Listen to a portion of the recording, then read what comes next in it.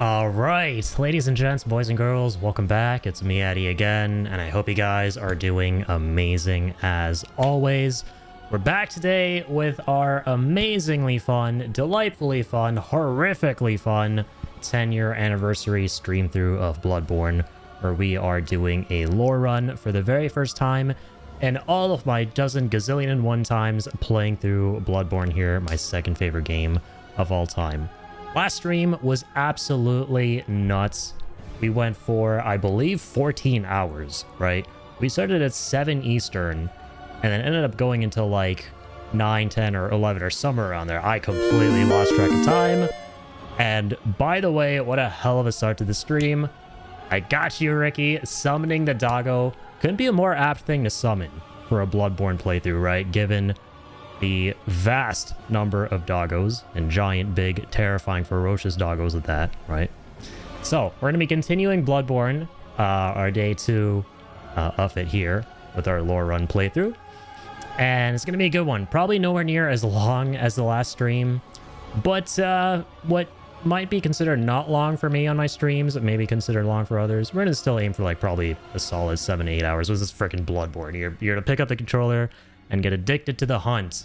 You're not going to put the freaking thing down, right? Last time, the reason I went the extra mile was because I literally made a rule for myself that I wouldn't put it down until I literally pass out. But this time, I'm going to force myself to, right? So there is that limiter there. But yeah, we're going to go over where we got. We're going to go over where we're at in the game and then continue with the game. But before that, we are summoning the man, the myth, the Link. Because what better way to cleanse these foul streets than with the Hyrule, the champion of Hyrule himself. Alright, so we're gonna go ahead and do just that. I got you, Ricky. Link is being summoned. Alright, and by the way, thank you for being here, man. Ricky and Ian, I appreciate you guys. We'll be back in a jiffy with Link. Alright, he's gonna love this. We're gonna need the doggo buff for this, man. We're gonna need the doggo buff for these crazy Yarnamites.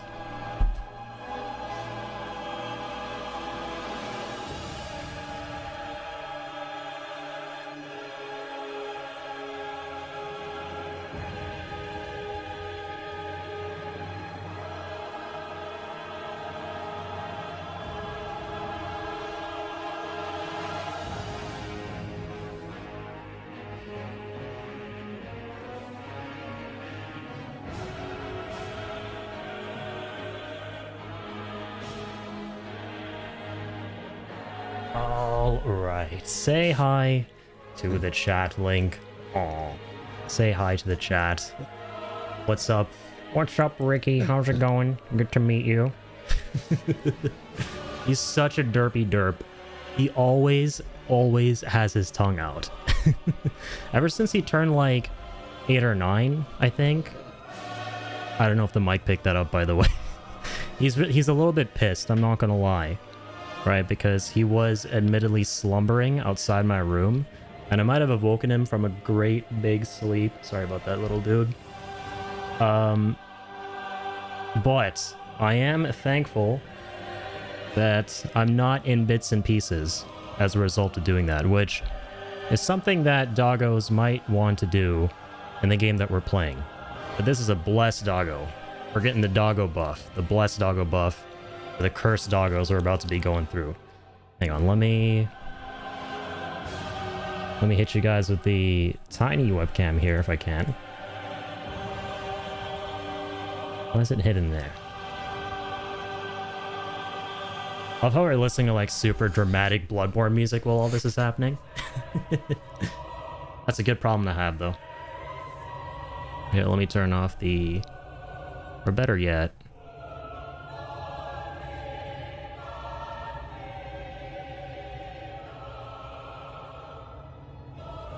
And put that like right there. So it's a little bit easier to see because my camera's a little bit up high and he's not a big doggo, he's a little doggo. A personal Link cam, exactly. I got you covered with it. I used my old webcam whenever I get Link on stream. But good to see you guys. Thank you for that, Ricky. I appreciate you spending your hard-earned 10 grand channel points on this. For summoning the bestest boy. Now say hi to Link. Or, I'm sorry, say hi to Ian, who says, "Hello, Link, my beloved." You hear that? I think you're beloved. Because you are. Hang on. So typically how this works, I'm gonna try to play as long as I can with him, or as long as he'll allow me to. Oh my god. We're listening to Ludwig's theme, which is the most dramatic, epic theme in all of Bloodborne. Oh. I'm looking at his face, and okay, it sort of fits. I can see it. I can see the vision. I can see this being kind of Link-coded. Maybe in his younger younger years, he was a lot more energetic and mischievous, and running around, pissing, shitting everywhere, breaking things. This is a theme that might play in your head. He has like the craziest energy I've ever seen for a pug. I'm not gonna lie to you guys.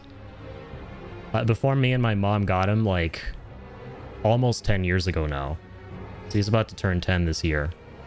He's an old man.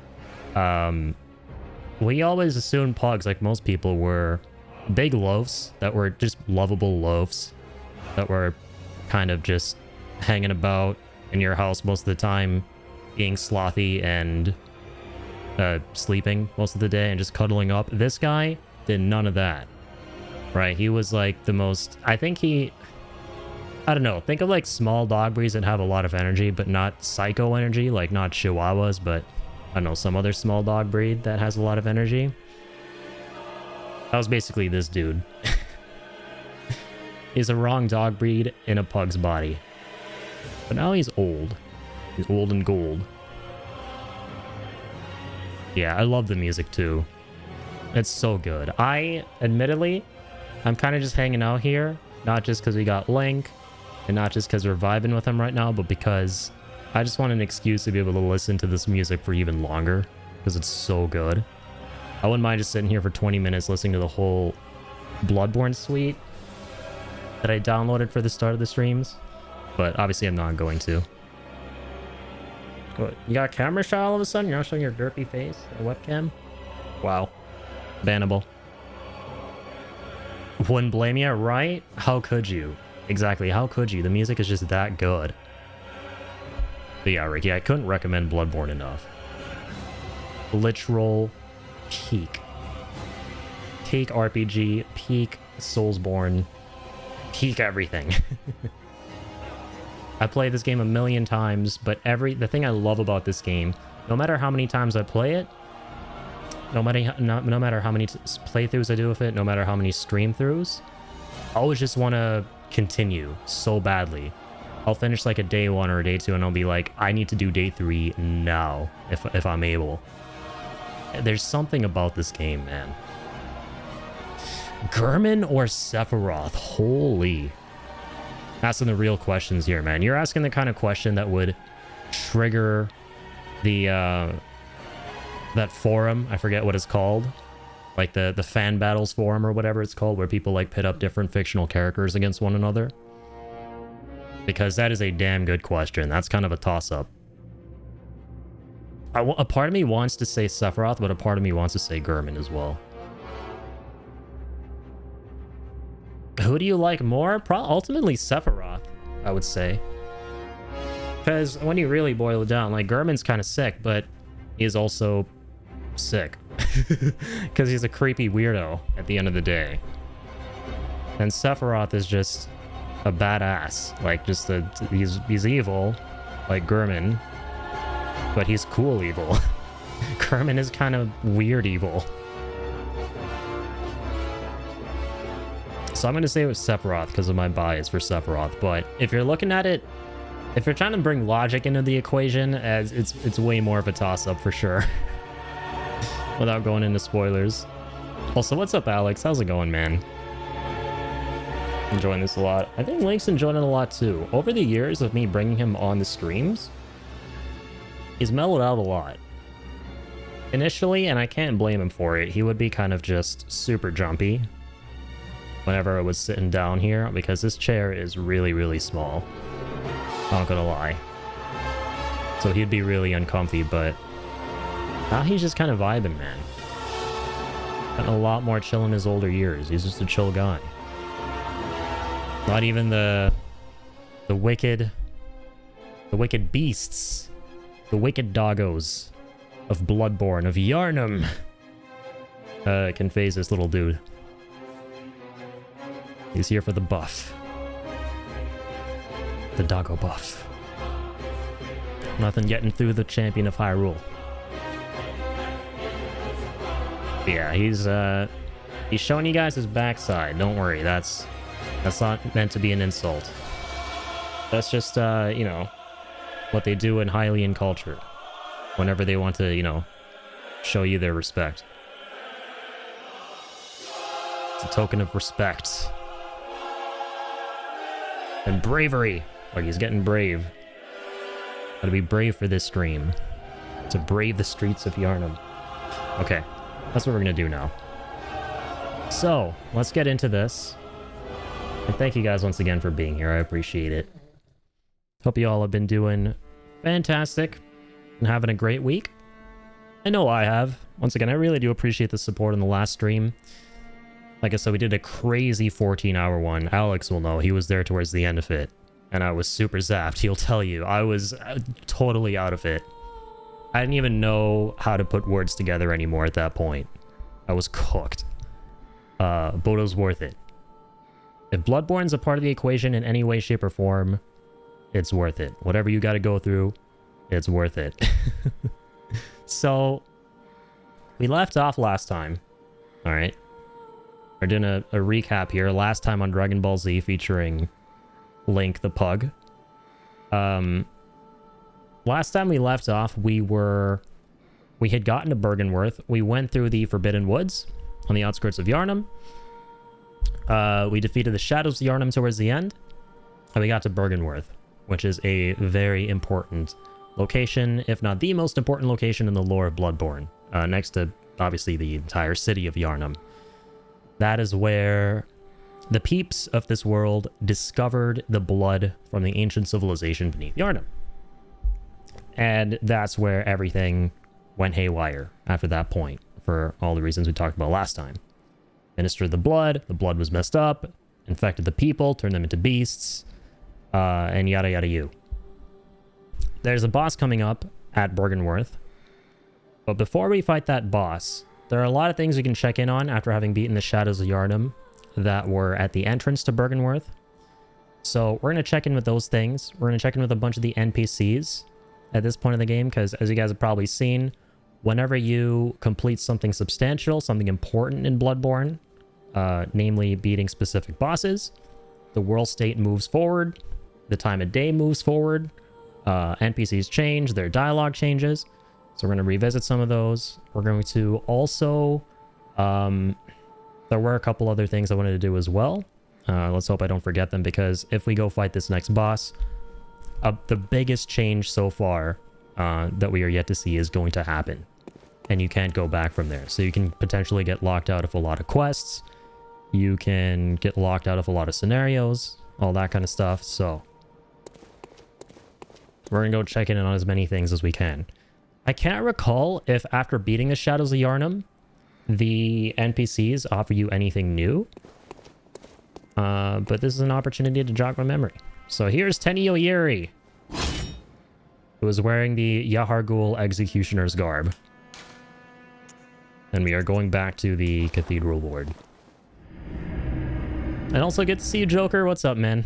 Just playing Marvel, so won't be chatting. No worries, dude. Good luck with the games. I'm really happy to report, by the way, Joker, that I completely fixed my issues. So, yeah, I was telling Ian the other night while I was playing through this that I think I fixed my problems. I don't want to be, you know, 100% on it. But I played again with some of my RL friends last night. And we played for a solid couple hours on my alt account, climbing the ladder. And I once again had 0 issues. So I think everything I tried to fix the game actually worked. After the last time I streamed it, I went through a very thorough process. I DDU'd my GPU, first of all. But then I also discovered, well, I kind of knew about this, but I thought about it. My computer has another onboard or rather inbuilt integrated graphics card, or GPU, or rather, I guess, display adapter. Okay, like, don't freak out. It's been DDU'd. Yeah, so that's it. I DDU'd that adapter as well, because I thought to myself, maybe it was conflicting with my NVIDIA GPU that I have slotted into the motherboard. So I uninstalled the built-in GPU and also completely DDU'd my card itself and then reinstalled the drivers. And then I reinstalled Rivals to another drive entirely. And yeah, I don't know what fixed it at the end of the day. And then I also chat GPT'd admittedly a couple of things. I explained what my issue was in great detail. And it told me to change a bunch of settings I actually hadn't in Windows and all of that. So I changed those. So I ultimately don't know what fixed it, but I'd imagine it was the driver DDU. Because I think, like, from what ChatGPT was explaining when I told it about my issue, it was like, okay, the reason it works every time you restart your computer and reinstall the GPU is because, yeah, you're fixing it, but temporarily, since there might still be some corrupted files here and there from the driver, that the only way to get rid of those, like registry things and stuff like that, is by completely DDUing the driver and reinstalling stuff. And I also went ahead and reinstalled the drivers from the NVIDIA website directly. I didn't install the NVIDIA app. And I would honestly recommend you guys out there, anyone who hasn't gotten the app yet, to not get it, because I think it caused me problems at the end of the day. I know at the beginning, it asks you if you want an overlay, and I know in general that overlay causes a lot of issues. So if you have the option to just install the drivers for your GPUs from the website directly without an app of any kind, without the NVIDIA app, GeForce Experience, whatever the client is, highly recommend that. I think they cause more problems than they do pros. So yeah, just happy to report my Marvels is up and running again, and now my enthusiasm for playing the game is back to being at its zenith, which I'm very happy about. Anywho's, let's get into Bloodborne. Oh Jesus! Like, don't be scared. There are doggos in this game, just like you. Okay, maybe not like you. You're cooler. And you know, when you see these doggos in the game, you'll feel better about yourself, because, you know, they're not that cool. Be brave! Be strong! Oh, he actually listened. Don't worry, Link. This lady was a bitch. There you are. But she isn't anymore. Spoilers. You're early, dear. Is anything the matter? You can always tell me. Mother will make everything better. What's wrong? Anything you'd like to tell me? I have my share of woes. So, after you beat the Shadows of Yharnam and open the doors to Byrgenwerth, or rather, go through the path that leads to it, yeah, the NPCs back here will change. And we're starting off by talking to the old granny here, who was once a grumpy old granny.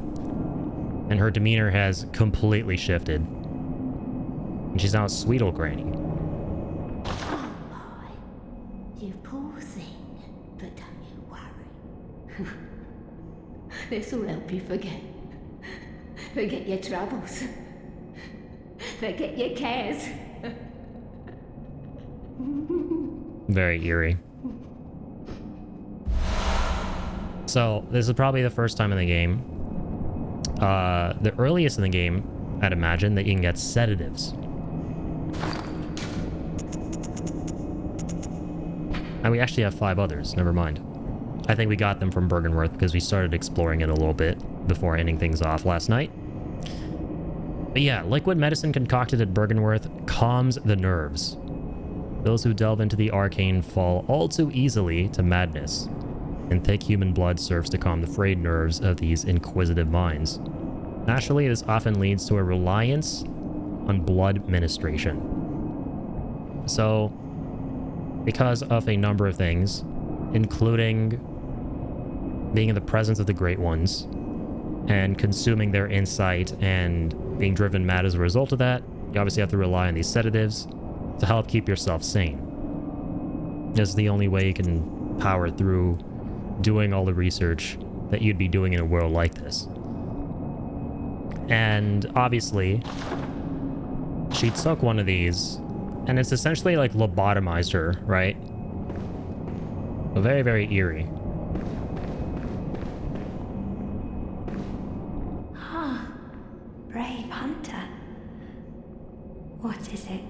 Have you renewed thoughts on this matter? So I don't know where, I'm also kind of thinking, I don't know where she would have gotten the sedatives. But see, she somehow got her hands on them.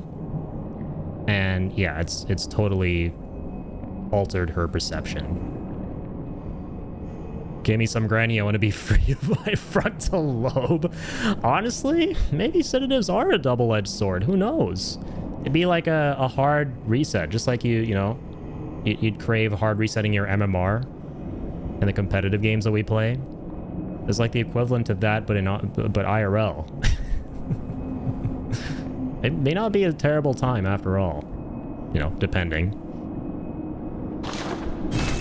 Also, I can't receive blood treatment from her, and that's because I kind of forgot about this last time. We've been taking Ariana's blood, but we haven't used it yet. And if we use it, which is the special blood vial, we can then get more from her. And we hear an interesting aura, and we get a green aura when we take that special blood vial.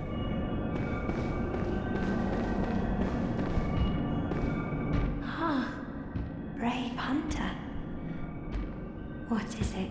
Have you renewed? And I think we can also get her blood if we wanted.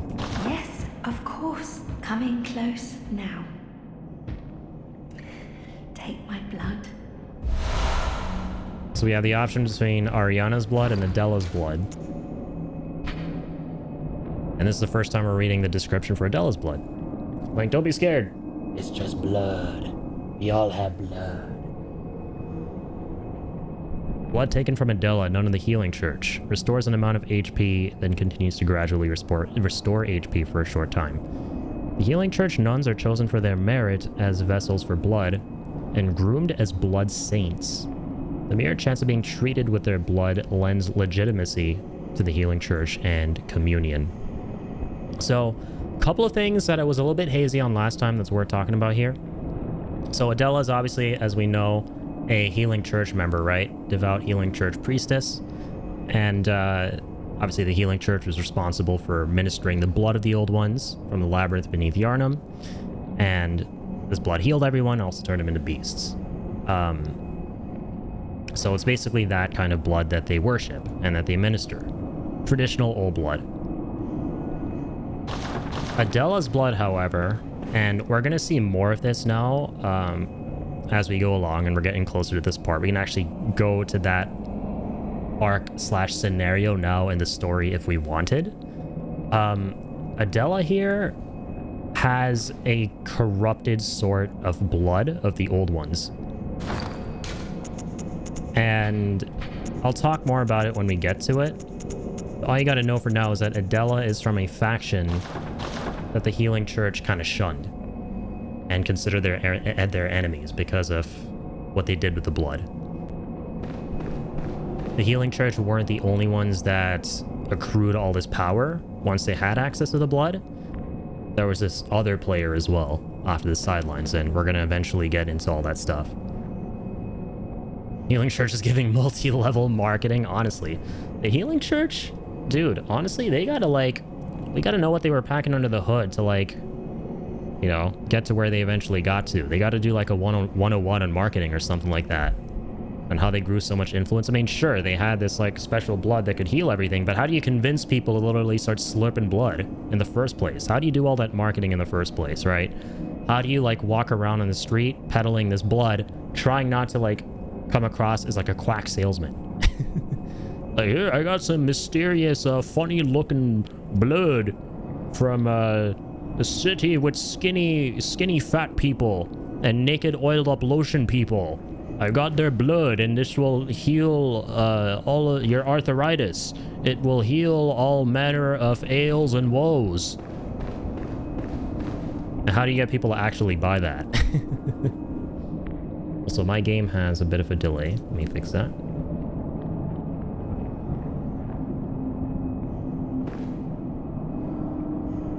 It's like they get people started with blood, and then it just goes from there with them trying to distribute their own blood. Yeah.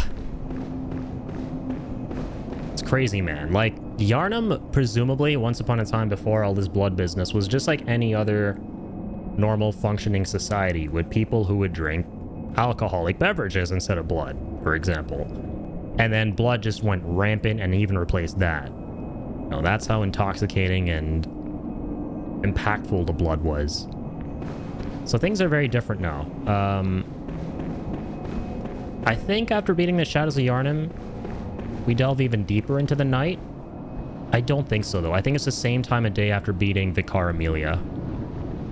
The full moon is out. We can see Amygdala on the side of the building because we have 50 insight. And by the way, I forgot to mention, a very cool detail about Bloodborne. This is less so about the lore, just more so about appreciating details.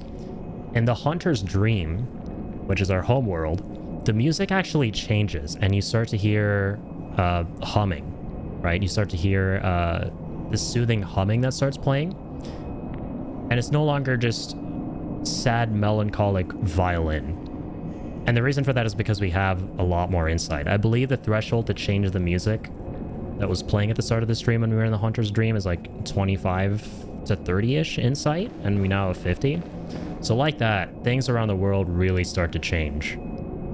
Even the small details, once you have more insight. You start to see more things that were always there that you just couldn't perceive. Amygdala, I love that that's his name. Same. I admittedly learned the word amygdala from Bloodborne. I learned about that part of the brain from Bloodborne. And this is lesser amygdala, so there's an even bigger one that we're eventually going to fight as a boss. But this is the lesser one. And if you want, you can go say hi. You know? You can do to us what, you can do to us what we're doing to Link. No? Hold us and have fun.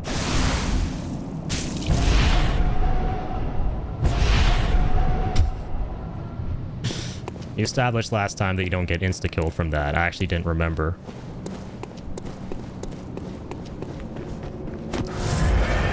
He's just a chill guy.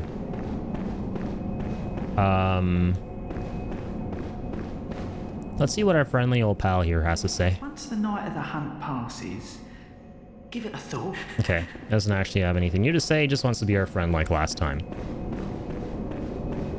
Love this grumpy old timer.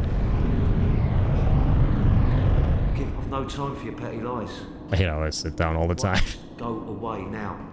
I can't. Okay, same old grumpy old timer. The lore run should be able to be done in the 60 FPS version. Meet Sony. He can't keep getting away with this. Here, I got this for you, Jorbin. And by the way, welcome on in, man. You can't keep How are you getting doing, away Jorbin? with this! I just got a wave of nostalgia seeing you in the chat because I know you stopped by more recently and we caught up and everything like that, but the last time you were here before that was during a Bloodborne playthrough that we did 4 years ago. So yeah, this is like a throwback here. Good to see you, man. But I agree. Yeah, been over this a lot, but we can't be over it enough, right? The fact that a beautiful game like this is still in PlayStation jail, and more specifically PS4 jail, right? An absolute tragedy. So I think at this point, what else before we fight the next big boss?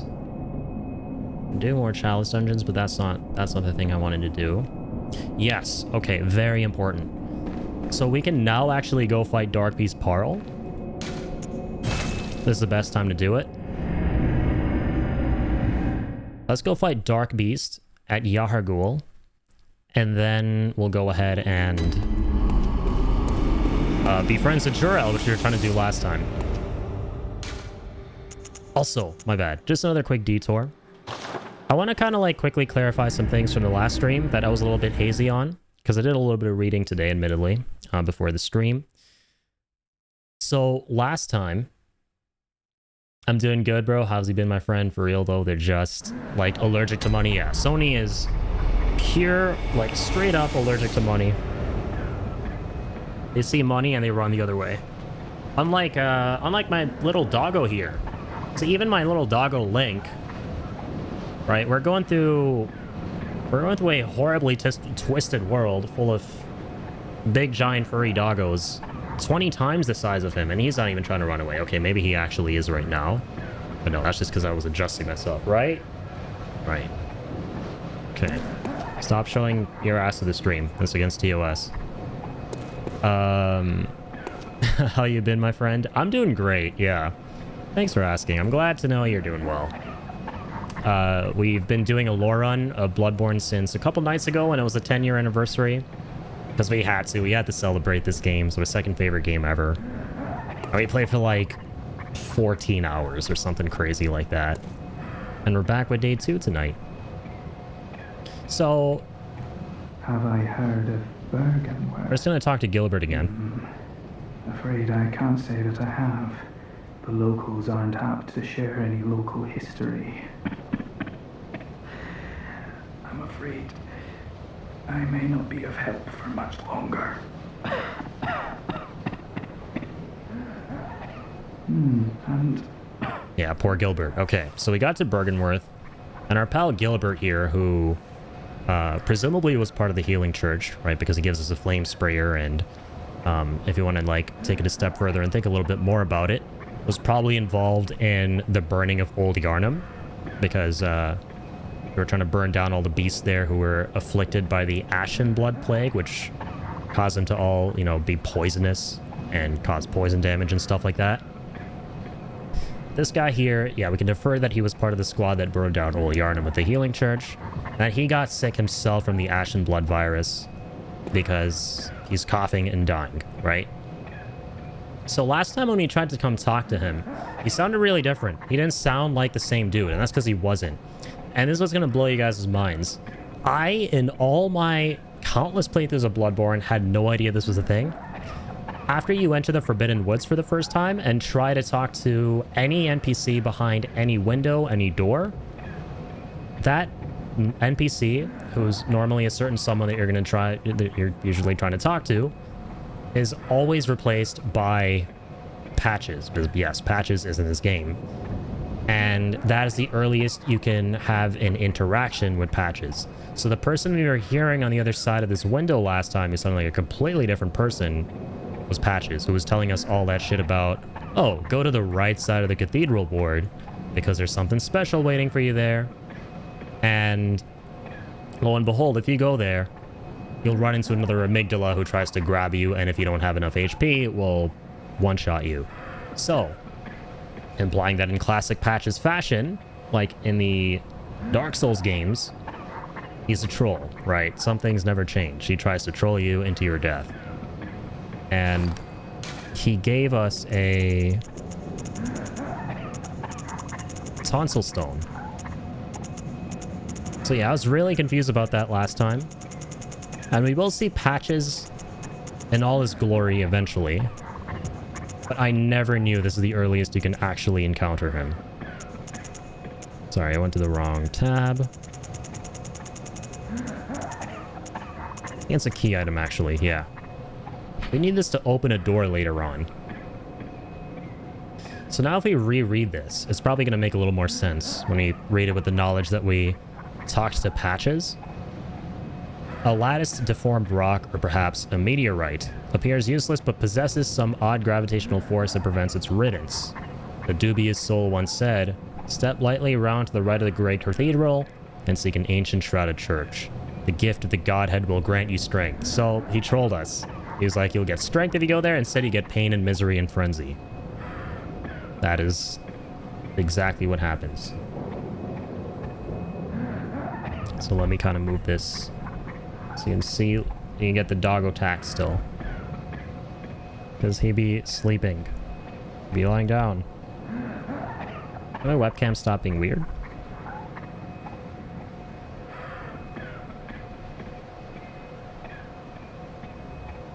Yeah.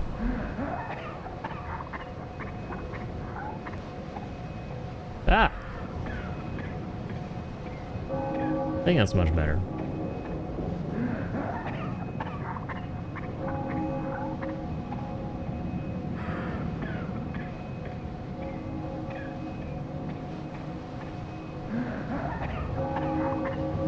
I'm sorry, we're gonna leave.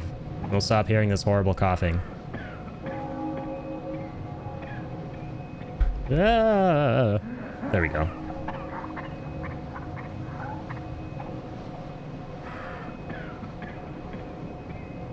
Yeah, doggo tax, which is being covered by my arm. How do I do this? Okay, I'm gonna play like this.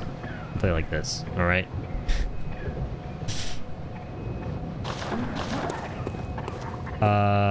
Okay, so that's that. Gotta clear that up from last time.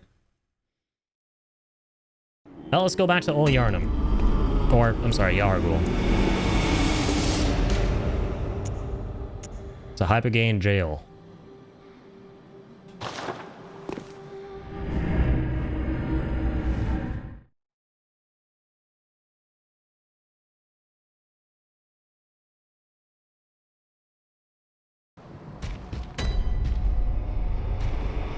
Yeah. Link, do you want to lie down this way? So it doesn't just look like there's nothing on my lap and I'm just showing my lap for no reason. Good boy.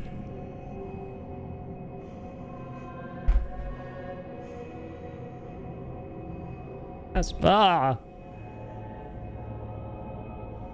and half the stream is going to be me playing with this stupid camera. Wait.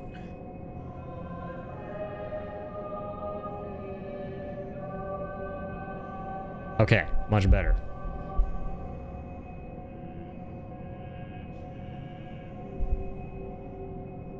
Don't be scared, Link. We're in jail. We'll be breaking out. We're probably so strong now for these guys because we fought a couple of them up until now.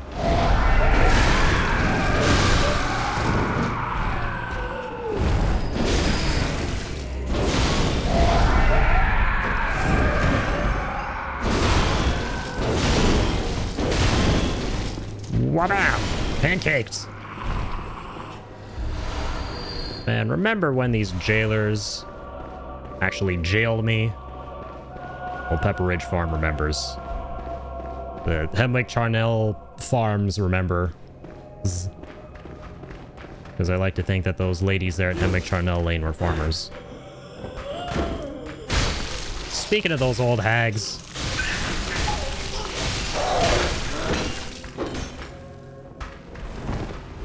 Why did I have to manifest them into reality? Brother again? Okay. And even Link is sitting up here. God dang you. This game is trying to make me ageist. And get me cancelled on Twitter. Bitch, you got some gems for me? Or vials, I mean?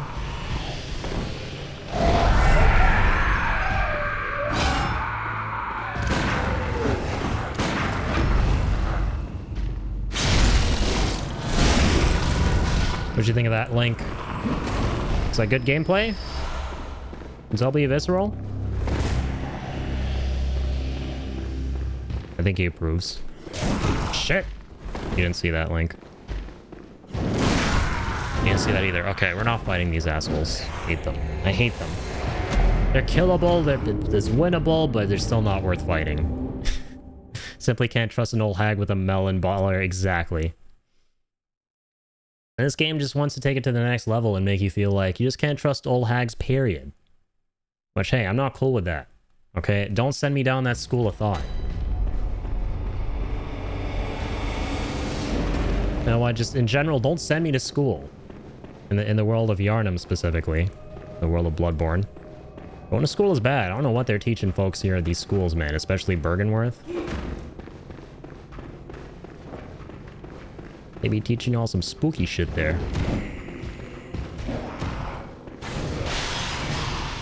Normally it's, stay in school, don't do drugs.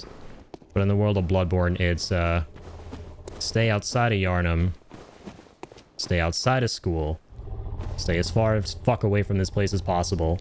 And also don't do drugs. Alright, let's, finally take on Dark Beast. Oh, I should have bought Henrik's garb, by the way. Alright, like, you got this, buddy.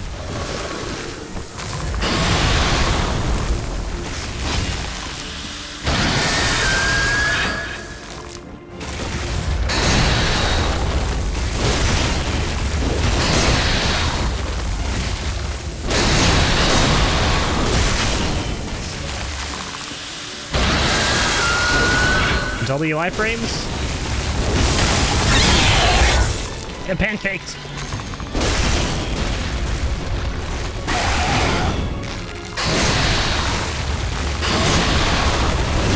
Shit, I'm slow. Link, I'm slow. Help.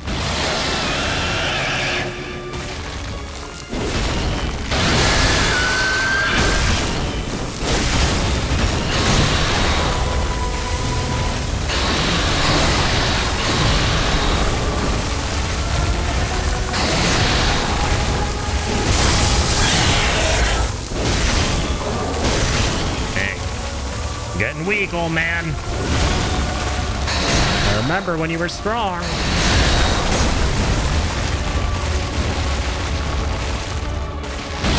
Sorry, I wasn't talking to you, Link.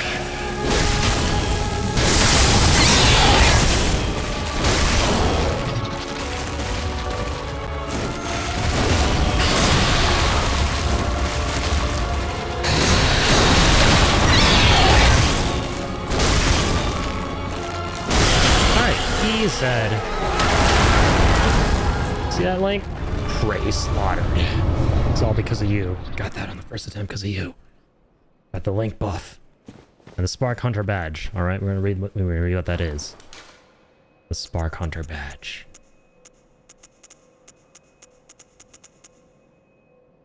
Alright. Badge crafted in secret by Archibald, the infamous eccentric of the Healing Church, for his friends. And last time we learned that Archibald was the Healing Church hunter who came up with, well, he didn't come up with lightning, but he experimented with lightning, right? And creating workshop tools and weapons, harnessing its power. The power of electricity. He was basically the Winston of the workshop hunters. Archibald was fascinated by the blue sparks that emanate from the hides of the dark beasts, and dedicated his life to his artificial reproduction in a style of inquiry that, incidentally, closely followed the methodology of Bergenworth. Okay, that last bit is super fascinating. So yeah, Bergenworth is where Master Willem, the headmaster, was obsessed with eyes and knowledge, right? They assaulted the fishing hamlet, where a great old one had washed up ashore, and they spooned out the eyes of all the villagers that came into contact with that being, as well as the eyes of the being, I'm pretty sure, as well. And all sorts of hideous experiments with them to try and evolve to Great One status. So it's saying that those experiments that Archibald did are kind of adjacent to those. Kind of subscribe to the Bergenworth school of thought. You know, the hunters were associated more with Lawrence, I think. Or rather Ludwig, who like broke away from Master Willem and were more about using blood. But okay, anywho's point is, they're dark beasts, a type of beast that, as we saw, are coated in sparks, electricity, lightning. It's crazy jazz. And Archibald harnessed that. So now if we, assuming we've done everything else, run past all these bozos without actually killing them. We should be able to talk to Jura. But yeah, as you guys saw there, another insane shortcut. The shortcuts in this game truly blow your mind. The craziest one, though, of course, was on the last stream towards the end, where we went to the Forbidden Woods. Deep, deep into the woods. The twisty, windy woods with snake people. And then, out of nowhere, you go through a cave. You find a ladder. You go up the ladder. And you end up in the clinic at the very beginning of the game. You go into the clinic. And then we find out that the Yosefka there was an imposter. And the real Yosefka died early on in the game. Where we woke up and the imposter was experimenting with a bunch of poor souls, and that's why you don't want to send anyone to Yosefka's clinic. As a recap. We killed her, got her in the first attempt. That was fun. And yeah, this is another really crazy shortcut. The fact that YAHARGUL is right behind Old Yarnum. Like, the way that everything interconnects in this game is phenomenal. Like, nothing comes close in any other game, in my opinion. So, yeah, now Jura is friendly. The guy who was trying to minigun us way back when, for picking on the beasts in Old Yarnum, is now friendly. We can talk to him. We can have a cup of tea with him. Well, well. How did you get in here? It's no matter. What brings you to Old Yarnum? It's a really cool secret. You don't have to fight him. I've no interest in matters further up. But you must not disturb this place. The beasts do not venture above, and mean no harm to anyone. If you still insist on hunting them, then I will hunt you first. You understand me? So, another thing worth recapping from the last stream. When we were in the Forbidden Woods, we met a Solaire-looking dude. I keep forgetting his name in Bloodborne.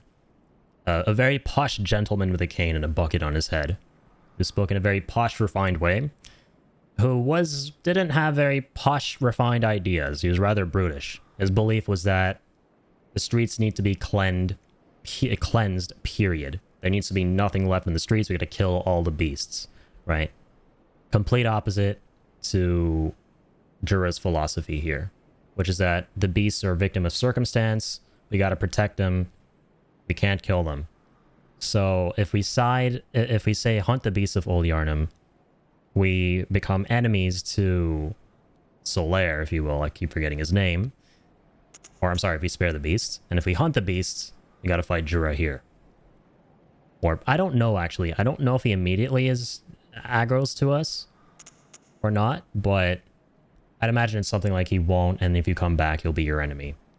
We'll go with spare the beasts. Yes, very good. I no longer dream, but I was once a hunter too. There's nothing more horrific than a hunt. In case you fail to realize, the things you hunt, they're not beasts. They're people.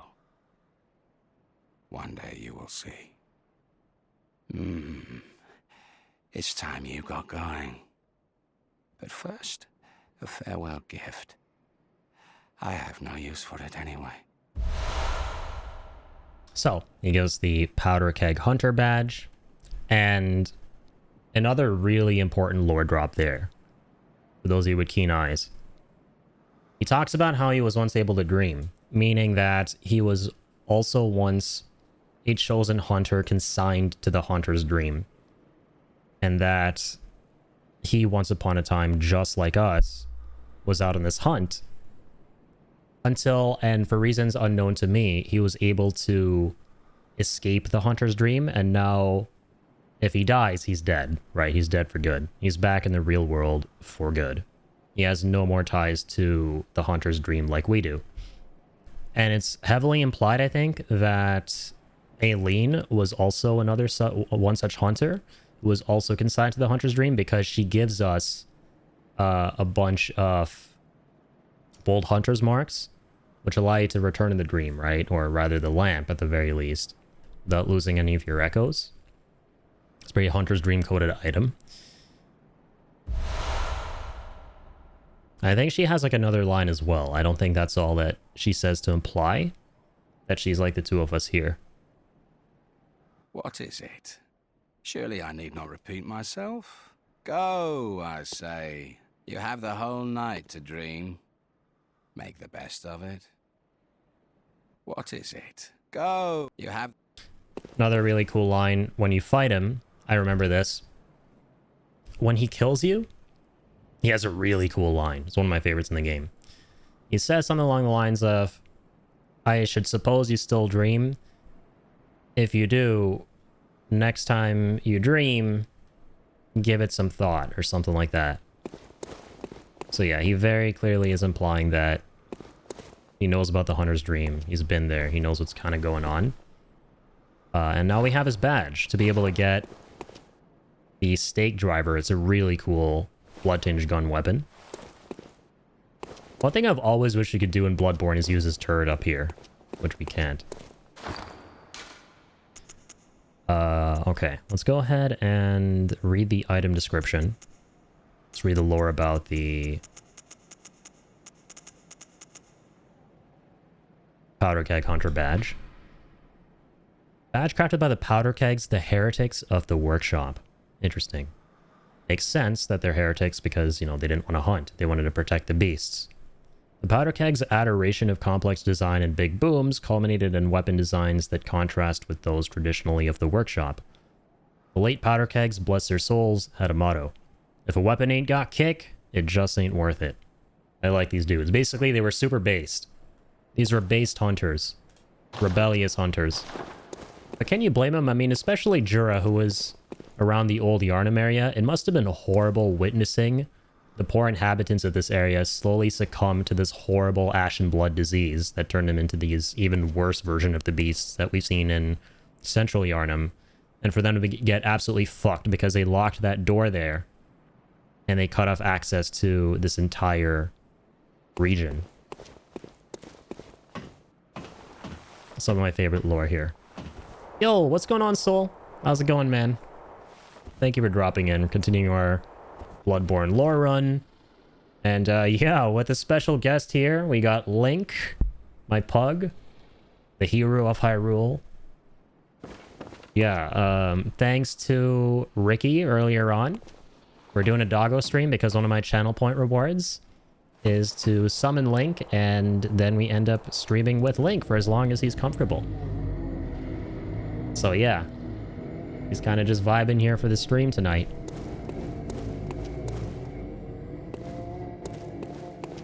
But how's it going, Soul? How are you doing, man? So I think at this point, now that we've looked at all this stuff with Jura, let's actually go to the Hunter's Workshop. And now that we can buy more items because we have the badge, and I think we got a couple other badges too, we'll read their descriptions. And you know what? Since I'm a nice guy,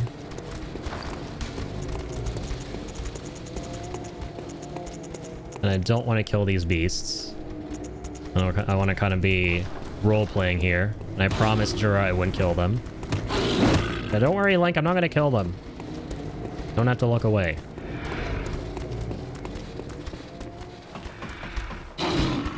Yeah, we won't kill them. We're going to go ahead and use the Bold Hunter's marks and go back. Or one of them. It's your dog, yep. Doing a doggo stream. I should probably zoom in that little camera so it's a little more clear. Because he is a little bit tiny in the frame. Let's go ahead and use this. Looks comfortable laying there. Yeah, and honestly, I'm really surprised. Been kind of talking about this, but the older that he's been getting, the more comfortable he's been getting on stream. Because I sit in a small ass chair here. Alright, this is a really small chair. So I can't blame him for like squirming around and wanting to get out of here, which normally he used to do whenever I'd bring him on stream. But now he's just super comfy. Hey guys, if my brother walks through the doors, don't be surprised. Because he's probably going to be wondering where the hell Link is. So I might even end... So who knows? There might end up being a brother reveal tonight on stream for the very first time. But yeah, let me go ahead and... zoom in on this a little bit.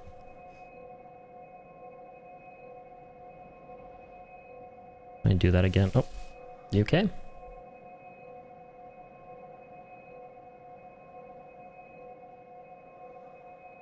Where is that filter that I had from...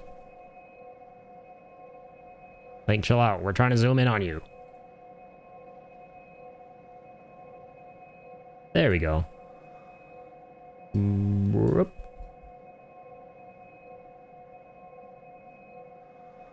That's a little better. Should probably, like, add some decorating and stuff to this, this little webcam down the line at some point. Okay. Don't tear my wire apart, please, little man. Also got to see part of your setup. Yeah. I keep that webcam handy both for the doggo here and also for if you guys ever have questions about my setup and stuff. Which I'd always be happy to kind of, you know, share information about. You guys got questions and stuff like that?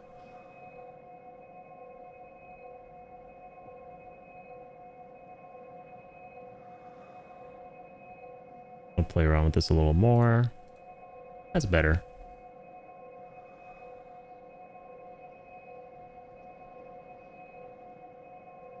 Okay.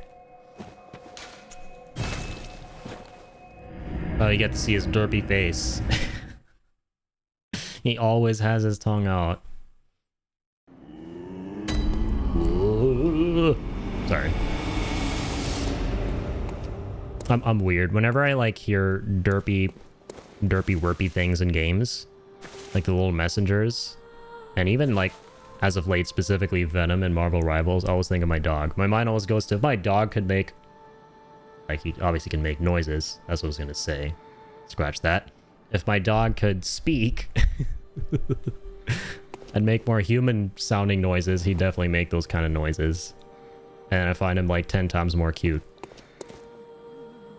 He's so cute. He is so stupidly cute. He really is. And I think it's like the perfect way to describe him because he looks so stupid with his tongue out all the time. Like my mom was always telling him to put his tongue away. I was like, why, dude? Like, why? Why? But it's the most adorable thing ever at the same time. Also, forgot to mention, I figured out my DLC woes last time. I was having some weird problems because this is our first time playing Bloodborne on this specific PS5 that I got. Because I ended up getting my own PS5 eventually. Before I was sharing a PS5 with my brother until, I think, 2 years ago at this point. The one I got for him on his birthday. And I got my own, and the last time we played Bloodborne was on that one. So transferring things over to this, I had some problems with the DLC for some reason at the start of the last stream. It wasn't being detected, but I figured that out. So when you're at the appropriate stage of this game, you get the item you need for the DLC, and you get it from here. And it says the eye of a blood-drunk hunter beckons hunters to the hunter's nightmare. The deformed creature will whisk you away. It will whisk us away. Outside Odin Chapel.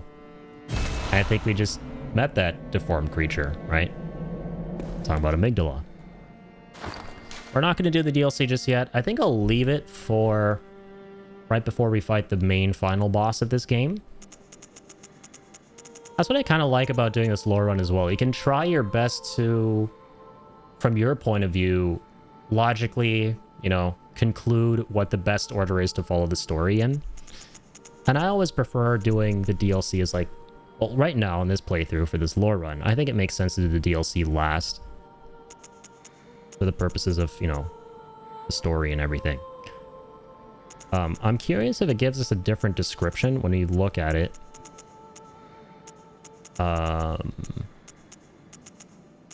In here. The eye of a blood-drunk hunter, its pupil is collapsed and turned to mush, indicating the onset of the scourge of beasts. A hunter who goes drunk with blood is said to be taken by the nightmare, Destined to wander forever, engaged in endless hunt. It is a fate that no hunter can escape. So, yeah, and we've kind of already talked about this. The Hunter's Nightmare was created for the old hunters who went to that fishing hamlet and committed terrible atrocities. The townspeople cursed them, and they cursed them to this space created by one of the Great Ones called the Hunter's Nightmare, and that's what the DLC is about, and we'll eventually get around to it. Since the Nintendo Direct going on tomorrow, what's your guess on what games you will see? I'll be completely honest, I haven't really given it much thought. The only thing I'm really hyped for is the April 2nd Nintendo Switch 2 information, which I'm gonna do my best to stream here on Twitch itself and like get a reaction to it and all that stuff live.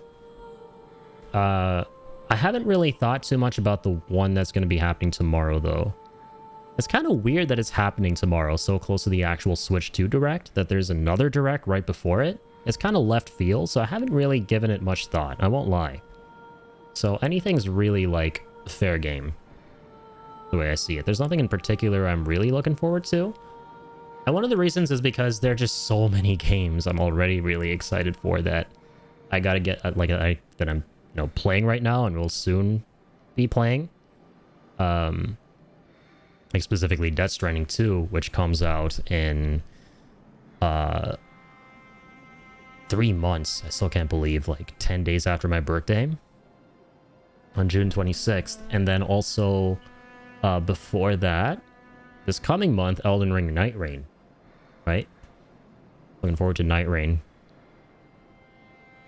Nintendo somehow shadow dropped that announcement. Yeah, it kind of just came out of nowhere. No, it caught me by surprise, so I haven't really given it much thought, but how about you, man?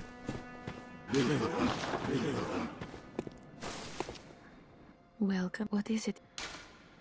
Very well, let me... Okay, let's go ahead and... yeah, start putting points into Blood Tinge once again. Because ultimately we want to do a Blood Tinge. Farewell, mate. Right? Throw back to the start of this playthrough when we had the legend Kiwi dropping in and dropping us with the suggestion for a Blood Tinge build. So we're going to be going with that.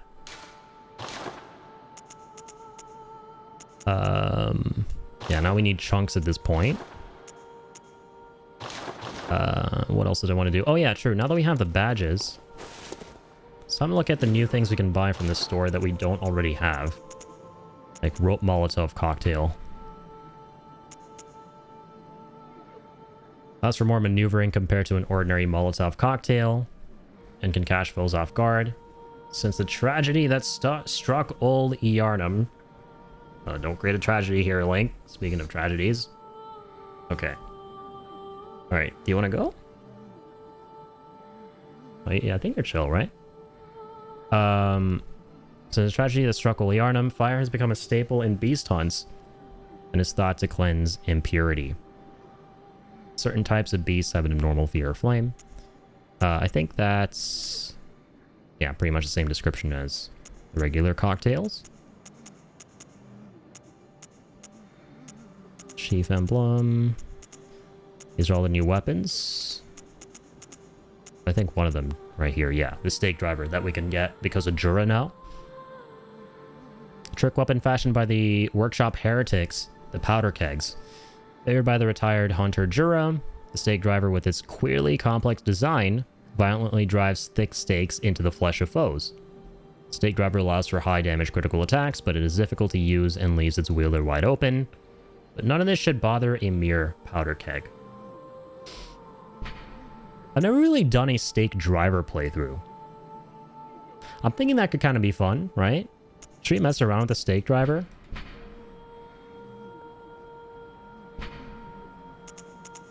It's not a blood weapon per se.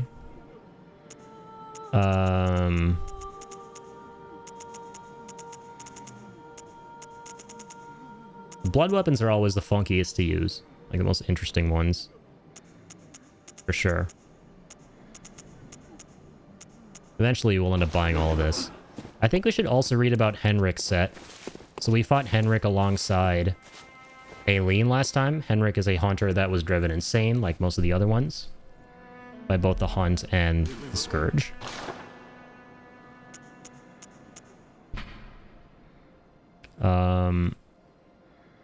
I've seen this one, I'm pretty sure.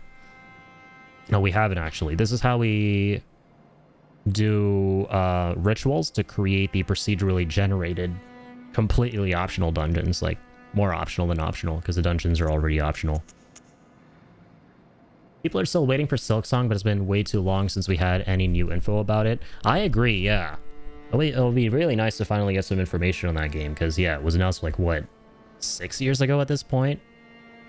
I'm not like I loved Hollow Knight, but I'm not like really super duper crazy hard itching for Silksong, right? I'll take the announcement whenever it comes, because there's so many other games to be excited for me that kind of take precedence over it. But I feel Hollow Knight fans' pains 100%. I feel their pain, because it has been a long time.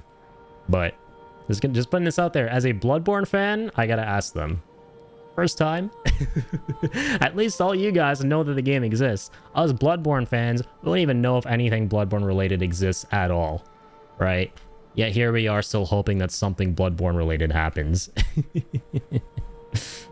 That's another reason why I will never feel the pain of waiting for Silksong, because at least I know the game is happening. With anything at all that's anything that pertains to Bloodborne, we don't even know if any of that is happening. It's probably not, but we're never going to stop hoping for it. And that's cursed. Much like a lot of shit in this game. Quite meta if you ask me. Alright, so here's Henrik's set, who we defeated in the tomb where we fought Gascoigne. He was friends with Gascoigne. He was one of his colleagues. Hunter's hat worn by Henrik the Old Hunter. The taciturn old hunter Henrik was once partners with Father Gascoigne. And though they were a fierce and gallant duo, their partnership led to Henrik's tragically long life. Henrik's unique yellow garb is resistant to bolt, and will be of great help to any hunter who has inherited the onus of the hunt.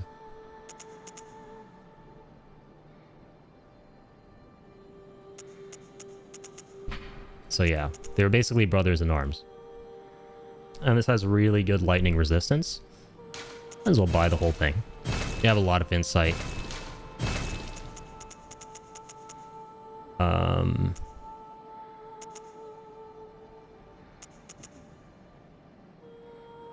We'll buy the short root chalice too. Why not? I love the way the lore is intertwined with the gameplay in Bloodborne, by the way. Like, as soon as we do any sort of, or complete any sort of transactions at the insight shop, you see a little bit of the frenzy meter going up because you're spending insight, which is the knowledge of the Great Ones, to acquire things, right? And whenever you interface with anything that has anything to do with insight, the knowledge of the Great Ones, your frenzy goes up a bit, or by a lot, depending on what's happening. That's because you're being driven mad by the knowledge. The link. This guy always wants to face the other way. Stop showing the camera your ass, dude. It's disrespectful. Hang on. Oh my god, this guy. There you go. There you go. Don't be shy, man. Your derpy face is amazing. Everyone loves it. Everyone loves Derp Link. I'll probably have him on for like another 5 or 10 minutes. Because I'm pretty sure he wants to go back to his bed and then get some water and then some shut-eye. Bloodborne's creeping him out, man. It creeps everyone out. Can't blame him. Even though we did establish that he's a very brave doggo.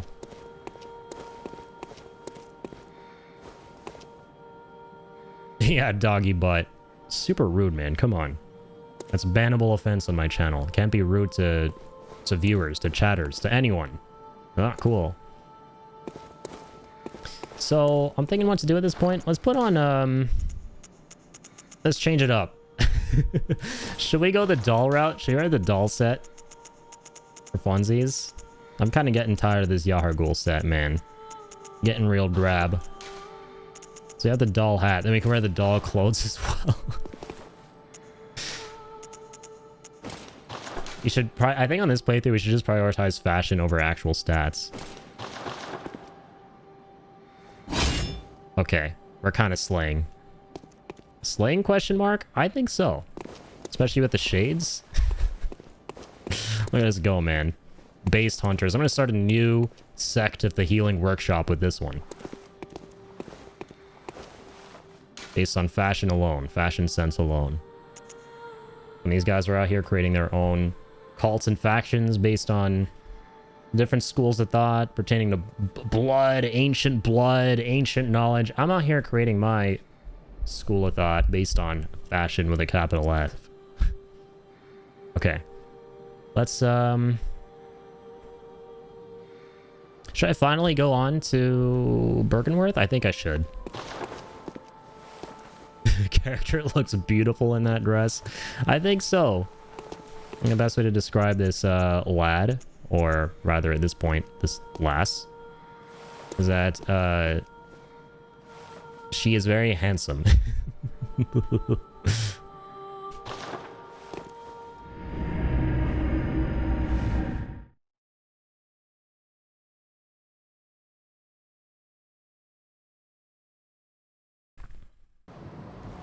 A handsome lass. That's how you describe a man wearing a doll outfit here in Bloodborne, or in Yharnam. You know, in Yharnamite vernacular. In sophisticated, posh Yharnamite vernacular. So, we're back at Bergenworth. And last time we went through these halls, we fought one of the scholars here, one of the remaining scholars. But I'd wager that if we really look into this environment here, we'll probably catch on to a lot of details and hints about the kind of stuff that these scholars were doing. Like, stop tickling my... It's my elbow with your whiskers. Trying to scare me in this game. That's a horror game that I've played like 1,000,001 times. It's not gonna work. It might though. When the red moon hangs low, the line between man and beast is blurred. And when the great ones descend, a womb will be blessed with child. And the key word at that is when. So it hasn't happened yet. Rest assured, it is going to happen soon. And when it happens, the world will never be the same. So let's go up here. Grab the Lunarium key.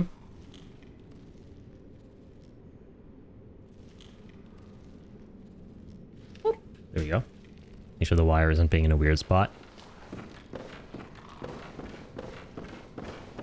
And go further up, further up, further up. We'll come across more of these mosquito men.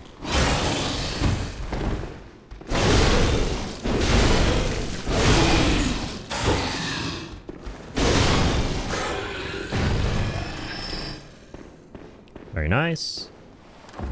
We can open this chest.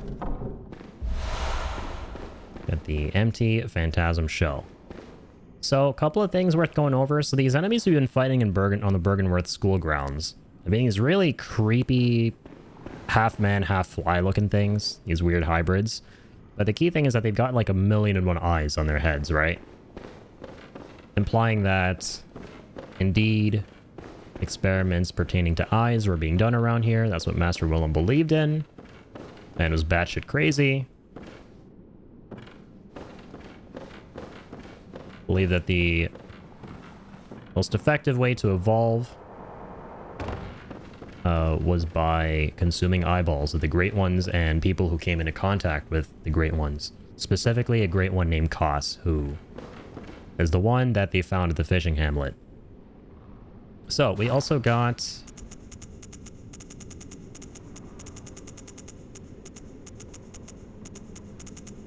Do we have a read lead elixir, by the way? Hold on. Heavy syrupy liquid medicine. Temporarily shifts weight to make deflection of attacks easier, but must be used with care, as it also slows movement with no change to defense. The recipe for this mysterious concoction is unknown, but some postulate that it materializes only within the most desperate nightmares. It's a nightmare item. Originates in the nightmare. Oh, there we go. Lunarium key is what I wanted to read. Key to the lunarium facing the lake on the second floor of Bergenworth College. In his final years, Master Willem was fond of the lookout and the rocking chair that he kept there for meditation. In the end, it is said, he left his secret with the lake.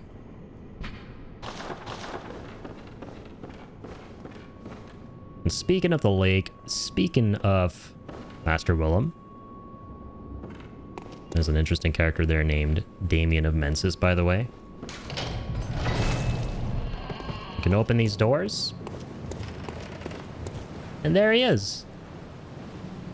He's actually just chilling here in the flesh. Bet you guys didn't see that coming.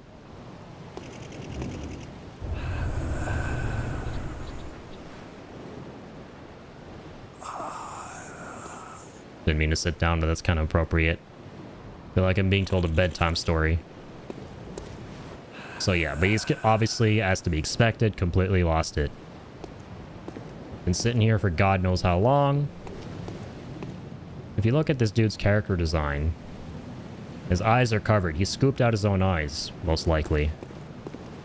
That's how committed he was to his crazy ass cause. And he sits here at the edge of the lake, peering at the moon. And the moon is like really, really significant in Bloodborne lore. I think we're about to see why that is as we proceed forth in the game. But okay.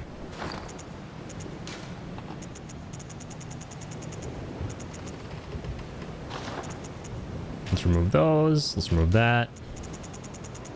Really gonna want bolt paper here. Alright, you ready for this, Link? It's gonna be legendary. Boss time. So, where is the boss?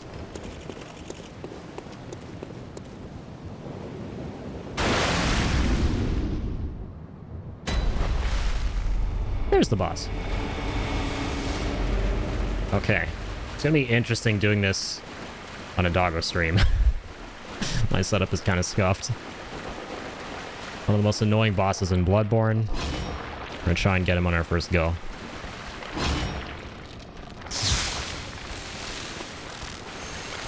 Nitrous is like a really good weapon for this, by the way. So Rom here, the vacuous spider, is our boss. Sorry, you guys can't see the name, but it's Rom the vacuous spider.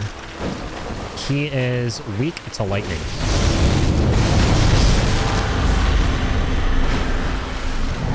Hang on.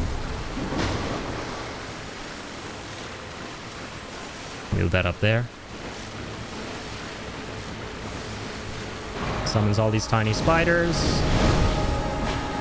There's that really annoying attack. Rom, chill out. I was moving my webcam. Or my doggo, you bitch. Stop being toxic. Summons all these shards. You gotta be really careful.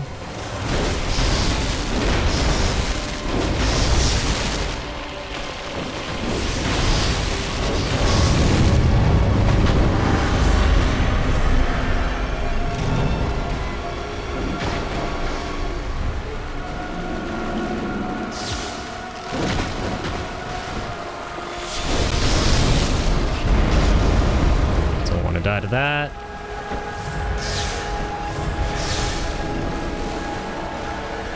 Don't want to die to that either. Want to keep moving when this happens. Yeah, the ads in this fight are really annoying. Plus those giant crystals he summons. Alright, Link, chill, chill, chill. We're okay, buddy. Gonna kick his ass.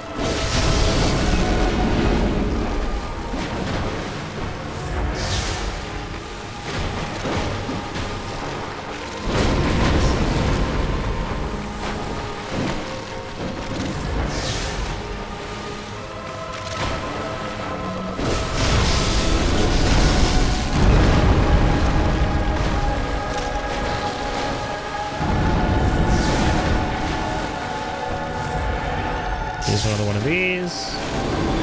We'll start moving again.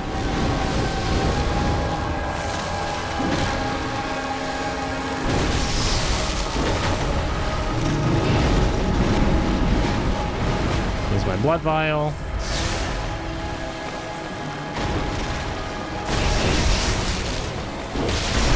And let's go. We actually got Rom on our first attempt with the doggo in our lap. I told you guys, Link here is going to be buffing the stream tonight. We have the Link buff, the Champion of Hyrule buff. All right, and don't you doubt it for even a second. I'll move that up there a little bit. Hell yeah. Okay, so that's Rom the Vacuous Spider beaten. Seeing our character in the doll outfit in the cutscene is hilarious.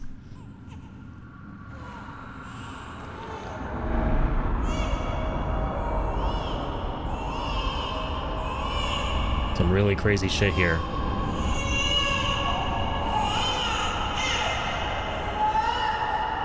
Don't be scared, Link.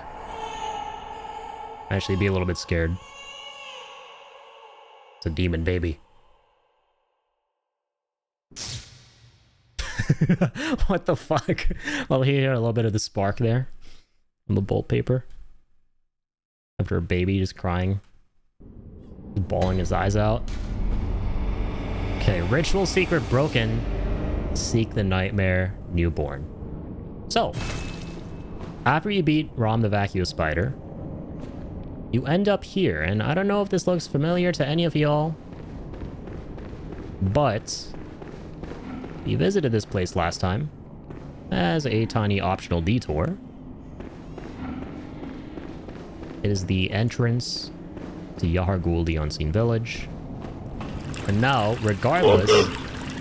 Yo, Jay, welcome in, man. Thank you. Definitely gonna need to hydrate after that one. So, after the... Orphanacos, or I'm sorry, the Rom the Vacuous Spider, end up here, and Amygdala was here the whole time. Last time we came here, we didn't have enough insight to view Amygdala. At this point, it doesn't matter how much insight you have, you will always see all manner of freaky shit that was always there in the world of Bloodborne. Or rather, Yharnam. So the world has fundamentally changed. So, lots to kind of unpack, and I'll explain it as best as I understand it. So Rom, and so far there hasn't been anything to actually explain this to us through item descriptions, and I wonder if we'll eventually come across this stuff, and if so, I wonder where. Because it doesn't seem to be at Bergenworth, which is where you think it would be, all this information, but Rom was one of Willem's scholars, or disciples rather, and Rom was experimented on with all of these eyes, and was successfully able to almost make it to the level of the Great Ones. I think, in fact, he became a Great One. Like, Rom the Vacuous Spider that we fought there can be argued to be a Great One, I think. And Rom manifested all forms of secrets and rituals and the Eldritch truth that wasn't previously visible, or that wasn't visible in general or comprehensible in general to the normal human populace. So, in other words, Rom was a seal that was separating normal folk from Great Ones. And upon killing Rom, you essentially break that seal, and now all of this knowledge, all of this stuff that was always there, all of this entire reality essentially comes flooding through into the normal world, into the waking world, if you will. And so that's why you can see everything here, all this like great old one creepy shit, without requiring, like, regardless of how much insight you have. Everyone is in the know about this kind of shit now. So in the cutscene, we see a lady in white, and then we see a blood red moon, and we hear a baby crying. So putting all that stuff together, and we'll definitely get more information about this as we go. The lady was the Thumerian queen. The Great Old Ones wanted a surrogate to be able to deliver a child for them because they have trouble conceiving, right? And they want to propagate the race. So the Thumerian Queen was their host. She was their surrogate. And now that we have killed Rom, I think at this point she's conceiving or something like that. I don't fully know. But that's kind of the gist of it from my understanding. So that's kind of what's happening in the lore now. And I forget if we actually got any kind of item. Oh, we definitely don't want him to grab us here. Let's go through the entrance to YAHARGUL. This is the point at which we are actually going to be able to explore YAHARGUL officially. Up until now, you guys have been seeing we are able to kind of explore just tiny bits and pieces of it after being kidnapped by the jailers during the period in the story at which they were chanting and doing a ritual in order to summon a Great One, from my understanding. And now we're at the point where that ritual is done.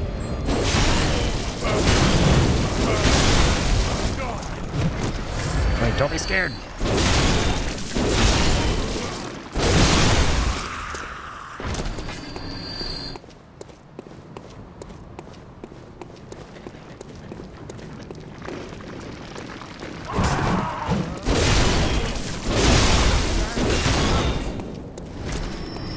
Don't be scared, I'm winning. Yep, Link is still here. Big W. I'll start to see when he's getting really uncomfy. That's probably when he's going to want water or, you know, to go do his business or whatever. So we'll call it at that when it comes to Link. You know, at that point, we'll let him out. But right now, he seems kind of chill. I think when he's kind of just moving around a little, he's more comfortable facing the other way and showing his ass to the camera, which is against TOS. So yeah, you better be facing that way. I don't think it's because he actually wants to get out of here. Okay, maybe he does now. Okay, hang on. Okay. Oh dear. Oh, wow. Okay. Okay. I think my headphones are cooked if that happens again. He tugged the shit out of that wire. All right, all good, all good. Hold on. Okay. Yeah, so I think he wants to get out of here. That's gonna be it for Link. Wow, not even a goodbye? Holy crap. Good thing I booked him for a grooming appointment this week because, jeez, man, he's shedding a lot of hair. This dog sheds like crazy. I don't know if any of you guys out there with dogs, but Link sheds like an insane amount of hair, man. And this is even when I defuzz him like every single day. There's no end to it. It seems like he's been shedding more over the years, not less. Yeah, that was fun though. I actually think that was one of the most fun summon doggo moments or scenarios we've ever had on stream. 100%. Beating Rom the Vacuum Spider, beating 2 bosses in Bloodborne with the champion of Hyrule chilling with me here. Hey man, that's kind of badass.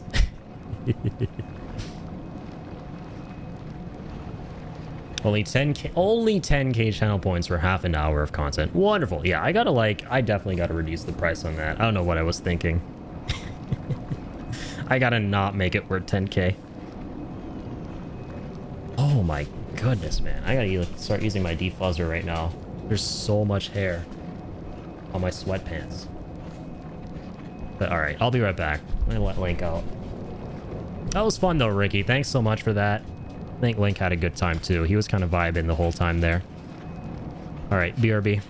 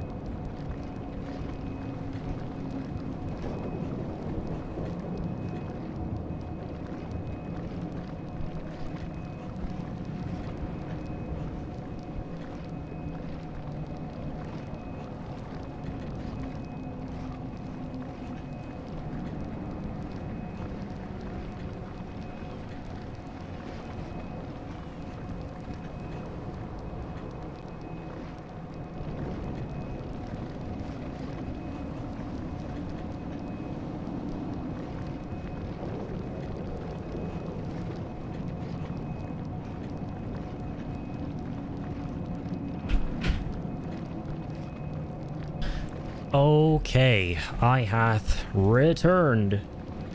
Return of... not the king. Return of... the, doll... cross-dressing, handsome, dapper gentleman. Who is, as I like to describe him, a handsome lass. Hold up. And turn that off.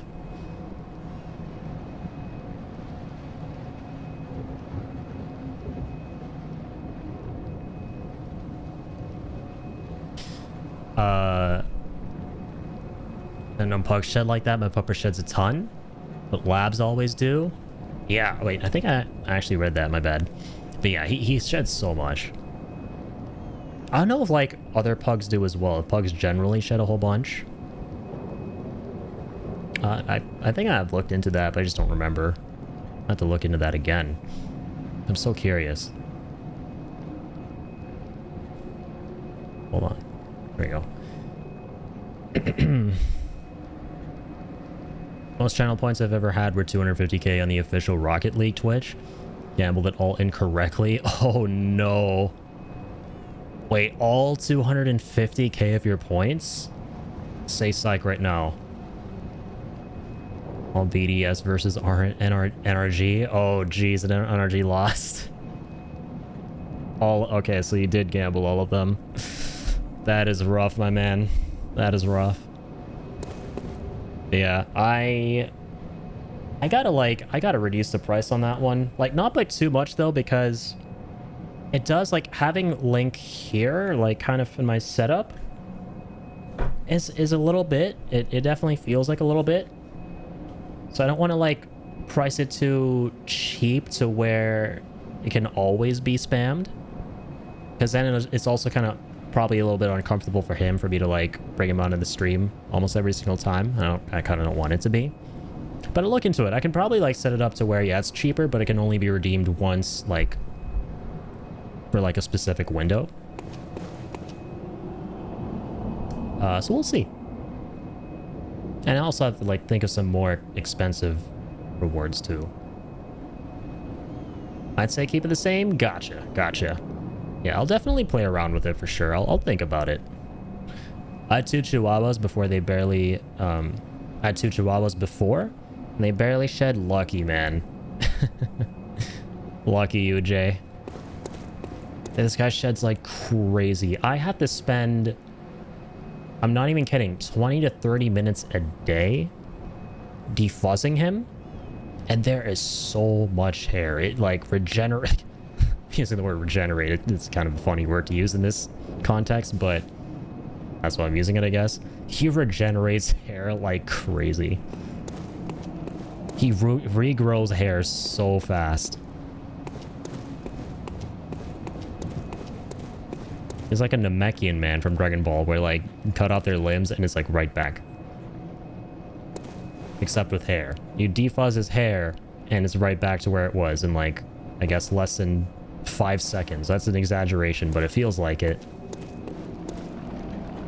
To be fair, humans do be shedding too. True, true.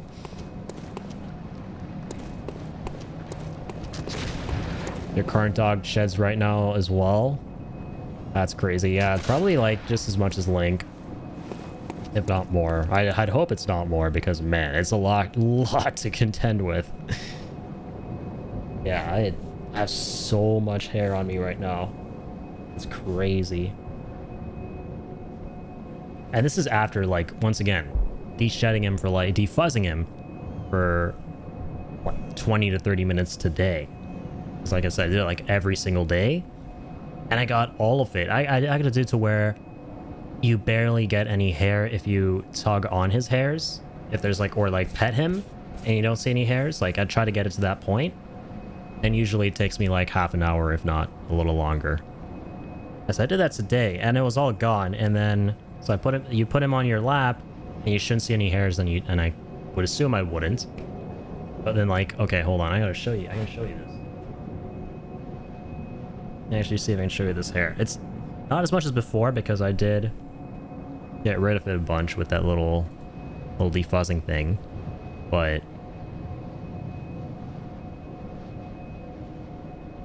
Dude, like, look at, here's my pants. I don't know if this is like picking it up well or not, but there's like a lot of hair. Especially like over here. There's like so much hair, man. Just showing it to you guys before. It was like insane amount compared to now. Nice crotch. I should have known. I should have known to anticipate that one. Showing my pants. I'm showing like a top-down angle of like an area you normally... I'm showing an aerial view of an area you normally don't show on Twitch. Because Twitch is full of goblins, obviously. And I showed it anyway. I took a gamble. And I should have anticipated the outcome. For the cock cam moment. Bright side, he should be finished getting his spring coat soon. True.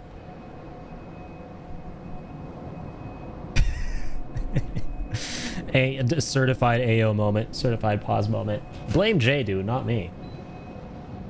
It's all Jay's fault. Behave yourself, Jay. Got a moderator in chat here. Ian's got a sword.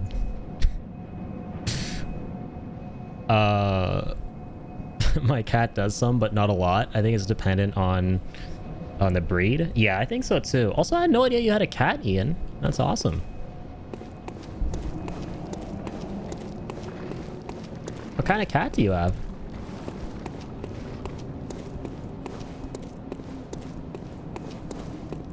Alright, so we are now at the entrance to the YAHARGUL.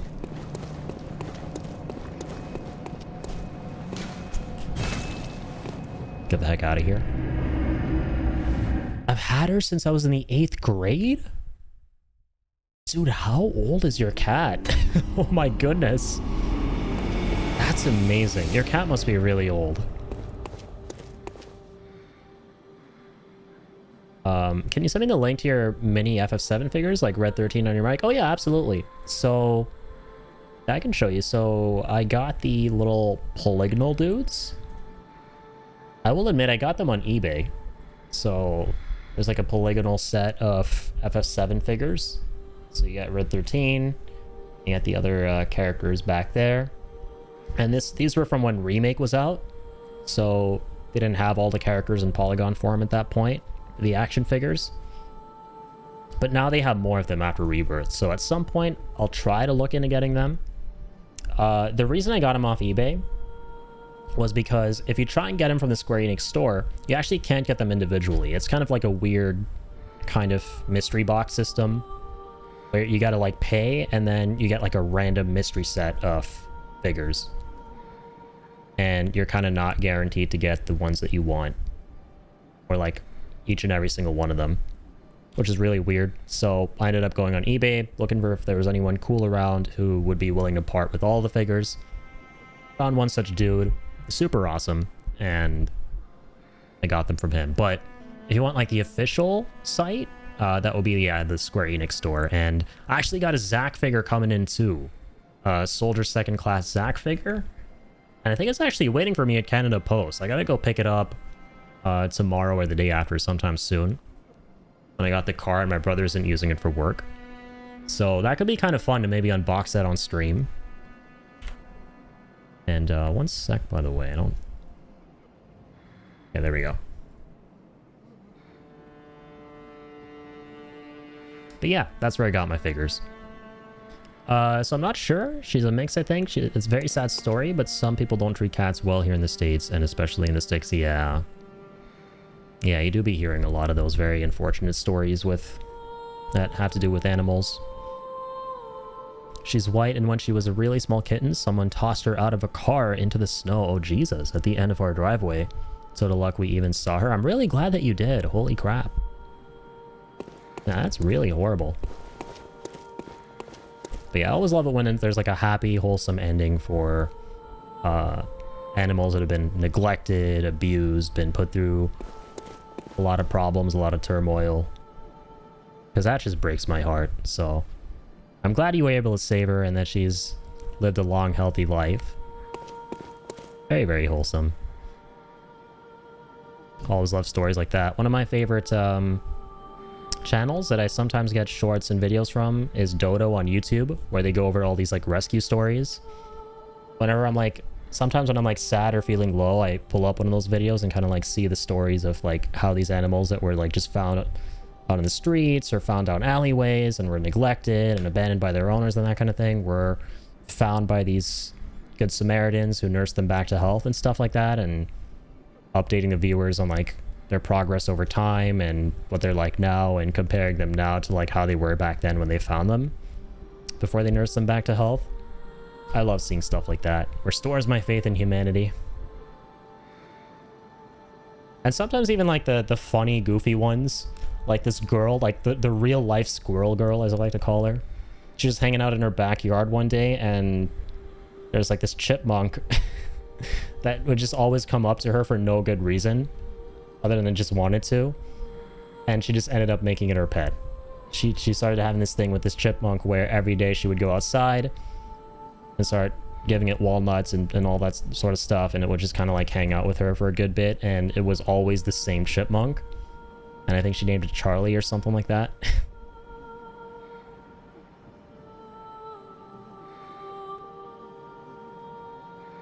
My dog came from my cousin. He was a terrible owner. Oh shit, man. I'm sorry to hear that. There's a Dota story about a beaver that got rescued. I watch if I want to make myself bawl like a baby. Now he has a job and visits schools. Oh my god.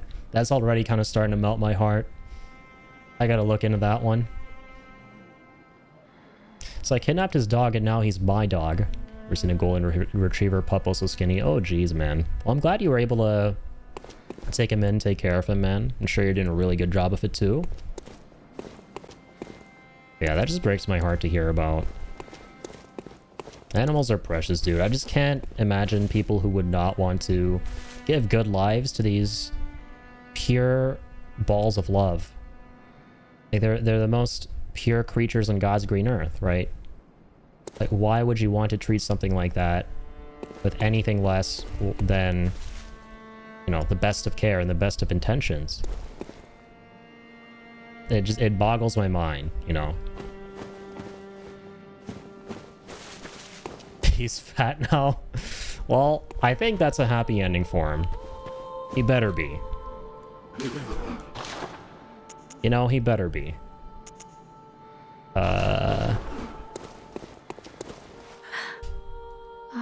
What is it?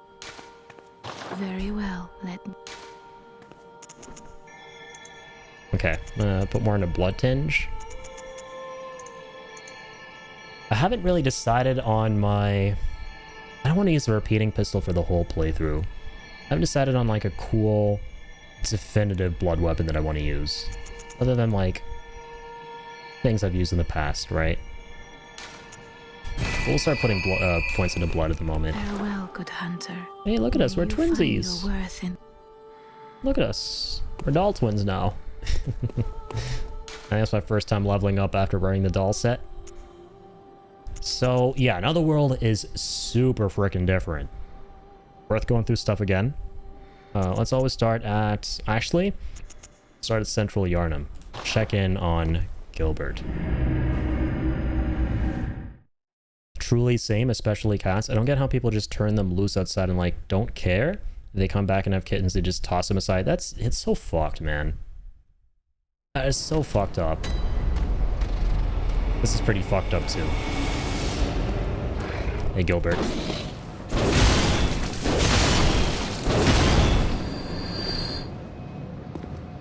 In an alternate universe, Yharnam wasn't as fucked up, and someone came and rescued Gilbert, nursed him back to health, restored his humanity, cured him of the scourge of the beasts. But not in this reality. Yep. He reached beasthood. Broke out of his window, and that's what became of him. And as for some interesting lore stuff, he's the only dude in Central Yharnam who looks like the beasts that we fought in Old Yharnam. Further solidifying the fact that this dude caught the Ashen disease, the Ashen blood disease from Old Yharnam, because he was a healing church hunter who was tasked with quarantining that area. Rip Gilbert. Rip our ex-BFF. Thankfully, we still have little Mr. Red Riding Hood in the Tomb of Odin. He's still our only remaining BFF. Is it normal for dogs to be addicted to sweet potatoes? Honestly, I can tell you, man, because I think my dog is just addicted to anything that falls from our plates. We're super careful not to give him anything that falls from our plates because sadly he does have a lot of allergies. He's allergic to oats. He has like a very specific diet that we put him on. A very specific brand of food that he can eat that our vet provides us with. So I actually have no idea how much he'd like sweet potatoes, but I do know that he would love sweet potatoes because he just loves anything. I feel bad for him sometimes, man, because he's probably craving the food that we get to eat that he doesn't get to eat. And he has like the same jail food every single day. Like, I hope that at least it's not miserable for him, my dog, eating the same food every single day. And, you know, not getting to be picky about food. Because he just has this like dry kibble and wet food diet. So the morning and afternoon we'll give him the dry kibble. And in the evenings we'll give him the wet food from the cans. But if he has anything other than that, any kind of like food that we normally have ourselves, he gets these like really bad yeast infections and all sorts of nasty things. It really does suck. Like our old dogs from years ago, we could give them whatever, right? We would eat like chicken. They would love the bones. They didn't even like the skin on the chicken. They didn't even like the meat. They just loved the bones. They would devour the bones. They would devour anything. We would give them so much of our own food. Like obviously like the appropriate foods that you could give dogs, but with Link, you can't give him nothing, man. You gotta be so careful. And obviously like...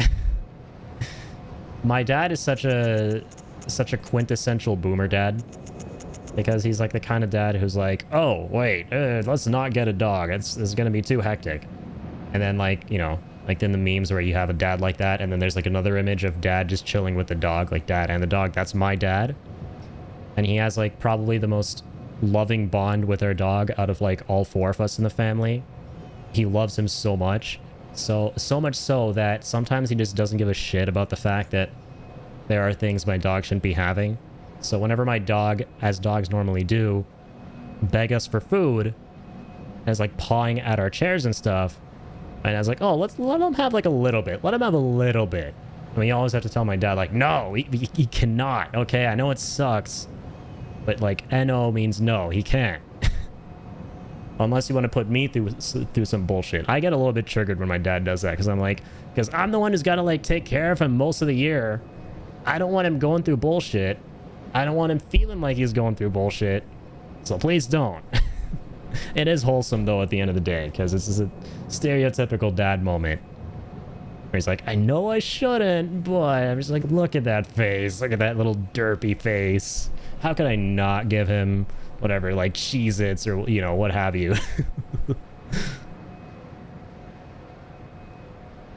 Couldn't go out myself, but it's for a purpose, I swear. As a kid, I tried a bite of dry dog food, and it wasn't so bad.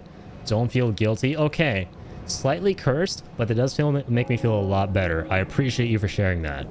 Also, if it makes you feel any better, you're not alone. When I was a kid, I actually tried one of my doggo's treats because it genuinely looked pretty good. I used to love cookies and biscuits and that sort of stuff growing up. And we had these like cookies, or not cookies, but biscuits for our dogs that just looked super, super appetizing and looked really good. And I bit into them, and they didn't taste like what I wanted them to taste like, or what I thought they would taste like, but they were not bad. Like, if someone told me to, like, eat 5 to 10 of those and, like, pay me not a crazy amount of money to do it, I'd be like, you know, I'm still getting paid, so, you know, I won't say no. Or it tasting vaguely like a chewy Cheez-It. That's really interesting. I had a gingerbread cookie, but it was for dogs. I ate the whole bag. Holy shit, were you okay afterwards? Apparently it's like a really risky thing to do. Like, depending on what it is you're having, of course, but... I remember, like, taking half a bite out of that biscuit. And I don't remember who it was. If it was, like, my mom or someone else, but whoever it was, like, super pissed off at me. They're like, yeah, just don't do that shit again. I used to do a lot of, like, stupid shit as a kid when it came to, like, putting things in your mouth that you ought to not put in your mouth. Like, I was that kid who, you know, when he was 3 or, like, I think 2 or 3 years old, yeah, I swallowed a coin. Thankfully, it came out where you'd want it to come out and then go down the other way. Otherwise, I probably wouldn't be here playing Bloodborne on its 10-year anniversary. But yeah, I used to, like, put a lot of stupid shit in my mouth when I was really, really young. Maybe a couple crayons too, you know. Maybe that's why I'm not the sharpest tool in the shed. Yeah, good thing you're okay. I'd imagine you were ultimately okay, because, you know, I'm having a conversation with you right now. So yeah, we got, I think it was Clawmark rune?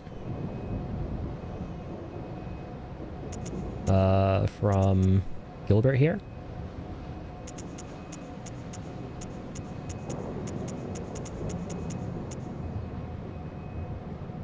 Clawmark is an impulse to seek the warmth of blood like a beast. It strengthens visceral attacks, one of the darker hunter techniques. Although the difference is subtle, runesmith Carol describes the beast as a horrific and unwelcome instinct deep within the hearts of men, while Clawmark is an alluring invitation to accept this very nature. Interesting. So yeah, as we know, the runes are transcriptions of the language, of the words, rather, of the Great Old Ones. And this one, and some of them are kind of like warnings about beasthood. And Carol also kind of subscribes to, or rather advocates for staying away from that bullshit. And like the horrors of the beast one.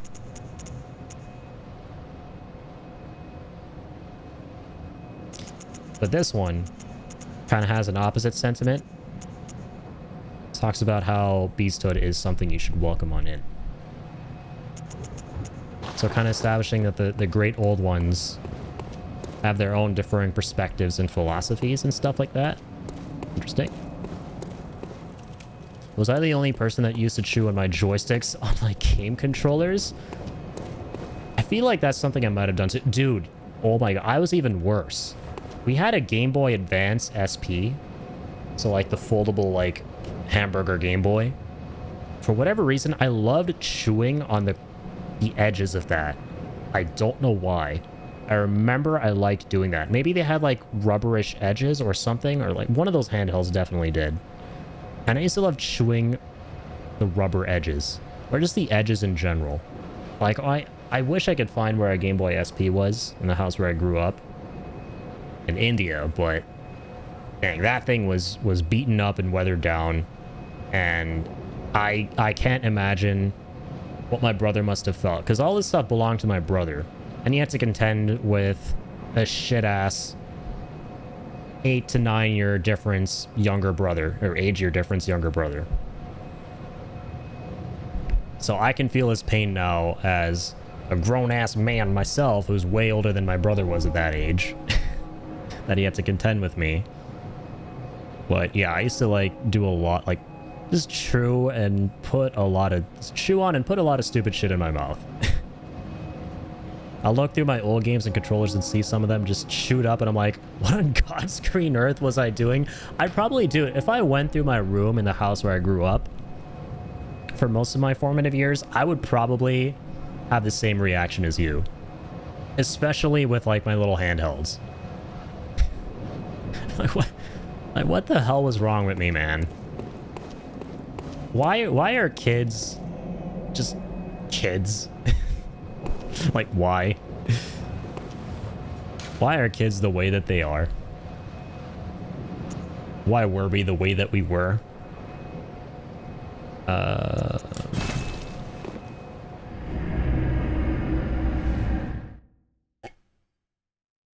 Okay, so we're gonna head back now. And we're gonna go to... There are a couple things we need to check in on. Or a couple people, rather. We'll go to the cathedral ward. And check in with our little book club here.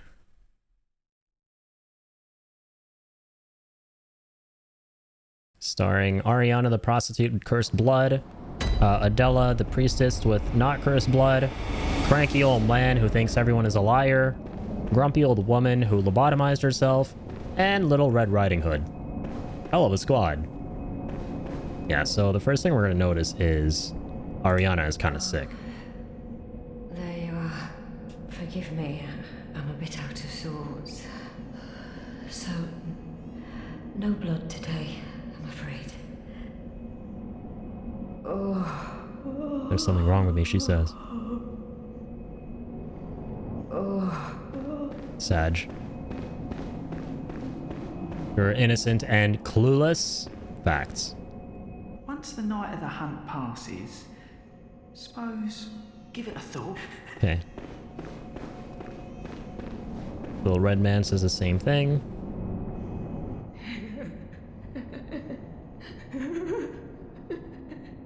Ah.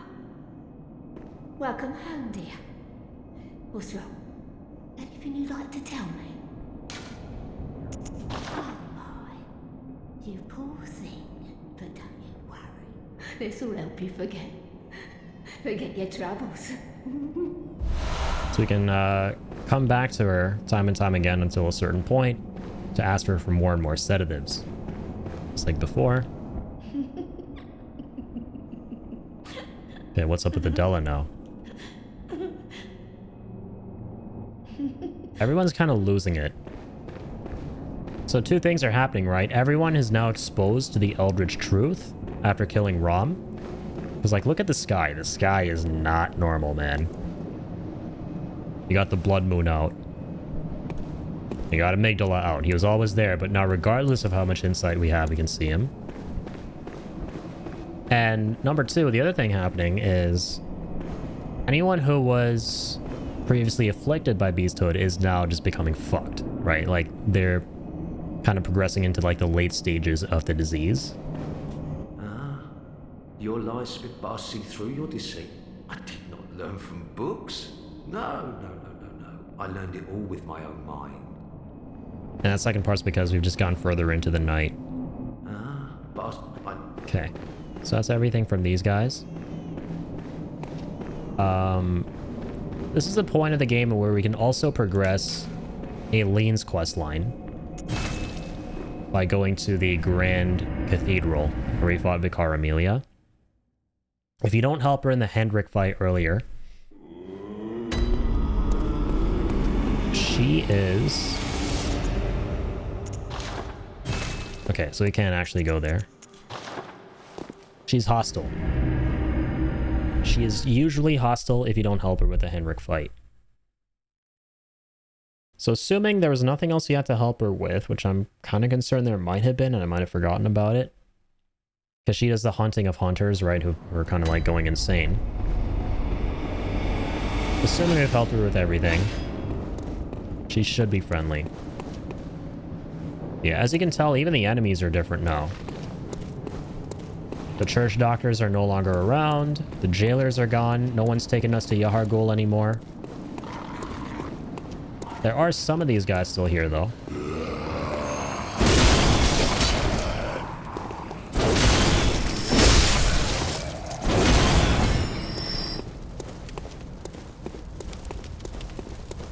Bro, how have we been playing for 2 hours? What the f... Why is time going so fast? We've done, like, nothing tonight. Well, actually, we need to beat Rom, but that's just, like, scratching the surface. Can someone explain how it's been 2 hours? I was hoping to, like, look at that and see, like, 30 minutes. I hate this game for being so good.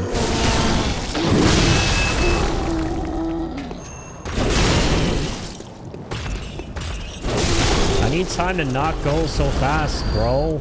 So I can, like, do more awesome shit in the game. Oh, there's Aileen. Okay. So this is kind of sad. If she's still our friend, or well, let me actually go the other way.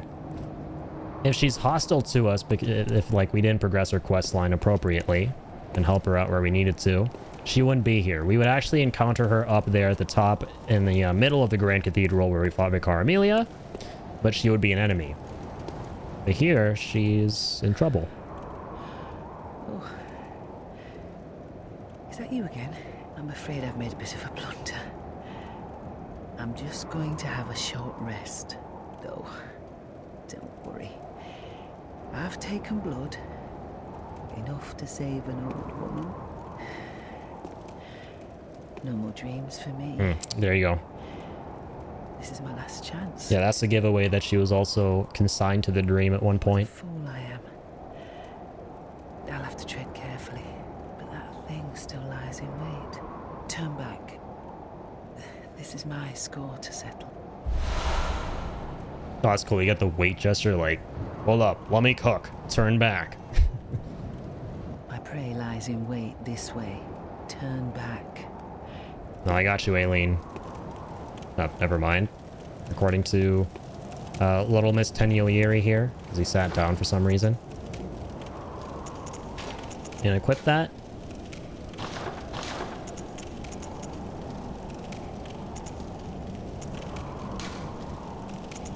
So have a look at this.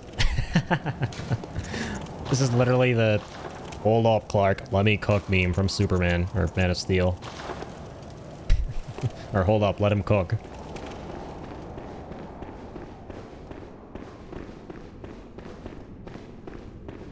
Alright, let's have a look at our prey. I kind of forget who this dude is. Oh, true. Coming back to me. That moves fast. Does a lot of damage too. So he can be cheesed. Yeah, this guy doles out a boatload of damage. He's got Chickage. Yeah, so if you don't help out Aileen, you fight her here instead. But if you do, you fight this guy who she was going down to hunt. And he's got some pretty cool gear. I think he's from Castle Canehurst, which we're gonna get around to eventually. Kind of made some allusions to that place, but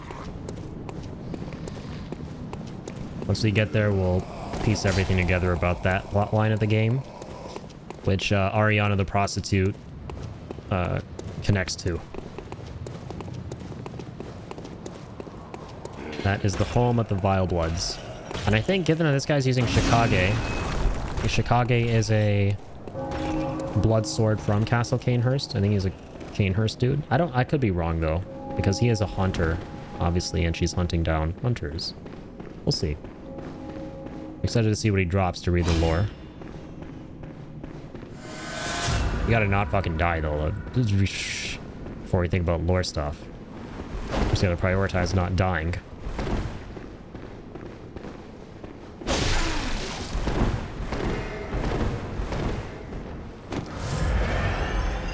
Now, if we kind of bait out his AI, beat him at the stairs.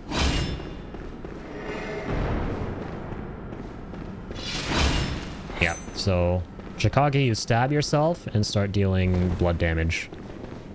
You also start taking damage yourself, so this moron is kind of dying as we speak.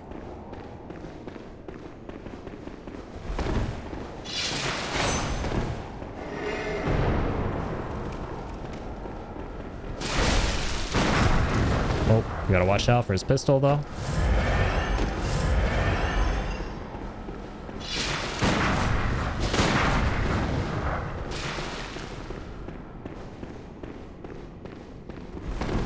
Wanna stab yourself again?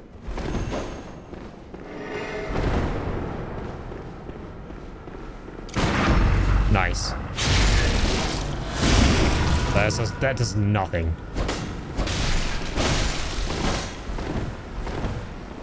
See how much damage we did with that visceral? It was negligible, man.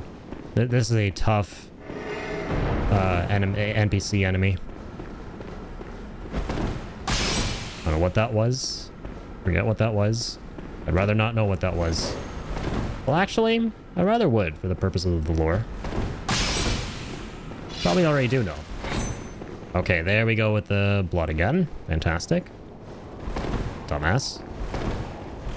Oh god, how far is he chasing me now?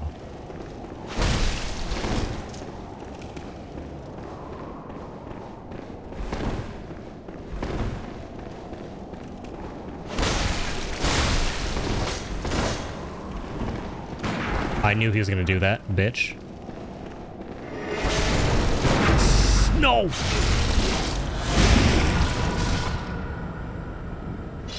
I shouldn't have gone for the second swing.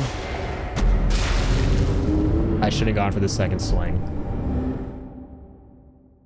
I shouldn't have. We almost had him there. It was one of the most cheesable fights, as you could probably tell. I miss the days of these games. I don't know if this is as doable in Elden Ring. But I do miss the days of, in these games, if you so desired, being able to, like, kind of cheese the enemies by abusing their, like, AI boundaries. Like, some of the enemies. Obviously not in the first playthrough, because that's, like, in my opinion, like, I wouldn't do it, because you want to get the true gritty experience of the fight, but you play the game 1,000,001 times before, and you just want to, like, do a playthrough where you're going through things fast, like this one. Being able to kind of just exploit that. There's something fun about it. So, I do only have 6 vials, which I don't know how, by the way. I thought we had way more in stock. That's fine. I think we can make this work.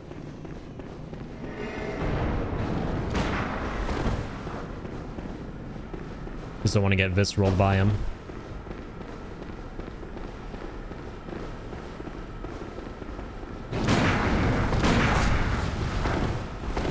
And we don't want to get shot.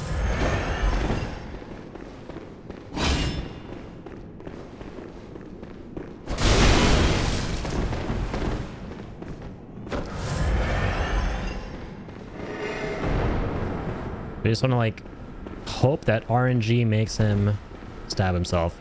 You just need to, like, pray to RNGesus.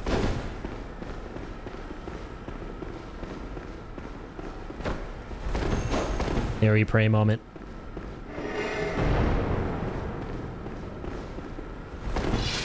There we go. Okay.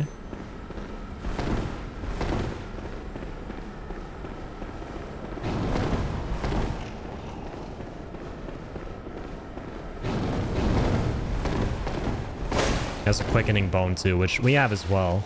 That allows him to, like, elude us that fast.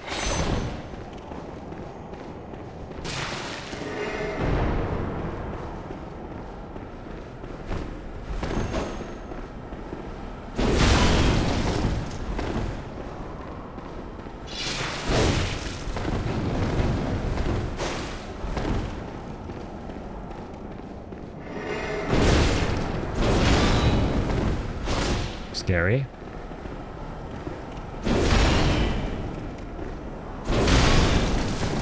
I want to kind of, like, hit him when he's down here at the base of the stairs, because I think his AI just doesn't want to attack at that point. It's supposed to, like, prioritize backing up.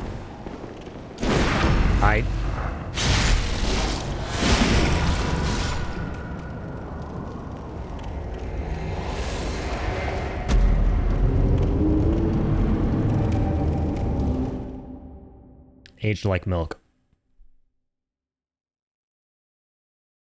Aged like disgusting, rancid Yarnamite milk mixed with old blood. Yeah, have fun getting that image out of your mind. Okay, I'm gonna need to get some blood vials for this.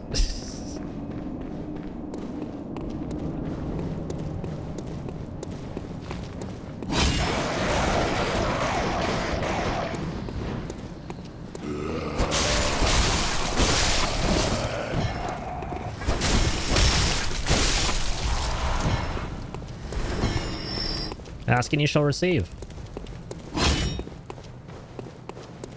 So it's kind of interesting to me that some of the enemies around here are gone at this point in the game, but others aren't. So you have some church doctors who are still here, but others who aren't. So these guys are around still. The giant isn't. And then those like creepy cult looking dudes leading up to the boss fight against Vicar Amelia are no longer there either. Oh my god. There's no way, man. Are you actually out of your mind? These guys? Wow, they're probably so proud of themselves. You know what? Good on you. Well played. You both get brownies. Obligatorily with blood in them. Blood brownies. Blood brownies for blood buddies.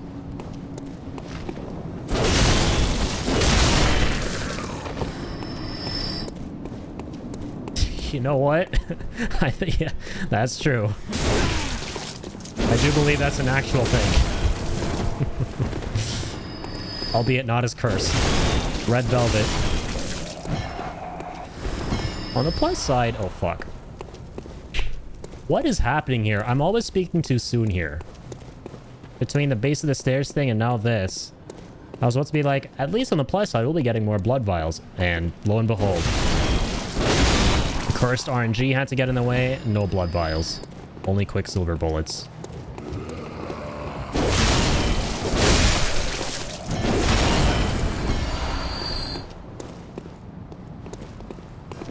Fuck you guys. Sorry I said that. Can you... Brother...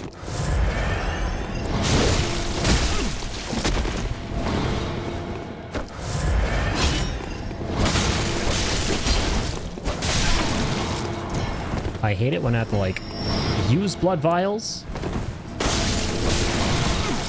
to fight the dudes that I am trying to get blood vials from, who didn't drop any blood vials. Okay, at least these guys are still around, right?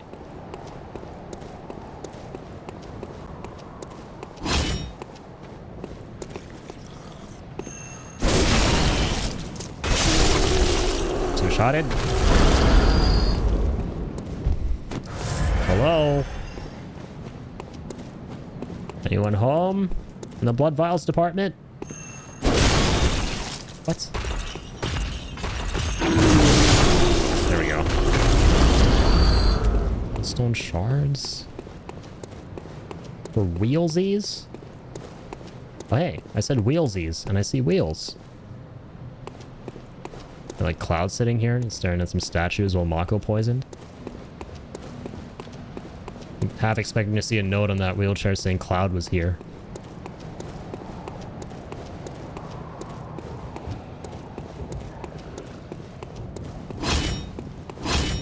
Alright. For the love of all that is Ludwig's holy blade, which I don't have. Oh, wait, this guy's still here, actually. Are you serious?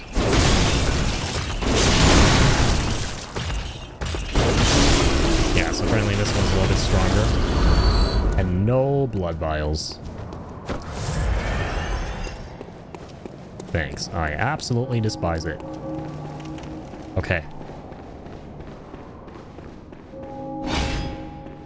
You just gotta be patient. Yeah, use the sword. Don't use hammer.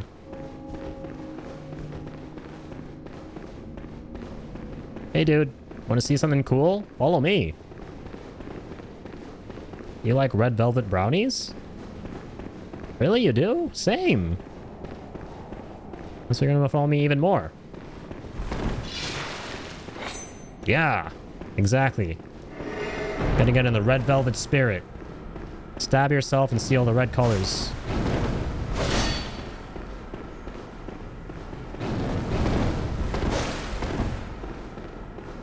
Oh no. Come on, come on. Go stab yourself again. They look kind of cool. Good job.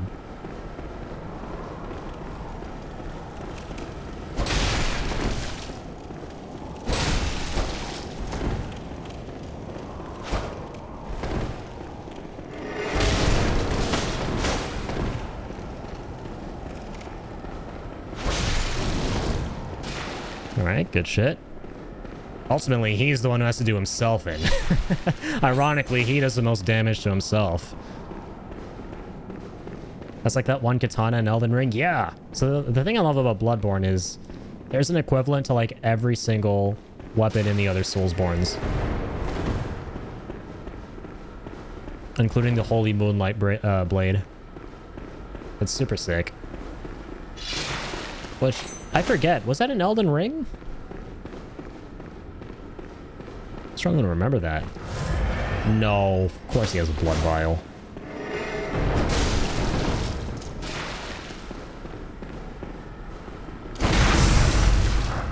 Why? Why do I push that?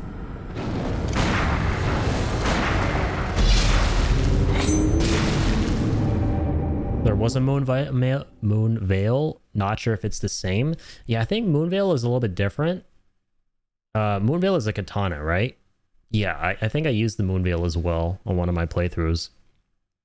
So the iconic one that you see cropping up multiple times across the Soulsborns is the, and I'm trying to remember if it's an Elden Ring, is the Greatsword that turns blue. Has like a blue aura. And it's in Bloodborne. It's really, really cool. I think it's my favorite version of the Holy Moonlight Blade.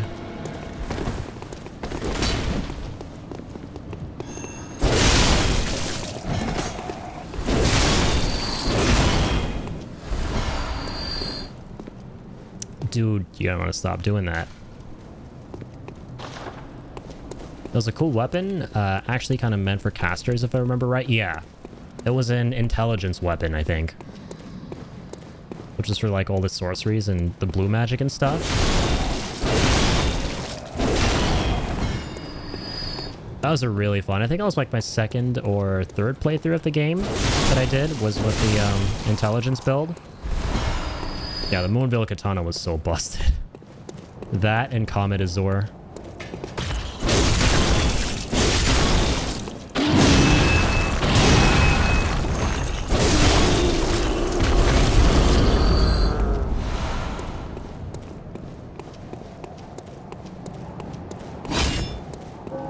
Alright, Aileen, don't worry. I'm still dreaming of being a fabulous doll lady and of beating this bitch, so I'll keep coming back over and over. You have my word, madam. You just lie there bleeding out. That's good. You know, you're producing blood. You can drink the blood, like everyone does. So you're not cursed at all. Kind of a hack. Life hack. You're just bleeding out in Yarnum. Just drink your own blood. It'll heal you up, right? Blood's meant to heal you up. Provided you have the old blood, that is.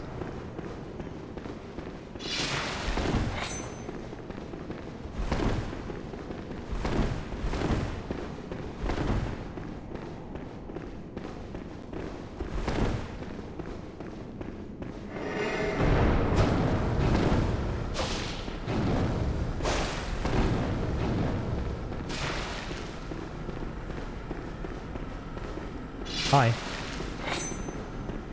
Yep, that looks really cool. I'm proud of you. You want me to see that? You wanted me to, like, get in a position to see you do that? That's why you stood still there for a couple seconds to wait on me? That's super thoughtful of you, dude. I appreciate that. I enjoyed that. I enjoy seeing you bleeding to death.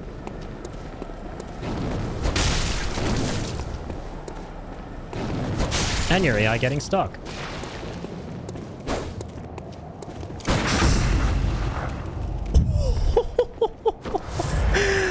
This AI freaked out. It literally cannot go beyond these bounds, so he couldn't do the visceral attack. Oh my god. This is an actual cheese now. We've gotten rid of the gravy and the poutine. We're going the full cheese strat this time. Only cheese curds. He's gonna keep trying to do the visceral, which is so lame, man. I don't have enough damage in my bullets to beat him up.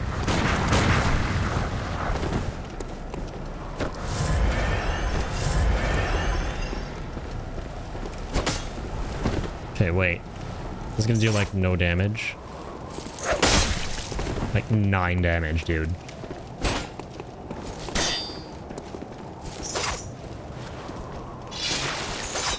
Nice. Yeah, I just gotta wait for him to do that. Wait, what? He's not losing health.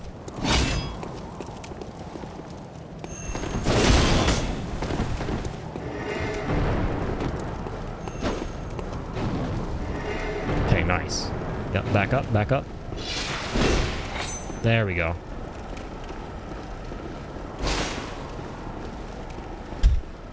This is so scuffed. Nice, we can hit him through that.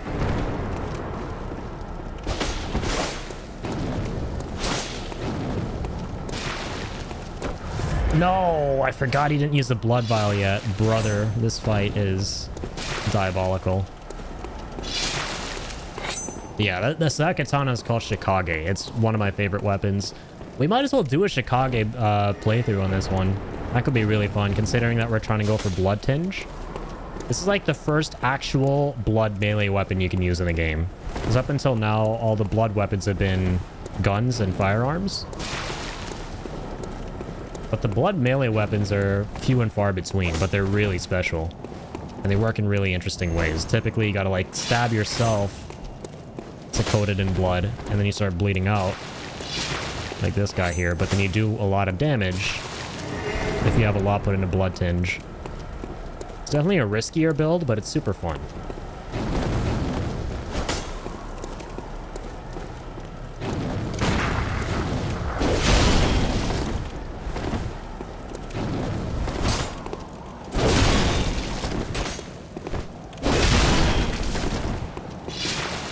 Okay, beautiful.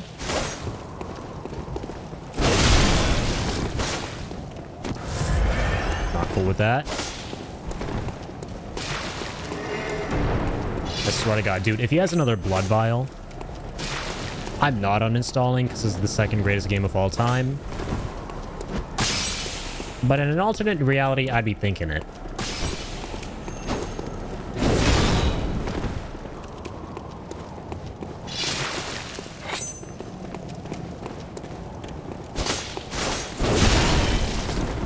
Nice. What even are those? Oh, I know what those are. They prevent you from healing. I think it's some numbing mist. Yeah, dude, we gotta be really careful.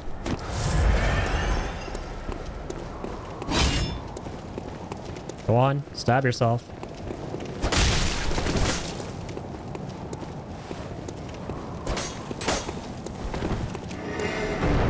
Okay, start doing your combo that then ends in you stabbing yourself, question mark?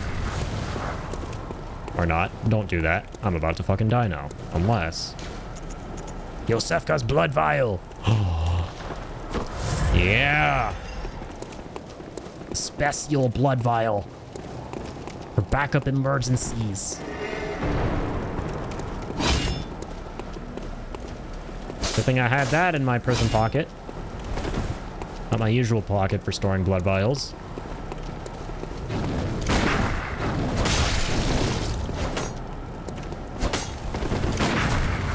Oh my God, and he hit me again. Dude, when is he gonna do the move, bro? Come on, do the trick variation. Please.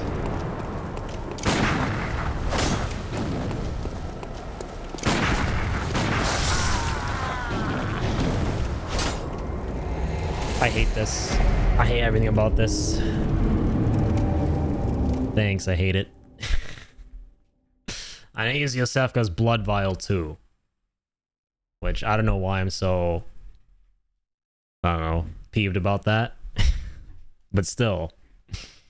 As a filthy hoarder of items in these kind of games, that irks me on some level.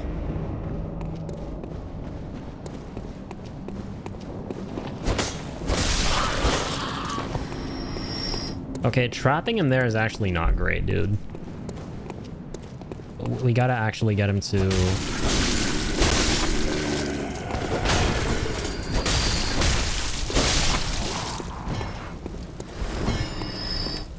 Also, I actually never went for that item off the side. Sag.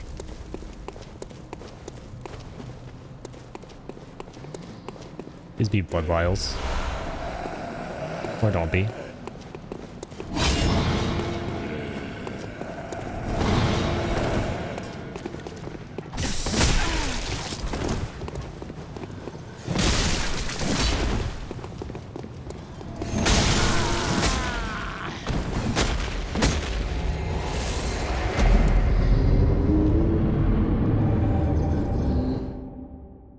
I lost 10k echoes. What am I doing, man? What am I doing right now? I should honestly just be leaving and coming back. Like, later. I should have just picked up those 10k echoes, gone back to the Hunter's Dream, and used those to buy a bunch of blood vials. I didn't do that.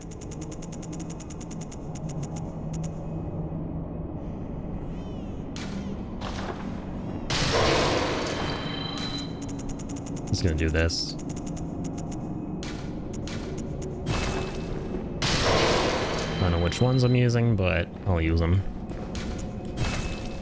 Also, since we're in the inventory, kind of worth reading about the umbilical cords, because they did each one of them has a different description. So I only read one of them, that being the one that we got from the real Hunter's Workshop.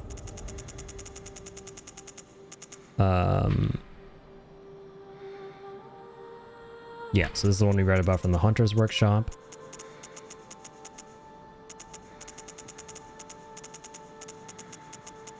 And there should have been one. Wait. Did you not get the one from Yosefka's clinic? Might have missed it. I just randomly thought of it. Yeah, I might have missed it from there. My bad. Because I know you got one from there. Bro, only 7? Oof.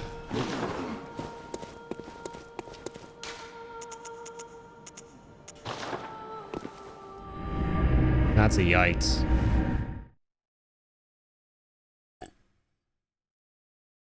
That is a big yikes.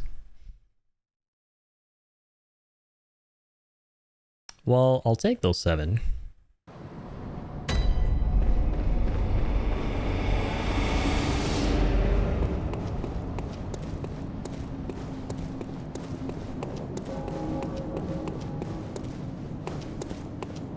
This dude's still around. Close. This guy's only really dropped the shards.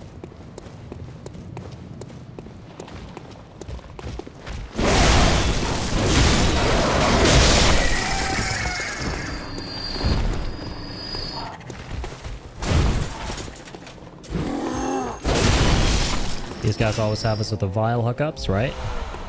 Yeah, huge. The giants.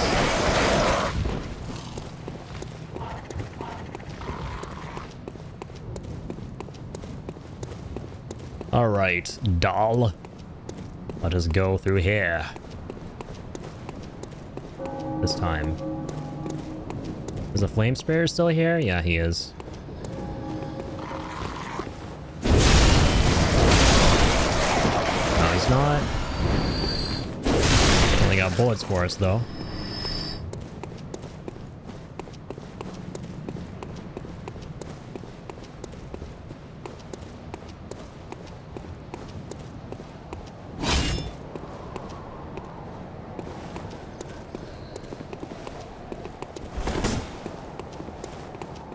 Let's bait you out first.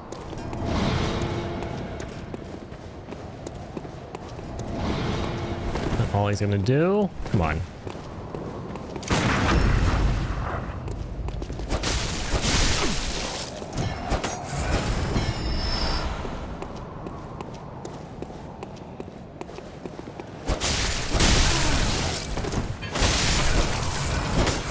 Beans. I will now take those runes or echoes.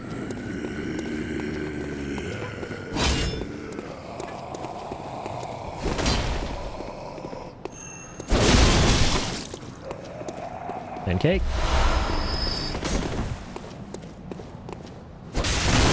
Pancake. Blood vials. That's what I love to see. Alright, 16 this time. This is gonna be the attempt?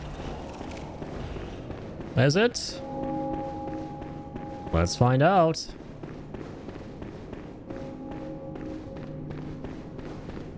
Alright, bitch. The only time's a charm. Let's not go all the way this time. That was kind of weird.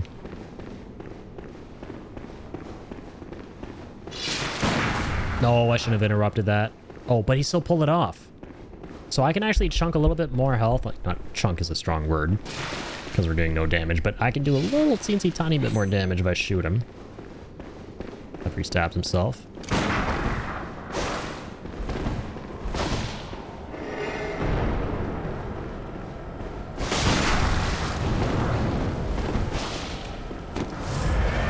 Yeah, I need to stop pushing my luck here.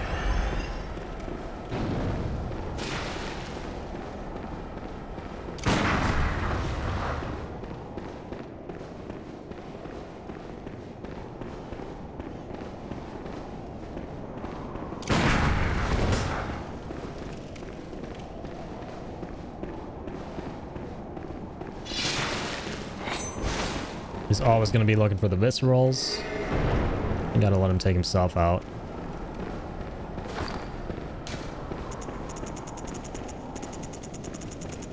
Have numbing mist? We don't. Maybe when he turns around to go back to his spot,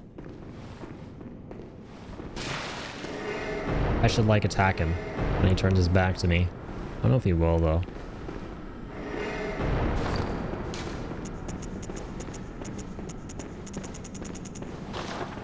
I don't really have any such thing as numbing mist at the moment to be able to stop folks from healing. I know that's a thing.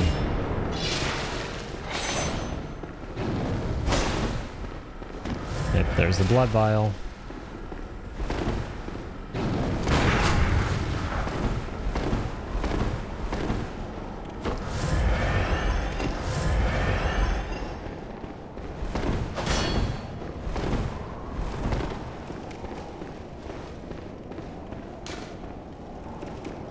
Oh, I didn't even read this. What the hell? I'll have to check that out in a sec.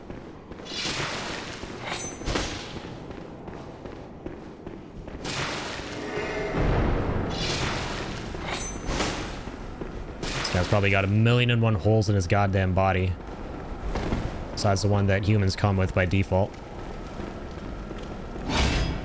Which we all know he definitely ain't so human no more. Fucking hate that attack. What kind of blunderbuss is he packing to do that much damage? Truly. I think this is the guy that gives us Evelyn. I hope so. I kind of forget what his gun is. But that's, in my opinion, the best gun. Like, the best pistol in Bloodborne. Oh my god. I think he's actually trapped here now. Oh, we're good.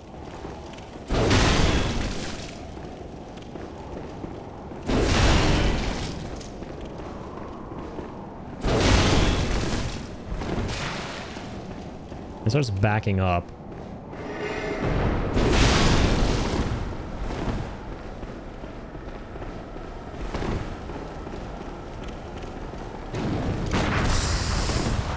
That little dodge he does with the follow-up there is so cheeky, dude.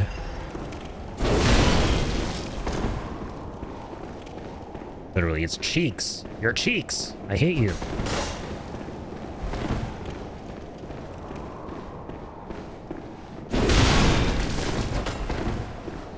Gotta watch for the quick step and then the gun follow-up. I think that's what he usually does.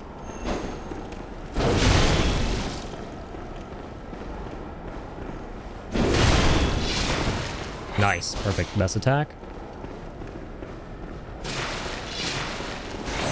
Maybe he only...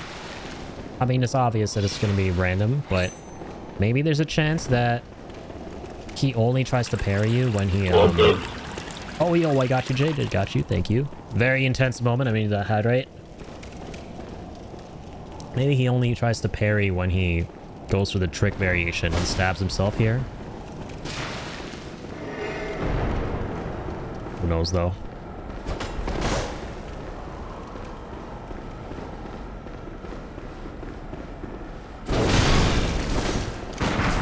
Oof. Come on.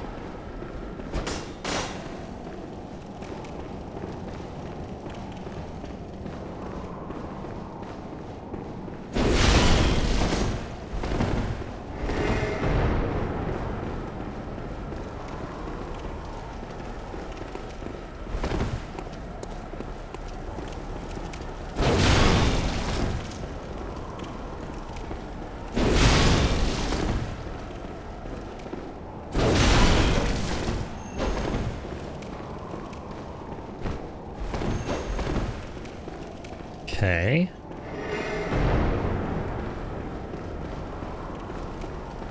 So he uses that item, which quickens his dodges. No. What? Oh. Does it like amplify his damage too? Is that like a separate item? He just chunked everything. He chunked everything. Now I wish I fucked Alina over by not helping her out. So I could fight her instead, because I remember she's like considerably easier than this douchebag. I think. Don't quote me on that. Certainly don't struggle as much every time I play the game and have to fight her instead.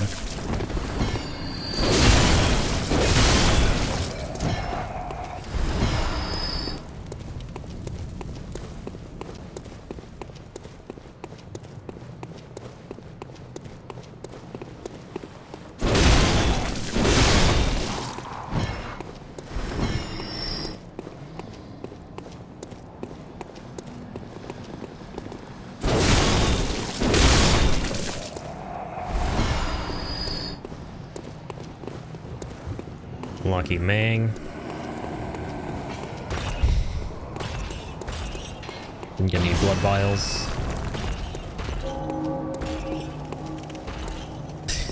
I'm surprised Aileen is still alive after all that bullshit. She's still there bleeding out. The poor lass.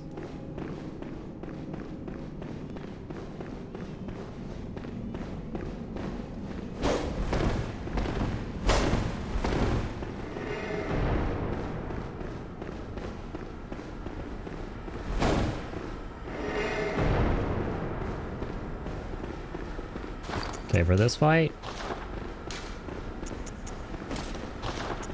Hold on, let me change my clothes. It's rude to, let's say, lady changing clothes, a young man. It's very ungentlemanly, this lady doll changing clothes into an, executioner man. YAHARGUL black trousers, black gloves. Oh, we saw the doll clothes on. Yes, this has the best physical defense.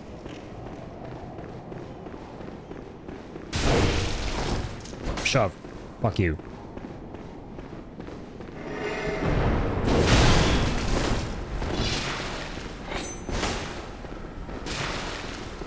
I mean, negligible in terms of defense, I think, but...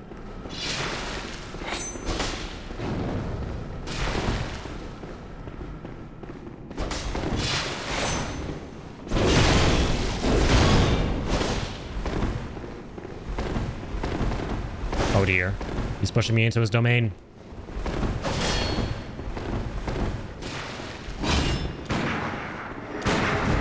That was kind of cool. Pew! Pew! No, you! Doesn't matter, he's gonna use his blood vial at some point, the bastard.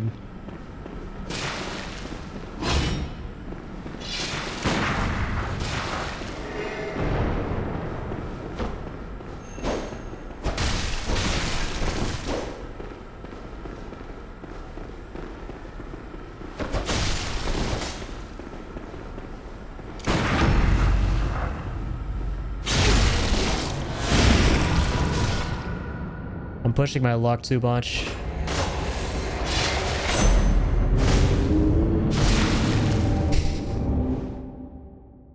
because I don't want the fight to go on forever, but the irony is by doing that, I'm making this whole thing go on forever.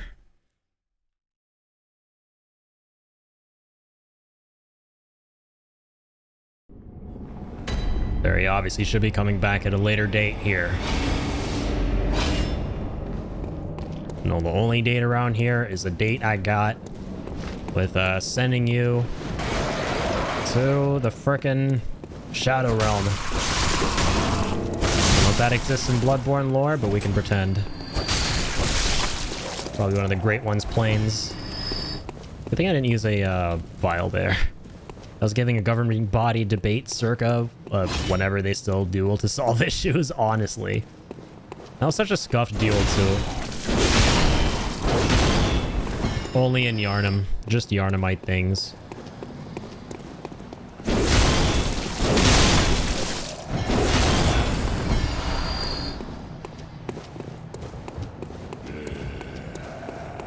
Blood, the Executioner set didn't really do shit for me. Yeah, normally in this game, the armor is very negligible in terms of giving you bonuses and whatnot.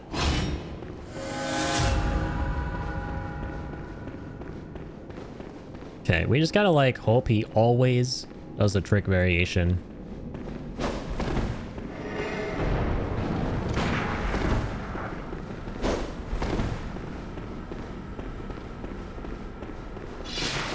There we go.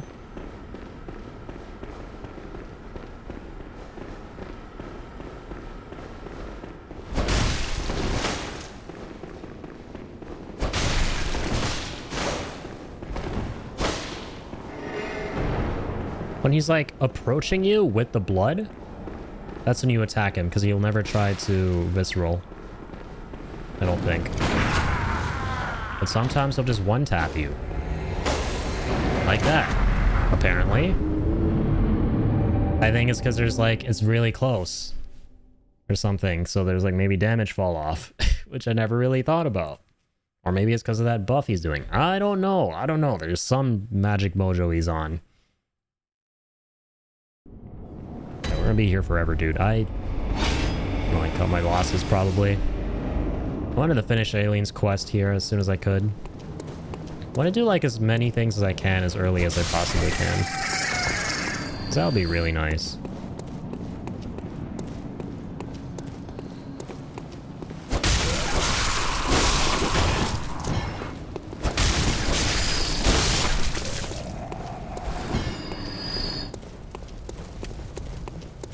Triple 6. Nice. That is a great sign of great things to come.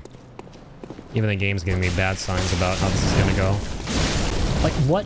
This is so cursed. Literally triple 6. This guy never even gets to attack me. This guy never, ever gets to attack me. Just want to put that out there.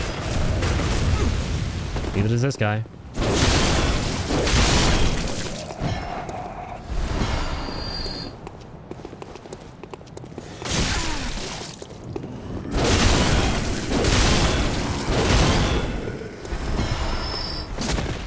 Please drop me vials. My troubles. It's like they're stronger now.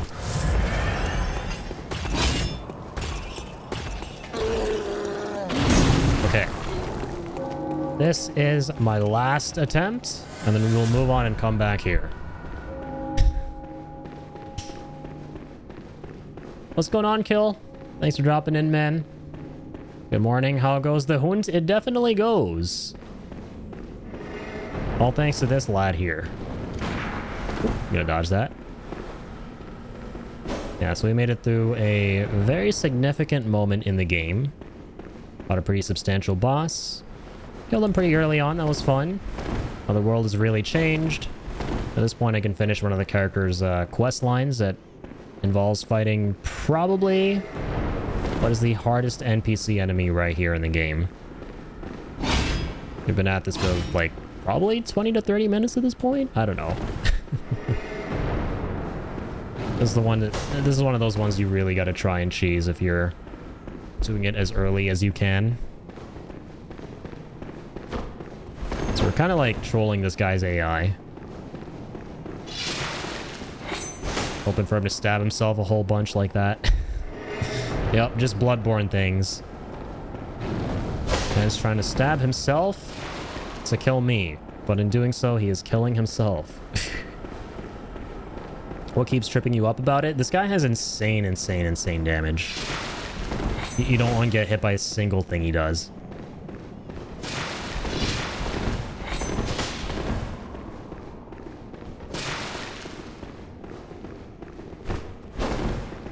You don't want to like try attacking him too much either, because if he parries you, it's pretty much game over.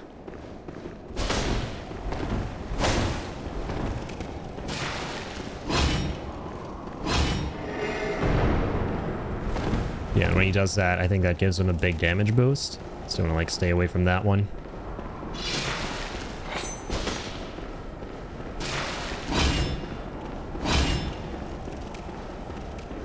This is like, you're going to be in this one for the long haul, because even after dealing a bunch of damage to this guy by either yourself or him via himself, who's stabbing himself, he has like a blood vial he uses to get everything back.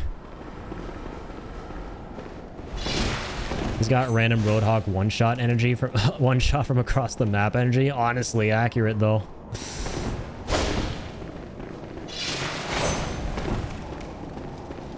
It truly is what it feels like. Like sometimes when he shoots you and you don't die in one bullet, you expect that to happen the next time, but then out of nowhere he just has a one tap on you and you're like, what? I gotta see the kill cam. I got hooked and then one-shotted from across the map. At least that's what that felt like. Yep, there's a blood vial, but I think it's the only one he's got, thankfully.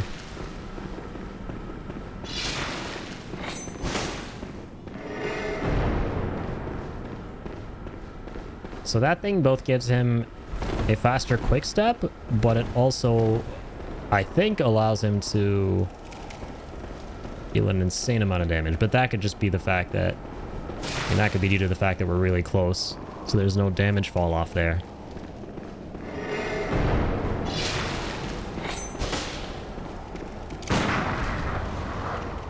Do absolutely nothing to this guy.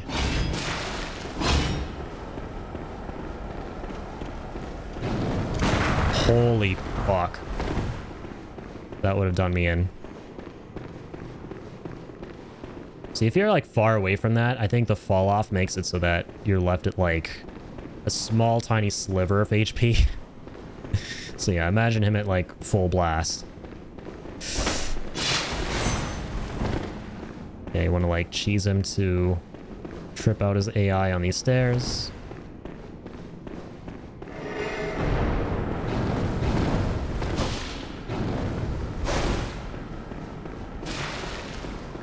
I think I just gotta let him do himself in. I don't want to risk anything. Every time I tried risking anything in this fight, I've been punished severely for it. Speaking of, I think that Goat's Classic is finally alive. Oh, true. Yeah. I remember they mentioned that for the Season 15 roadmap. Yeah, we gotta look into that for old time's sake. That would be fun.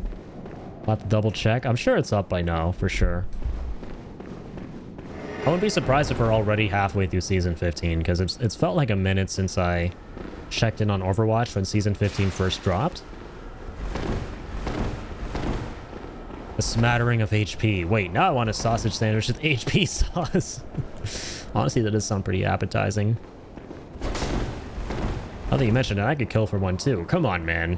Why you gotta do me like that? Between today and yesterday, you guys in the chat have been mentioning some really appetizing foods. Out of the left field.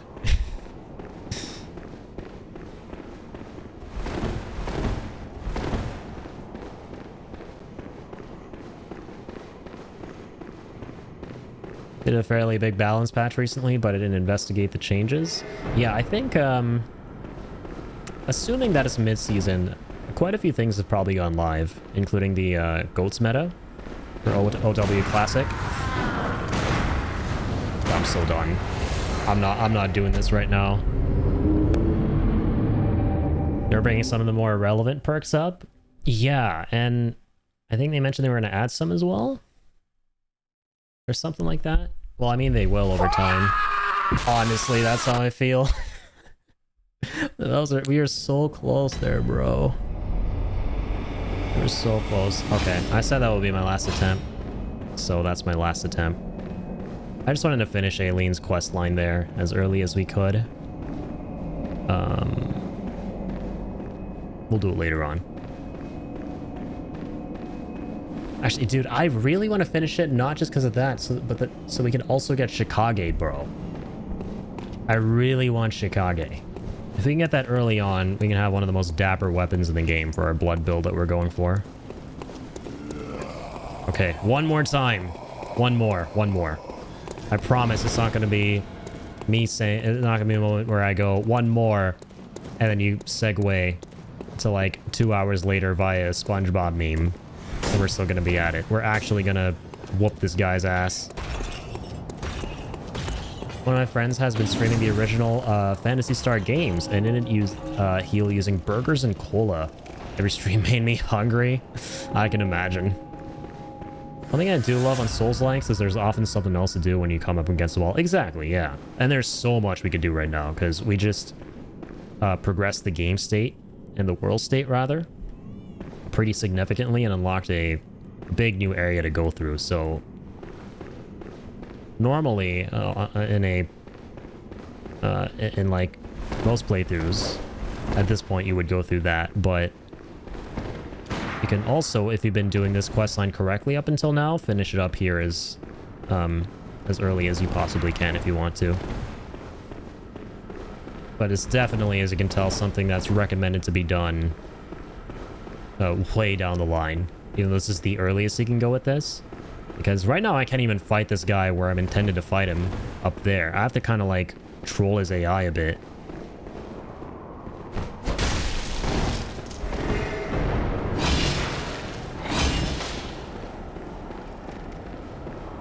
Usually illusory walls, but still, yeah. It's cool how Bloodborne has all the staple elements from the Souls games. Even the illusory walls, like, I think there's only one illusory wall in the whole game.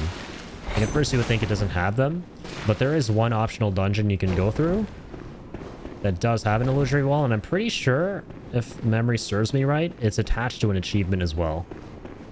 Because it literally feels like an achievement finding an illusory wall in this game. That specific one. It's a pretty cool one too.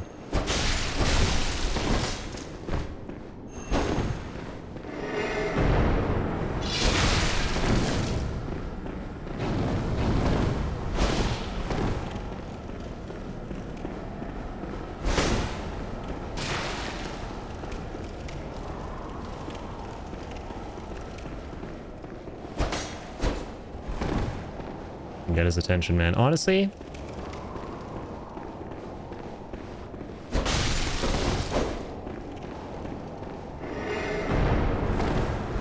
yeah, there we go. I wouldn't mind it if he came to the very edge here.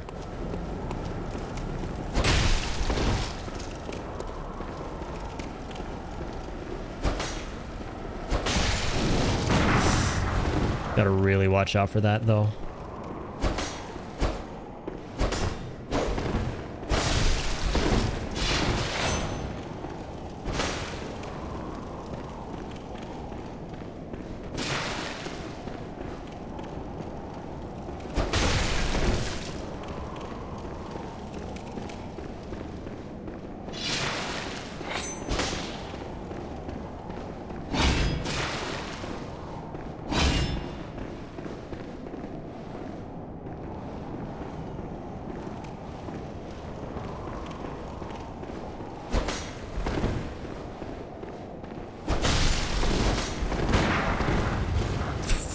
Man, iframes.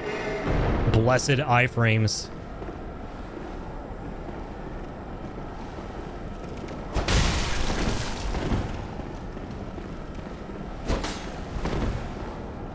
I always loved how when you lure an enemy beyond their boundary, they just start you ominously whilst walking backwards. Yeah, especially in these older games. Because I think you can seldom do that in Elden Ring. It's not like it used to be. In Elden Ring, they're obviously a lot smarter than they used to be. The enemy AI in these old games is just gold.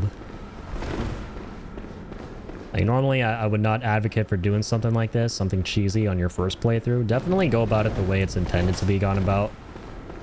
Definitely have a more epic battle, but if you're doing like some kind of a subsequent playthrough where you're just trying to go through the game really fast, not really fast, but relatively faster, because you're focusing on something else. Like in this case, we're trying to do a lore run and trying to progress through the game at a reasonable pace. I like being able to do stuff like this.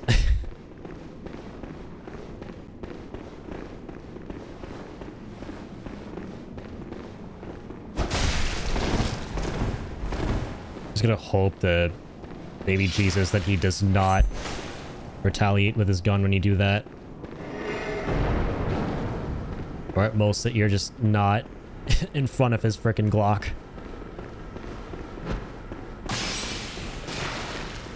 I'll let Jesus take the wheel there. Alright, here comes the blood vial. Any minute now.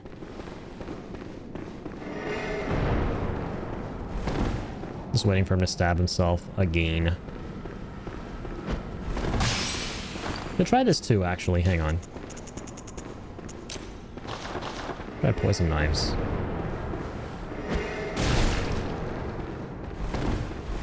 Oh, he's pissed.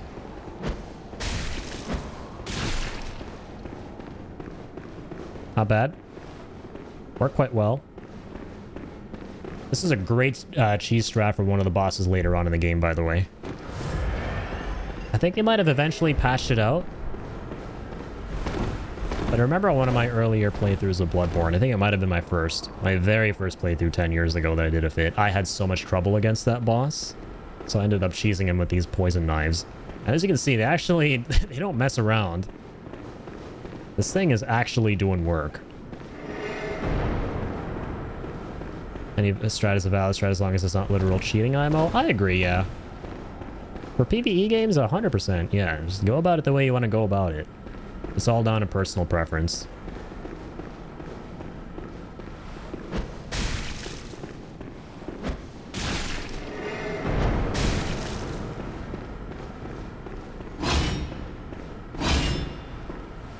Okay, now if he can compound this by stabbing himself, that would be amazing. Not the gun, not the gun.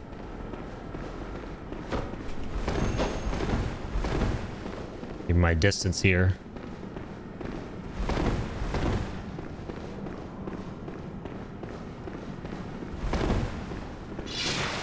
There we go. Beautiful. This man is signing his own death warrant. He just doesn't even realize it. Okay, I don't want to get too cocky. Cock. Cock. Cock. Let's go. That's enough cock.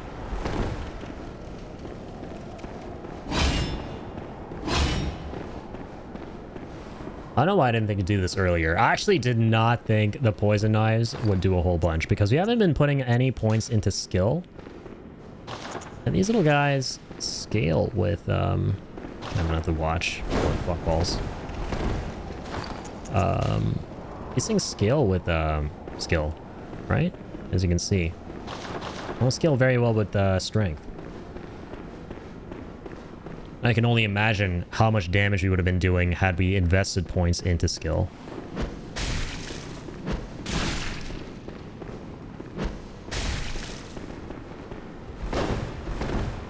I think this might be it for him, lads. Every playthrough, man, even though I've seen what these things can do, I continue to underestimate their power, and I really shouldn't. I really, really shouldn't. You're not getting me at the last second here, fuckface. That's right. Know your place, trash. Die. Die like the pile of dirt you are.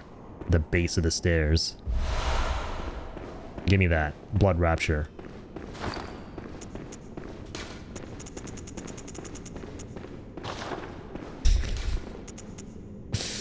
Died like a pile of dirt.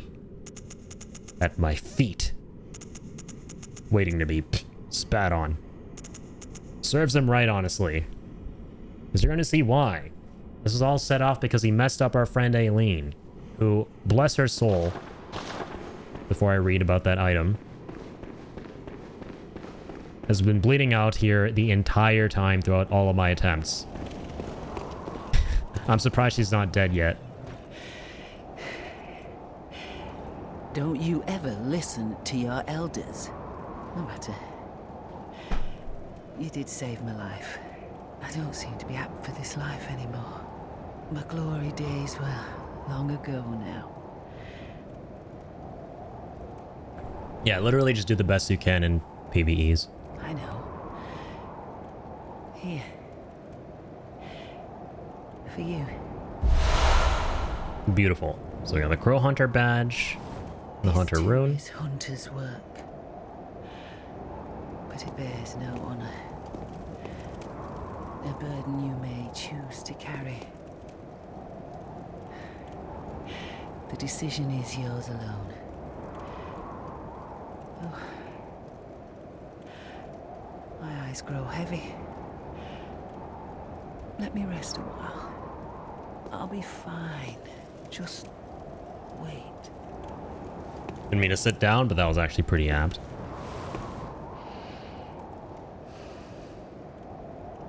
Rest in peace, Aileen. You can't go on like this.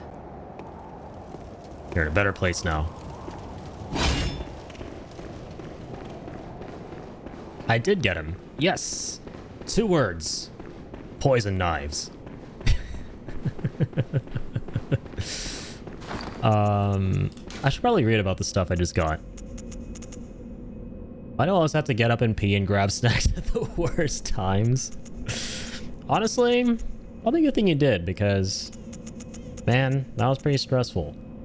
You did not want to be here witnessing something that was going to shave a couple years off your life from sheer stress.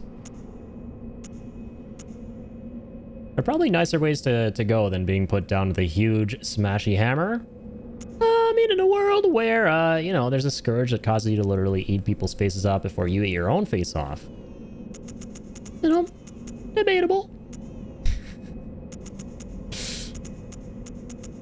So yeah, we got the Crow Hunter badge. So now we can start getting attire and weaponry that pertains to Aileen. So this is a good ending, by the way. So I'll kind of go over this again.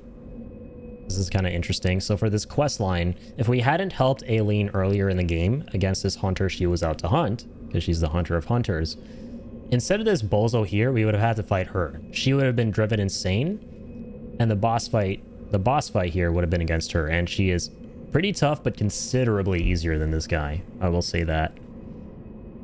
And we would have still gotten the Crow Hunter badge.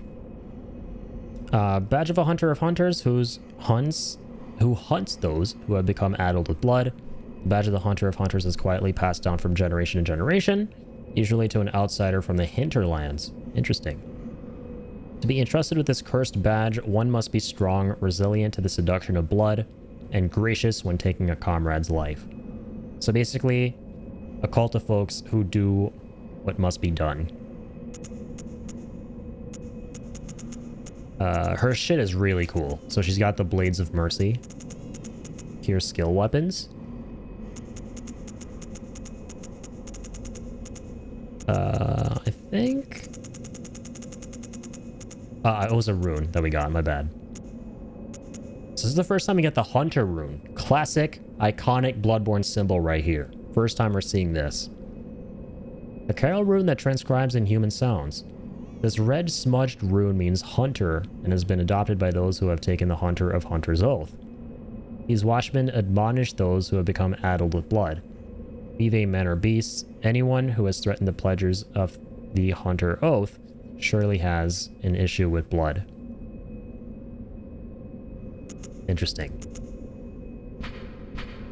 And it allows your stamina to go a little higher. So kind of similar to the Crow Hunter's badge, right? A badge of hunters who hunt. Hunterception, if you will.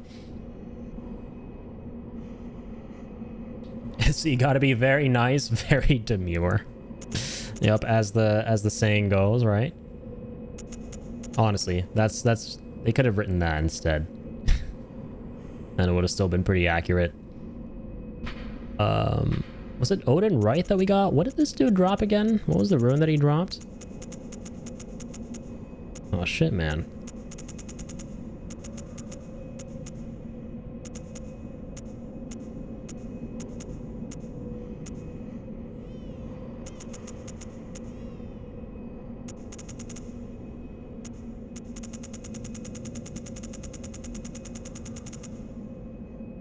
Damn. Kind of eludes me. I forget. Gotta like immediately look at the items as soon as you get them, otherwise you're gonna forget in this game. But yeah, before we go back to the Hunter's Dream, finally after all of this, which lasted an eternity, there was something I noticed down there. I'm gonna go ahead and read that. Be a Borderlands weapon for soon, don't worry. Honestly, I can see it. I see the vision. What was the other one that we were talking about that will be a great... Or that, not great necessarily, but would 100% be something in Borderlands 4? Yeah, Hawk Tuah. Oh, 100%. 1,001,000%. That's probably going to be a bandit gun, too. There's no way in hell it's not. Heir to the ritual of blood, purveyor of ministration. Place your hand on the altar's sacred covering. And inscribe Master Lawrence's adage upon your flesh. Okay, so... this is where they would do the ritual to become initiated into the healing church.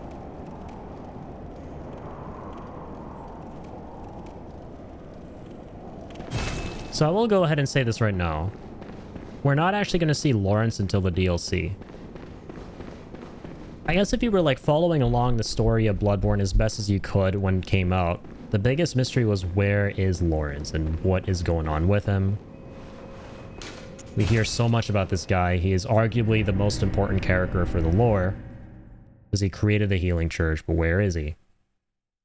And we're going to see him in the DLC because the DLC, like we said, was about the hunters, was about the old hunters who've been consigned to the hunter's nightmare as punishment.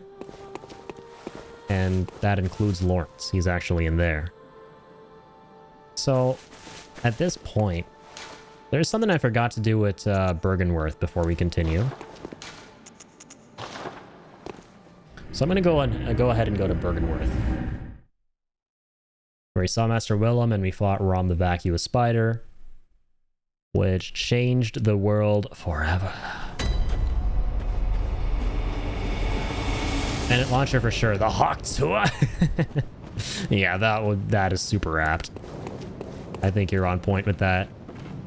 I love when they throw a bunch of punctuation into the bandit names. Yeah, and there's always a typo, right? They don't know how to spell. It is hilarious. Got hungry when you said Bergenworth. Shit, now I see it. Now I'm hungry for burgers. Why are you guys cursing me with knowledge that makes me hungry for food? Between this stream and the last one. That needs to be studied. I hate you guys. In the most loving way possible, though, for that. Alright, so here's Master Willem. He's still chilling here. The thing I forgot to do... I promise I'm not a psycho. This is for lore purposes. Any last words? Great. Gotta put him out of his misery.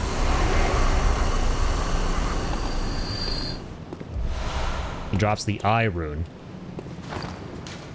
Quite fitting, given everything we know about Master Willem.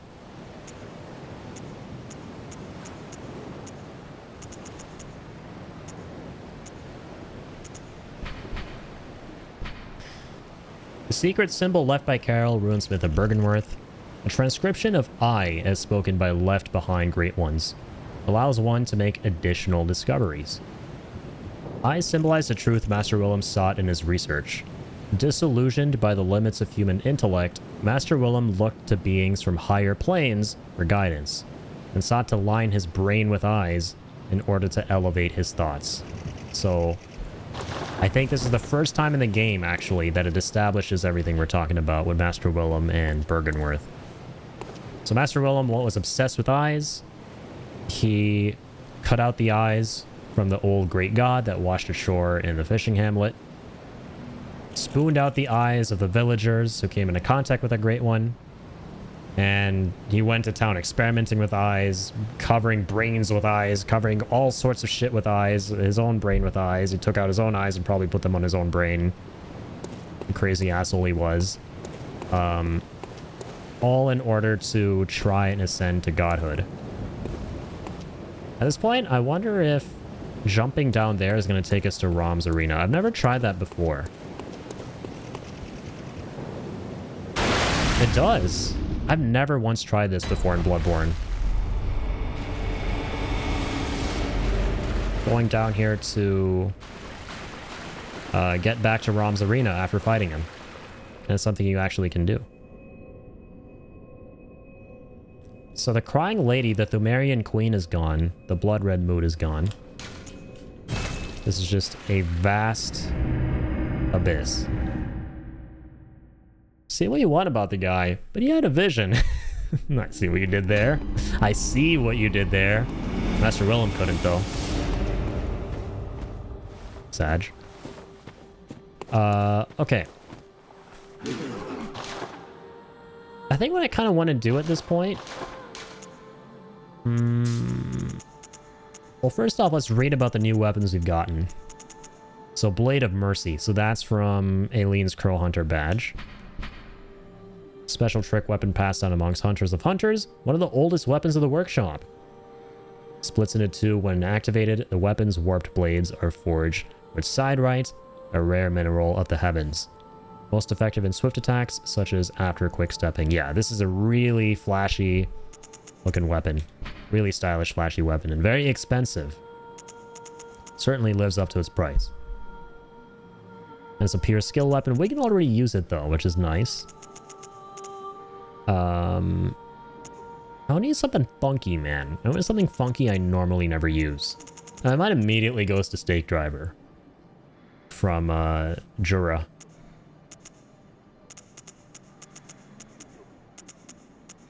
Me, Stake Driver, and Ludwig's rifle. I'm gonna spice some things up. I want to do something I normally never do. And I, like, even though it's been literally 10 years since I've done a Kirkhammer run, I think that was my literal first run when I played Bloodborne. So that's kind of fitting, given we're doing a 10-year anniversary thing. Like, I've done that before. I think I've used Repeating Pistol before a whole bunch as well. I have used everything ultimately, but it's just a matter of what I want to use the most, right?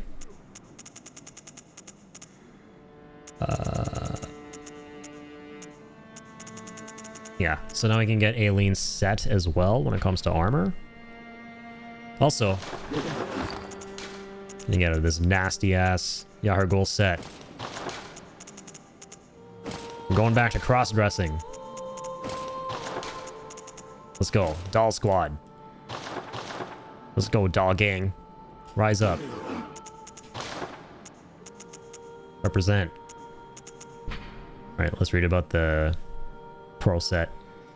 Wood carved mask of Aileen the Crow, Hunter of Hunters. The beak contains incense to mask scents of blood and beast. Hunters of Hunters dress as crows to suggest sky burial. The first Hunters of Hunters came... Hunters of Hunters will never not sound silly, I love it. They came from a foreign land and gave the dead a virtuous native funeral ritual, rather than impose a blasphemous Yharnam burial service upon them, with the hope that former compatriots might be turned to the skies and find rest in a hunter's dream. Quite a mouthful. So, they're all about respecting the dead. They're all about putting people out of their misery. Or blades are really called the Blades of Mercy, right? Rather than doing, as it says here, the blasphemous Yharnam burial service. They were far from brutish. They were sophisticated hunters from a foreign land. And it brings up the hunter's dream again. So yeah, Aileen was a hunter consigned to this dream once upon a time, until she wasn't. The thing that eludes me is how the other hunters got out of this dream, and if it was the same as the way we can choose to get out of it, because that is one of the endings of this game, which we'll eventually see. There are 3 different endings. Attire worn by Aileen the Crow, Hunter of Hunters, known in particular for her crow feather cape. Dresses crows to suggest sky burial. Same description. Okay, we get it.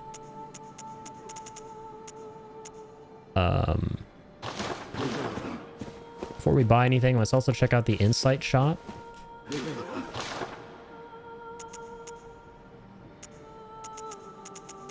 Everything is the same here still. Let's read about this again. Material used in a holy chalice ritual, an exquisite eyeball removed quickly after death, or perhaps even before. Use unlock. Yeah, so we know about this already. It's a ritual item to go deeper into the tombs. And we know that. And we found a bunch of them in Hemwick Charnel Lane, which I was a bit confused about before. But I think that's where. Yeah, I'm still trying to piece together the lore of Hemwick Charnel, where we fought the old witches in the little hut. Like, why was it just like an area full of women only, right? And women who had gone insane. That's what I'm wondering. It's like the obligatory Soulsborne witch area. They're witches for all intents and purposes, but I don't get what they were doing there and what their whole angle was. Maybe they were corroborating with a different cult from the Healing Church, like the School of Mensis, who we're gonna now come across. We'll see. I'm gonna piece it together. The Barbie runs Blood Tinge. This is where I'd put the nails emoji if I was on mobile. Honestly, I agree. This is canon. Barbies exist in every universe, including the Bloodborne universe. The Arnamites played with Barbie dolls. Herman loves playing with Barbie dolls too, as you can see here. I was bringing them to life. He loves them a little bit too much. He's a weirdo, as we've seen.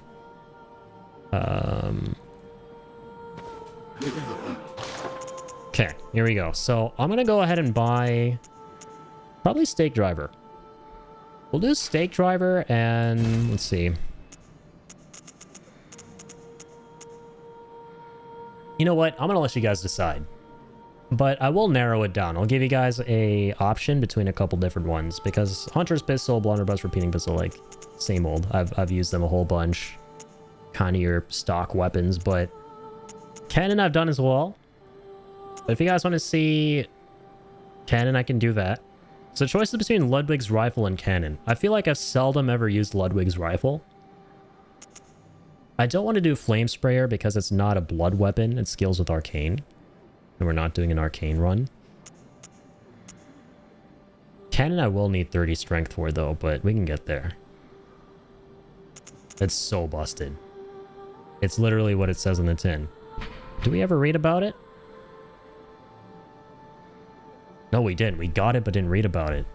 Large prototype firearms fashioned by the workshop heretics with powder kegs. Use of this weapon is equivalent to toting a mounted cannon into battle, complete with its ridiculous weight, staggering kick, and lavish use of quicksilver bullets. Such a monstrosity was doomed from the start, and indeed its development was cut short, yet against impossibly gigantic foes, it might be just... I'm gonna read that last part. I hate that Marvel Rivals is a thing right now, and it's rewired my brain.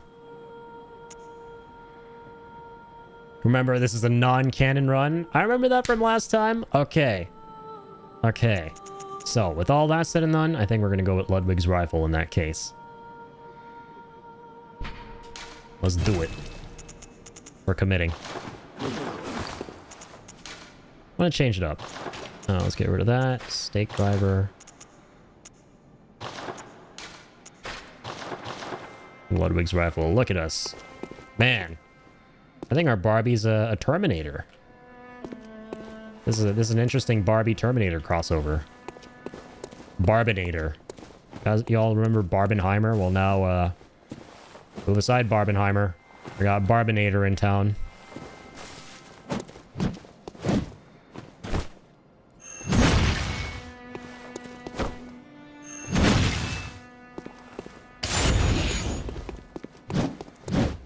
It's basically thrust attacks. That's pretty sick. I completely forgot about that.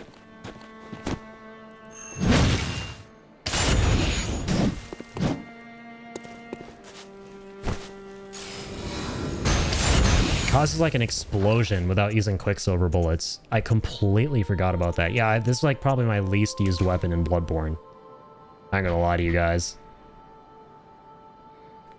Heavy barrel makes up in range, but it lacks in reload speed, it says for Ludwig's rifle. Also, I'm a little bit saddened by the fact that we didn't get Chickage from that hunter we killed. That was one of the reasons I took so many attempts against him.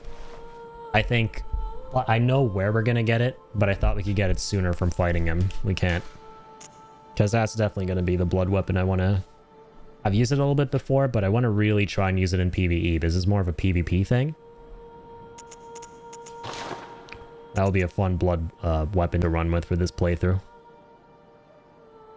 So it scales equally in all stats. So strength, skill, and arcane. It starts off at D, so quite dismal. I'll start leveling it because we have the means necessary.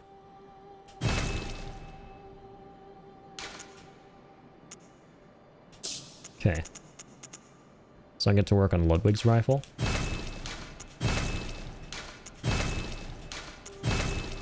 It's gonna be a challenging run because these don't have the best stats in town.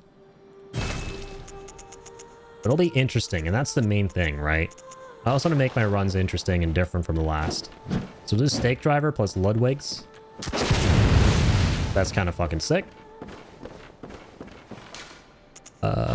Fortifications. Very important. Let's remove the Kirkhammer ones. So we can now slot them in the stake driver.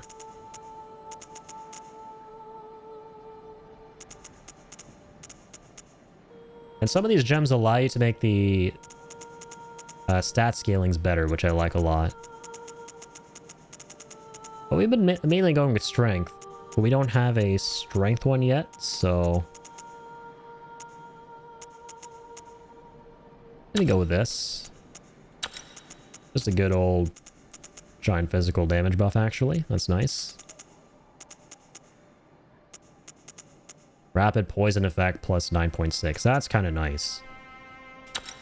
Rapid poison sounds very, very nice. And with this, we can put in a tier blood gem, which allows our HP to recover over time, which I didn't mean to do that, but I'm hyped about it, sure. I love how every time I accidentally emote in this game, it's fitting somehow. It's just apt. That needs to be studied, man. Truly. More echoes from slain enemies. Are we still good with the runes? I love how you can like stack runes, by the way. This is our first 4th slot, so obviously we're just gonna equip that one.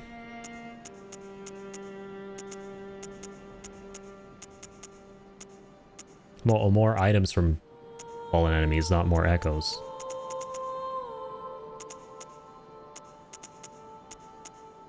Frenzy resistance.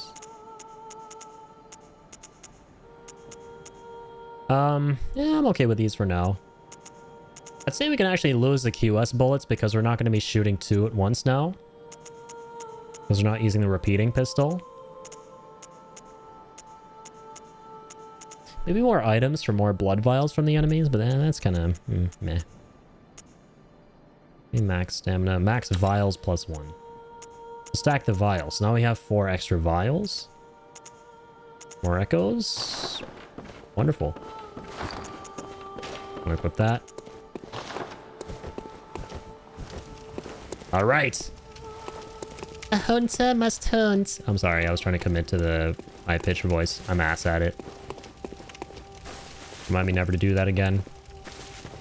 Trying to roleplay as Barbie here. Barbinator. You know, having the get up on is enough, but the commentary, I think we can do without that. I'm just trying to think. Let me... No, I actually don't have enough twin shards. I could get more right now from the insight shop.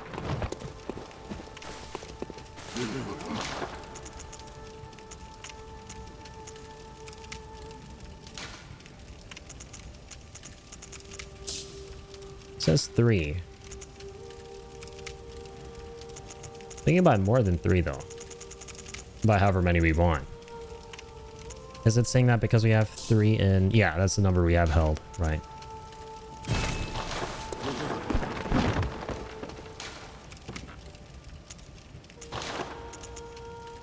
Ah, shit, we need 2 more.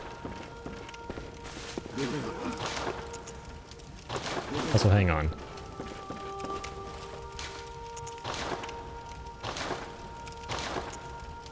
And continue to upgrade this guy if we wanted. Yeah, let's do it. Let's get that to +5. Stake drivers at +5.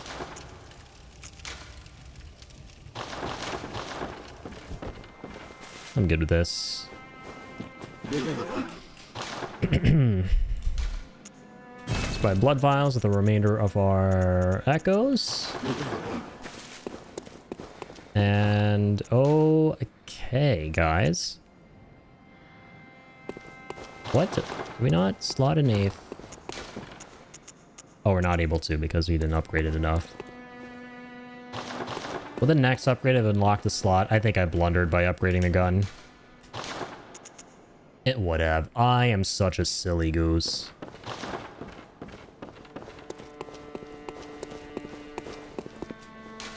I'm a boose.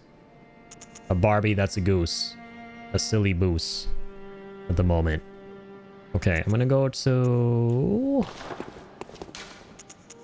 Is there anything else we can do before we go to YAHARGUL? Any other optional shit?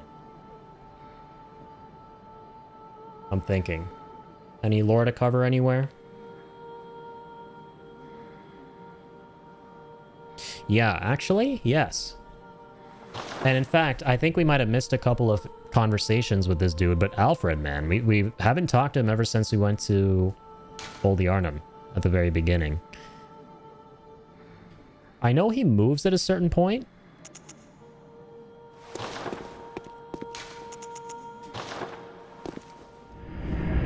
Let's see if he's gone to where I think he's gone. Alfred's gonna become really relevant now, by the way.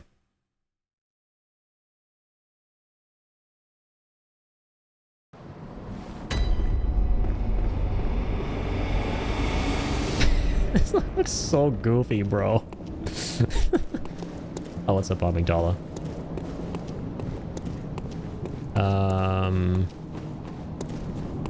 Right, I actually want to go out that way.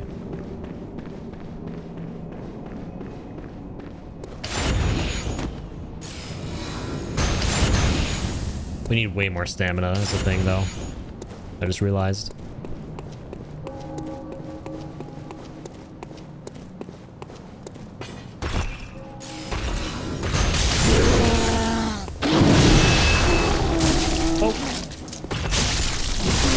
That's still really cool, though.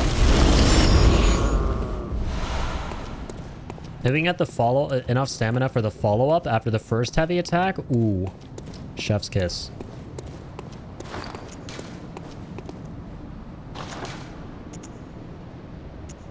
Also,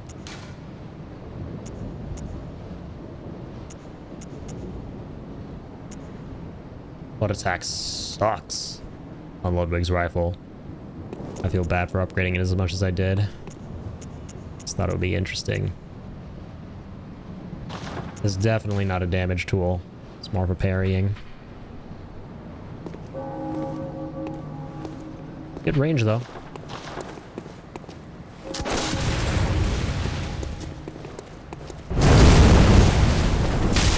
Hang on. Yeah, it's a close ranged. It's what that one dude in the YAHARGUL set was trying to fight us with. Y'all remember that? From last night, you were fighting those 2 little NPC hunters and that YAHARGUL guy with the, like, infinite ammo. He was using Ludwig's rifle, I'm pretty sure. It's basically a shotgun.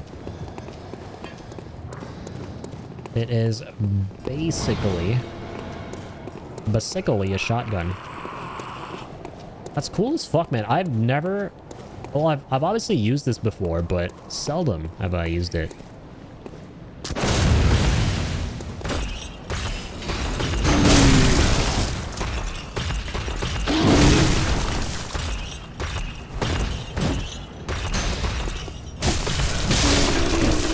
To me, it's also really cool, by the way. I don't know if you guys noticed this, but when you use the quote-unquote heavy variation of the stake driver, the sick thing about this weapon is that it allows you to still use your gun. I love the weapons in this game, man. Because not only do they all have the trick variations and kind of follow this homogeneous pattern, but their trick variations also change the rules around what you're able to do. Like normally, when you do this to pull out the trick variation, you like two-handed or something and you can't use your gun or whatever's in your left hand. But with the case of the stake driver, I think it trades off damage for being able to still use your gun. So cool. Alright, so yeah, I was right. So Alfred's here. Oh, good to see you safe. Now, let's think up something to discuss. Just tell me what piques your interest. Okay. So, we talked to him about the Healing Church in Bergenworth before, but now we have a third option as well. I'm gonna go ahead and ask Alfred about these two again, see if he says anything new. As you know, the Healing Church is the fountainhead of blood healing. Well, I'm a simple hunter, quite unfamiliar with the ins and outs of the institution, but I have heard that the holy medium of blood healing is venerated in the main cathedral, and that counselors of the old church reside in the high stratum of the cathedral ward. If you seek blood healing, and the church is willing, you should pay them a visit. Okay, I think it's the same as before what he says. Bergenworth is an old place of learning, and the tomb of the gods, carved out below Yharnam. Well, once a group of young this led to the founding of the Healing Church and the establishment of blood healing in this sense. Yeah, okay. So you talked to him about this stuff before. So this is the first time you actually asked him about the Vile Bloods, and we've kind of like alluded to them before. Right, with Ariana and stuff, and this is like the portion of the game that really goes into them, especially now that we can go to Castle Canehurst with the summons, which leads us to where they are. Ah, there's something I want to tell you. This is very pertinent to Alfred. Wisdom from the eminent master Logarius. Once, a scholar betrayed his fellows at Bergenworth and brought forbidden blood back with him to Canehurst Castle. It was there that the first of the inhuman Vile Bloods was born. The Vile Bloods are fiendish creatures who threaten the purity of the church's blood healing. The ruler of the Vile Bloods is still alive today. And so, to honor my master's wishes, I search for the path to Canehurst Castle. So, essentially, there was a defector from the Healing Church who took the blood with him to another group of people at Canehurst. And Canehurst were rivals with the Healing Church, right? And they used the blood differently. And we're about to see that when we eventually go to Canehurst. And because the the Vile Bloods are the mortal enemies of the Healing Church, there were agents deployed by members of the Healing Church, including Alfred here, sent to take him out, right? And they did that, and they also imprisoned their queen, which we're eventually going to see. In his time, Master Logarius led his executioners into Canehurst Castle to cleanse it of the Vile Bloods. But all did not go well, and Master Logarius became a blessed anchor, guarding us from evil. Tragic, tragic times. That Master Logarius should be abandoned in the accursed domain of the Vile Bloods. I must free him, so that he may be properly honored in martyrdom. So... Oh, my bad. I missed that, Joker. My apologies, sir. Had some good Marvel and Rocket League games, though. Glad to hear it. Let's go. Hope you've been having a good stream. Sadly, I've just been lurking. That's all good, man. I just appreciate you being here at all, right? That's completely okay. And yeah, I'm glad he had some good games. Fortunately, I just has to sleep. Hope you sleep well and enjoy the rest of your stream, sir. Love you. Good night. Right back at you, man. Much love. Have a damn good night, Joker. And as always, I'll catch you on the flip-flop. Thanks for being here, man. And yeah, thanks once again for the hydrate, Jay. Very important. So, what did we learn here? Martyr Logarius was he led the charge against the Vile Bloods with these group of executioners. That's their name, I forgot. And Alfred was a part of the executioners. And Logarius basically consigned himself to Cainhurst Castle in order to keep the queen from escaping. He imprisoned the queen there, and he's basically been there ever since that took place. So he's been cursed to basically guard her or something like that, and we're gonna get more clarity on that as we go. And Lawrence here, obviously, like he said, being one of his disciples, wants to go assault Cainhurst and free Logarius. So as you can probably tell, we're going to eventually get a choice between helping him, this sounds like a quest line, or siding with the Vile Bloods eventually and fighting back against Lawrence's cause. I bid you farewell. It has been a pleasure. May the good blood guide your way. So it kind of like harkens back to what I was talking about last time on our stream, which was that Bloodborne, every single character, no matter how noble they seem, has like a shifty, morally gray area angle, right? Including someone as, you know, like I said, noble, as Lawrence here, right? This dude seems like he's the epitome of all of these good values, all like chivalry, all of that. But at the end of the day, like, he's another zealot, right? Who worships the Healing Church and everything they stand for pretty blindly. And he'll do whatever he needs to do to basically bolster their cause. And we're gonna kind of like see the extremes of that and where that can go and the consequences of it.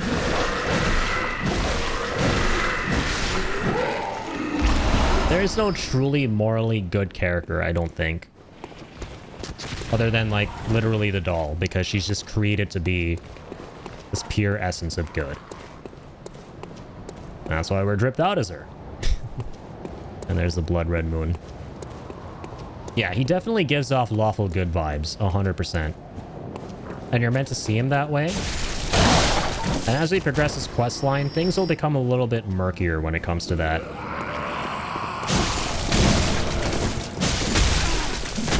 That's what I've loved about this game, man. It's the characters are so layered. So good thing we talked to Alfred. Eventually, by the way, and for gameplay purposes, once we finish off his quest line, we get a really, really cool weapon. It's a really funky weapon. I'll give you all a hint as to what the weapon is. It starts with a W. And I'm gonna say, or I messed up how I wanted to approach that. I was gonna say, it's a wonderful weapon, or it's used wonderful somewhere there, and then it would have been like, it's the kind of weapon it is begins with the first letter of the word wonderful. That's the only hint I'm gonna give you guys. I suppose it will be lawful evil, neutral lawful. I know nothing. More like chaotic good. Something like that, or no, lawful evil. It's kind of, that's a good question, like where you would classify Alfred on that chart. I'd probably say lawful good to lawful evil, like maybe lawful neutral for sure, if that's a thing. Neutral lawful. Neutral lawful falafel. Shit, now I'm hungry for a falafel. I'm just making myself hungry on tonight's stream. God damn it. Okay, now we can finally go to not Hypogane jail. So remember how we could go there earlier? Back when they were chanting, right? The Deacon boys? The Deacon-coded dudes? Well, we can't go there anymore because the world state has gone further. But we're eventually going to be able to get back there. The reason we can't go there is because things are different. So we have to walk it from the entrance to YAHARGUL, which was right here all along at the side of the Grand Cathedral. It starts with the W. Yes, so it starts with the W, and that is the kind of weapon that it is. You're probably not going to guess it because I'll give you another hint. It's not usually a weapon, but it's used as a weapon.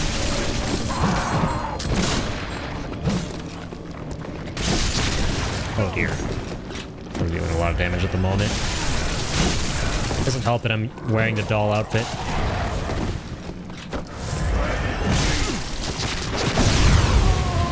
Forgot how loud that shit was. What even are the stats on this thing? 10, bro. 10 on everything. I'm gonna challenge myself to go through this bullshit, though, in the doll outfit. Typically, you want to run through all of this. Because there's a... Oh, and I'm dead.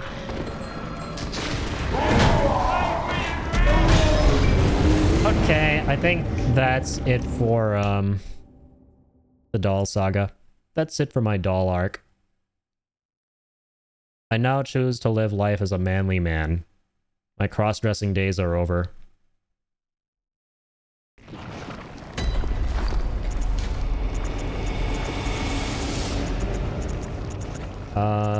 Let's get dripped out though. Let's see if we're go for Henrik's garb. Something different from the usual drab, filthy executioner's YAHARGUL set. Something a lot less brutish for sure. Something more dapper. Our dapper days are back. Okay, I love riddles. It starts with a W, something that isn't usually a weapon. I got this. Let's go. Let's go.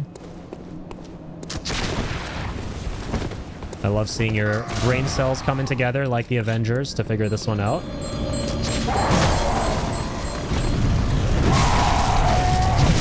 Bro, what?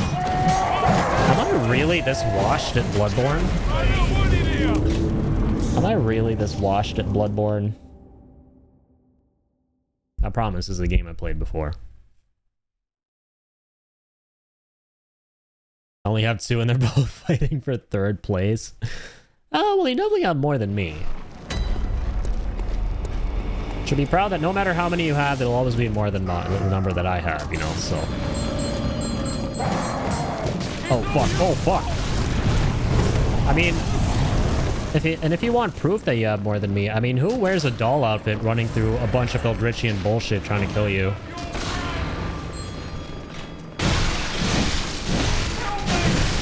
No mercy!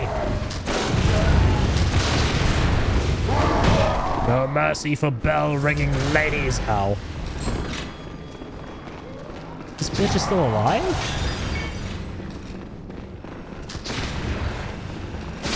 Not anymore, she's not. Ew. Get away from me. Get away from me. Now open this door. I actually forgot there's this door back here. Bolt damp blood gem. Ooh, that's nice. Now apply bolt to our weapons via blood gems. This area is really stressful the first time you play the game.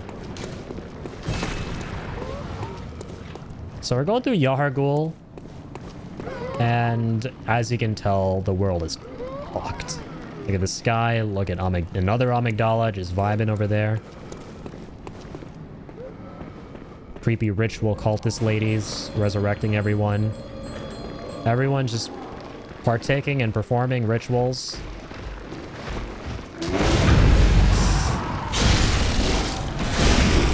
There's no point killing this guy. What am I doing? I gotta kill the bell-ringing woman first, because otherwise these dudes will keep coming back. We got an air rune. This guy died being very sad. I'm gonna open that.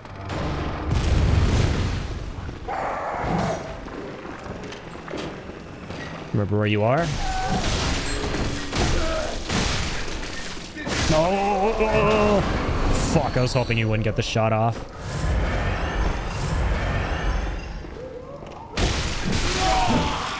What even is this freaking team, man? Is this the Avengers from Wish? Like, she has all the power in the world to summon whoever she wants at that bell. And she chooses that Gatlin old geezer. The Gatlin gun geezer. Who this time didn't have the Gatlin gun.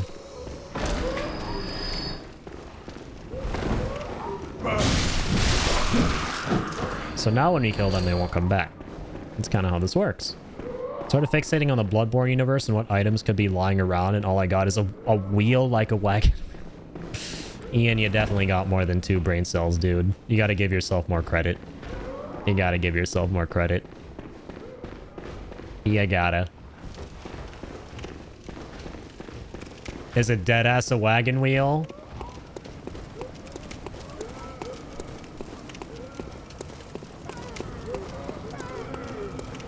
If you weren't looking at the face cam and you're wondering why I didn't say anything, it was because I was nodding. I should have actually been doing a circular motion with my head, you know, to get into the spirit of a wagon wheel. But then that would have been more confusing.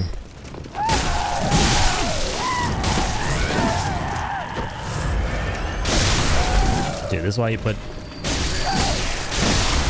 That's why you put points into, like, frickin'... whatchamacallit? Endurance, man. We're taking so much damage out here. So stake driver is generally kind of a tough weapon to use here, but I'm liking the challenge for sure. I get my rifle out. What's up, Abig Daddy? Go down here. My hand to God, I didn't look it up. My brain just thought wheel, and then I thought about Cher saying the words wagon wheel Watusi. Well, your brain did the right kind of thinking. You gotta give yourself a pat on the back for that one. And you also gotta give yourself a nice chilled Diet Coke. And this calls for a nice chilled Diet Coke.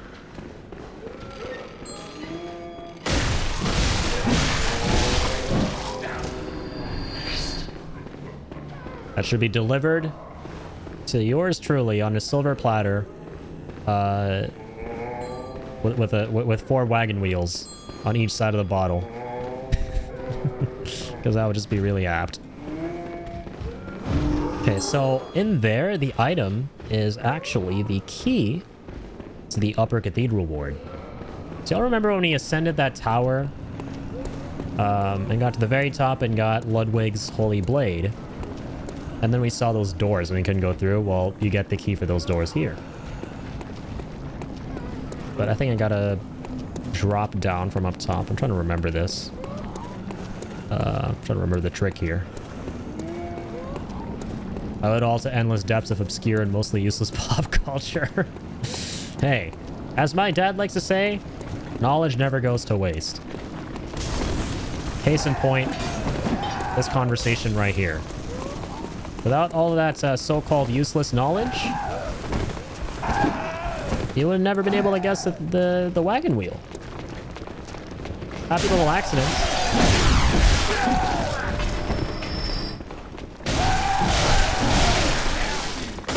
Oh fuck, oh fuck.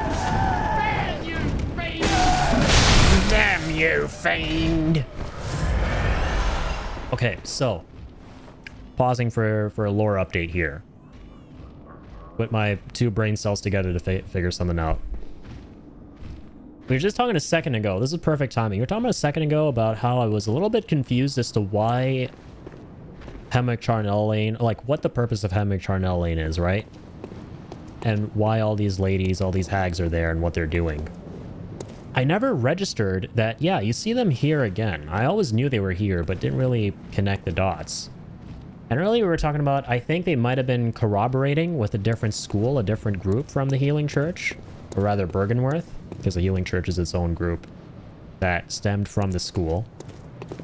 And sure enough, I think they were in cahoots with the School of Mensis here. So this whole area, this whole arc of the story we're going through, YAHARGUL, is where the School of Mensis did their shit. We're about to learn their lore. So they were collecting eyeballs or whatever it is that they were doing in the Hemwick Charnel Lane to deliver them to the lads here at the School of Mensis. Because we see them here as well. I gotta start paying more attention to the enemies and where we're finding them.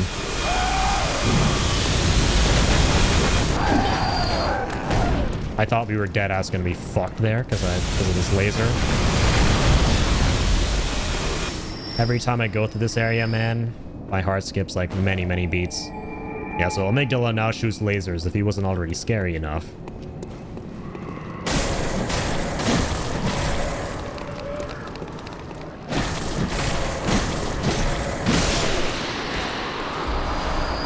bloodstone chunks. That's the first time we're getting those. I would imagine that they have the same description. Yep, they're just bigger bloodstones. And hey, does that place look familiar? As you guys can see, that is where we would ascend to after waking up in the Hypogean jail that we were taken to very early on by that jailer. Before I continue, I'm going to spend my echoes. I'm actually going to backtrack, as freaking crazy as that sounds. I'm going to go back up the stairs because I got to drop off on some ledge to be able to get to that item, the key that we saw through the cell. Well, what is... The cell bars. Very well, Actually, I have nowhere close to the amount I need to level up. I haven't been keeping track of that. Okay, I really don't want to die going back up and lose all these. So I'm actually going to go ahead and buy some echoes with what I have remaining. Or vials, sorry. Let's go to...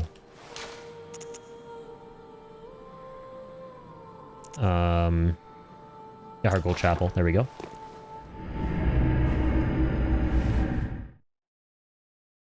I want Diet Coke and wagon wheels. Why? It's 6:30 a.m. Diet Coke at 6:30 a.m. that sounds like a nice vibe. I'll admit, I've started to subscribe to that as of late. If you come to my house at I don't know, like 5 or 6 a.m., you'll probably catch me sipping on a zero sugar beverage of some kind out of the fridge. Well, typically that's how it goes because my goblin ass finishes my streams around that time. And I'm like craving a midnight snack. And me being the goblin I am, I don't have midnight snacks at midnight. I had them when I finish my streams, which again is 5 or 6 a.m. So I'm down at the fridge, drinking probably like a zero sugar Dr. Pepper or a Sprite or something like that. Along with whatever food I made or got the night before. It always hits a spot. And then I come back upstairs and I hit the hay. I love that. I've got you on the Diet Coke kill. Even the cheerful cans that say friend on the side. Aw. I love that. Was it a jailer or a jaoler though? How do you say... Okay. Pause. How do you guys pronounce the word G-A-O-L? How do you guys pronounce that word? I go back and forth between jail, because I saw a streamer pronounce it that way a long time ago. I think it was Maximilian Dude. But before that, I would pronounce it as Gowl. So I don't know what the actual pronunciation is. Now I'm saying jail. Nowadays I say jail. You say them both as jailer. Triggers me hugely that jailer is it, so it actually is pronounced jailer. Am I in the right here? I hope I'm not making a fool of myself on stream.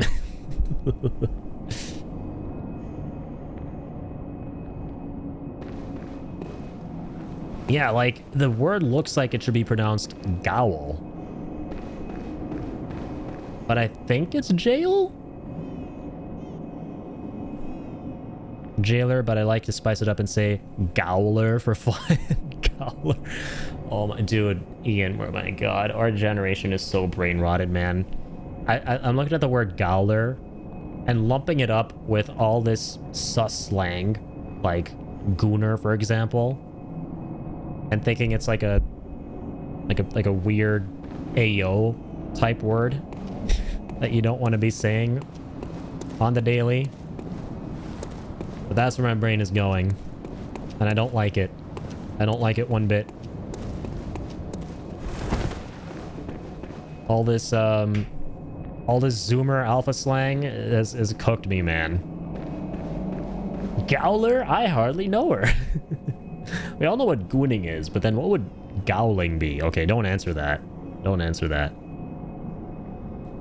100% used to think it was Gowler until I realized, and now it bothers me that we ever spelled it that way. Dude, there's so many words in the English language, and no offense, in British English spellings that have me scratching my head a little bit. My favorite example of that is esophagus. I think the British English spelling of that is, it starts with an O.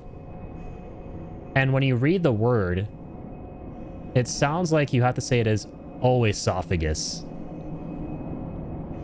Like something like this. I think that's how you spell it in British English, right?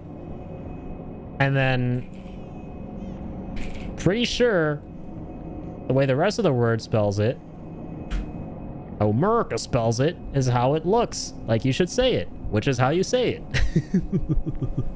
Without the O. I think that's literally the only difference. But I could be wrong. I swear to God, some of those letters where for the British English one, they're even more in between. And I also say this as a Canadian, where the way we typically spell things is the British English way of spelling them. So believe me, I have to contend with it too. Like, colour instead of color.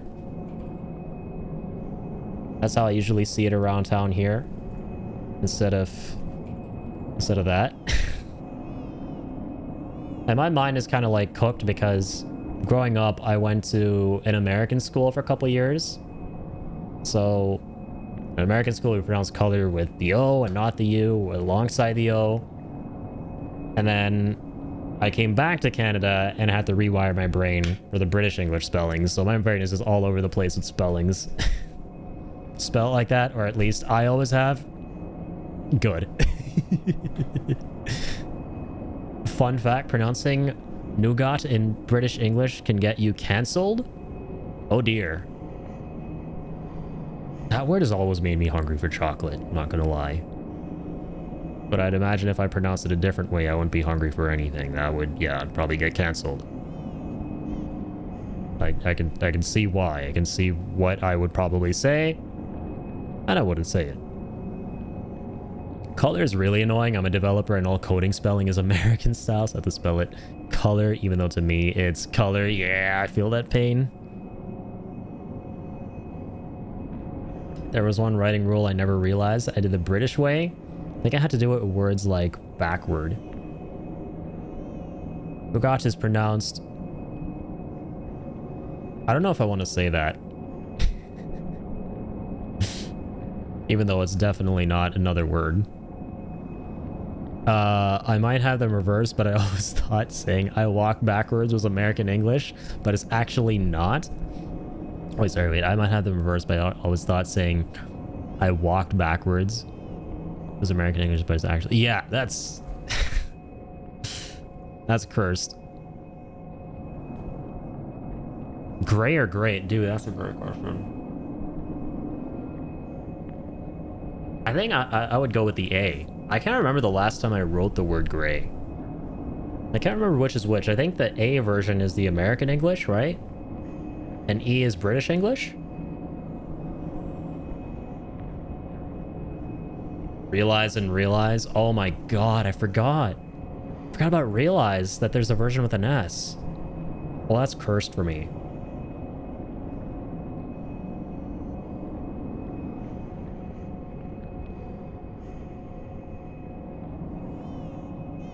That's crazy though, yeah. I always thought it was yeah. I always thought it was American English too. That is cursed for me. My brain is backwards. I walk backwards and my brain is backwards.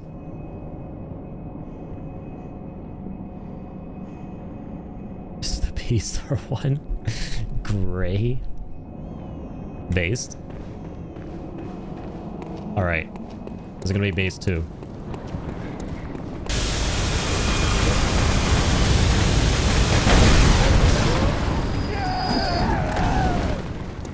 Want some Steve-O shit right now? Oh, I was like that. That's right, amygdala. Kill all the old ladies. No mercy for the elderly.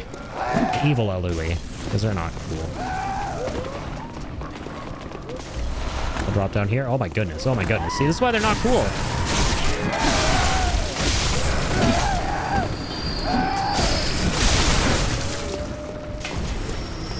Okay, thank God I knew where to fall.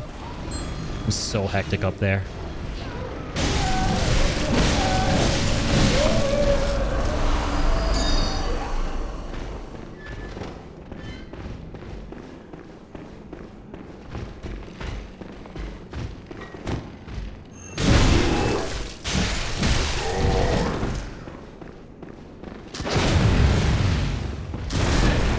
bitch.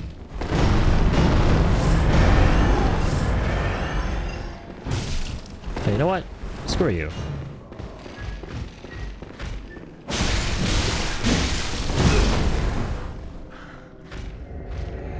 He actually killed me. I don't know why I bothered to fight him. He was gonna come back anyway. What was the point of that? What the hell was the point of that? What am I doing on this playthrough, man? My skull needs to be examined. How do you pronounce bagel? I've known some people to pronounce it bagel. I've seen that too, yeah. I pronounce it as bagel.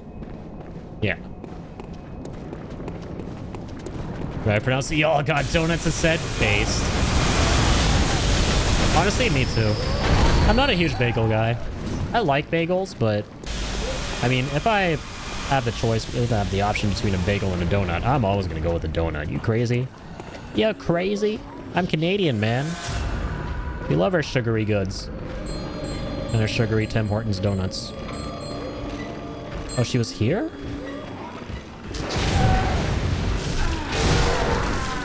This is so fucked. Ludwig, you're a really cool guy. I can't say the same about your rifle. Me no likey. And again, even amongst the British, I'm weird because I'm from Yorkshire. Pronounce tongue as tong, and most pronounce it tongue. That's interesting. Yeah, I feel like I know the accent you're talking about.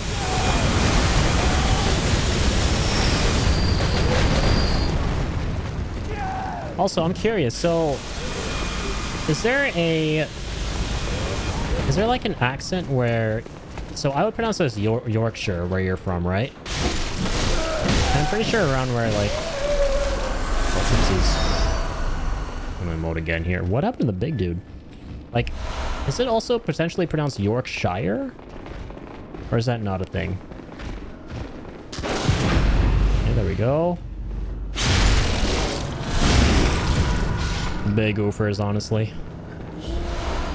Took me way longer than it needed to. Alright. There we go. Upper Cathedral Key. That's how you get it. Let's open that. Finally kill this guy.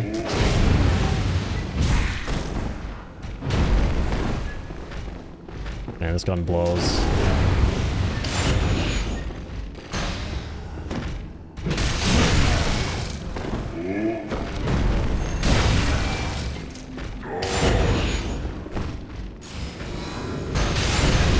I fucking love that, though.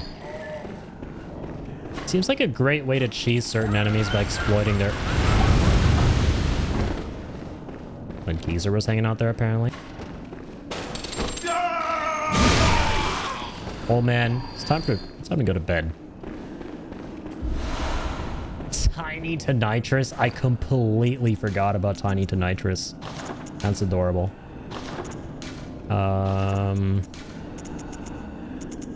Where is it?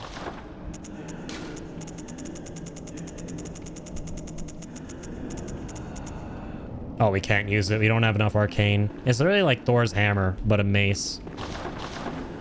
You smash it into the ground and send like a lightning shockwave ahead. That wheelchair user have a minigun? I love it when people see that for the first time.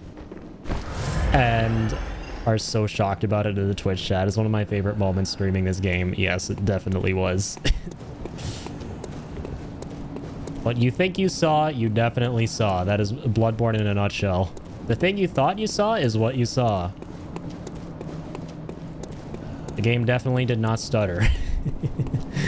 There are old geezers in this game vibing in wheelchairs with shotguns and Gatling guns and all sorts of guns. It was great. I think Yorkshire is mainly Yorkshire. Is mainly how Americans pronounce it, but it's more one word over here. I see.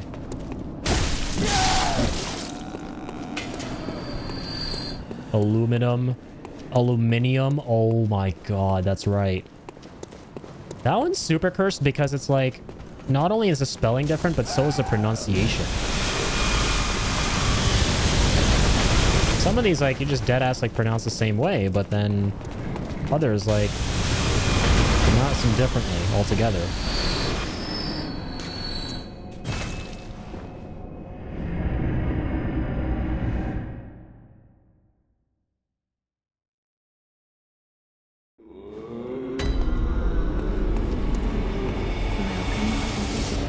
Okay. Very well. So, at this point, I'm actually going to put some points into endurance because I would like to have more stamina for my power attacks.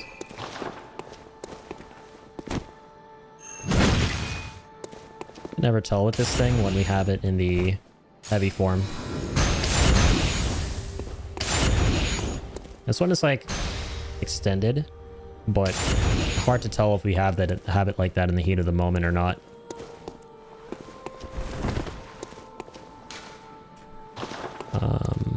As always, buy some blood vials.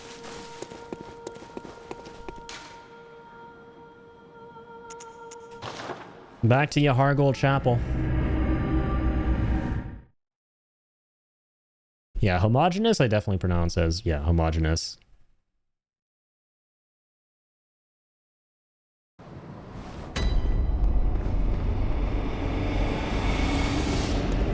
Game is wild. You have a power fist now? Yup.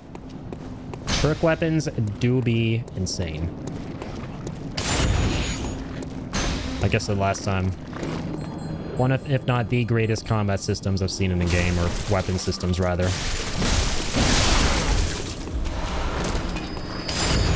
Everything is so damn unique.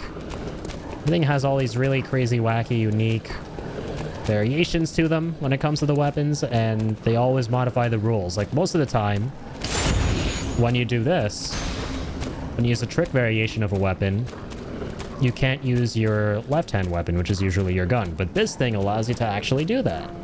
That's how it breaks the rules of the game. Every single trick weapon breaks the rules of the game in some way.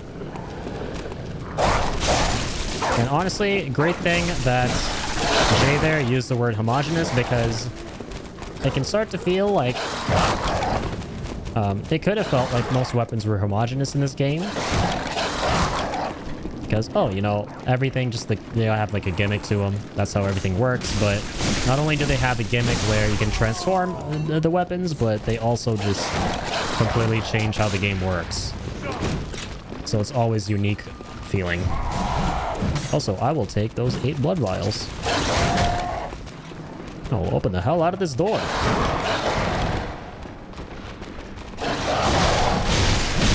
I'll kill the hell out of all of you.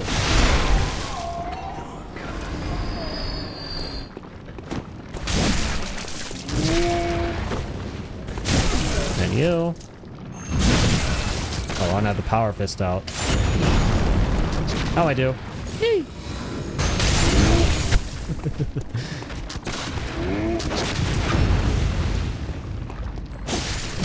Okay, the viscerals is so annoying with Ludwig's rifle.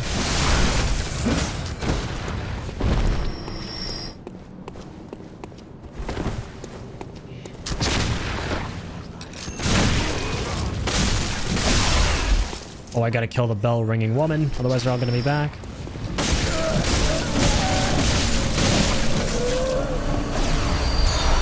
I'll take those. Fantastic. Do you say homogeneous milk or homo milk? So the second one because it's funny? No, definitely homogeneous. My brain immediately goes to that one. I think homogeneous is another way most people pronounce it, right? So yeah, I don't know if you guys caught on to this, but this place should look familiar. And this is because this is where our old lamp was whenever we could transport ourselves to the Hypogean jail. And listen to all the crazy satanic chanting of the townspeople who were trying to summon a great one, presumably. But now you don't hear the chanting, meaning they are donezo. They're done for the night. And here's some lore. Nightmarish witch rolls crave a newborn. Find one and silence its harrowing cry. So, a couple of things to put together here. Like we established, the Great Ones yearn for a child, trying to propagate their species, but they have difficulty doing so. Most Great Ones aren't able to conceive. So they looked to the Thumerian Queen for a surrogate, and after killing Rom the vacuous spider, she delivered the child, and that's the crying that we are hearing in the ambience from time to time throughout this game at this point. But because the Yarnamites of the Healing Church, right, were devoted to not just trying to become Great Ones themselves to evolve humanity, but we're also trying to commune with the Great Ones in order to do so. They were obviously, they felt like they were, what's the word for it? They were beholden to them, right? They wanted to follow what they thought they had to do as orders from the Great Ones. So the Great Ones not being able to conceive, I'd imagine the School of Mensis here, so this is a branch, one of the branches of the Healing Church. They knew about that. They found out about that through communion, and they made it their goal to try and create a newborn for the Great Ones, if not a Great One itself. And I don't know if this ties into the Thumerian Queen's newborn, right, who was meant to be a Great One. I think it could be separate from that. I think this could be its own thing going on here. Wait, why is it that I keep hearing babies cry in the background? So I think it's for that reason, yeah. So after we killed Rom the vacuous spider not long ago, who was basically a person who transformed himself into a Great One of sorts, sort of like a successful experiment, if you will. He was able to contain and conceal all of the secrets and eldritch knowledge of the Great Ones. So he was kind of like a seal of sorts, preventing ordinary folk from witnessing everything happening around them that was on the plane of existence that the Great Ones are on. So seeing like amygdalas hanging from buildings and the sky being red and all that crazy kind of stuff. As soon as we kill Rom, we break that seal, and all that comes flooding into our plane of existence, and the world just looks absolutely apeshit now, because all of that is kind of like bleeding through. But in addition to that, we also get this cutscene after killing Rom the vacuous spider, where we see this woman who's pale white crying and looking up at this red moon, and you hear a baby crying, implying that she's delivered a child. And that lady is the Thumerian Queen, so like the queen of the ancient civilization, which were in the labyrinths, the labyrinths underneath Yharnam, who discovered the Great Ones. And when they discovered the Great Ones wanted to use the Queen as a surrogate because they thought they could, for whatever reason, in order to create a child. He was a seal, gotcha, I can drive with that. I feel like a seal sometimes. Don't we all? It's so hard to explain Bloodborne lore, but I feel like in trying to do so, I sort of start to like understand more of it myself and kind of start to see where I don't understand things. And it creates more questions, and that's actually really fun. It's probably been one of my favorite aspects of this lore run. So these guys are actually really tough here. But no doubt, they're going to be nowhere near as hard as the Great Cathedral NPC that we just fought. That might have actually made me tougher against these guys. We'll see. Oh, we definitely don't want to aggro all three. Yeah, because there are like 3 of them.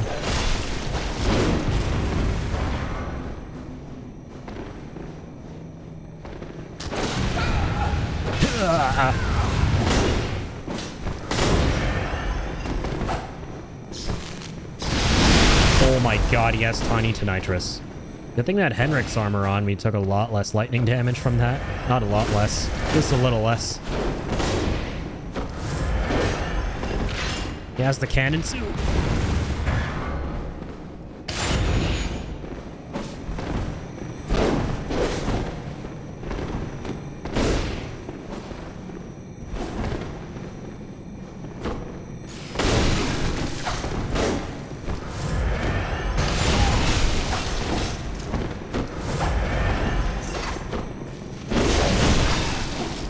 This is so hard with the stake driver.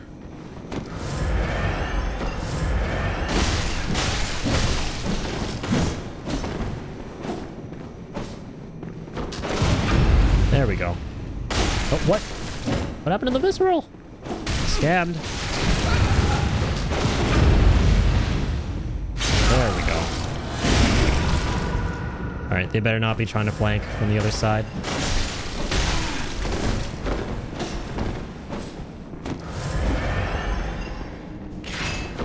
Where the hell are they?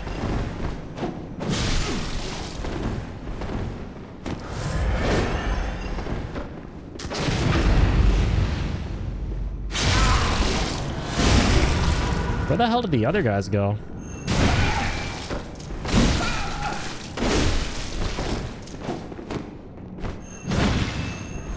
Oh, fuck me.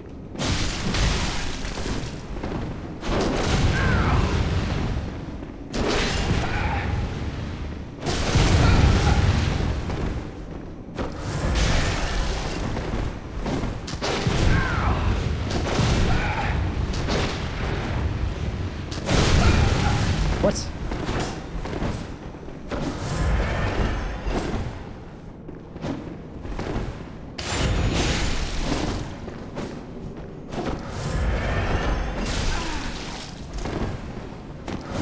God, our build is so scuffed right now.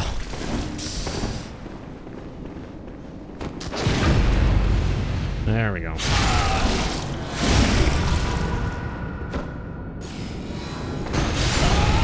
Great timing. Holy shit. That attack takes so long to charge up.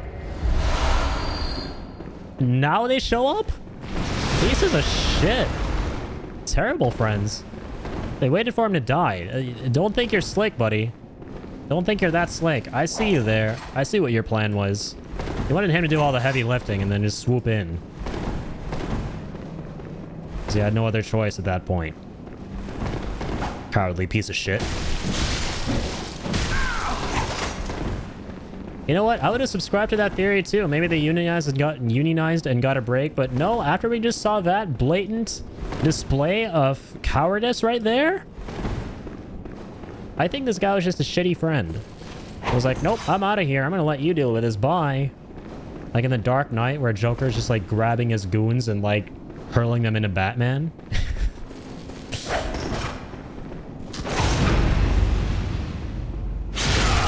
That's hilarious, dude. So I think the trick is, after we get the visceral, we have enough time to charge up the blast attack. So let's try that. So let's do this. And charge this up for when he's up. Ooh, dude, we found it. Okay, that's huge. That's kind of the playstyle with this combination of weapons, I think. How's that not a visceral? How's that not a visceral or a parry? Oh god, oh god.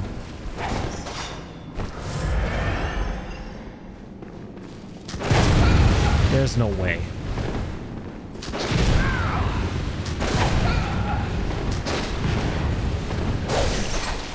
Getting scammed out of these viscerals, man.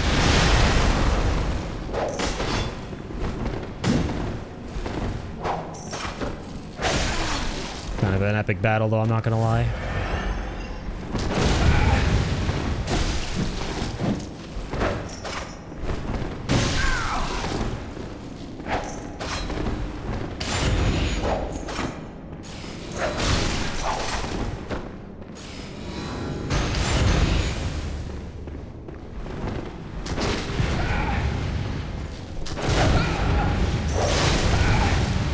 Fuck?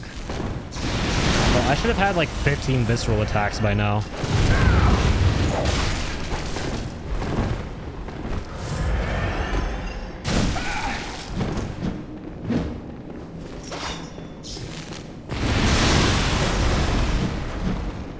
Come on.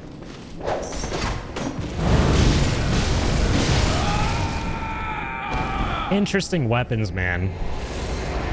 Not the best weapons in the shed, but they're different from what I normally use, and I can appreciate that. That's what I love about Bloodborne. You can make every single playthrough. It's the most replayable fucking game on God's green earth because of the weapons. Oh. And this guy, he didn't even come down after killing the second dude. The second dude at least had the courtesy to go, well, I better get my shit together because, you know, he just got big, bro. So I'm gonna go down there. You know, I'm gonna take care of this asshole. And when I'm done, you want some snacks? Want some juice, some chips?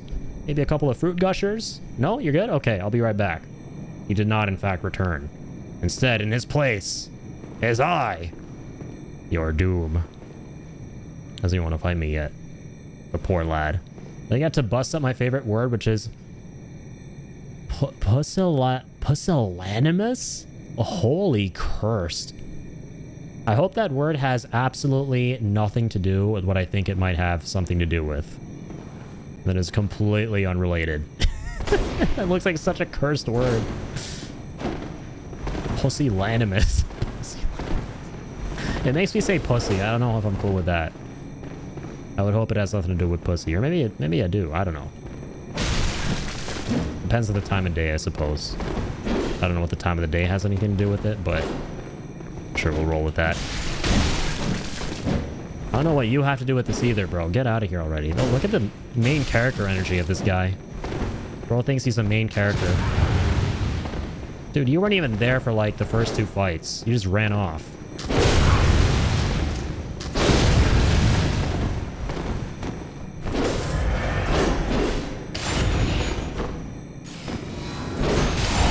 Bitch, we do so much damage if you can pull that off, bro. It's so good. Oh, so when you do it, he switches to the other variation again. So you're like basically pulling out a torpedo. I see. Or not really. So yeah, you are. So you're loading it in. Yeah, literally a stake driver. So you load it in. I don't know why I didn't register that. And you blast it, and then you get another one to load in.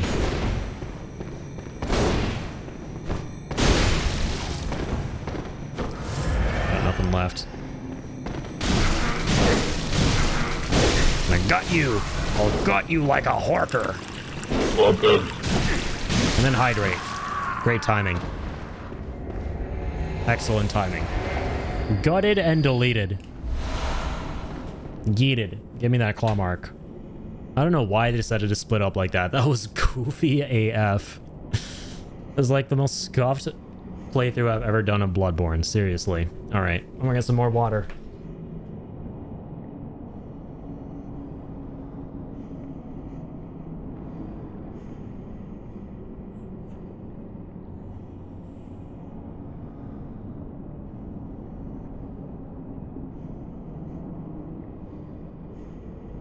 Okay. I have returned.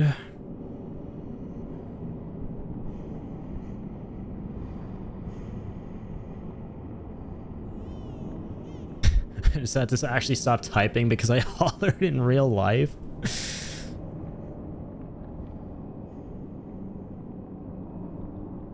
Because, yeah, how else would you pronounce that first syllable? Well, like 7 hells, man. What am I to make of that? Anyway, the first syllable is more like pew, and it just means cowardly. Is this dead ass a real word? I mean, I believe it has something to do with cowardice. Because, I mean, you know, slang. You're a pussy, you're a coward. And this is just like a flowery way of saying it, I suppose. Showing a lack of courage or determination. Dude, has my whole life been a lie? Like, can you imagine? Hold on. Pusillanimous. Pusillanimous. I am going through these accursed Yharnam streets, and all I can observe with mine own 2 eyes are these pusillanimous putrid fiends of the night. It's literally such a Bloodborne coded word. So, okay, has my whole life been a lie? Imagine, okay? My whole life, everything I've been told has been a lie, and the word pussy in terms of slang to describe someone as a coward, the pejorative, actually comes from pusillanimous, and everyone is just like an intellectual thinker around me. And then there's me thinking that pussy just came from pussy. To describe someone as a coward. Can you imagine that? I would actually feel like Jim Carrey in The Truman Show. Like, dead ass.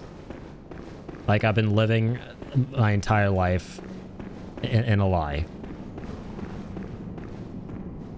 It's very real. Wish I could attribute it to Final Fantasy, but I heard it on a British reality TV show. That's actually the greatest thing I've learned all week. I'm going to drop it on some of my friends and just see their reactions. It's going to be great. Like, the next time I play Rivals with Jacob, if he does something dumb, I'm going to be like, yo, stop being so pusillanimous. But I'm going to pronounce it in an even better way. I'll be like, stop being so pusillanimous. Oh, I can't wait. I can't wait. You just gave me the greatest form of ammo. And right now I'm in desperate need of ammo, which is, you know, so that works out because I have like 0 bullets at the moment. I mean, dying laughing. I'm still laughing. There's no shortage of excellent trivia every time we got Ian in the stream. Like, I gotta like throw my thesaurus out the window because of the fact that you exist. Which I greatly appreciate, Ian.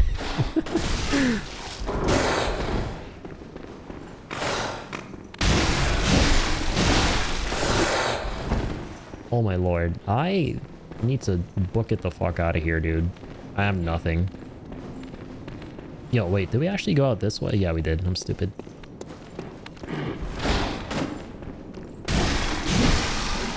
Forgot about these guys.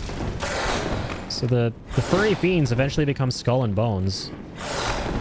Poor little dude.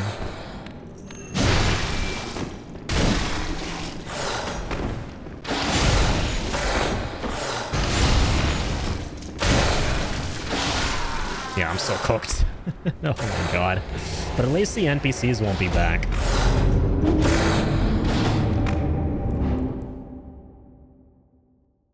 At least those little rascals won't be back.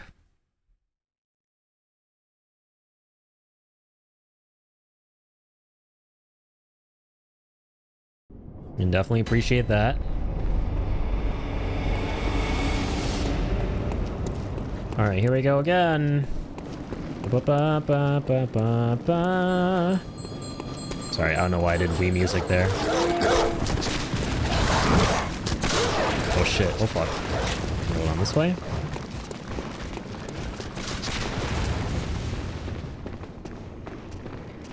I'm not about to lose those 20 grand. A crisp 20 grand!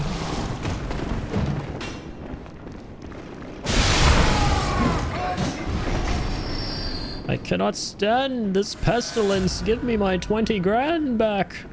I cannot stand this pestilence and pussylence or whatever that word was. All right, one back down here.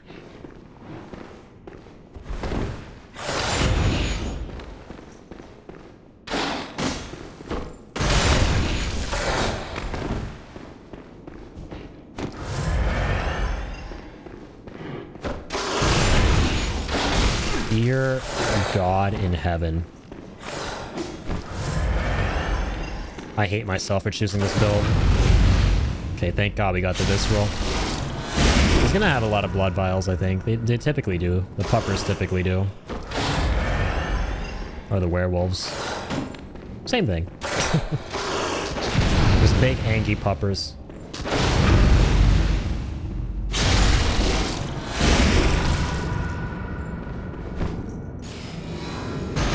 Ooh, timing. Fuck. No blood vials. Amazing.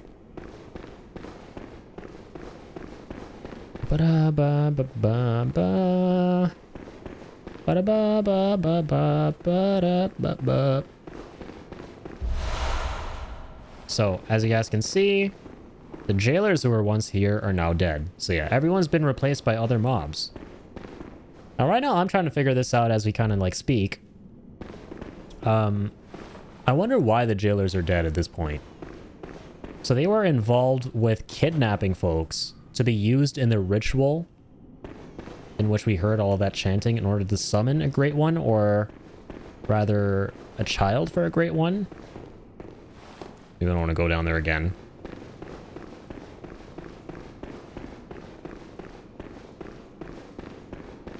But now these guys are dead. I guess they like outlived their usefulness or something like that. The Gowlers. Yeah. The Gowlers. But I feel like that's a word that Arnie would love saying.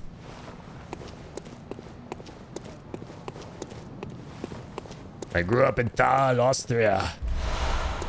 There were a lot of Gowlers there. I do a terrible Arnie impression. Never ever remind me to do that ever again.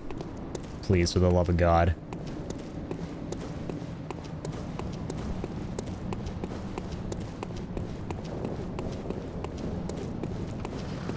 Alright, so now we're out here. Back onto the decrepit, pusillanimous streets of YAHARGUL. This guy isn't so pusillanimous. He's quite brave and bold.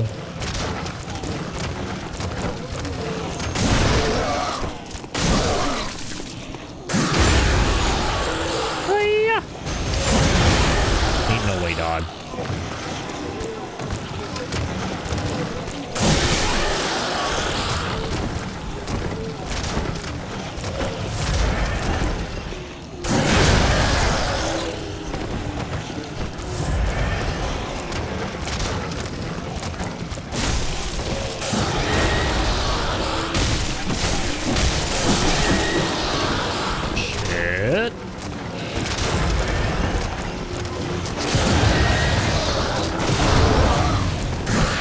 Grab.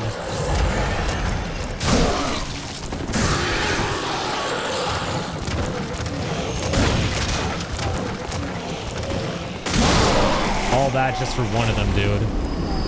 I'm playing on hard mode with this build. I love hearing Arnie speak. He could say anything and it sounds entertaining. Truly, dude. One of my favorite clips of Arnie's is when he's talking about stogies. This interviewer is asking him about, like, his opinion on stogies, like those cigars.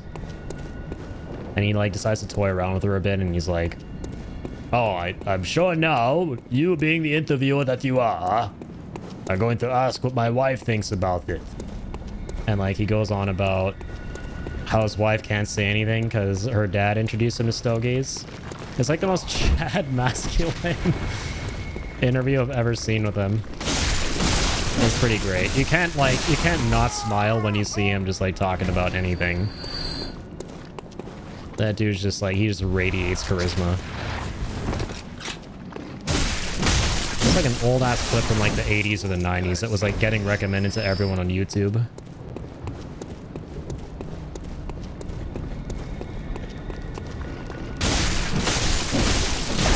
He's, like, super based in that clip. He's talking about how he can smoke stogies around his wife because her dad introduced him to them. And he's like, you know why I can do that? Because I'm a stud. I don't take shit from no one. Oh dear, oh dear. I don't want to take shit from you.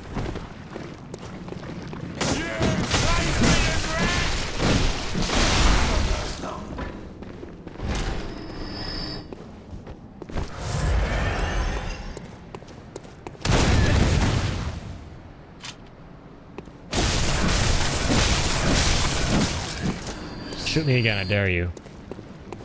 Pusillanimous. Piece of shit. I'll take that. Iron YAHARGUL helm.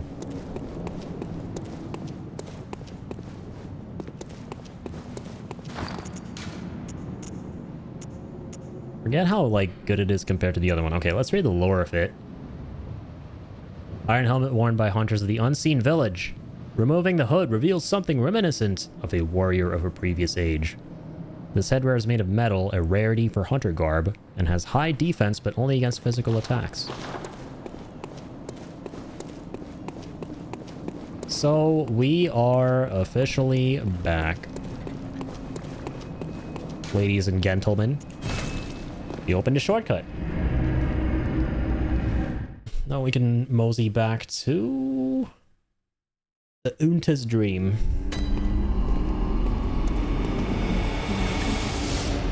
Very well. Boop, boop. We're going for endurance last time, which I now kind of don't want to go for, because now that I understand how the stake driver works, you load it up and you do the blast shot, the heavy attack with it once, and that's it. You can't combo follow up with that. It takes up like a big chunk of your stamina, if not all of it. There's no aspect of being able to follow up with another critical if you have a little bit more stamina. That's not how the weapon works. So maybe let's not do this. Let me notch up vitality to 30. Get it closer to that. And also buy some blood echoes. But hold on. Or blood vials. Why do I mix up echoes with vials? It doesn't make any sense. I'm gonna go see if we have any twin bloodstone shards. You know, we actually didn't get a single one. I had a feeling.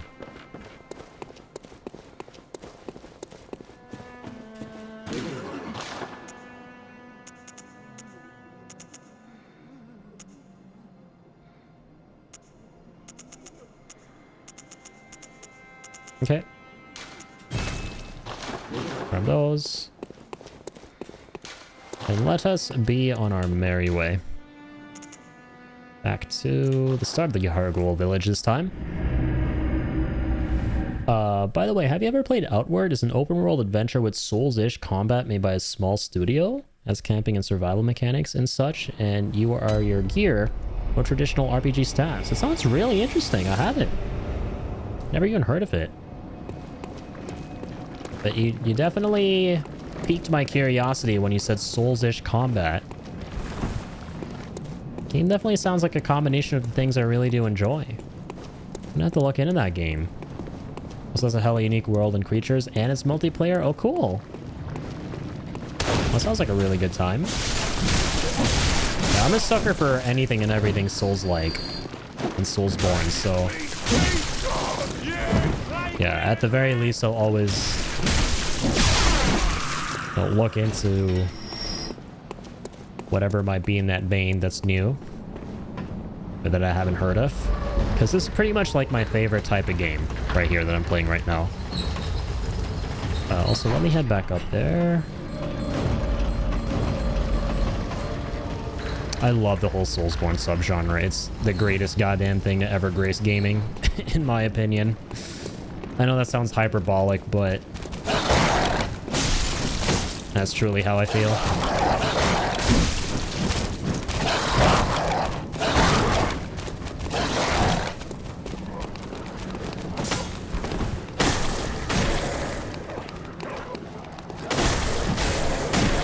I definitely need a shard. Or a chunk, rather. Thank you.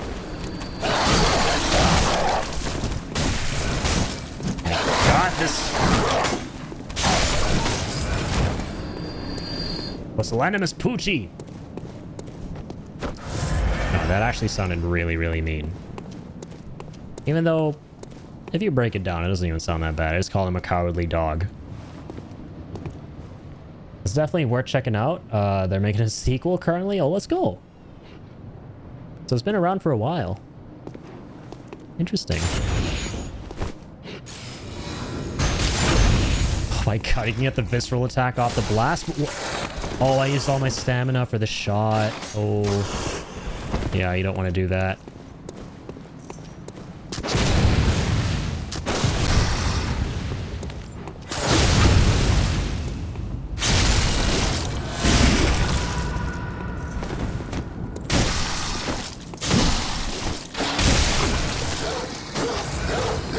What the hell? Oh, I see.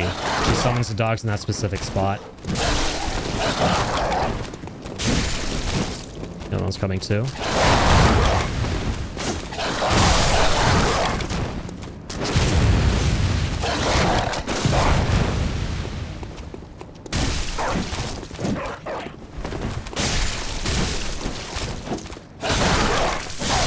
I honestly think Stake Driver is one of the hardest weapons to use in the game because it's got no reach. And it has like very little combo potential. But it has one of the strongest heavy attacks, which is really cool.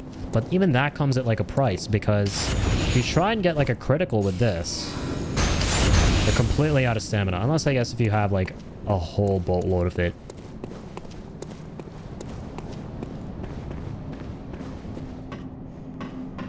Okay. I want to take a bath. Might want to. Just a thought, you know.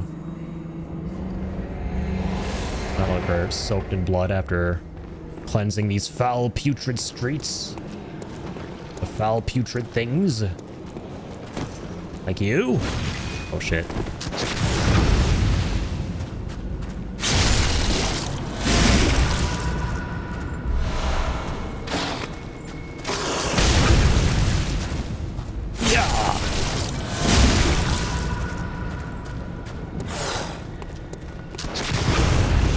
Okay, clean. 3 parries in a row.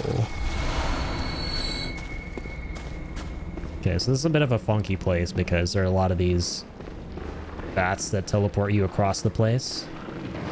All sorts of areas. It's worth exploring. There's so many things around here. Okay, got that bozo. Another one of you down here. Oh, hi. Oh, nice. Guess I'm getting 2-shotted. Excellent. Gonna wash off the Yarnum stank. Yeah, plus I'm a gamer, dude. Only bats that I'm aware of are the ones in games. A gamer, I'm just playing games 24/7. I don't know what a bath is. Well, you know, the bats in games. Those are the only bats I be taking. Oh shit. Oh fuck. Don't want to get pebbled at the back of the noggin by a bullet.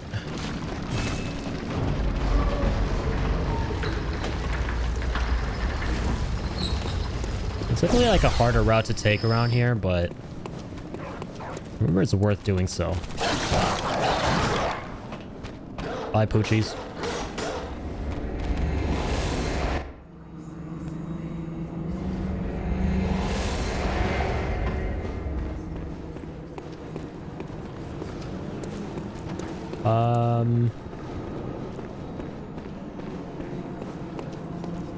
Oh.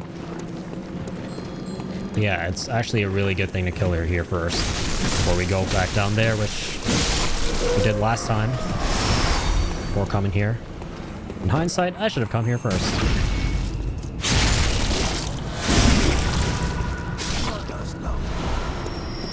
I'll be taking that.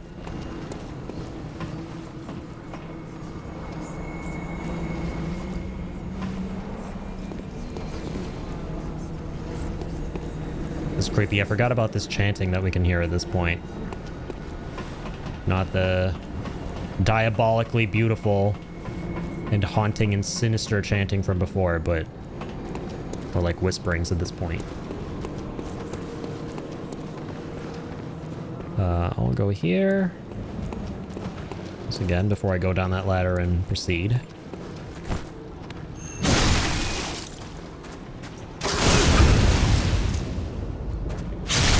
All that HP back.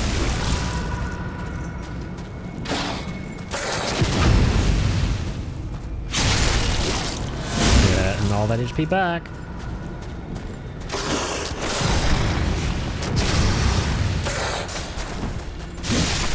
Dude, also, what the hell? Am I really down to my last 7 bullets, period? I thought I had like a gazillion of these in storage because we've been picking them up left and right. That can't be right, dude. There's no way.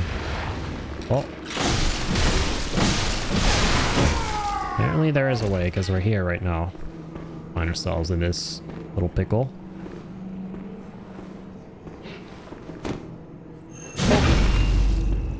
Poke.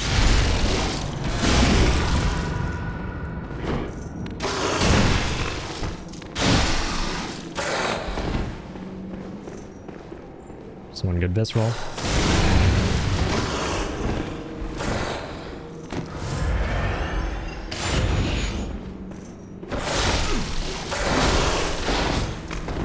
am I doing trying to maybe attack that?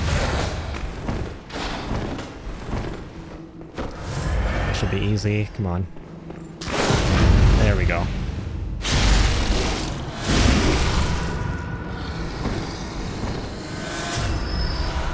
Oh, nice. Twin bloodstones.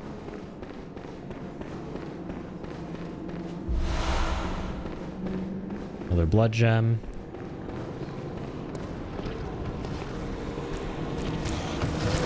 Hi there, little skeleton lady. She's excited to see me. That was her face right there. Live skeleton lady reaction. Speaking of skeletons, there are a bunch of skulls out there on wheels. Skulls on wheels. Me no likey.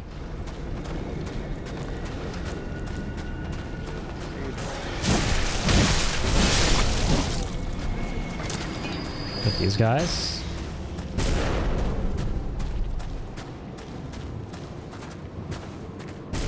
Oh, they're shooting blood vomit at me. From far, far away. I'll take some frenzied cold blood.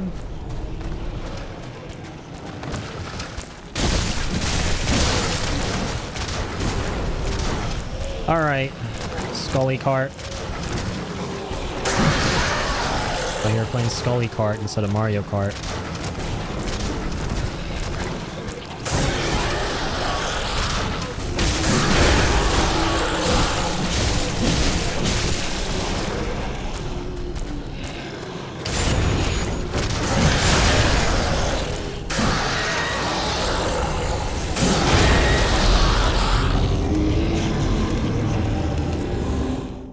Gotcha. One tapped. This is so tough with the stake driver. It's abysmal, man. It is fucking abysmal. I hate it here. I'm gonna need some, The thing that's actually painful about this isn't even the run. It's the knowledge that I'm actually down to my last 4 QS bullets. Like, what the hell? I could have sworn we had like a gazillion in one of these.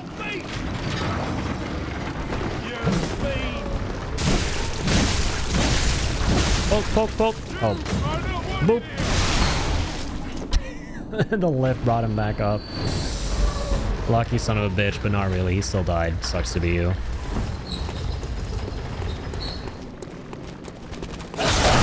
What the fuck? Settle down.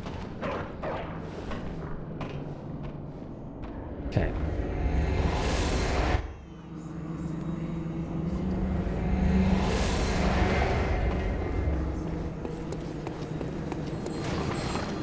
I'm gonna go the other way.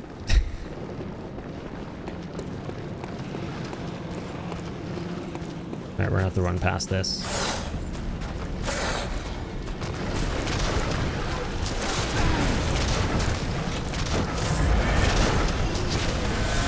Have to grab that.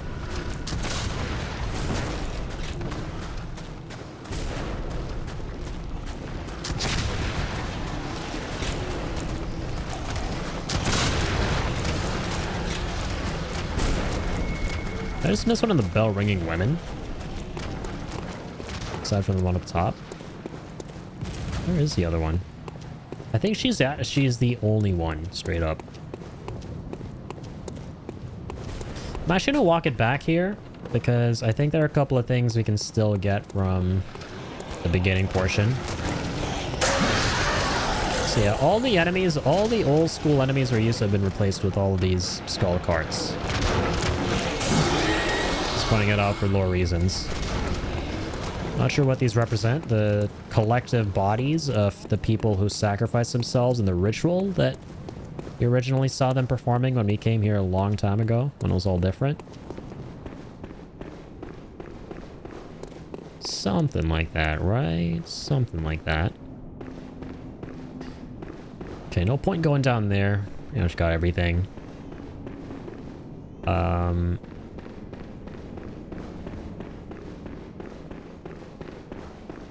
We could check out, though, is the lowest level where you originally woke up. See if there's anything new. I don't think there is.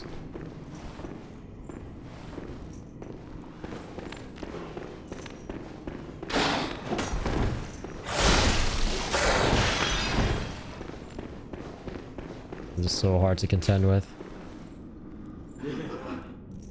Yeah, so the guys here are trying to summon the moon. So there's a new item here now at this point. 2 bloodstone chunks. And I'd imagine there would be an item here too from the priestess if we didn't save her and send her to the cathedral ward.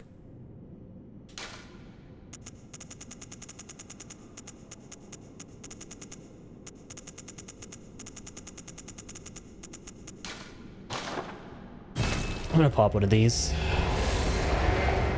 I'm actually gonna buy a bunch of quicksilver bullets because, yeah, we really need those. And I'll put on the rune that allows us to get quicksilver bullets when we do visceral attacks. It's gonna be really handy. Because we're pulling off quite a bit of those. So I'll come here.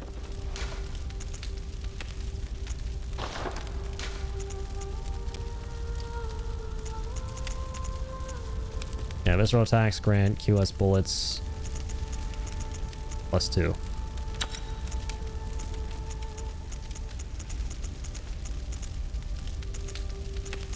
I'll actually go for a...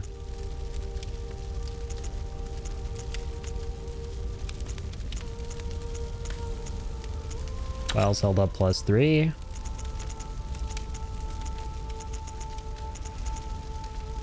Visceral attack damage, maybe? Be more stamina. Will we have enough to... Oh, we won't have enough to do a follow-up after that, so no point.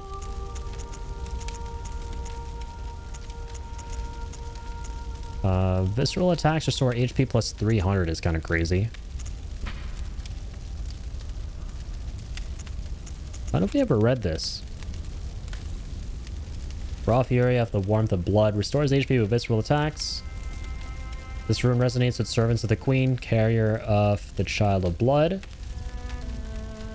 who yearn for their Queen's blood, but little hope of requirement. Yeah, we did read this. So yeah, referring to the Marian Queen, pretty sure. Couple of air runes.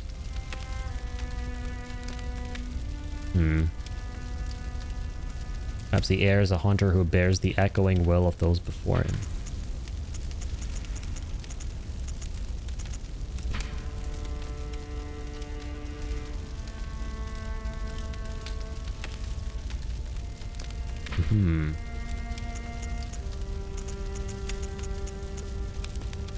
Let's go visceral attack +20%. Just for more damage there.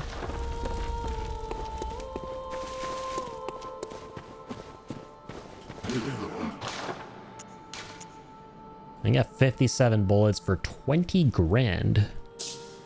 Wowza. Is all 20 grand on those bullets if you like. You can also upgrade, I think. I think we have enough twin shards now. We just need, like, 2 more.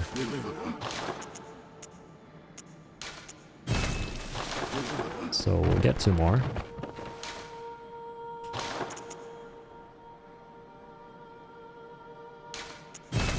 We can slot in a 3rd gem.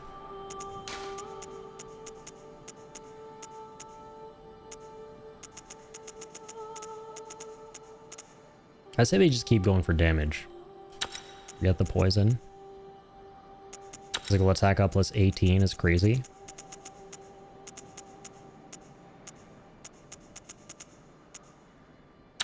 +9, +12. Okay. We should be talking some serious shit now. Be talking some serious shit.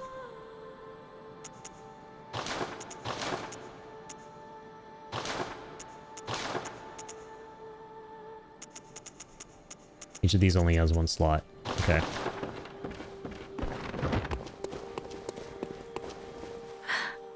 What? Very well. Ooh, we're just left with 3k after this. Not okay with that. Instead of leveling up this time,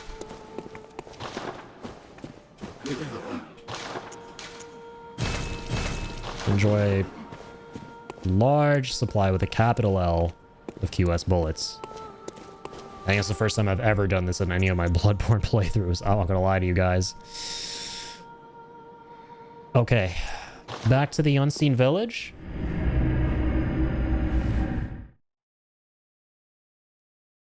We're gonna go ahead and... yeah, use the portals again. We have the bell-bearing woman.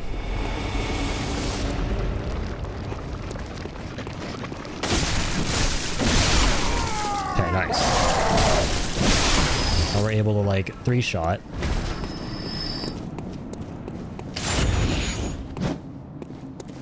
We only really want to put it into the trick variation to do the heavy attack, I'm realizing with this thing.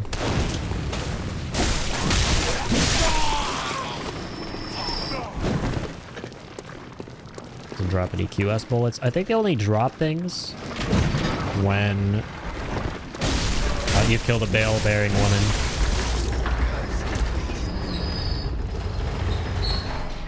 Because then you can, like... because if you didn't kill her, they would just keep coming back. It could be like an exploit. To just keep farming shit off of them, you know? Which is a silly goose behavior. Maidenless behavior.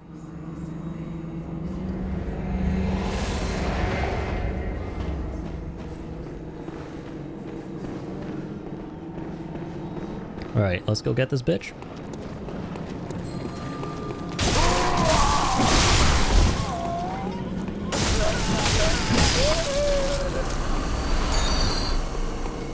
And she drops some QS bullets that time. I can appreciate that.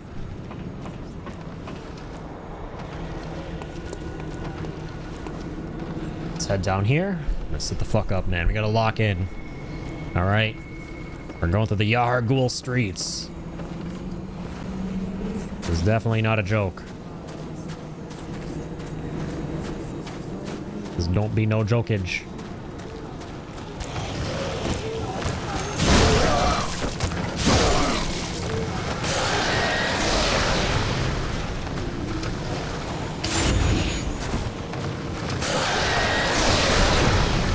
Wow, okay.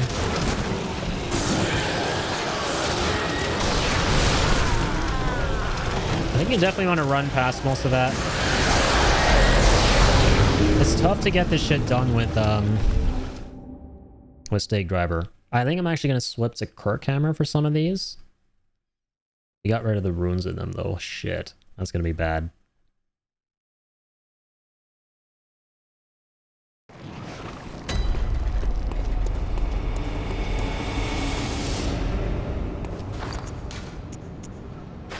It's still more powerful though, even without the gems?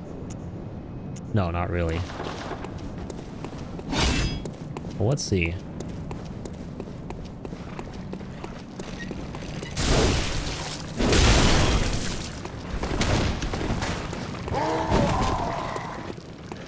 Not quite there. Now, without gems, it leaves a lot to be desired.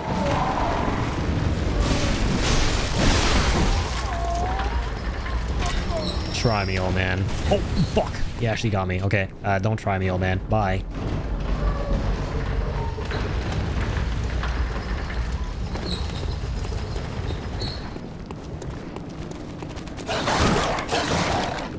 Don't have to go all this way.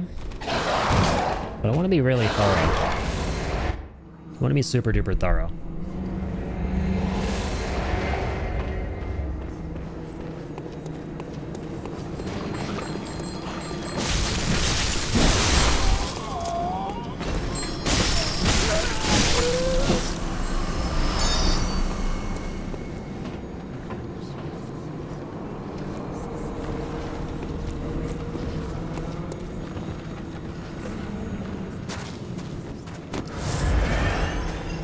Pop one of those.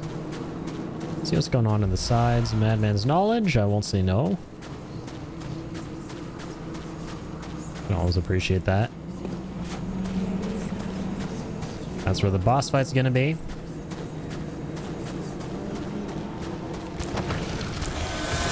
Let's grab the echoes.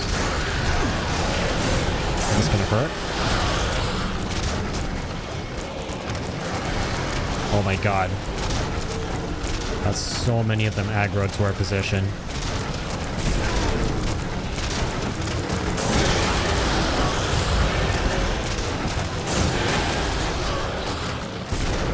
That's the area with the bridge where you don't want to be.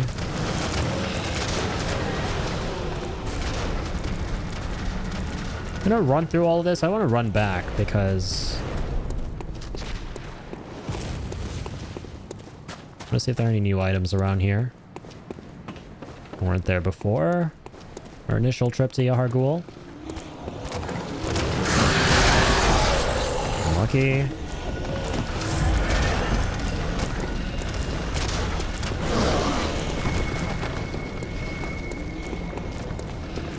We got everything from there. That's where the shortcut was.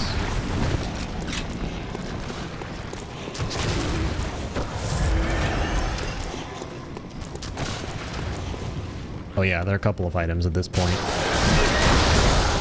I forgot that thing jumps you. Oh my goodness. That was fucking insane. There's nothing in place of Tonitrus over there. I think this is everything. Yeah, we're gonna book it to the boss. Hello, Jacob. How's it going? How's Repo? Was it pusillanimous? That's a new word we learned tonight. That's a new word I learned from Ian. Were you guys feeling pusillanimous? It's a real word. I'm not making that up. Learn something new every day. It's a game that makes you feel very pusillanimous.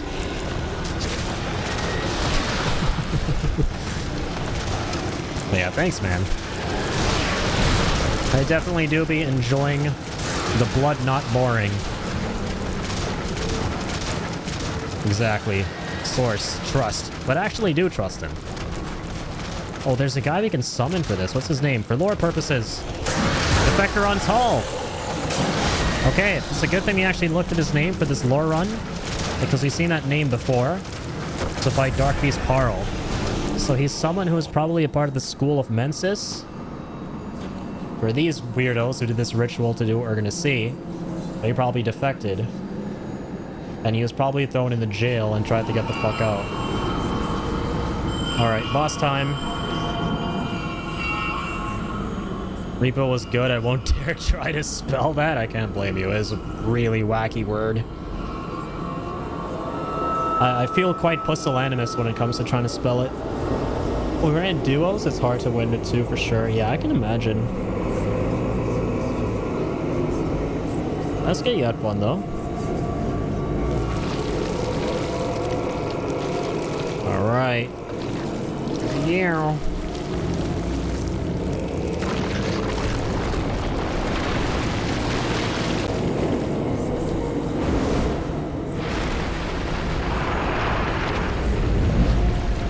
Interesting looking dog.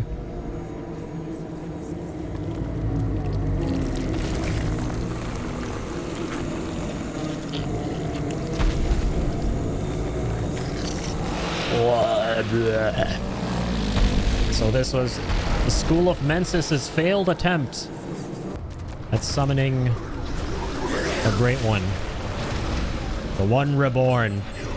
This can either be a really easy or really annoying fight. Dependong. Oh, Jesus Christ. Am I just that washed at Bloodborne? Where the fuck is the staircase? What? Is it not on the left side? Dude. I gotta go kill some ladies. Is it down here? Okay. I swear to God, dude, the Mandela effect. I thought those staircases were closer to the entrance to the arena. So I gotta deal with them.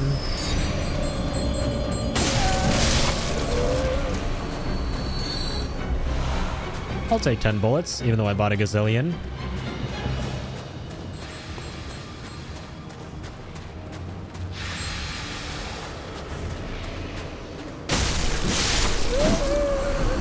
Okay.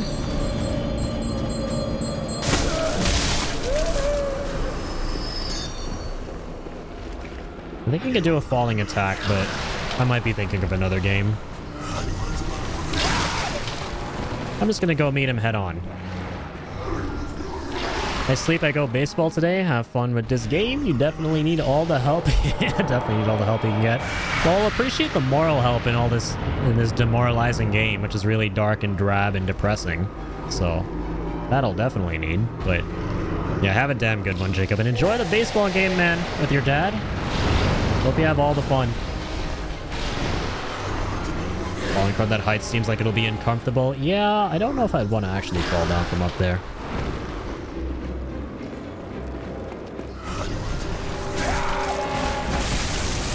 Oh, shit.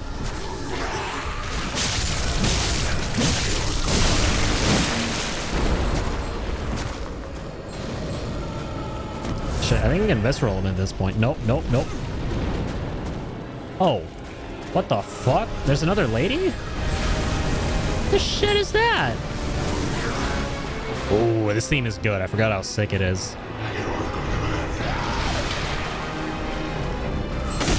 Bitch!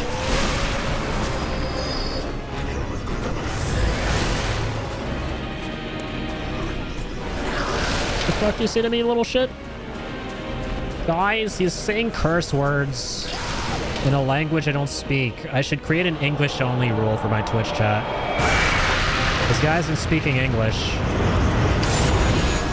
I think he's calling me racial slurs in Great Old One language.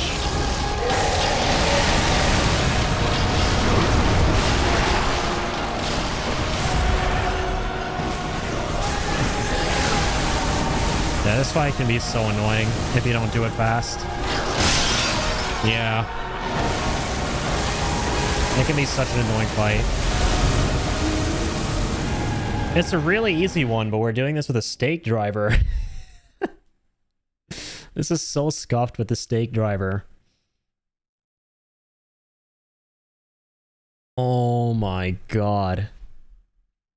You do damage so slow, and you just don't do enough damage with this weapon. Yeah, we need the wagon. Oh, fuck you.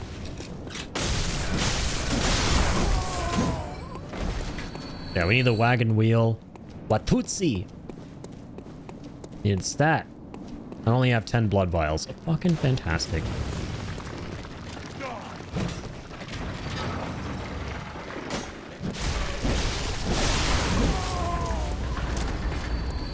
This is a...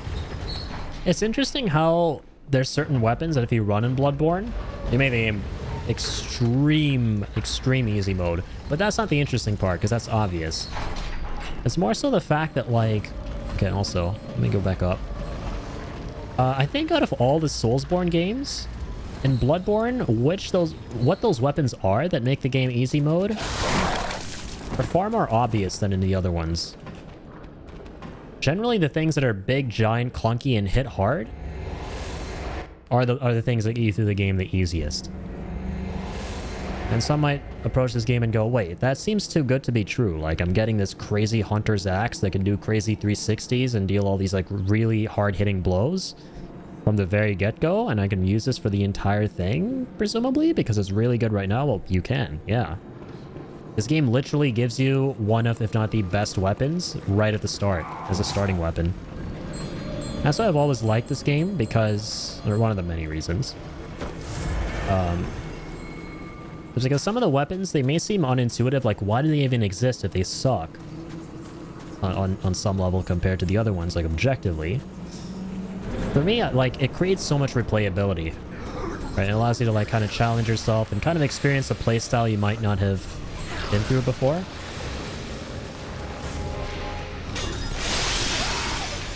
Oh, we're fucked, though, with 9 vials. It's time to think of what no-hit runners would do and be less scared as a result. That's all we can do. Alright, I'll take 10k echoes.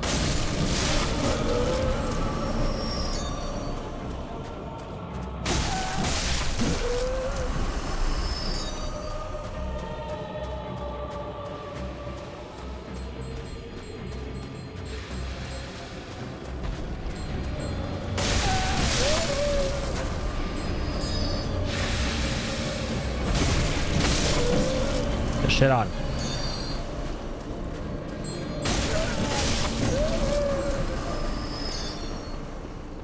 All right.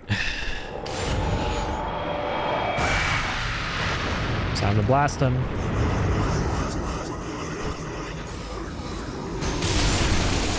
And do nothing.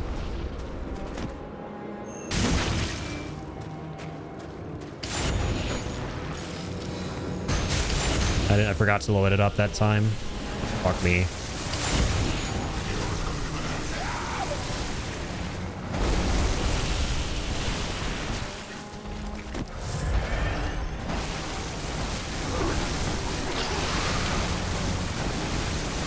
I don't even remember this guy's attacks because I kill him so fast normally.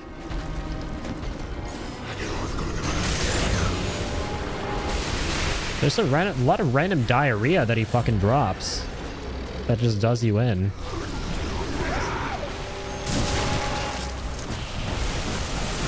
But see, I wasn't exaggerating, man. It's literal shit puddles. He's pissing and shitting all over the place. Makes sense. He's just been born. He's a little baby infant. Pretty baby infant coded. If only he had a diaper, it would have made this fight like 10 million times easier.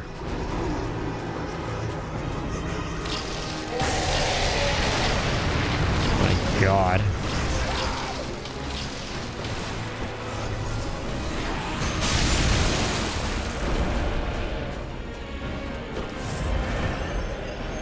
Didn't mean to press that button. Fuck me. Didn't mean to use that vial. We just have 3 left.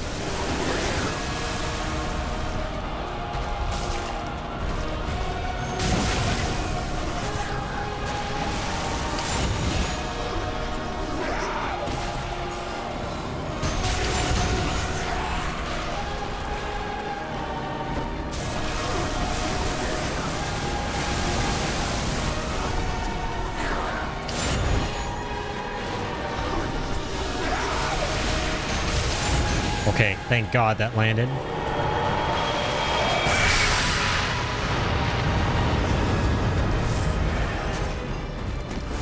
No? What is that attack again?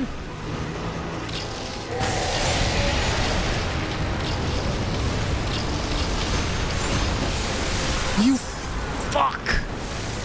Bro! What the shit is that? What the shit is that? My attack didn't land? Okay. Alright. Understandable. Have a wonderful Christmas.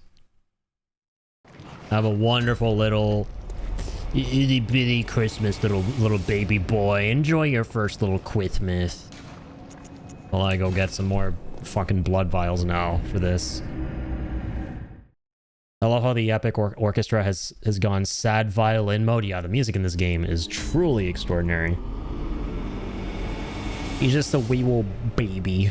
A whittle guy. It took some not so little dumps on my face right there. Holy shit, man. That needed to be studied. You guys got to take a college course in that. And understanding that, not in that, you know, to clarify. Because what the like... Excuse me, but what the fuck? I'm taking 27 blood vials. I don't give a fuck, dude. I'm using all my frenzied cold blood because I got scammed that fight. I ain't gonna go grind for blood vials. Alright, put me back in, coach. That was absolute BS. I landed the hit. I landed the stake driver hit. You guys saw that. I landed that charge shot.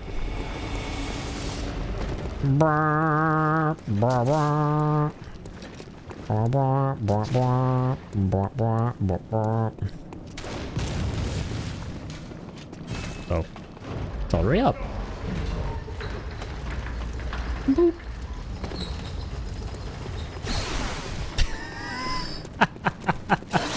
Oh my god. We need to talk about what just happened right there. Actually, we don't. Because I want to be a nice guy. I'll let him live it down. The same way he fell down and died.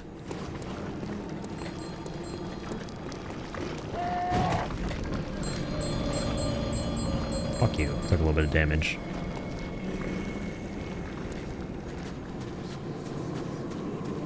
The walks back to the fights in this game are brutal. Stakes are high. I see what you did there. I can appreciate what you did there. And I'm gonna appreciate what I'm gonna do to this big bozo. Alright. Wait there, kid. I'll BRB.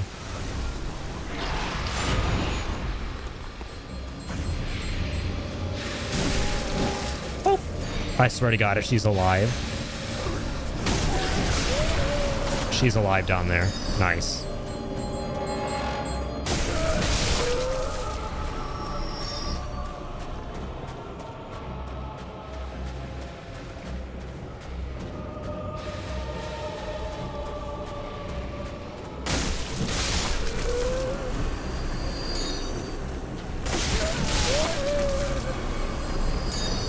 Wait, did she die? It looks like she dropped an item there. Oh, hi. My God, you little...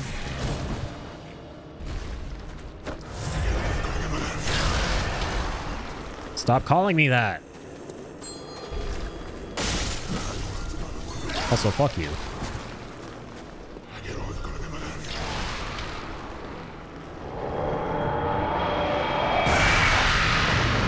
Alright, here we go, lads. Locked and loaded. Oh, still alive, of course.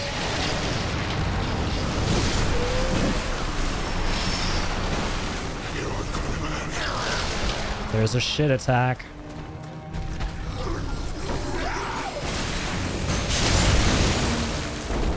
Stamina on that one.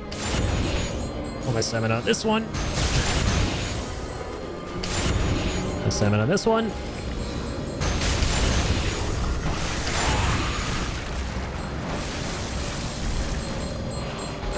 My stamina on that one. What the fuck?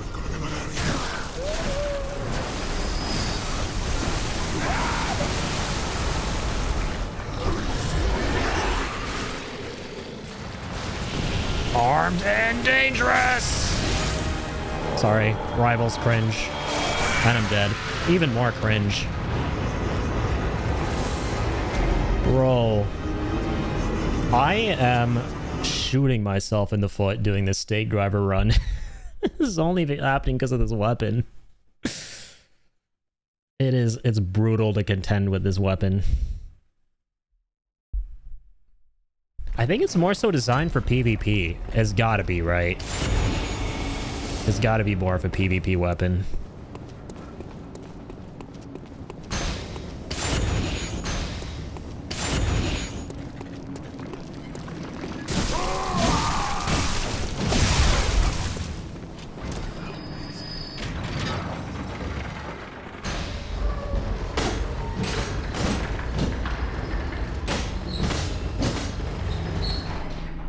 All I'm gonna say is, you know you're kind of gonna be cooked if the moon presence of all the bosses is giving you trouble. That's all I'm gonna say right now.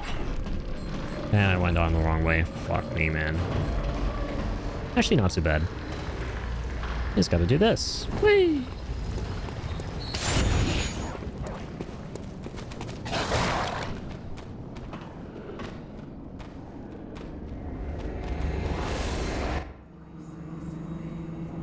Alright, here we go.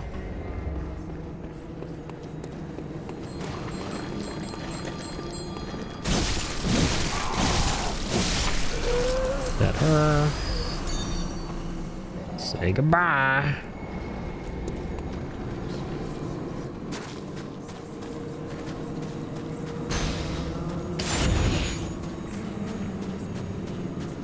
Alright, this time, make sure those laddies are dead up top.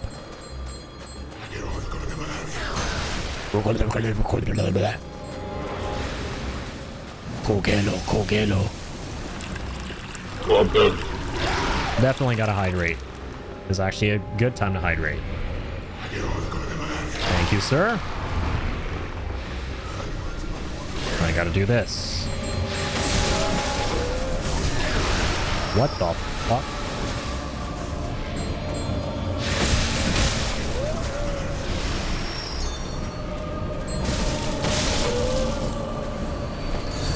Don't mind if I do.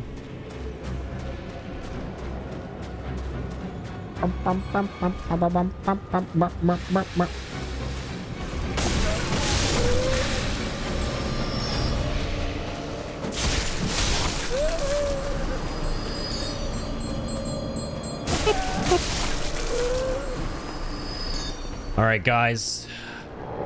Million times the charm. I got the hydrate buff going in.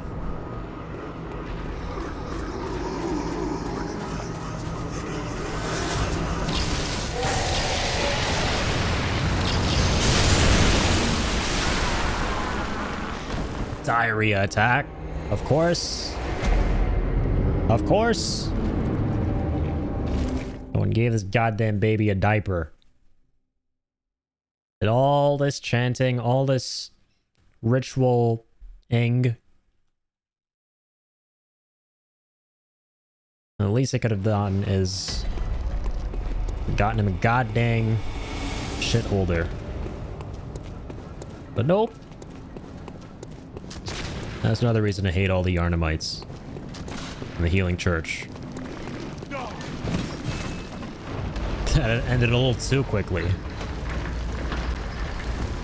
I actually made it that time? Oh, go. Fuck him.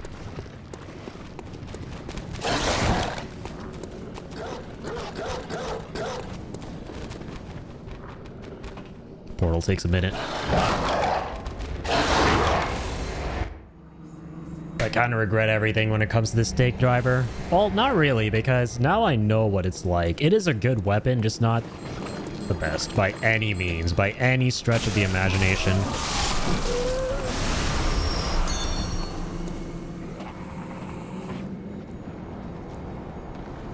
In a typical run at this game, if you're using like the strongest, heaviest weapons, it's GG's instantly for him.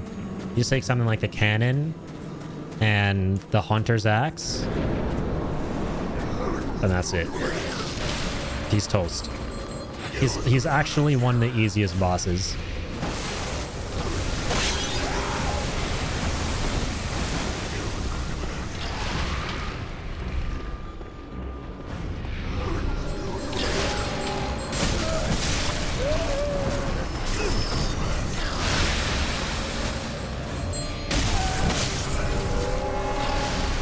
Why are you attacking me so fast? Normally never had that problem with this boss. Normally don't have any problems with this boss. The poor workman blames his tools. Not blaming the tools, I'm blaming them for... Well, I am blaming them.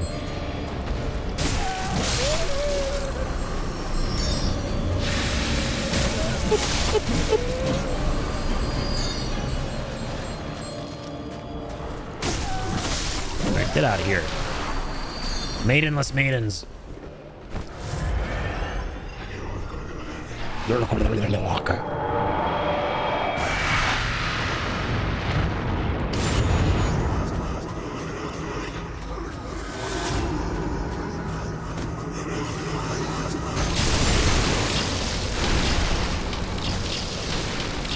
Okay, so he like shits out rows of them.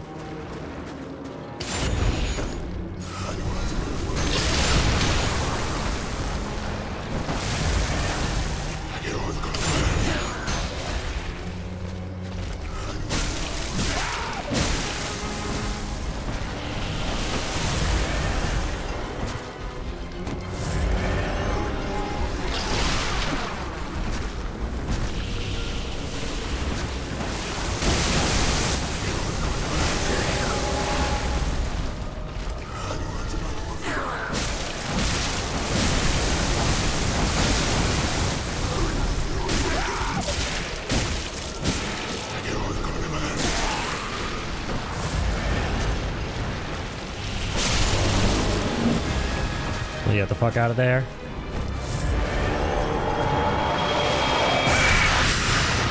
Can't take cover behind the pillars. I don't know why I thought I could.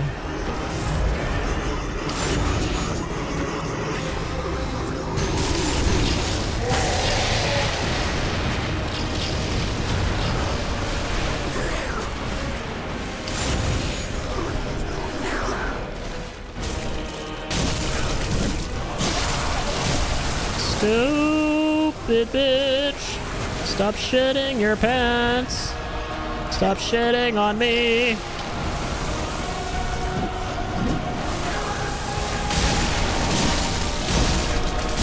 Okay, there we go.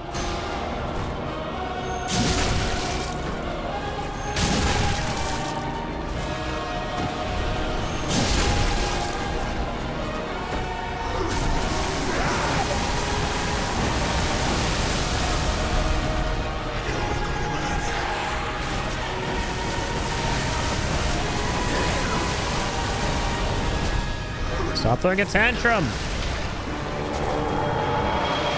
God damn it, where's the pacifier when you need one?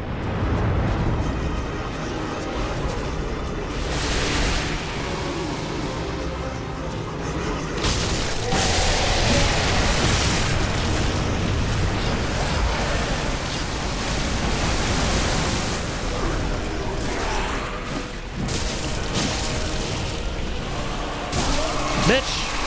God damn it! Get out of here, kid! It's like the most attempts I've ever taken probably to beat this boss. I'm not even gonna fucking kid around with you guys. I'm gonna level with you. That was like the longest I've ever taken to beat that literal sack of doo-doo dung. That is the longest I've ever taken, man. We are so cooked for the rest of this run if this is the weapon we're going to be using. But this is the weapon we're going to be using until we get an actual blood tinge melee weapon, which might be even worse than this, but we'll see. We're just going to go with whatever looks funky and cool. No regrets. No regrets.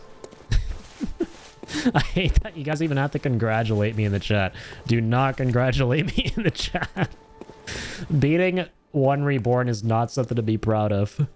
Unless it's obviously your first time playing the game, then be proud of everything. Because you've earned it. That was a really juicy noise. Please let Wagon Wheel be blood tinge. I think it's...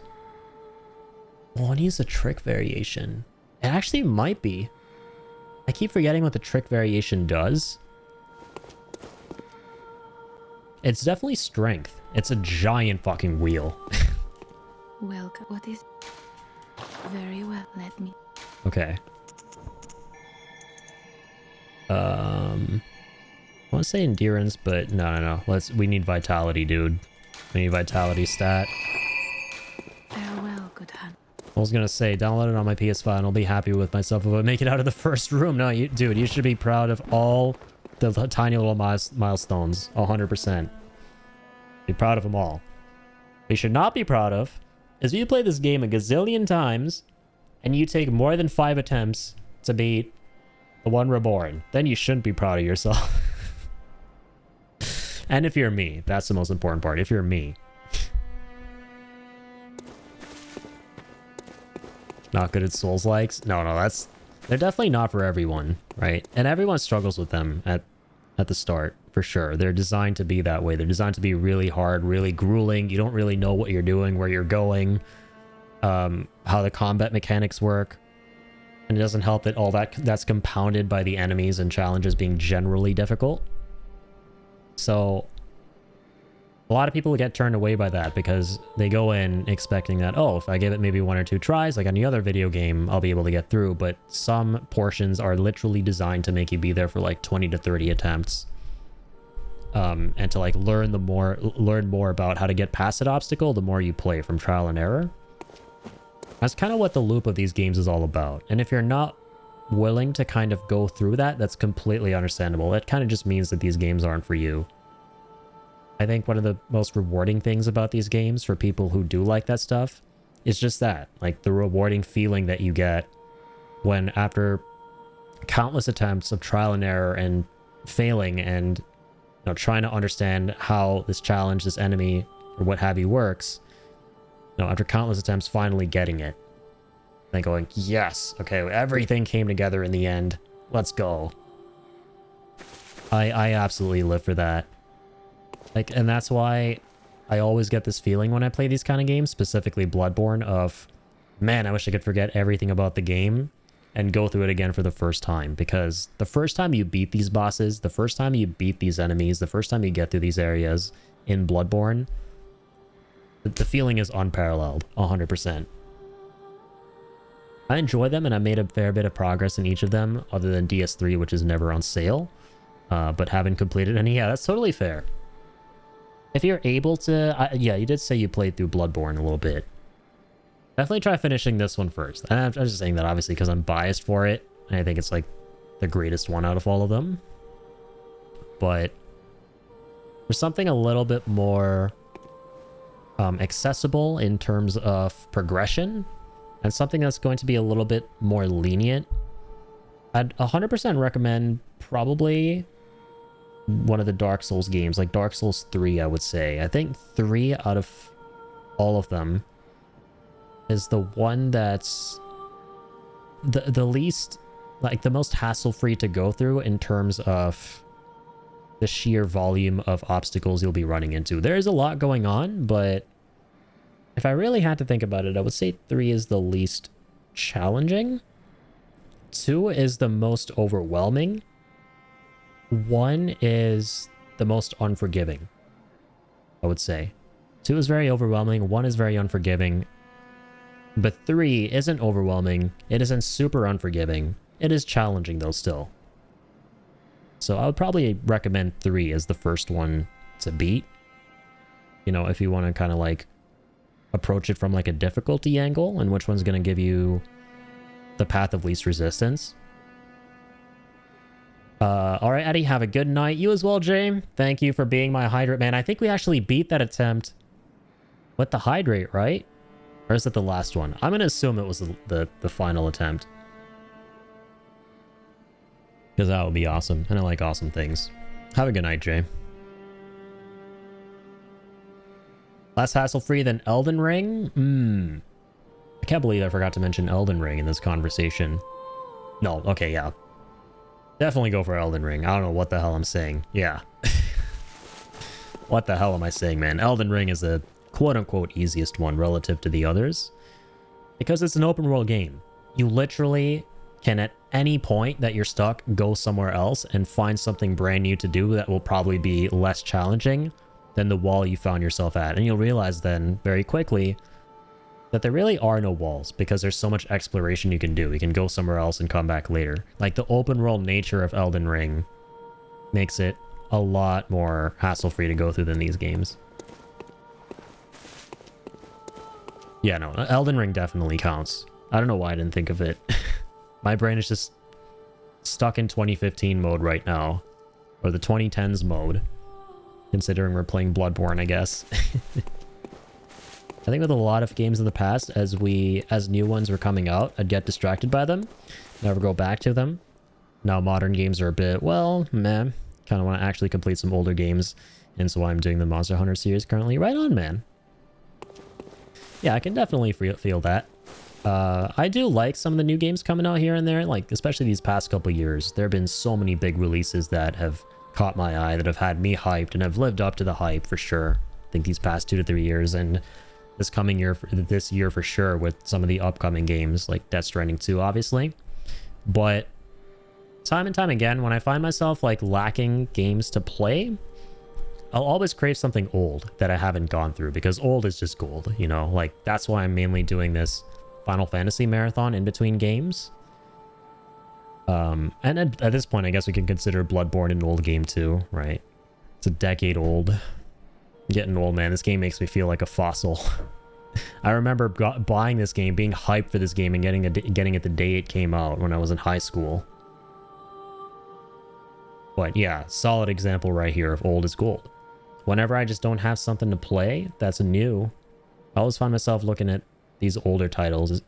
Yeah, also like things that you could consider retro, like the Final Fantasies, and lately we've been doing Chrono Trigger as well. I gotta get back into that as soon as I'm done with Bloodborne. Because ultimately, the big thing that's going to be taking up a chunk of my time, I think will be in May.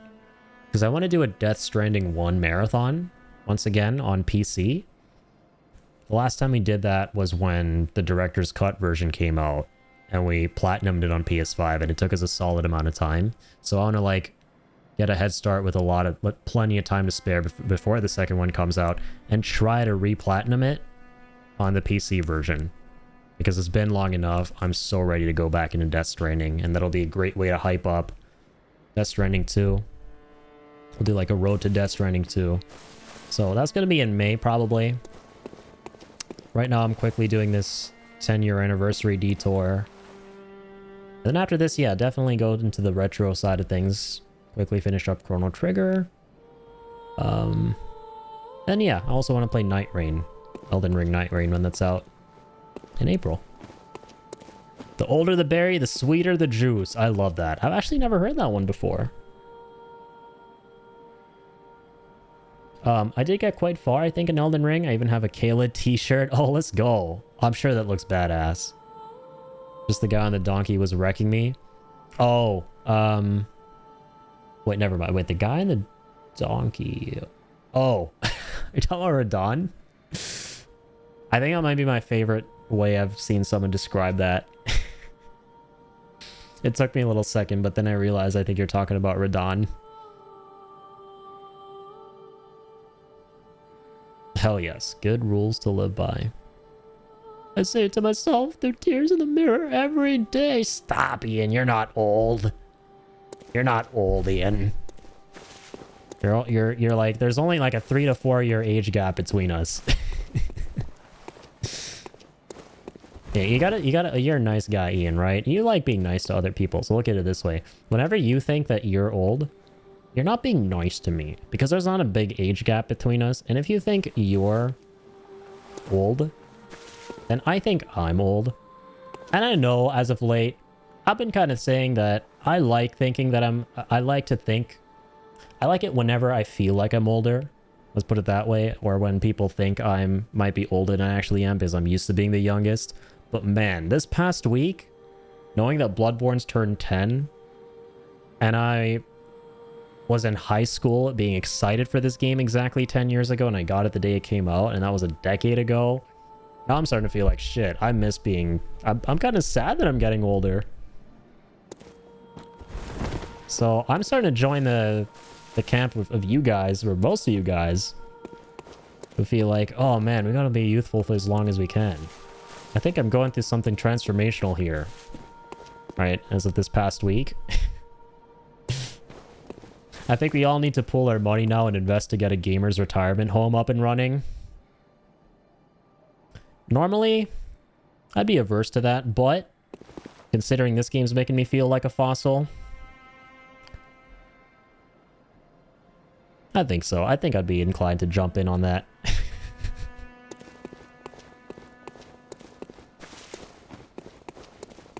Early retirement home. For all us gamers who feel like we're fossils. Or maybe even not. Maybe not an early retirement home. Maybe just a genuine retirement home for when we're actually seniors. You could be the first to get on that. That would do us some good for sure. Yeah, there's some serious money-making potential. Gotta capitalize on that while it's hot. We gotta invest in that while it's hot. Then we can have like Razer LED walking sticks and stuff. Man, the future's looking good. The possibilities are endless.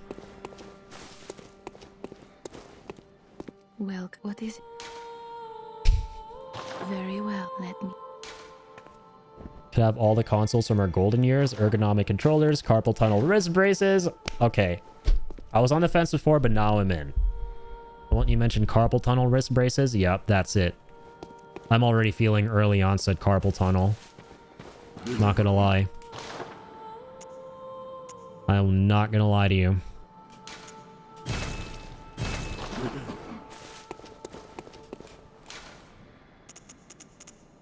But yeah, that will be absolutely brilliant. That will be a paradise for me. Just all the 90s consoles. The early 2000s consoles, the PS1, the PS2, the Sega Genesis. I love those. Absolute S-tier Pantheon consoles for me. And at that stage, shit, I'm throwing the PS4 and PS5. Because the PS4 for me, considering the age I was when the PS4 was in its prime, like I was like the typical high school gamer. Like I was in high school when the PS4 was around, during the PS4's life cycle rather. And considering how many good memories I have playing PS4 games in high school, this game was a PS4 game, right? I'd have to say that probably after the PS1, because PS1's the legendary console for me. That's the best one. I'd probably say PS4 comes next in terms of like fond memories and stuff. And then probably PS3 and then PS2. Because PS2 I loved, but I was just a little bit too young. So I didn't have that many gaming experiences on it. It was more so me watching my older brother play on it. But yeah, at that point, I mean, all these PlayStations, the one we're playing on right now is also going to be retro. Scary to think about, man. It's genuinely kind of scary to think about the fact that the system I'm playing on right now, the setup I've got right now, when we're seniors, this shit is going to look like ancient technology of like the Incas. It's so interesting to think about what retirement homes will look like for us. Our recreational pursuits have changed so much from past generations. I think about that all the time. The main thing I think about, and I think maybe we talked about this during that long-ass 7-hour conversation we had in Discord voice chat a couple weeks ago, but I'm not sure if we talked about this or not. The thing I think about a lot, Ian, is just like the general demeanor and attitudes and vernacular, like just the behaviors in general of like us when we're going to be old. Because right now when we think of old, when we think of seniors, we think of like boomers and, you know, the greatest generation, all those like old-fashioned classic, I don't know how to describe it, just like old-fashioned old people, right, who don't know how to use the internet, who don't know, and they're like, I don't know, like attitudes from a bygone era, right, the 20th century and stuff. But realistically, we're not going to be like that. It's easy to then go, oh, we're going to be like sweet, you know, sweet old people like these bunch that we think of a whole bunch. But no, we're going to be the way we are now, just old. And that's kind of trippy to think about, because I can't remember the last time I've seen an old person, like a grandpa or a granny, talking the way we talk, using the lingo we use, understanding the technology we understand, which is, I mean, really obvious because they don't exist yet. That's going to be us in the future. But trying to visualize that is really, really trippy. Like us being old people, but having the attitudes and knowledge and behaviors that we do now. Right? I don't know if that makes any sense at all, but like, it always trips me out to think about that, yeah, there's a group of old people that don't exist yet. as weird as that and dumb potentially as that sounds, because it's so obvious, but it just trips me out to think about that. Okay, let's move the Hecadron.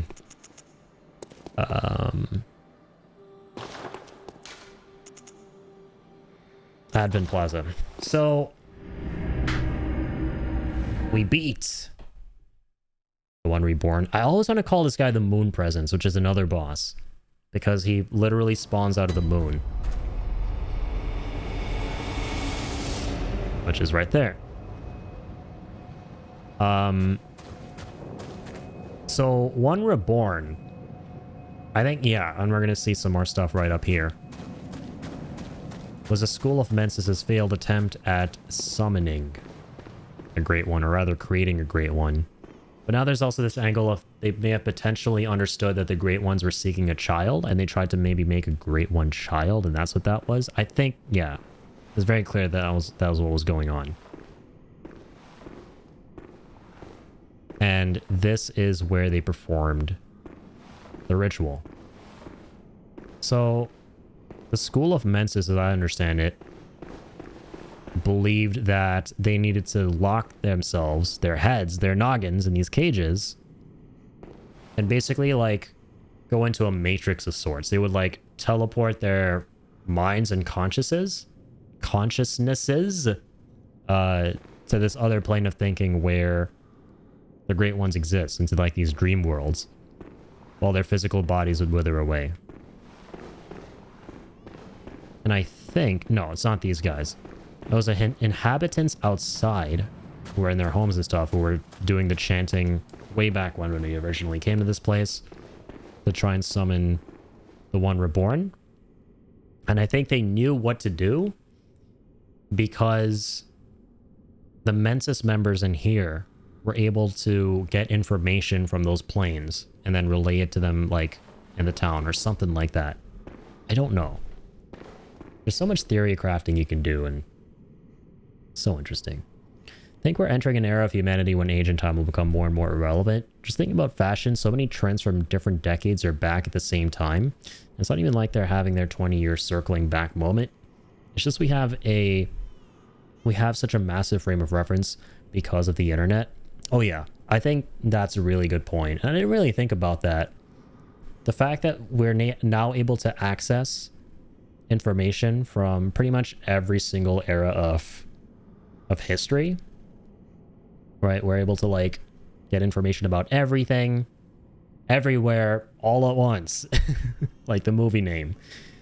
I think that makes it so that, you know, like we're just never really going to, like, we're all ultimately going to be the same as we grow older. Everyone's going to kind of just have information from all these different periods and kind of like, you know, I don't know what I'm trying to say here, but I think it definitely has an impact for sure. As we get older, I think we'll have way less barriers between us and younger people because we're all plugged in. Exactly, yeah. I guess that's what I'm trying to say is information is pretty much timeless. So there's going to be less of like a, like kind of like a dichotomy, I guess, between different generations of people. Like the older you get, there's going to be more like, I'm trying to find the word. We were talking about earlier, homogeny, right? There's going to be way more homogeny across each generation. 100%. Because we all have access to the same information, the same technology. There will naturally be things that as we get older, we won't really understand as well as younger people because we just won't have the mental acuity, for sure. I mean, that's always just naturally going to be a part of humanity, but ultimately in terms of, I think, just like attitudes and behaviors and stuff, I think there's going to be way more homogeny across, yeah, generations as we kind of grow older.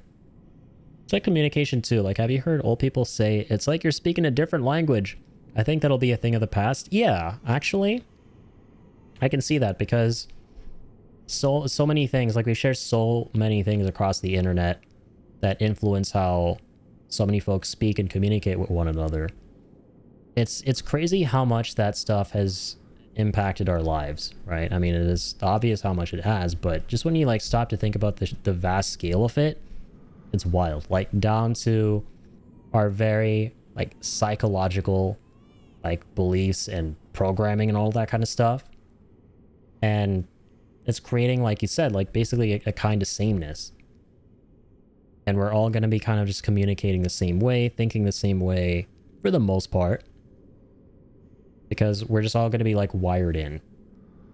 But like you said, we're just all going to be plugged in. Like these guys. They're plugged into the nightmare.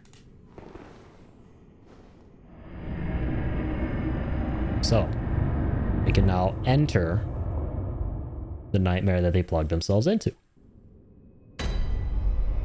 All this is to say, I'm really glad bell-bottom jeans are back in style. Hell yeah. Indeed. Old is gold, like we established. So now we're in the lecture building. So basically, why we're in a lecture building in a nightmare in a different plane of existence is because the School of Mensis literally transported this building out of reality. They no-clipped the lecture building out of reality into the back rooms. That's the most 2025 coded way I can describe that. They are able to, like, move physical space via their abilities, from what I remember and understand. And there's one of the very dignified-looking scholars.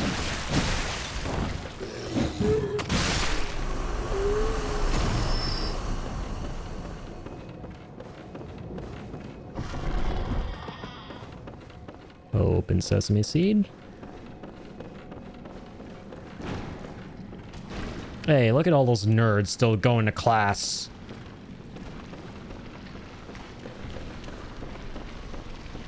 School's out, losers. What y'all doing sitting there?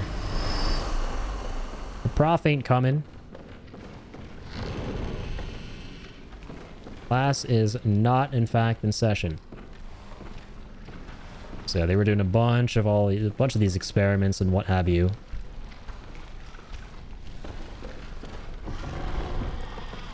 It's basically a giant wing as part of Byrgenwerth, I think.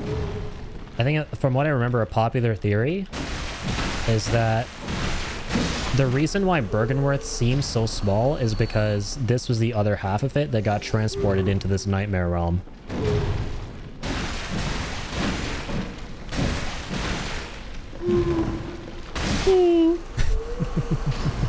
Poor little dudes. Honestly, quite adorable. Remind me of that Gobgo Gabgalab thingy-mabobby, that really long, elongated dude in that cartoon thing who sings the Gobgo Gabble Gulub Blab Blab song. I don't know what I'm trying to say. For those of you know, you know. 3/3 chords. Talking about the umbilical chords of the Great Ones. So there's a lot of lore here. The nameless moon presence beckoned by Lawrence and his associates. Pale blood. Nameless moon presence. Notes about that. So Lawrence is trying to summon the moon presence specifically, who we are eventually going to see.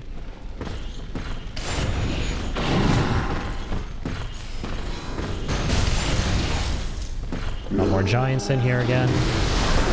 So we got the church doctors, or rather the church doctor giants. But this time they have fire fists. Interesting that they're here.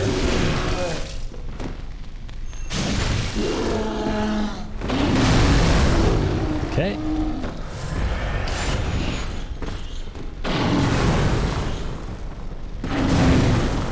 Buddy.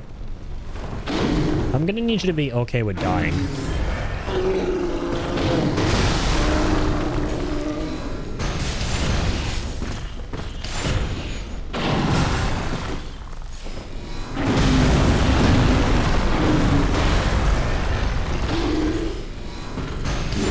Really?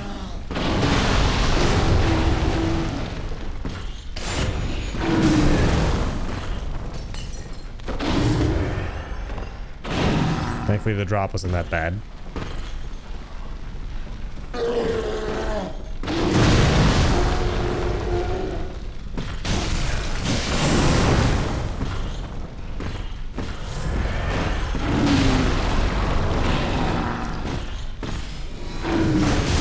There we go.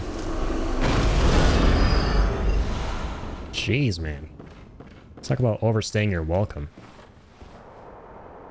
Reject reading, writing, and arithmetic. Embrace Hund. Exactly.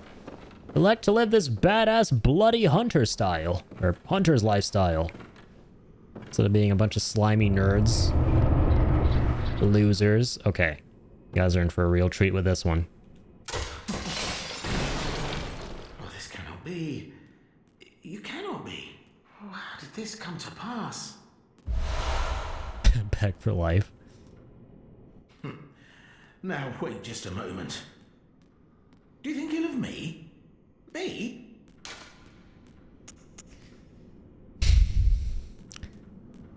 Patches? Normally I do, yes. Okay. This time... Indeed, I should think not. I shared with you a thing... Just this one time. Now you're witness to a miracle, and all the stronger for it. You should appreciate it, if you've a grain of gratitude in you. Yes. Patches is actually in Bloodborne. And he's a spider. This piece of shit troll is in this game. No matter. Such details are trifling. We're fast friends by now. Let this express what words cannot. Oh, this is one of those. Not, sweet compeer. What is friendship but a chance encounter? True. He's not wrong about that. I think about that a lot. My apologies, but I feel a profound thought occurring on the good grace of a certain god and the way he meted out his love. Meted out his love. Forgot that's even a word, meted. Well, on the good... Okay. So, he can actually become a vendor here and sell us shit. Just like in the other Soulsborne games. This duplicitous little cheatster. He's back. What a guy. What a guy is right. There were 3 words that could describe Patches. Me, he? That too. That's definitely accurate to what happened with Patches there. Definitely my favorite Patches. At least it doesn't try to fucking prevent you from crossing a bridge and falling to your demise and fighting a bunch of freaky deakies in Dark Souls 3. I hated him in that one. Oh my god. That's the one where you really felt his betrayal. Like, I was so tempted to kill him instead of forgiving him in that one compared to the other games. Alright, I'll be taking that. I'll be taking that. Alright, time to read. The keys actually give you a surprising amount of lore. Lecture Theatre Key. Key to the lecture theater in the lecture building. Today, the 2-story lecture building is adrift in the nightmare, but once it was a place of reflection where scholars learnt of history and archaeology. Perhaps it still is, as the students in the lecture theater appear to await the return of their professor, as we saw. Poor little dudes. Their prof went to go get the milk, or I guess in this case, the textbooks, never returned.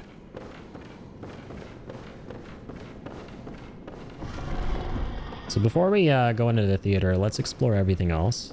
There are a couple of dudes who dropped down from above. Hello.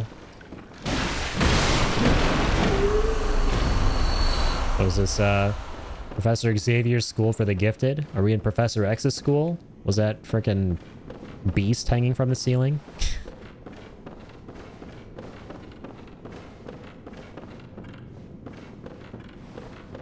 By the way, he was actually data mined for Marvel Rivals. Beast would be really cool as a Vanguard. Kind of looking forward to that.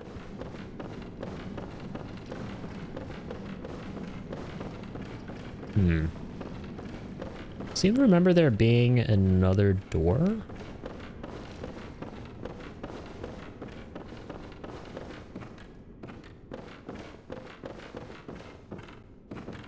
Okay, now we circle back to that. Yeah, there it is. There are a couple of them, actually. This is where the lamp is.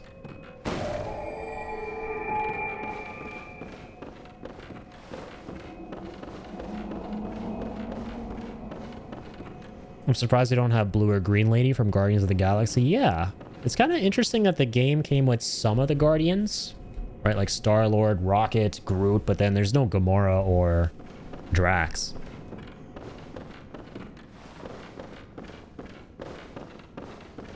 And Drax would be really cool. He'd essentially be I think a Vanguard with 2 blades. He'll be a dual wielder.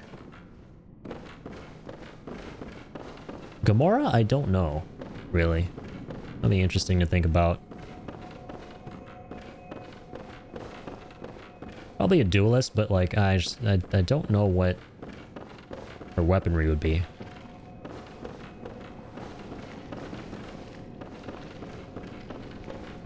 That's what I like about Rivals, because it's based on the Marvel characters, obviously, so you get to speculate what all these fan favorite characters are going to be like when they inevitably get put into the game. I've been seeing people have so much fun with speculating and theorizing and photoshopping fan-made kits of their own for the heroes, like ability kits and stuff. It's been really fun seeing all that. Some people have even taken it a step further and have actually done things like voice actors and stuff, for example. They've gone and done things like, this is what this character would sound like if he was in the game. And one guy did one for, I think it was, what's his name? I guess Iceman, the X-Men who can use ice. It's like, this is what the character would sound like if he was in the game, and he had interactions with other heroes, and he actually made it sound pretty legit. It was kind of cool. It's really nice seeing people have fun with all of it.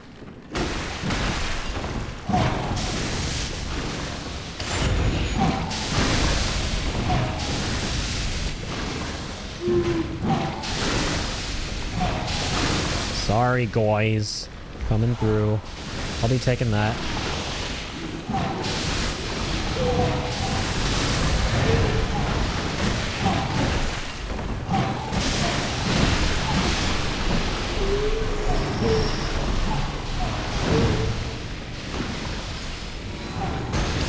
Oh, what the hell? I missed?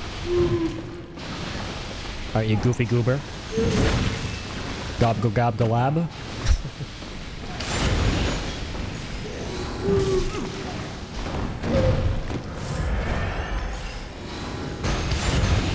I hate this weapon so much. I'm just gonna come out and say it.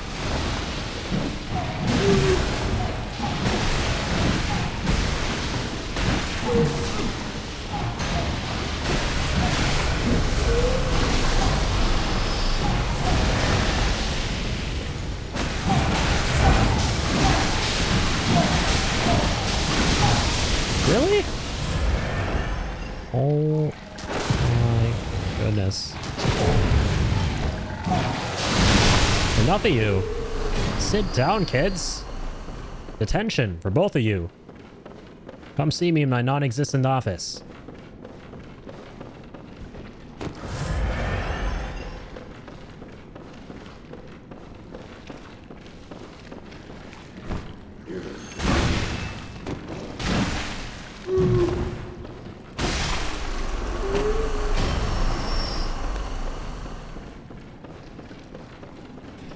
Okay. Yeah, some more fun trivia for you guys in terms of the data mine heroes for Marvel Rivals. One of them was found to be this dude, so me, Jacob, and our friend Evan, we were looking at the data mined heroes once again to like jog our memory. And one of the ones we'd forgotten about on that list was this dude named Paste Pot Pete. We were like, who the hell is Paste Pot Pete? Look him up if you want to laugh and just feel all giddy thinking about how they're going to be adding him into the game. And that's what I love about the Rivals devs. They're not just going to be adding in the popular heroes. They're going to look at the more obscure characters too. Including some of the jokester, like, you know, joke characters. And Paste Pot Pete is kind of like the epitome of that.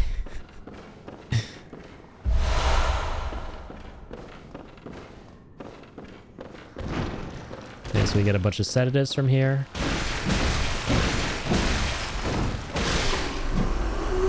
Kill this guy too.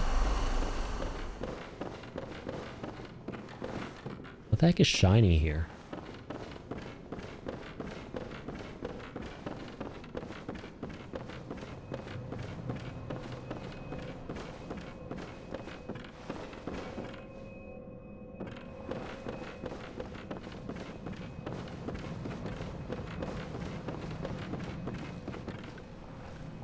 Oh, okay, true. So we haven't actually been to that lecture hall. Oh, this place is like a damn maze. Keep forgetting. We went across that one time.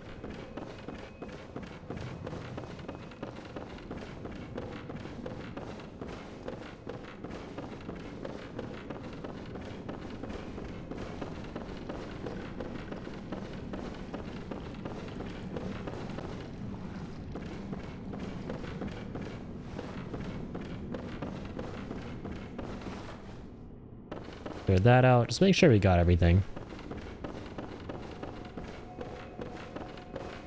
Clear that out too. Do not want to go through there yet. Okay. So, we've cleared out the top floor. It's time to go down. Here's Patches once again.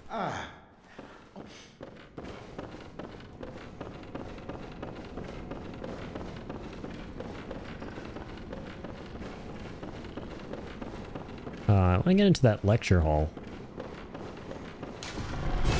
Yeah, there we go, the theater. Alright, students. Class is in session. Get on over here, you little nerds. Ow. How dare you take up arms against your professor? Go punish the quiet kids first. Before they punish the rest of the classroom, because, you know, sadly that's how it typically goes. And I'm sorry, that was a bit of an edgy joke. Jesus. Oh shit, oh fuck. Oh my.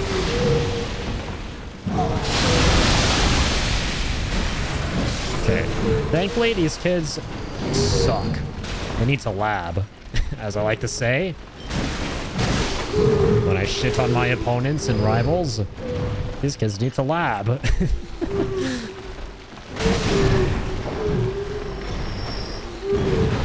Like, come on, you got laboratories in the adjacent rooms. You got all the lab equipment you need to do some labbing.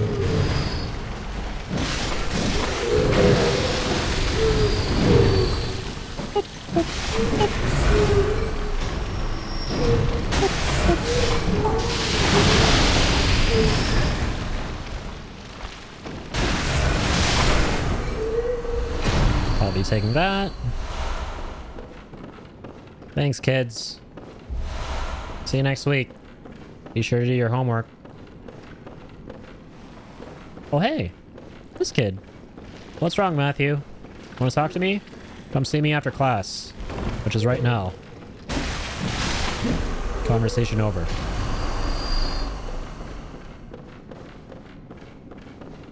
Alright. That's all of these dudes. I'm gonna go ahead and open this up. You know, because I can and all.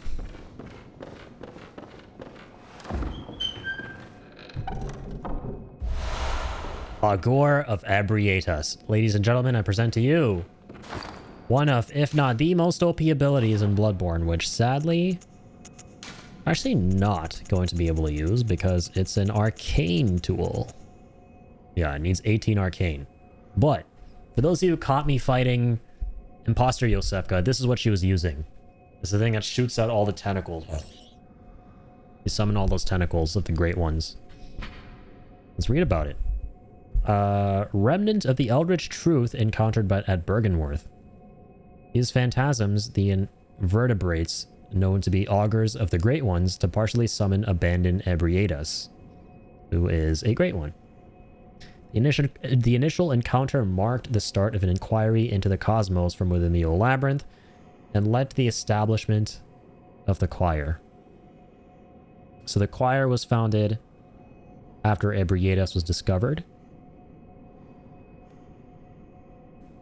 And I believe they also moved her from the labyrinth underneath Yarnum to the choir itself, which is at the Upper Cathedral Ward, to which we now have the key. So it's all kind of coming together now.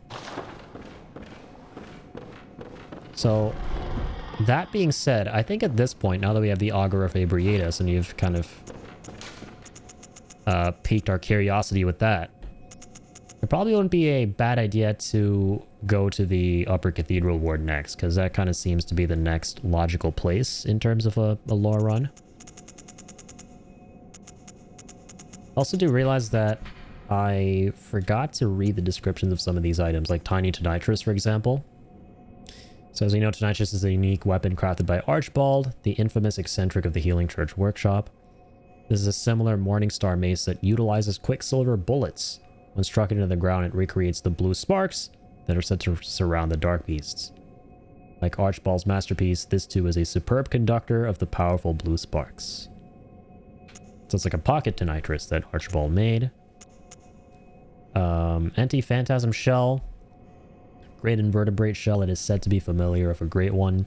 The Healing Church has discovered a great variety of invertebrates, or phantasms as they are called. Shells with slime still harbor arcane power. It can be rubbed on weapons to imbue them with their strength.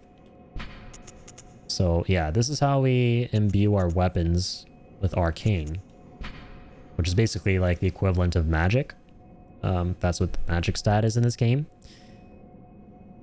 And all this stuff is like the juice, the mojo of the great ones.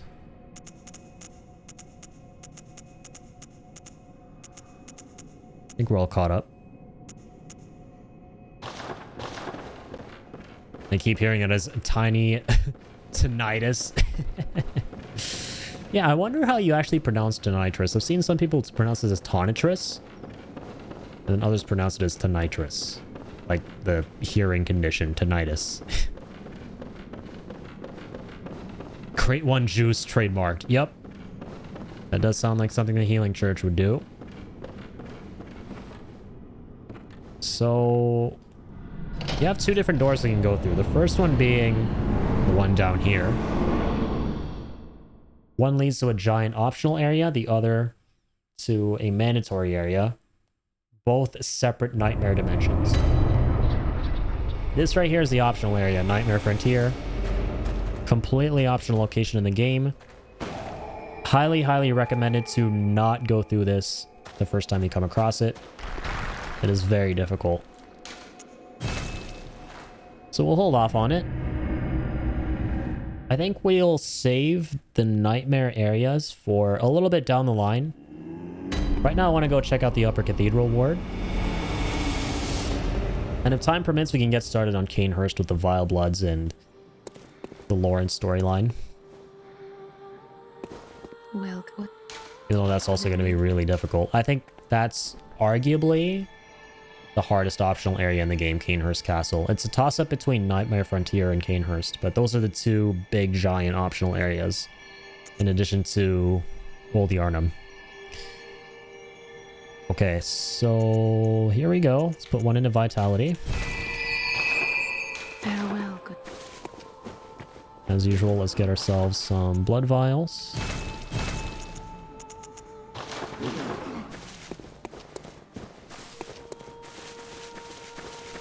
At this point, we can buy chunks as well, which is kind of cool.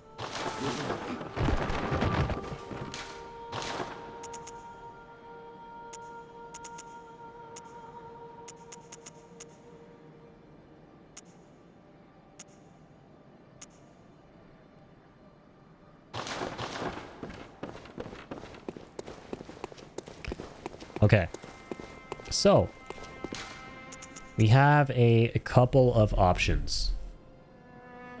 And if there's any interest, I can let you guys decide. I can let you guys vote or decide or whatever. We can either go to whatever sounds more interesting, right? Don't think too hard about it. Whatever just sounds more interesting, we'll do that next. We could either go to Canehurst Castle, which is basically like Dracula's castle, but in Bloodborne. Okay, I feel like everyone's going to choose that based on the way I described it. We could go to the Upper Cathedral Ward, so the very, very top of the Cathedral Ward where the Healing Church was created. Where there's this place, where there's this choir, essentially. It's one of the spookiest areas in the whole game. Or we can continue exploring more of the main story. We can go for the main nightmare dimension, the main nightmare realm. We have 3 different paths we can go down. We have another one too with the DLC, but we're going to save that for last. So I'm just curious if there's anything new. Did I check that?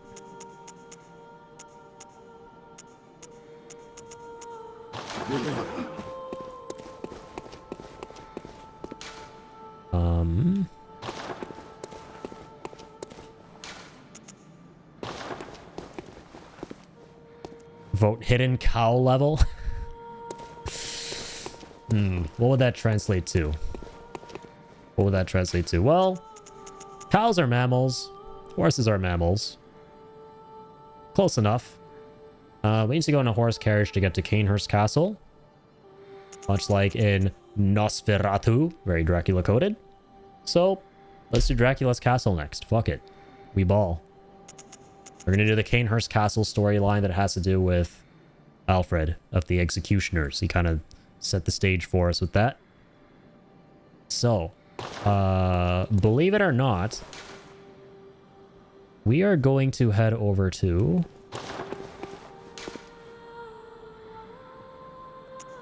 Witch's Abode.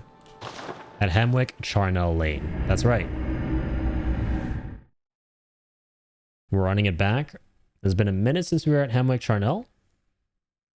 But this is where, once we have the Canehurst summons, which we got from Imposter Yosefka's clinic,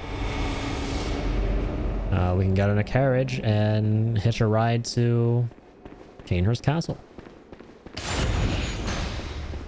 going to be brutally hard, but I'm curious just how hard at this point.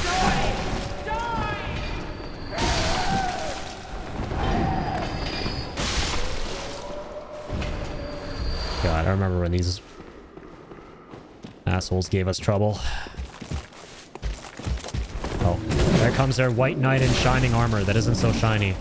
It's like, no, my queens! How dare you take up arms upon these fine, upstanding women?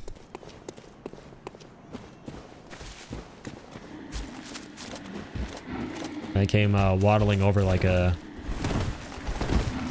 big basement dwelling tier 3 Twitch mod. The female streamer scream. Nothing wrong with being a tier 3 Twitch mod. But there's everything wrong with being this dude.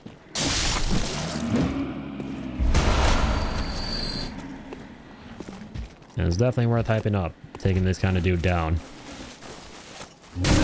Ouch.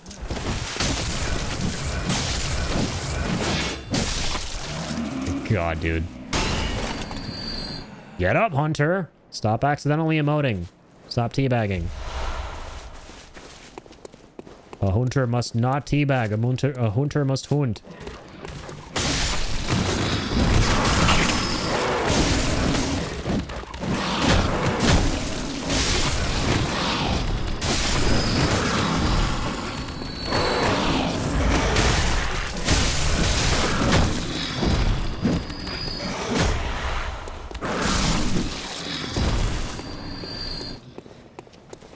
That's creepy. Oh, there's an old lady just literally standing right here.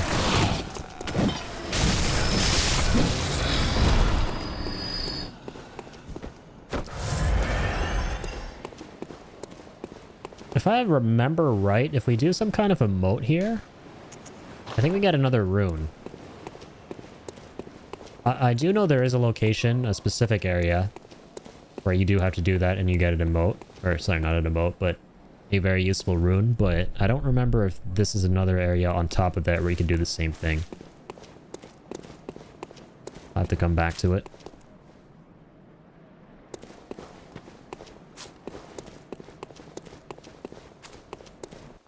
Okay, here we go.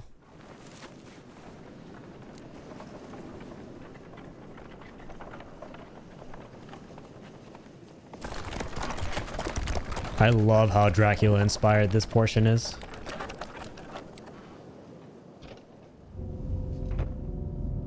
It could not be less subtle in the greatest way possible.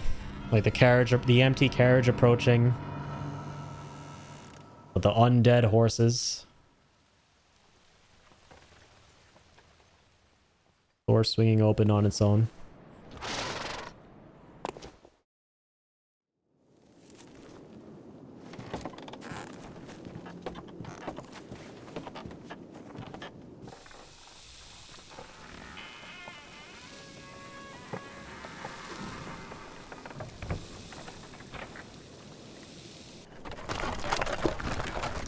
Hey, let's go. We're eating ourselves off a cliff. Gallop, gallop, gallop, gallop. Gallop, gallop. Horses just casually gallop off that cliff right there that we were just at. But nope. They're like the reindeers. Reindeers on Christmas Eve. You can fly off ledges and fly through the skies or something. I would be disappointed if Bloody Tears doesn't play now. Yeah, literally unplayable. I'm afraid it doesn't.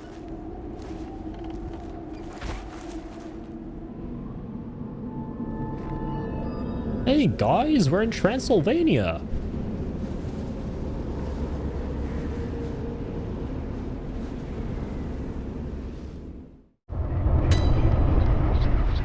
Forsaken Canehurst Castle.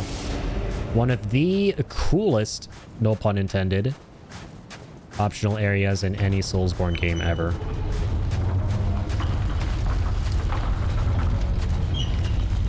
Alright. Got a big castle to take on. Huh. Hello? There you are. So, I want to make that entrance pretty dramatic, which is why I didn't stop to look around. Nothing to pick up. Gotta go back down here real quick, obligatorily, because we gotta pay our respects to the horsies. Look at this. Sad as fuck. All that hard work only for them to just lie in the snow dead. Frozen. Not cool with that. F in the chat for the horsies. They may not have been the cows that Kill was looking for, but they damn well just pulled that carriage like a cow would have. Actually, no, even better than a cow. That's how amazing they were. So yeah, to recap real quick for the lore stuff. We're now in the Canehurst grounds. We're now about to approach Canehurst Castle, the home of the Vile Bloods, so the rivals to the Healing Church. There's a defector who betrayed the Healing Church, took blood from there, gave it to these dudes. These dudes did their own kind of twisted shit with the blood. That kind of, they kind of harken to like a lot of Dracula vampire coded things. And we're about to kind of see a lot of that now.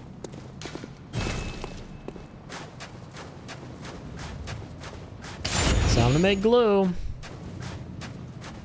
out of these big bloody boys. Lots of creepy deepies in this area.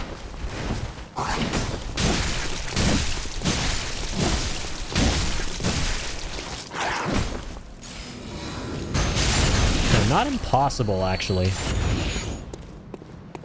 If you're under-leveled for this area, you would know immediately based on just not being able to kill these guys. It'd be way more tanky. They do still hit hard.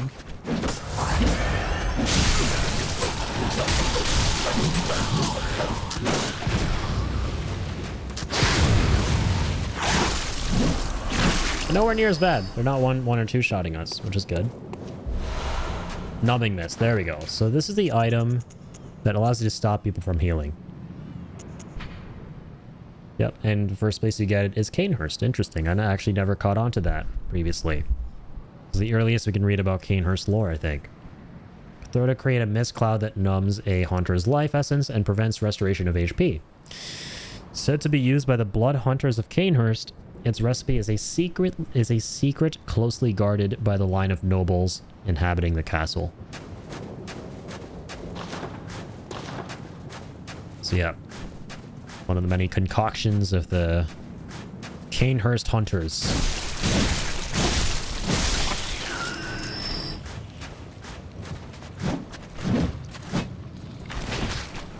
So that's what's interesting. Like, Canehurst was a place that existed pre-Beast Scourge as well, right?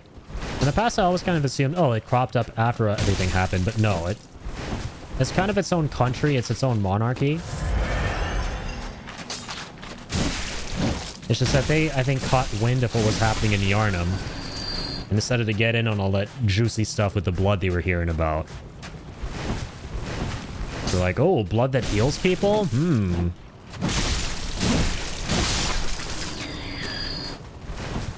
Get us in on that. The blood do be bussin'. Okay, I'm gonna take some of that. I'm gonna get the hell out of here too. Screw these asps. Asshole asps. They say end with a satisfying pop, that's the main thing. They look like they can be popped, and they do, oh god, and they do pop. But I'd imagine their blood doesn't taste as good as pop. Oh, hi.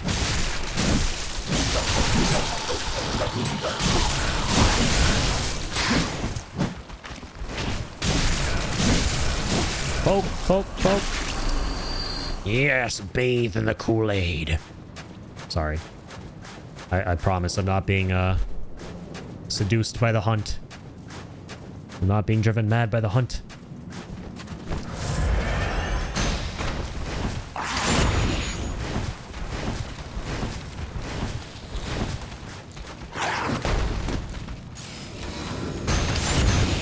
Really?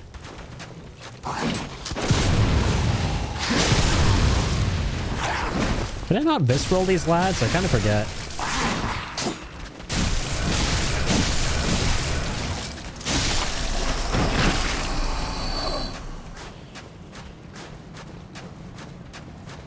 Okay, I like me my echoes.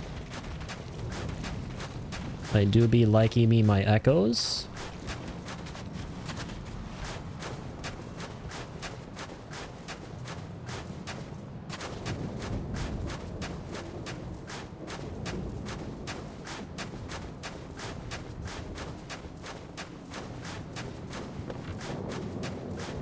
Let's keep on keeping on. Oh shit, this is not a good time for my battery to not be having a good time. I'll try to do something here. Try to see if I can do this. No, actually I cannot. Well, I have to do what I did last time. Let's turn that on. Yeah, unfortunately, my really long cable that went all the way back to the PS5 stopped working on the last stream. I have to turn on the other computer here and plug this shorter cable into that just to charge. It'll probably start up in a couple seconds here. You better. You better. Come on. There we go.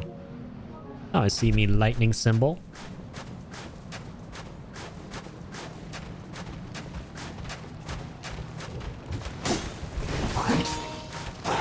No, you're charging. I mean, you are low, but you should be working towards not being low, controller. Oh, fuck.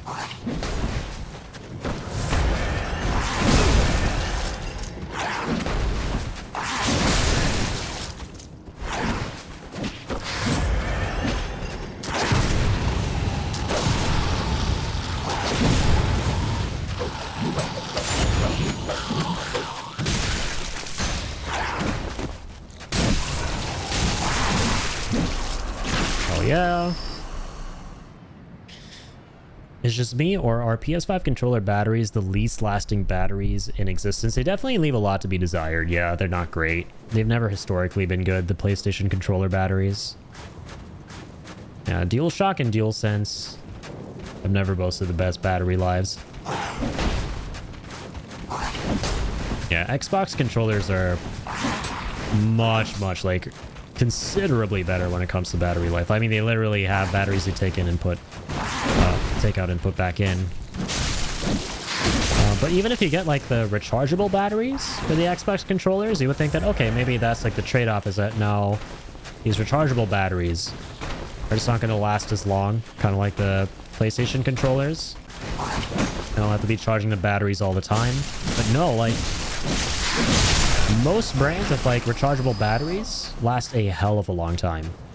And the best part is you don't got to buy new batteries. You just charge them up, and the ones I have for my Xbox controller, they'll last a couple of days, 100%. Like, you'll have like 2 or 3 play sessions, like many hours before you actually have to go charge those batteries. And the best thing is, usually most battery chargers come in like come with multiple batteries you can charge at once, or like these holders.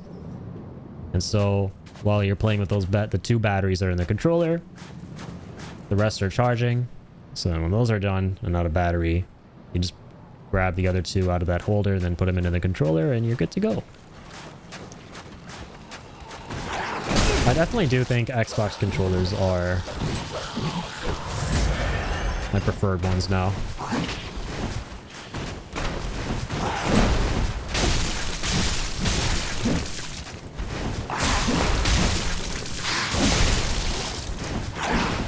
I used to be a big sucker for PS controllers until I started doing PC gaming and using an Xbox gamepad.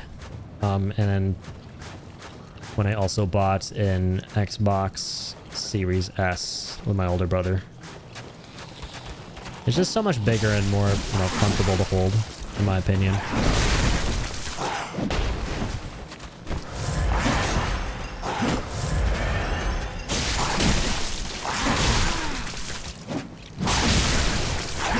I'm actually gonna die. I didn't think I would actually die, but it did. Even though I did say I was gonna die.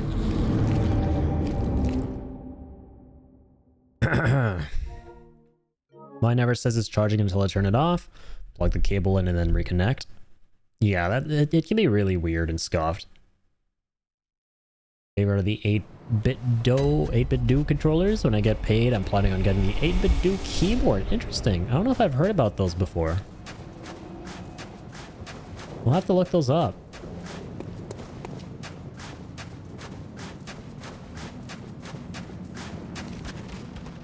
Oh, okay. The one in the beginning is still there. Fuck. Okay, thank goodness my runes are still here. Or my echoes, sorry. Please don't follow me, assholes. Here's the really big one. I'll be taking the numbing mist. I'll be taking that.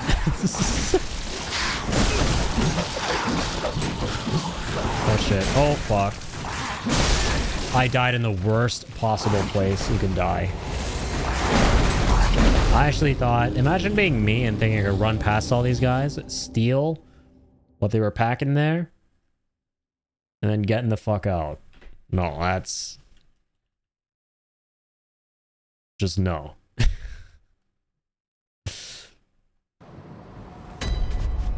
Splattered and ganked.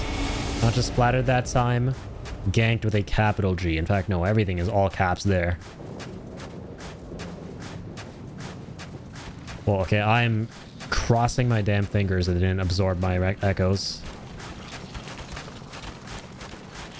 Oh yeah, we're so cooked. Dude, we're so cooked. Not only did they absorb my echoes, the big guy got him. So I have to kill this bitch now with all of these other ones on me. I don't know how I'm going to do that. I have no idea how I'm going to do any of that.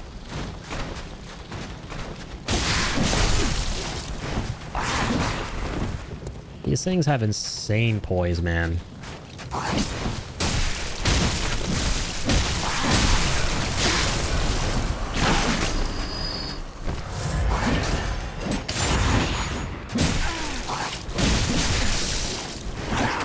Fuck.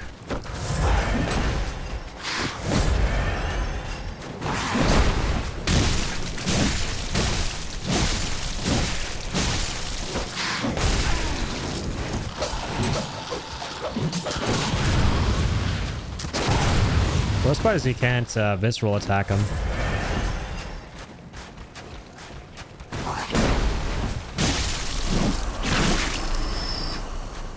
That was the absolute worst of the worst parts.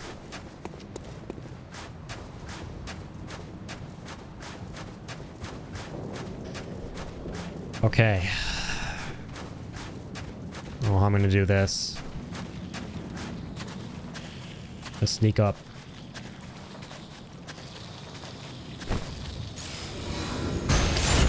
My just noises.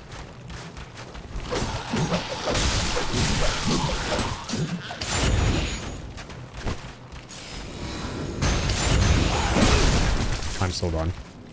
Bye.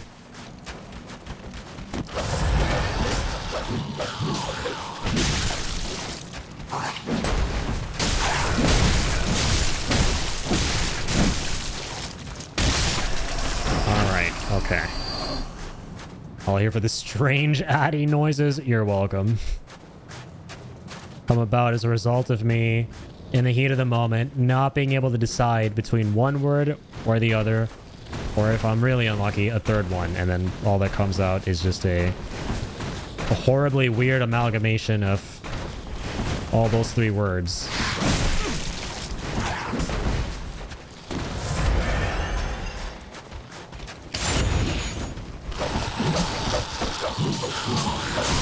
Oh my goodness. There we go.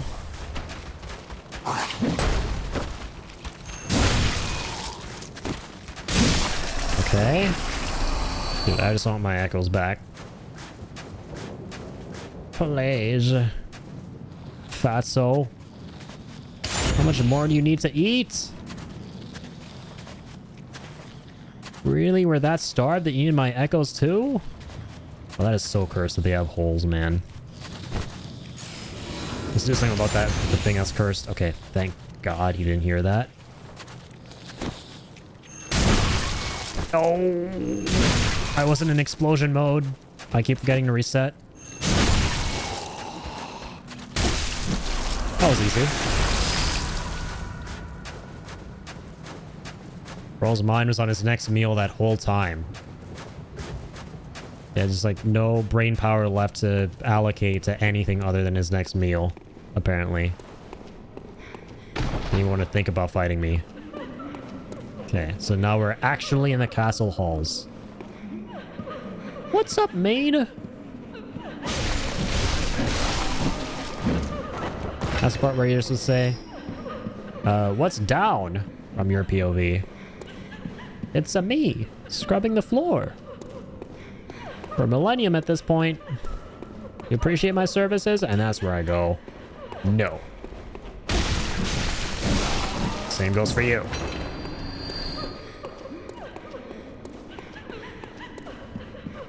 Not cleaning well enough. Fired. Take your job more seriously. Look at me. Even I can do a better job. I'm splattering the halls with blood. That's what I call clean. Oh.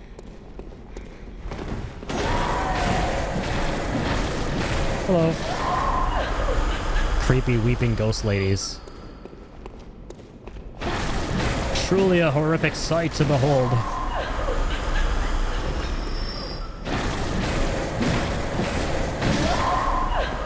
God, it takes so much to take down just one of them.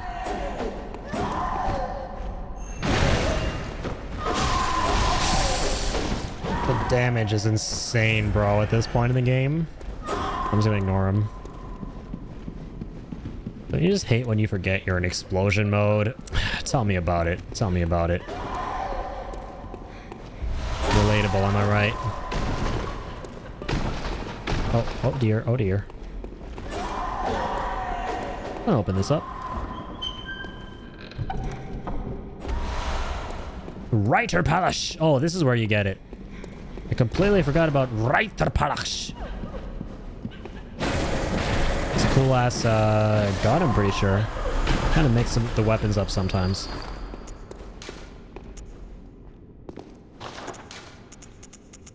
Oh, it is a skill weapon.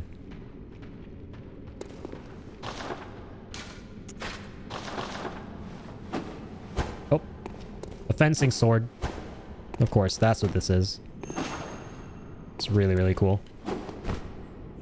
Alright, let's see the trick variation. Oh, that's why I think it's a rifle, because it is at the same time. It's a rifle and sword. 2 in 1. Let's read about it. Weapon wielded by the Knights of Canehurst. Combines an elegant knight's sword with a peculiar firearm wielded by the Canehurst Order.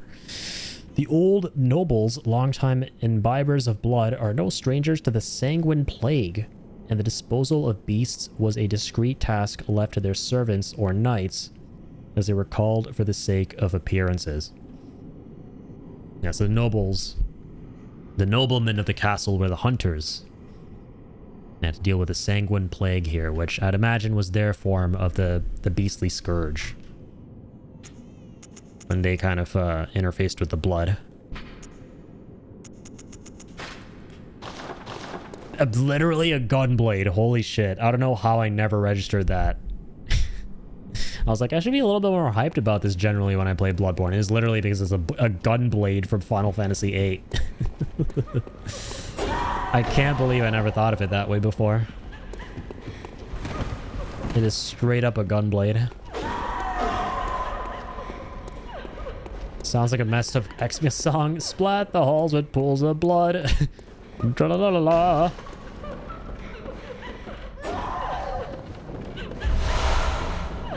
La lady da. Bye-bye, lady. Oh. I'm gonna run around. Doop, doop, doop, doop, juke, juke, juke, juke. The jukies. I'm juking them. Check out these moves. Ow, ow, ow, ow. I'm sorry. I'm sorry.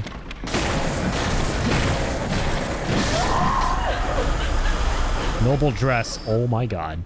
Yeah, this place is rife with lore drops. And it's so much lore from these items. And so much fashion sense. Yay. We're back to cross-dressing. The cross-dressing arc resumes. A finely tailored Bordeaux dress, worn by the nobles of the old bloodline that traces back to the Forsaken Castle Canehurst. Okay, actually, that's pretty straightforward. I was expecting to be a lot more. That's part of the noble bloodline. The bloodline of the queen. Let's wear this dress. We'll be a, we'll look really, really funny. We'll look really stuffed. Gascoigne's cap. The doll hat with the dress.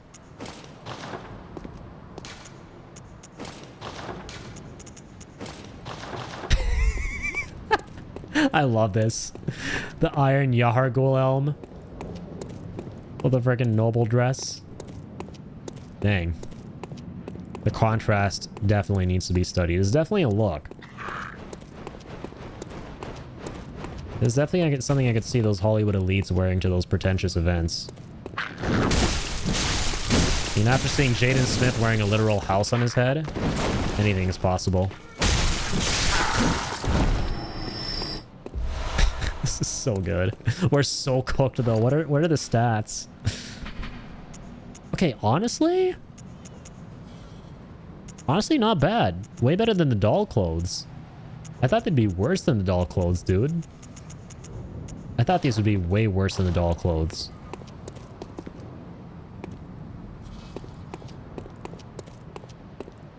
Sorry, don't mind me. I'm just checking out if we got some enhancements, but yeah, you know.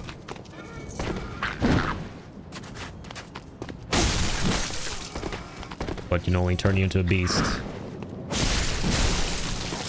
I'll turn you into the opposite gender, I don't think. Last time I checked. Let's get rid of these little, what are they called again? Gargoyles, right? Behold, gorgeous view. Yeah, if we were playing online, we would have been seeing the messages around here. The reason I chose not to go online for this playthrough was so that we could have as a little clutter as possible while playing. Really appreciate the environments and the lore drops and stuff.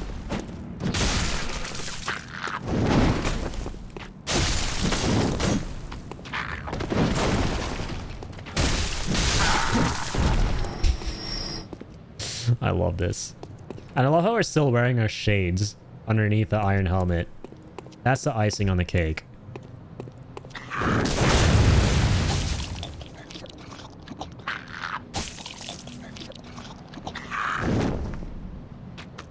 That's not the icing on the cake. Thankfully, they're still alive.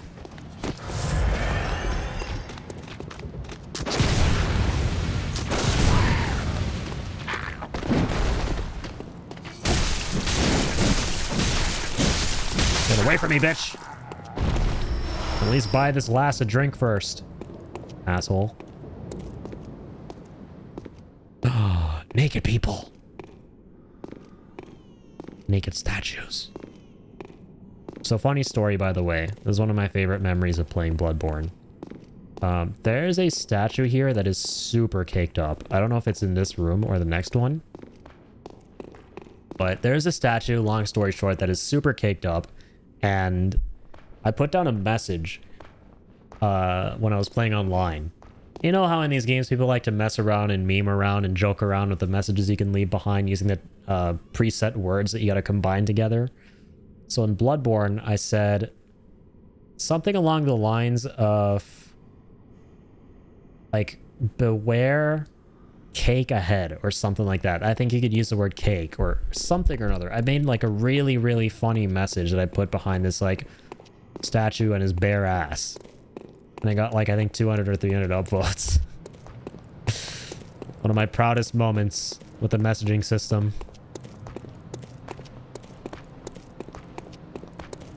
Something like visions of cake or beware of cake. Trifinger, comma, butt as in B-U-T, butthole. B-U-T space H-O-L-E. That's the classic iconic one, which I don't think is in Bloodborne. That's more of an Elden Ring one. Yep, exactly. Trifinger butthole. I didn't even see that there.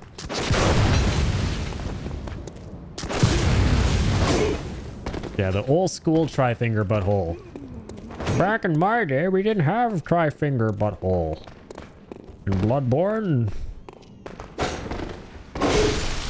y'all kids have it easy these days. We have to come up with our own creative messages. Oh my god, I forgot about this fucking gremlin, man. Get out of here already.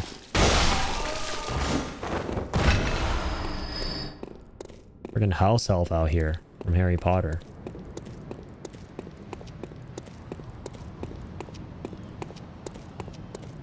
Alright.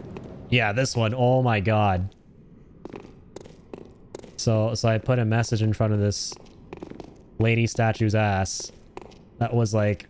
I wish I remembered what it was. I really do. And unfortunately, I can't load my other character because... cloud saving reasons. My level 99 Rianu Keeves peak character that I've done absolutely everything on. Who left behind that absolutely peak message. I wish I could.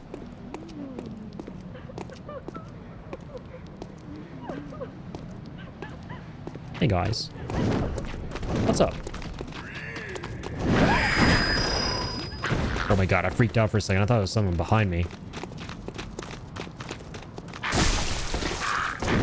It really is some impressive cake, I'm not gonna lie.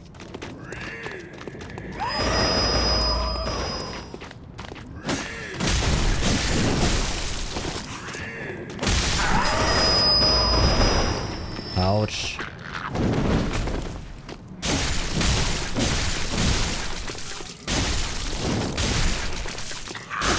Get out of here. I'll be taking those. Where's the decency? So many naked people between naked statues and naked flying gargoyle people. Where's thine modesty? Wait, can I leave a message offline? So I can just like try and... I can't. No, I can't. I'm gonna try and ascertain what it was that I might have written down. I wish I remember. It was so funny, dude. Oh, the executioner said, okay.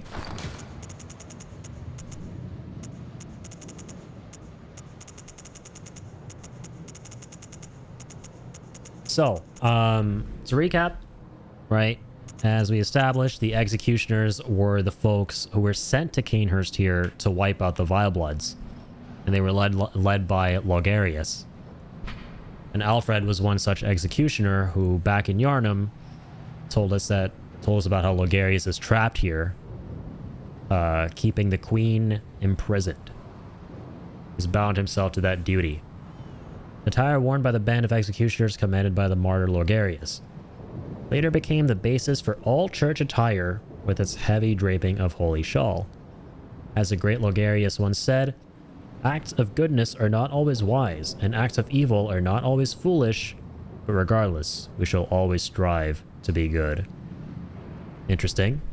Kind of establishing, kind of like teeter-tottering around the area we were talking about, like the morally gray stuff with Bloodborne, and we brought that up when we were talking about the executioners, and it's kind of cool how Martyr Logarius literally mentioned that stuff and alluded to it. I like that a lot.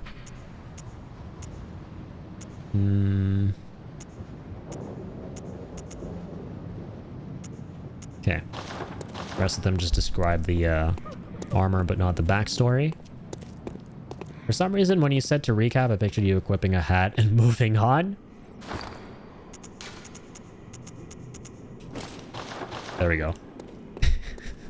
Now all is right in the world. This is so fucking cursed, dude. This is so cursed. I love it. Vile Blood Register. Okay, this is going to be kind of cool to read about. So I know what this is for in the gameplay, obviously. This actually introduces a leaderboard system. Red leather record of the Vilebloods loyal to the Covenant of Annalise, Queen of the Vilebloods at Canehurst Castle. A record of the Vilebloods, bloodlusting hunters who seek blood dregs of their prey, kept throughout the ages. Yep, and it's an online item. It's a leaderboard item. So when you join this covenant, if you will, if you decide to side with the Vilebloods, when you go up against other players, if you do PvP, who are part of other factions and enemies to the Vilebloods, when you kill them, they drop blood dregs, and it's basically shown in this book how many dregs you've collected. And you can, like, work your way up the leaderboards via that. It's basically a leaderboard register, which is kind of cool. But yeah, so the Vilebloods are basically vampires. It wasn't already obvious.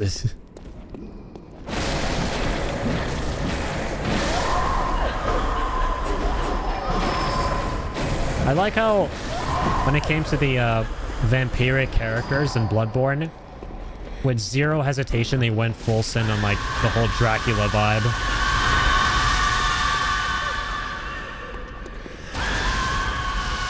Kind of forgot about that. There's a lot of screaming. Excuse me, ladies. I have very sensitive eardrums. So, if you don't mind, don't do that again. I'm just looking around. Oh, hang on. Passing by, ladies. Oh, shit. I actually can't get to that chest right now. Drop down eventually.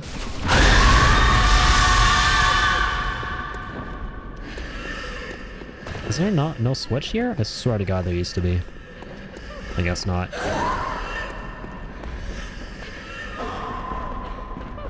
Okay.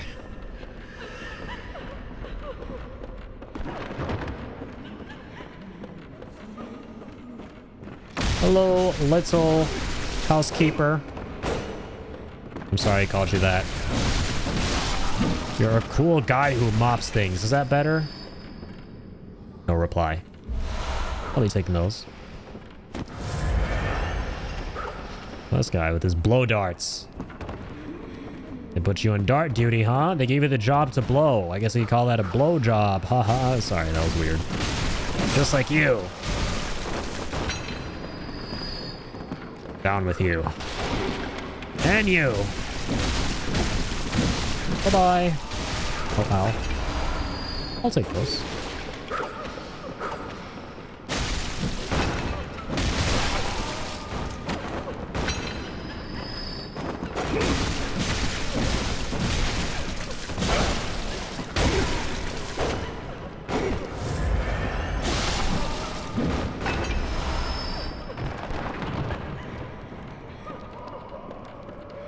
Stop crying!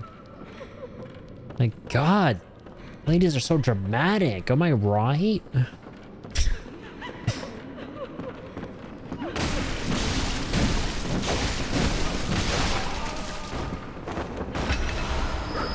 Oh, like, you guys are all having a slumber party here, and instead of having fun braiding each other's hairs, you know, you're just doing each other's nail polish, having a fun-ass sleepover. I just like collectively group crying. What is wrong with these people? Like women, am I right? Sorry, that's sexist. I'm just kidding. Women are awesome. What's not awesome are ghost women who want to kill me and scream into my ears in order to try and do so. We're all collectively crying at the same time. Oh dear. Oh, I'll be taking this. Thank you. Blow darts in Dark Souls 1. Oh my god, this was so toxic.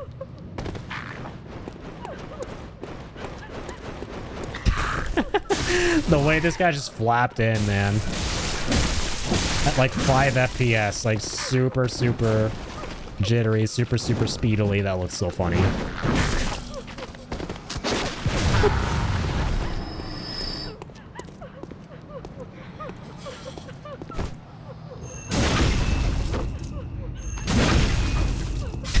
Oh my god. I actually stun-locked him twice.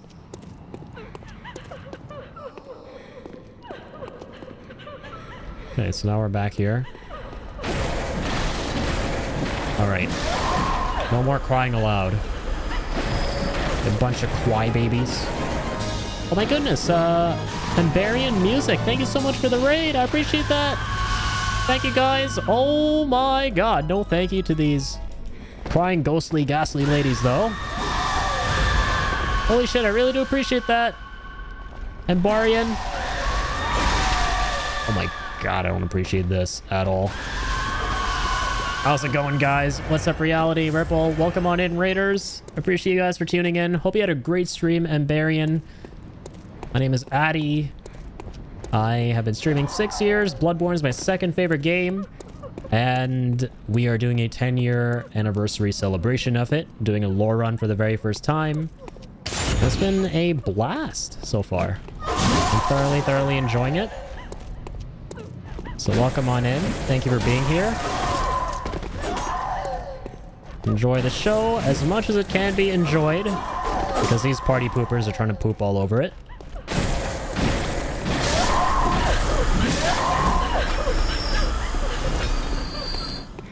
Yeah, how goes it, folks?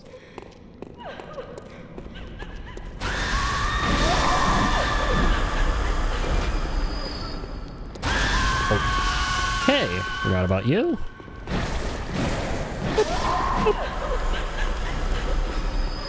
Just gonna skedaddle around this table. Don't mind if I do. Don't mind if I open you. Boop. Now we got the knight's attire from there.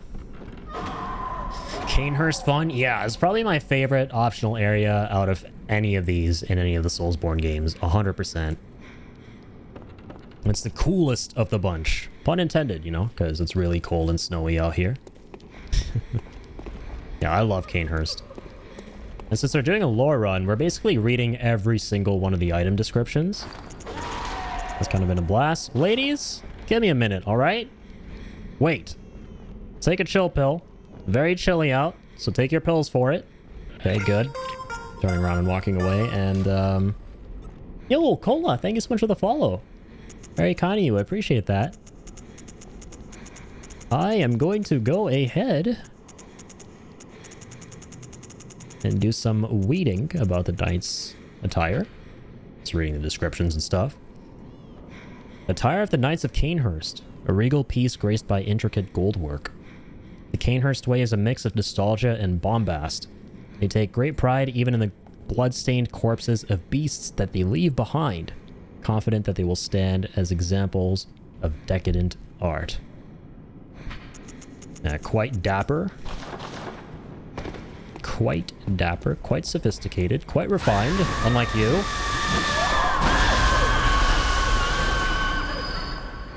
Oh my lord. No, you don't. There's only one lady around here. That's the one you're looking at. The cross-dressing lady in a crumpled Yarnum's hat. As you can tell, we're going the Fashion Souls route in this playthrough. Just goofing around with the attire we're grabbing. I grew up on Castlevania, so Canehurst is a special place for me too. Team Valblood, hell yeah. Yeah, I love the Dracula and Castlevania illusions and stuff, like the very clear parallels in Canehurst. With all of that, you'll love to see it. Oh god, oh god, oh god, oh god, oh god. Oh my god. At this point I can kind of just ignore these bozos. Yeah, as you can tell, I'm doing a stake driver playthrough. I've played through Bloodborne many times, but I've seldom ever used the stake driver weapon, and let me tell you, it's been a little bit tough. But it's been really cool at the same time. So Executioner's Glove, from what I remember, is a consumable weapon. One of the secret treasures hidden in Canehurst. The gloves of an executioner from a faraway land.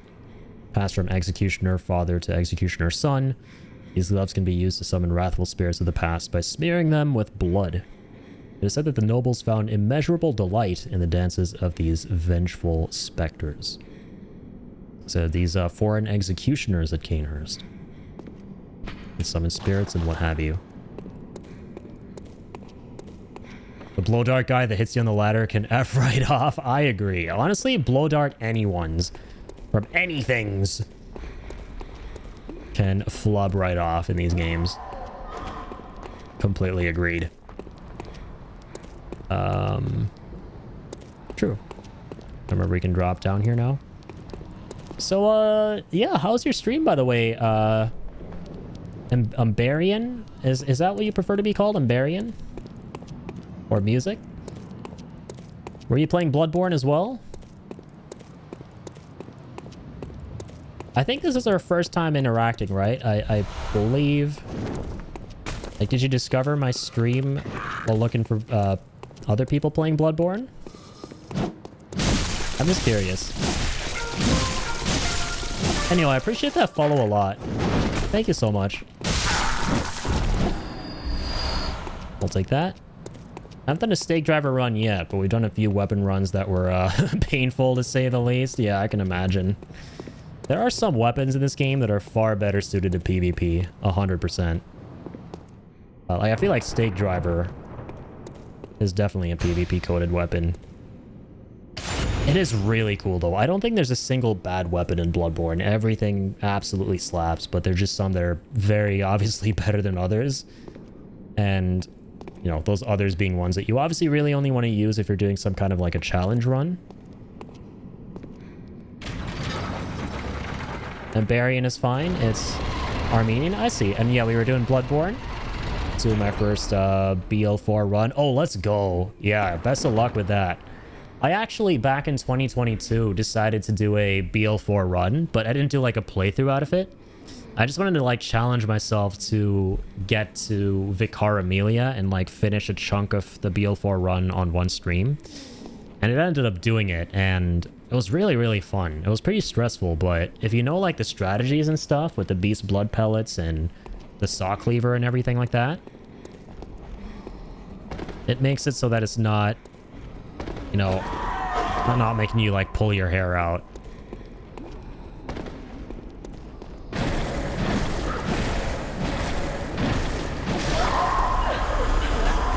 Yeah, this game is incredible. It's my first time playing it in like, since that stream I did, I think 2 or 3 years ago. And honestly, this is the most replayable game ever to me. I've done everything, played it so many times, but I still don't mind going through it another gazillion and one times, you know? There's just something about this game that just wants to keep drawing you back in. It's almost like the player is addicted to the hunt as much as the hunters themselves. That's what it feels like. A hunter must hunt. I found you on the Bloodborne page. I look for a channel with a cam usually. Right on. Awesome. I appreciate you for tuning in, man. Very kind of you to raid out. I used to do the same thing too. 3-ish years ago.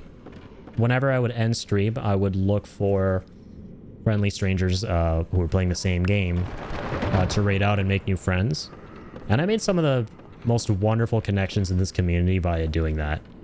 Nowadays, when I raid, I mostly raid the network of friends I have who also stream whenever they're on. But occasionally here and there, I will raid out if some of my friends aren't online. And, you know, I want to go spread the love to fellow streamers playing the games that you're playing.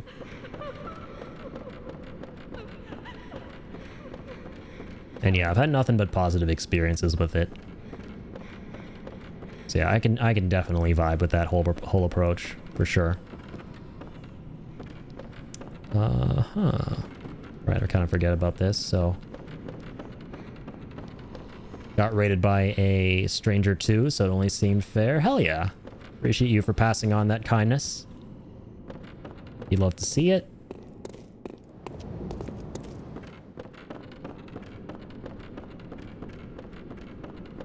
Yeah, I guess you're raiding me out because I haven't ever been raided by a stranger playing the same game in like, I can't even remember. It's probably been 4 or 5 years at this point. I'm not gonna lie. So this is another reason for me to love my second favorite game even more. The fact that that happened. This game's always given me more reasons to love it.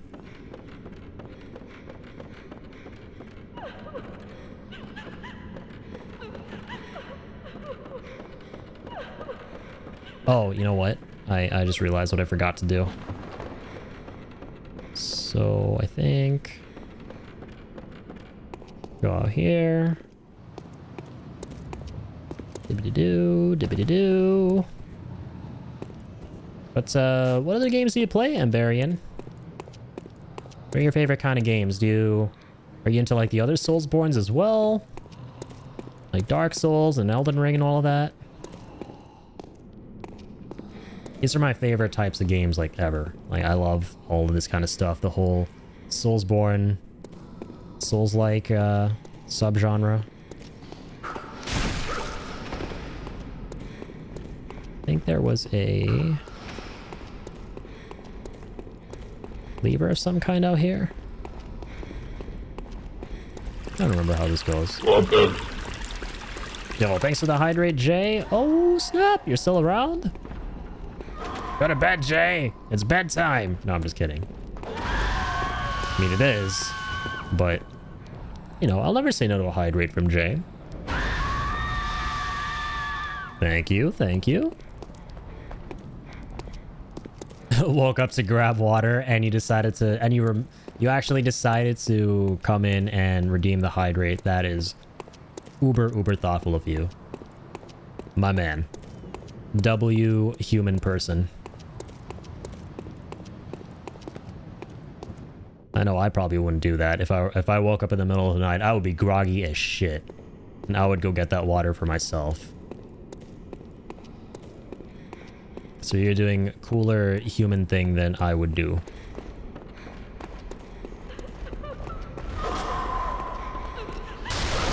Thanks, Jay. I appreciate that.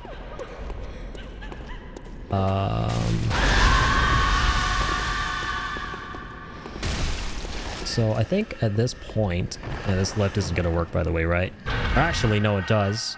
We forgot to activate this shortcut, by the way. Oh my goodness. It would have sucked if we died at some point. So yeah, now we have a shortcut back down to the entrance of Canehurst. So let's go ahead and go back to Hunter's Dream. I'm kind of cycling back and forth between this and Lies of P. Played all the other Soulsborne Hero titles except Dark Souls 2. Let's go. Yeah, same here. Lies of P is incredible. I think it's the closest thing we're ever going to get to a Bloodborne 2, right? And the fact that it's not even by From Software themselves, but another relatively unknown developer who didn't really have a track record, if anything, before it, speaks volumes when you, like, you know, consider how good Lies of P is. I had such a blast playing that game when it came out. And I'm excited for the DLC as well. I probably will not have time to play it when it comes out because there are a bunch of other things I'm going to be streaming around that time. But when I do get around to it, it'll be really, really fun. And yeah, I think Dark Souls 2, if you played all of the other Soulsborne games, and you probably heard about this by now, it's not a lot of people's favorite in the series. This is very different, and it was the only one that Miyazaki didn't make. Has a very different vision, very different identity, but I still highly recommend it. It was the very first one I ever played when it first came out. And so I have like a very soft spot for it. Occasionally a Castlevania game or House of the Dead. This is supposed to be primarily a music channel though. Well, completely understandable. I see. I mean, that makes sense. Yeah, because their name's Emberian Music, right? Yeah, Castlevania rules. I hate to admit, I've never actually played a Castlevania game from start to finish before. I played a bit of one for a assignment in college, if you can believe it. It was actually really fun. But I loved the Netflix series. That was really cool. Didn't expect to love it. Ended up platinuming it because I just kept playing. Yeah, and it's interesting how there are some people I know out there who actually weren't able to get into Bloodborne, funnily, but they loved Liza P. And I think it's because it's just a newer and more accessible game, I suppose, even though Bloodborne, in my opinion, is like a timeless game. But yeah, Liza P is great. It's super duper good. I gotta replay it in general, not just for the DLC, but because, yeah, I messed up and got not the best ending in the world, so. I've heard lol, that's why DS2 is up last. Yeah, that's understandable, for sure.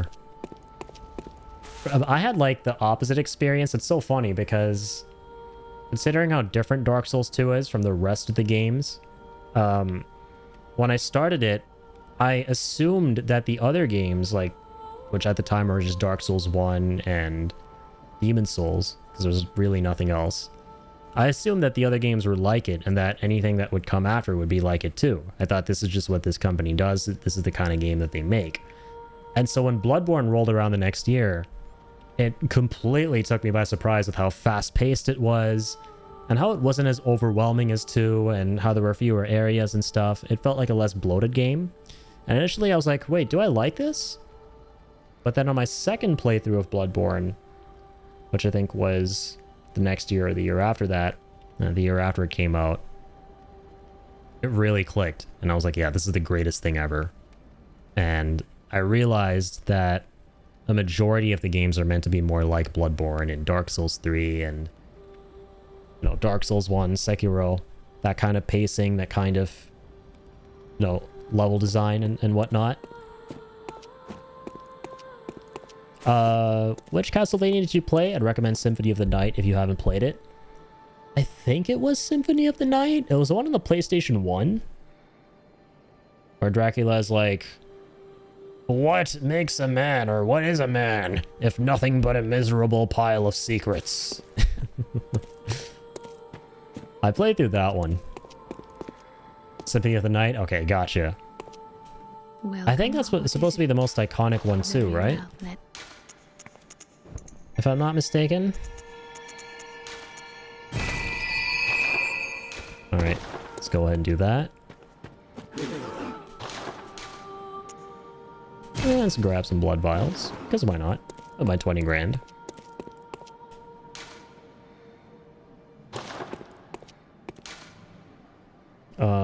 Sorry, I'm gonna go to...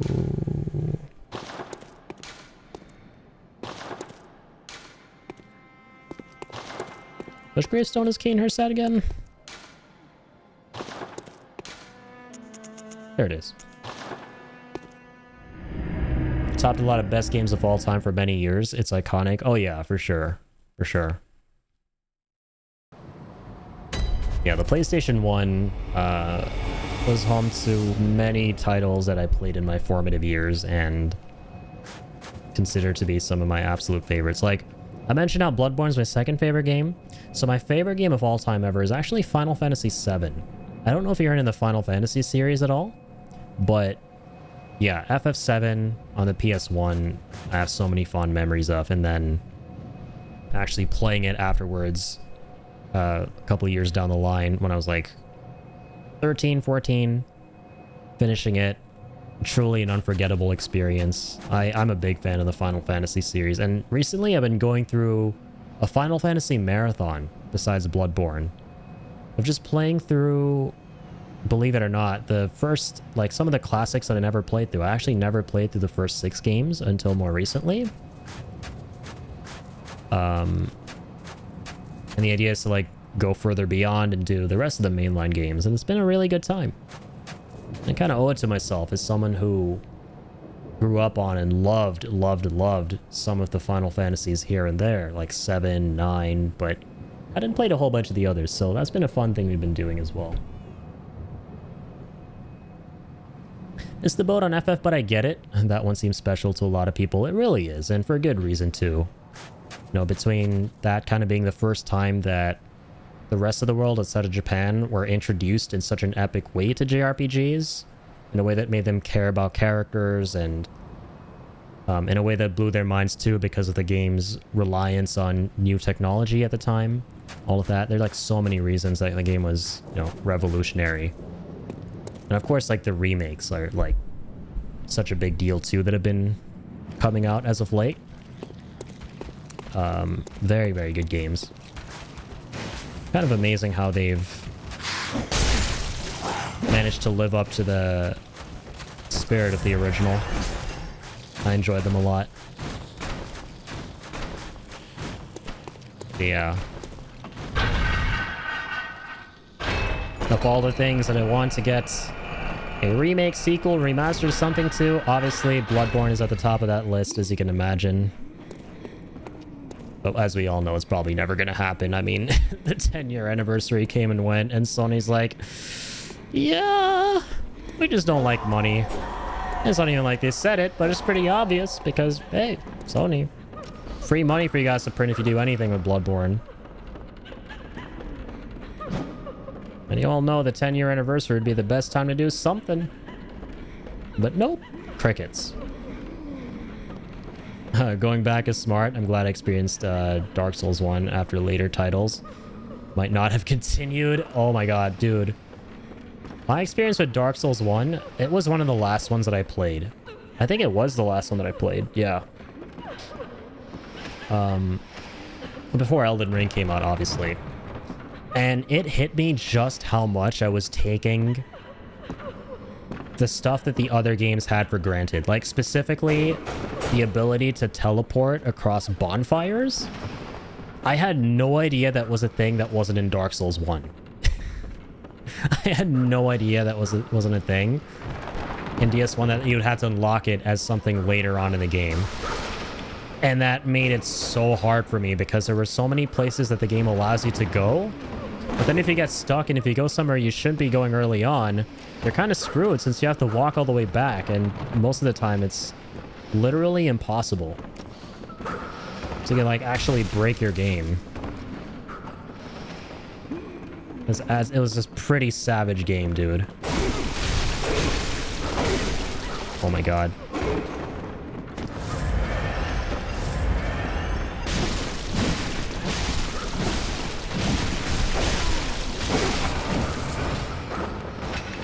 Also, I'm trying to remember. I don't know why I'm kind of low-key stuck here.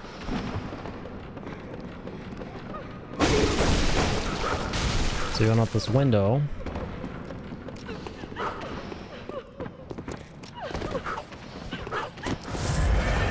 Cardinal directions only for the win, truly. Cardinal directions, man.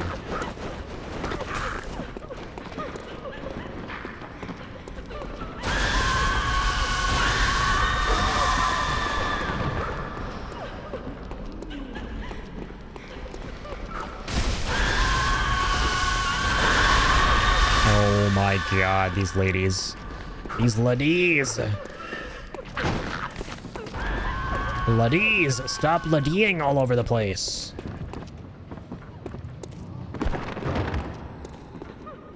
Nearly got soft locked in the catacombs early game. Yeah, dude, same. Bro, same. At the very beginning, at the Filing Shrine, my dumbass decided to go further down. And I, for whatever reason, even though it was really hard, thought that, oh, this is where I gotta be going. And I think they're like these invisible ghost enemies or something there. I can't remember. We're constantly hounding you, but I, for whatever reason, decided to push past them. And I got to a point where I couldn't continue, and I was like, you have to be shitting me. You have to, like, walk all the way back now. I ain't doing all that. And I think I somehow managed to do it without restarting the game, but yeah, it was 10 out of 10, do not recommend.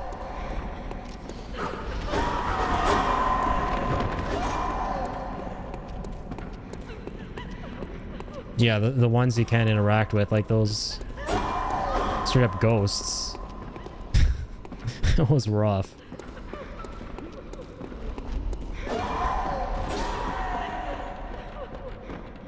I'll turn this down so that they don't destroy my eardrums when they scream again. Oh, I'll take that. Apparently never grabbed those.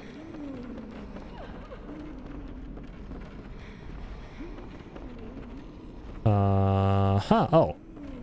There we go. Figured it out. This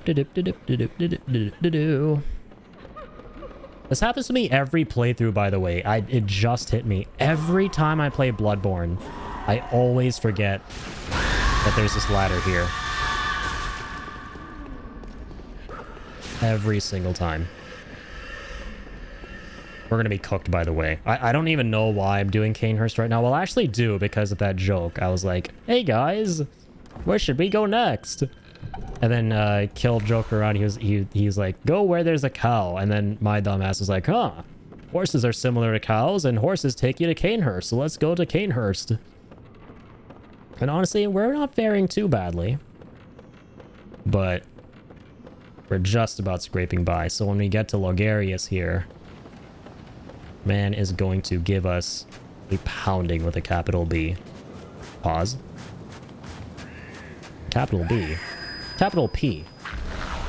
So not only is my character cooked, my brain is cooked apparently too. Mixing up letters.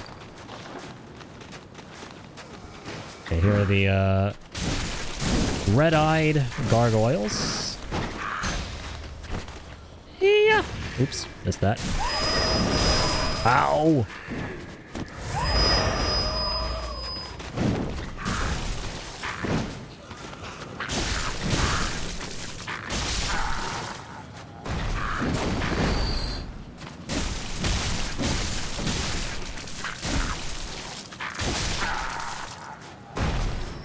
Yeah, once again, a big thank you for the raid. Ambarian, honestly, in general, guys, thank you so much for the support on the Bloodborne series we've been doing. Between this stream and the last one, we did... So last time we did a crazy 14-hour stream for day 1 of our 10-year anniversary playthrough of this a couple nights ago. And we had, like, almost everyone from the community who I've ever known pop in. Almost everyone. And that was really wonderful. And today we're meeting some new people too, so... yeah, just once again kind of reaffirming my love for this game. This game is just like making me love it even more. It makes me connect with all these wonderful people. I appreciate all the support. Alright, running across these rooftops.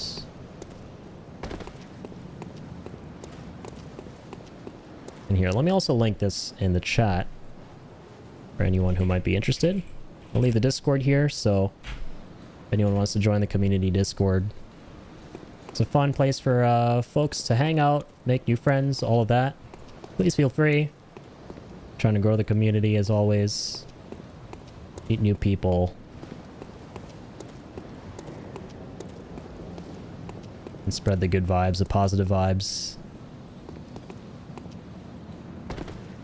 As of late, I've been really enjoying doing that whenever new folks drop in, or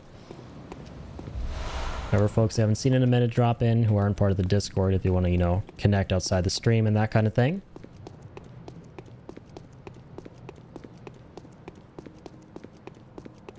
Okay, so here we are with Logarius. Oh dear. Good thing I have practically no echoes on me right now. Because otherwise, this would be doubly stressful at the moment.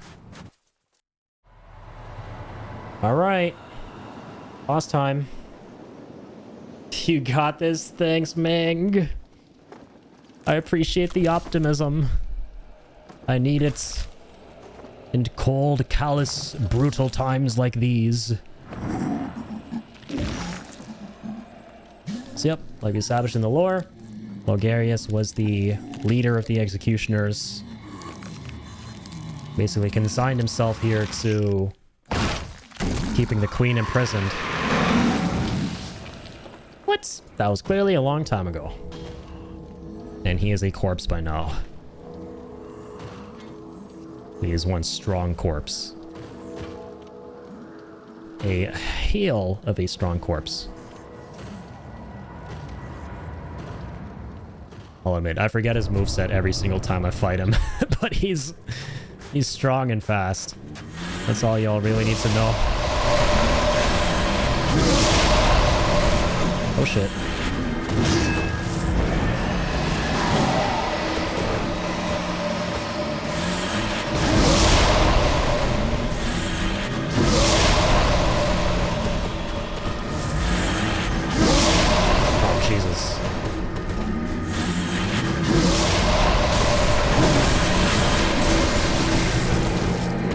Get the hell out of the way.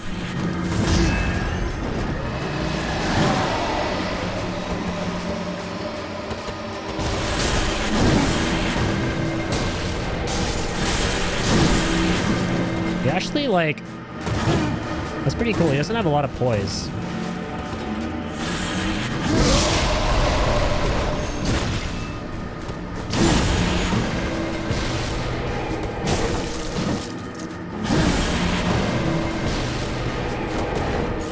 Actually like stunning him a little on every hit because we're making him flinch.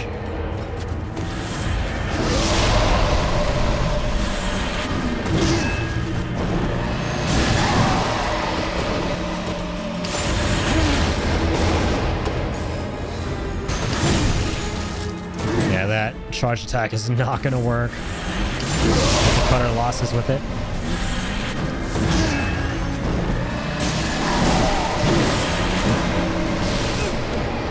Get the hell out of there.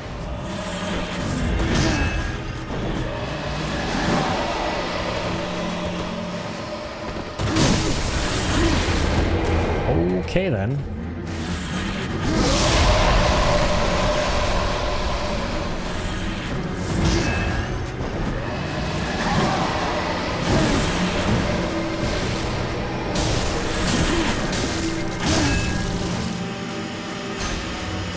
Alright.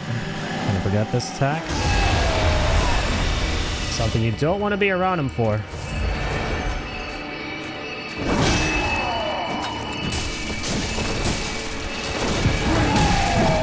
Dang it.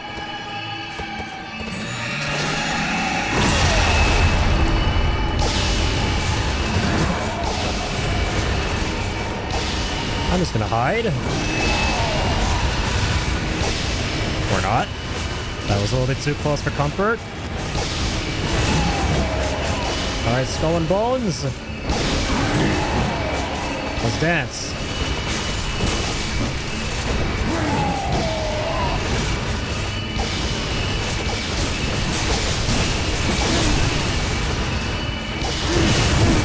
Ah! Ah!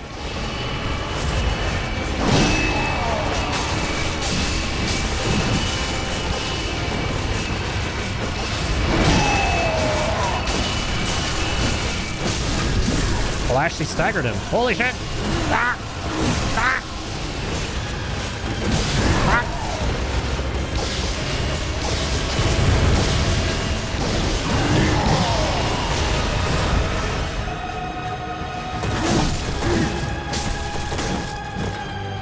Get over here, bitch.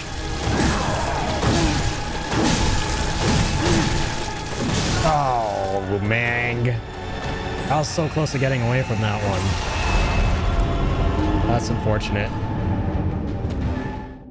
He has my favorite moveset to move to parry in the game. Fun boss. Yeah, he really is. It's been a minute since I fought him. So yeah, his moveset always eludes me, but I generally do like the humanoid type bosses in these games. They're wicked fun to fight because of those visceral attacks you can pull off. I'm definitely going to try and get more of those. But yeah, in terms of my favorite bosses, they'd probably be Gascoigne and Ludwig. Those ones are just iconic.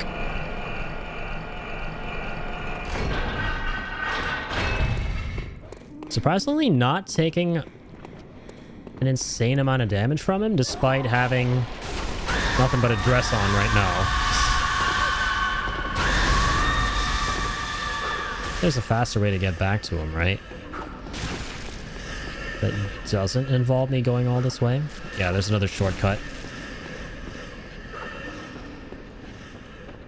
Yeah, there's another shortcut. I don't think I kind of just missed it last time. Right?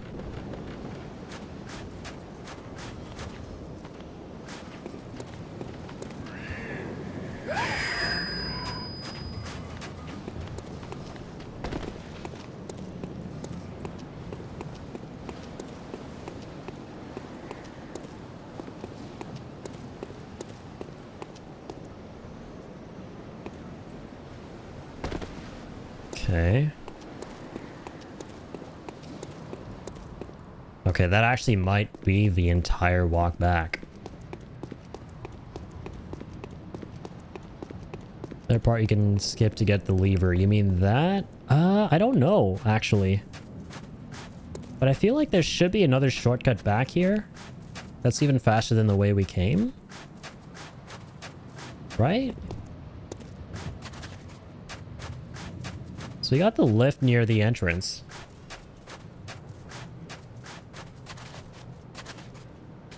This is the run back? Gotcha, yeah. I definitely do remember it being the roughest one in the game. It's been a while since I struggled on him. Like, I think most of my playthroughs I get him first go, because I'm using pretty goated weapons and stuff.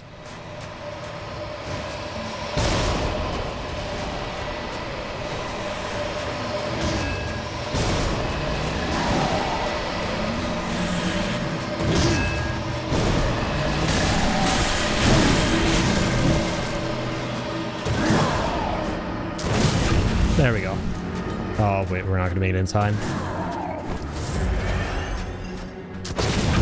Yeah, let's try to get these viscerals. Beautiful.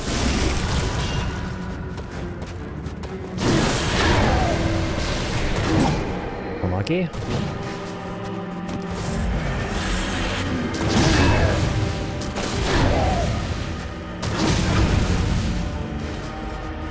Imagine you could just like knock him off the map with the visceral.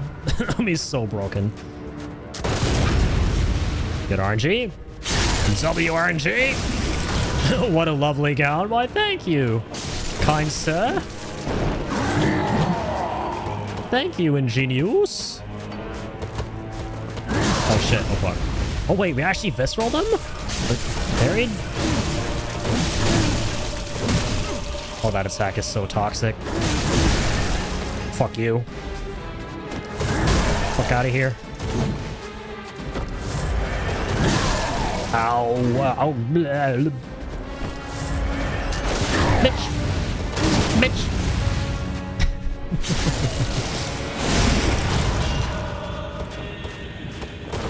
Bitch. Oh shit. Bitch.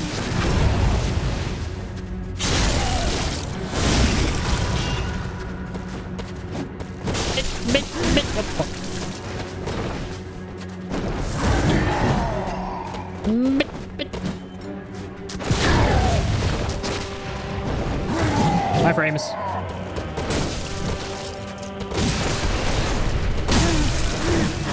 Whoa, what the fuck was that? The less we know, the better. Die! Use my gun! Use my gun! America! A huge ass sword going directly through. Well, thankfully I don't have boobs. Thankfully I am a man at the end of the day, because that would have been going right through my boob right there. Holy. It actually isn't that bad at all if you just focus on the visceral attacks.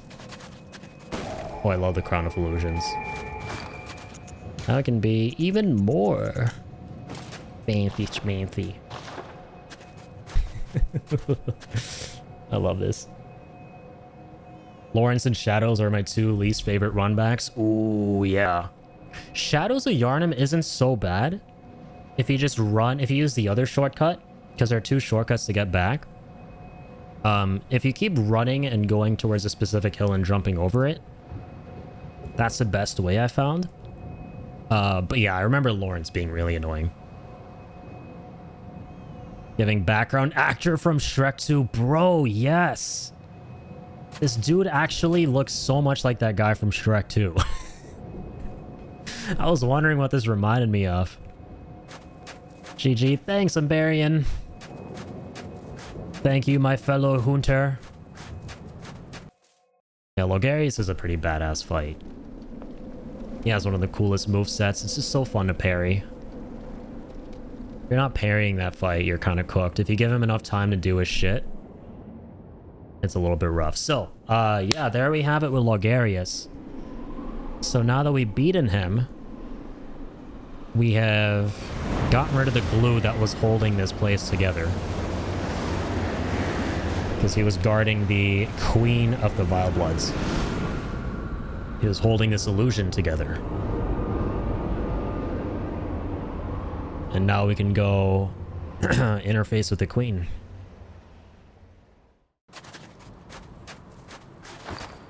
I love the Vile Bloods.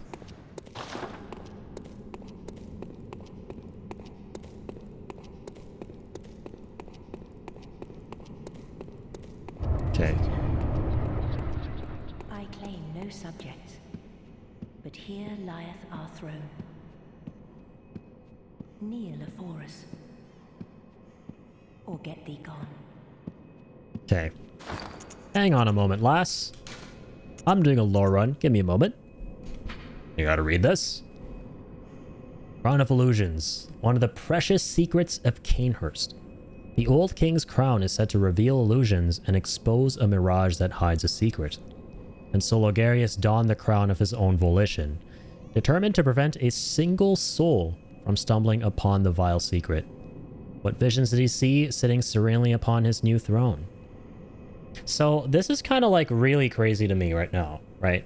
So we have kind of known about Logarius and his role and the fact that he was a part of the executioners from the Healing Church, but on a lot of my like previous playthroughs of Bloodborne, I always assumed, and I think most people are going to assume this, that Logarius was the king, right? And that he was keeping her safe, but what it actually is that he took the crown of the king to keep this place secret so that she would never get out and keep her imprisoned here. I like the fact that she's essentially invincible and that's why he's hiding her, because he can't really kill her and fulfill his purpose. Exactly, yeah. It's really, basically it's a tragedy, right? He's not able to kill her, so he contends with her the best way he knows how. And it's by keeping her locked away here. Visitor. Moon-scented hunter. I am Annalise, Queen of Castle Canehurst. Ruler of the Vile Bloods, and sworn enemy of the Church. Yet our people are murdered, and we are prisoner to this wretched mask. What is it thou art in search of? So what I kind of like to do at this point is leave. I don't swear no to her immediately, so I leave. I go tell Alfred about what happened here. Alfred swoops in. And then, well, you guys will see the rest. We're still able to swear an oath to her if you don't do it right now. We will come back in a second. But yes, this is basically the Queen of the Vile Bloods. Let's go ahead and grab the unopened summons. So we need that. Let's read about it. An old sealed summons, like the first of its kind, it is an invitation to Canehurst, but for whom is not known, as it lacks an addressee. So this is the one that we got from Yosefka's to get here. This is one that hasn't been opened. Let's go ahead and light this. So, the way I like to approach this is I remind myself at this point that in a sense this is a quest line for Alfred. So before we swear an oath to her, we might want to go confer with Alfred because he's gonna want to gut our guts. If we swear an oath to her and then go back to him, he's gonna be hostile. But there's a way we can maybe satisfy is not the right word, but get everything done with every party. Alfred killed me here more times than Logarius in my BL4 run. He was painful. Let Elixir in one-shot central. Yeah, some of these NPCs can be really rough to contend with if you piss them off and don't do their quest lines or aren't on their good sides, right? Throughout their quest lines. I remember Aileen was also an annoying one. So on this playthrough that we did, we helped her out with it in its entirety. And we ended up fighting the other Haunter at the beginning of the stream, but he was also a really tough one. Ah, welcome home, good hunter. I must have drifted off. What is it you desire? Sorry, I don't know why I'm playing for the dialogue here. Yeah, let's go ahead and at this point, let's get endurance to at least 20. And what I'm gonna do is go to, yeah, Cathedral War is good.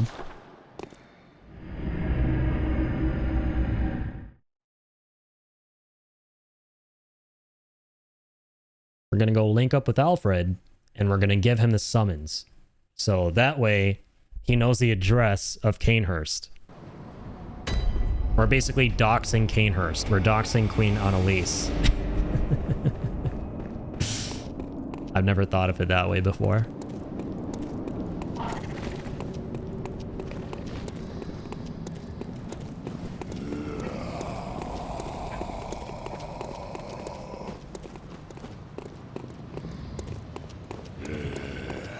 Yeah, look at that pretty lady. We must catcall. That's probably what they're saying, because I am rather fabulous here. Look at me go.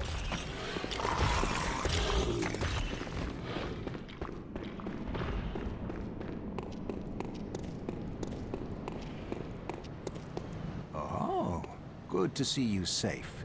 Now, let's think up something to discuss. Just tell me what... Hand over unopened summons. Aha! Is that the sigil of Canehurst? I've heard tell of Canehurst nobles and their amusingly pompous invitations. Wonderful. I thank you profusely. I will depart immediately, but first, a token of my gratitude. Jay, I love how one of the previous times, I think 2 times ago that you redeemed that, was during a conversation with Alfred, and we were talking about the Vile Bloods. And now we're talking to him about the Vile Bloods again. Alright, hold on. I'm gonna get some H2O. I'm gonna get a refill on my water. Thank you for the reminder. Hold up, hold up.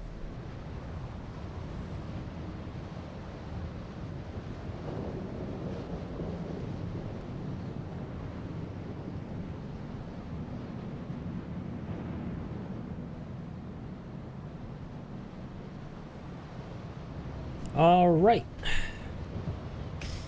Wagon wheel, it is indeed finally time. Ian. The long-awaited Wheel Hunter badge. Indeed, we acquire the wheel from Alfredo sauce. Ah, I feel my master's hand at work. Praise the good blood, and let us cleanse these tarnished streets.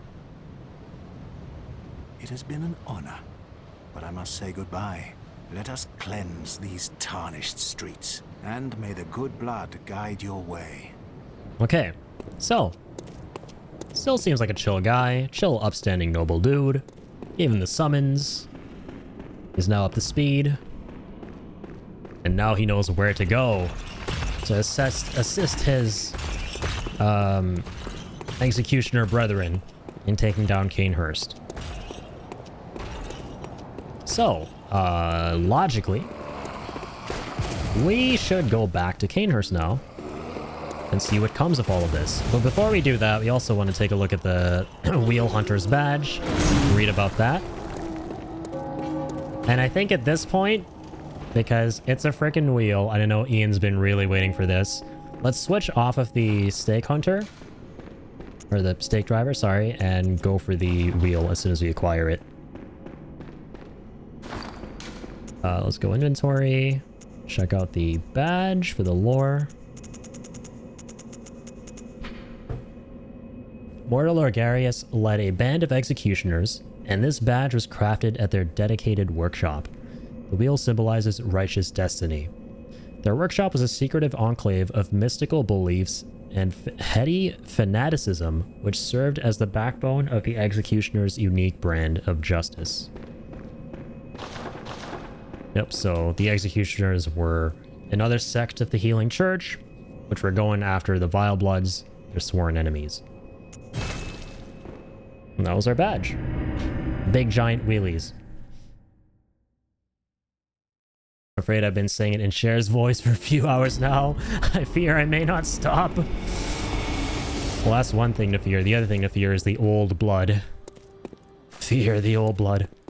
Okay. Why is my nose so itchy? Ow.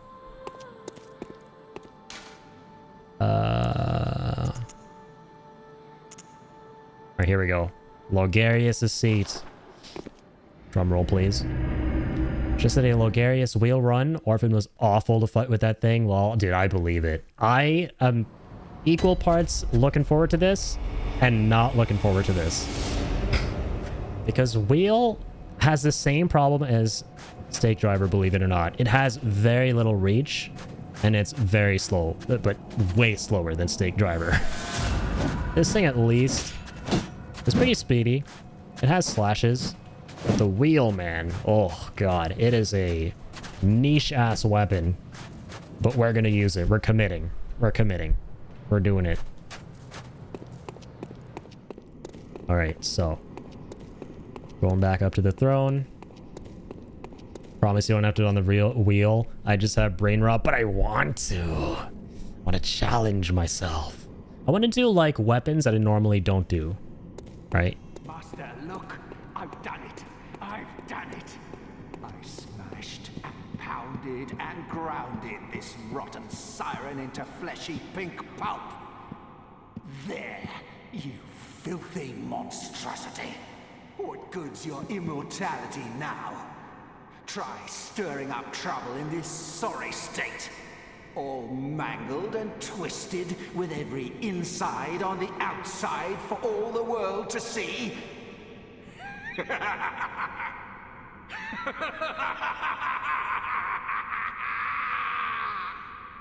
Looks like he's having a good time with the wheelie. What up, Alfred? What's good? You seem like you've had a day.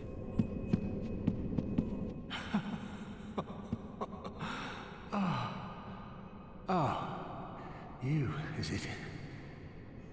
Look at this. Thanks to you, I've done it. Well, isn't it wonderful? Now Master can be canonized as a true martyr. I've done it. I have. Man, lost his goddamn fucking marbles. I've done it. I have. And that's the end of his quest line. So, if we take the queenly flesh, this isn't why it's eerily, by the way, and we... Okay, where do we actually put this again? So we can resurrect the queen. I think it's in the upper cathedral ward. Barian, you probably remember, obviously, right?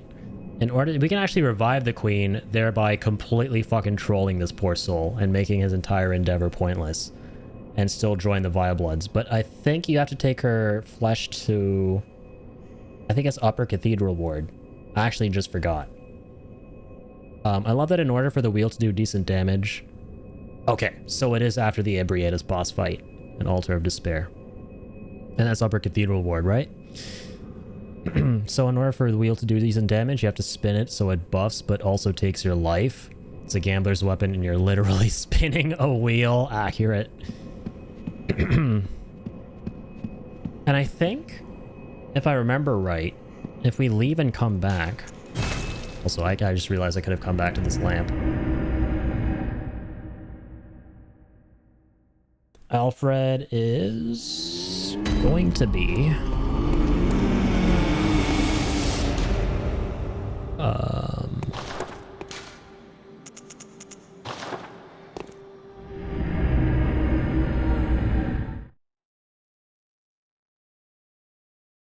The Executioner's man.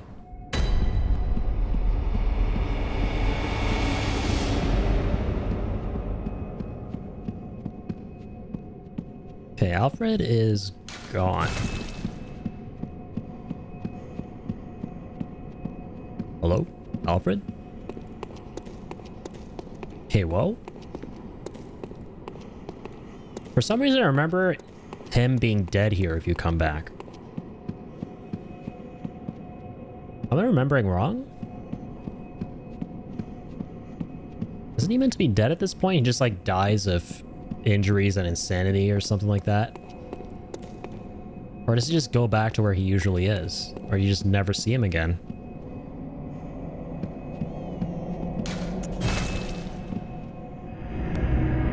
Remind me real quick if you can.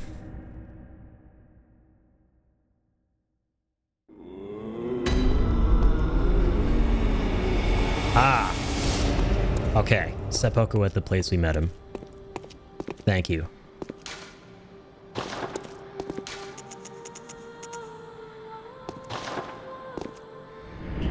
Let's go Cathedral. This might not be the best place to go. Might not be the most efficient. That's cool. We can run through the entrance to Old Yarnum from here.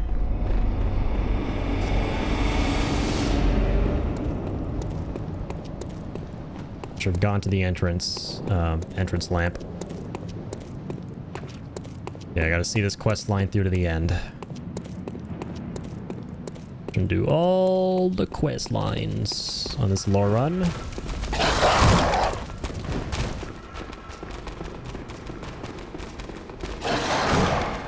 Oh, this is not where I want to be.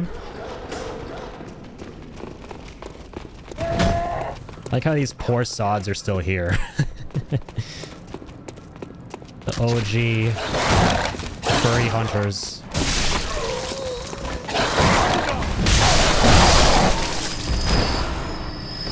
Turn that down. All right. Throwback Thursday moment. So when we met Alfred, a different man from the one that he is now. A dead man. You get the Radiance rune from him, true. So yeah, pretty fucking tragic end to the Executioners. Well, at least you can say they died fighting for what they believed in. What they vehemently believed in. So...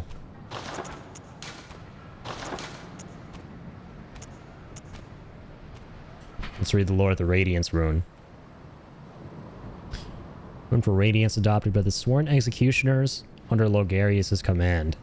The Executioners despise the impure Vile Bloods no matter what the circumstances, would never cooperate with the bloodthirsty hunters who served the undead queen, Annalise. Yeah, so despise them for who they were, how they used the blood, the fact that they served a queen who was essentially a vampire who couldn't die. All things considered sinful by the Healing Church. Interesting detail. I aggroed him and left this last time. He will stay in the throne room if you've aggroed him, which makes me think he's only sticking around to end you since you're now in alignment with the Vile Blood. I just realized this. Yeah, that actually makes sense. That definitely tracks. It's very eerie to think about.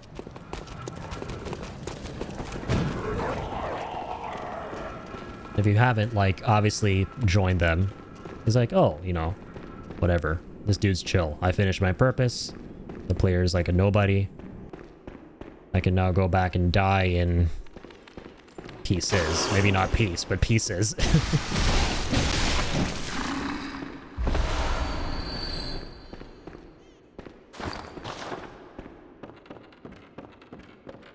don't know why I'm not just using the Bold Hunter's mark. But it's cool, I'll just do this.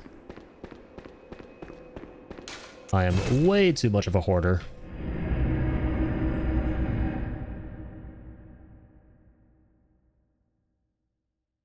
Now the last of the Vile Bloods and the last remaining for him to deal with? Yeah. Because, yeah, they die with Annalise once he kills her. And if you side with her, he goes for you as well if he has the unopened summons.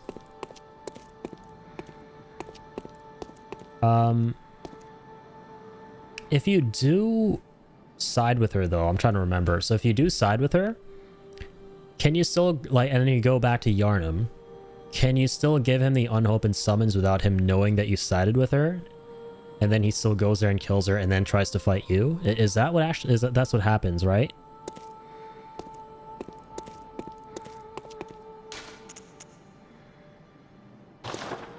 Okay, so we're done with Alfred. We're done with the whole Cainhurst storyline. Okay, he doesn't know until you attack him. I see. So I could have actually joined her. That was my bad. It's cool though. We'll join with, we'll link up with her after we do the Upper Cathedral Ward. I actually want to go back for one thing at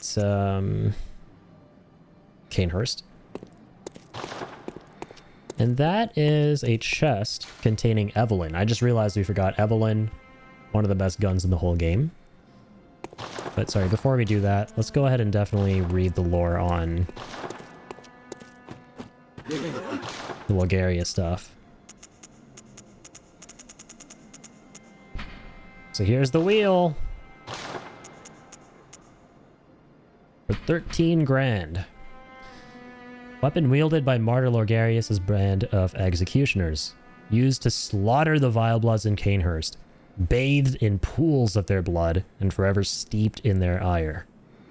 Transformed to release the power of the wheel and manifest their lingering rage in a show of utter brilliance.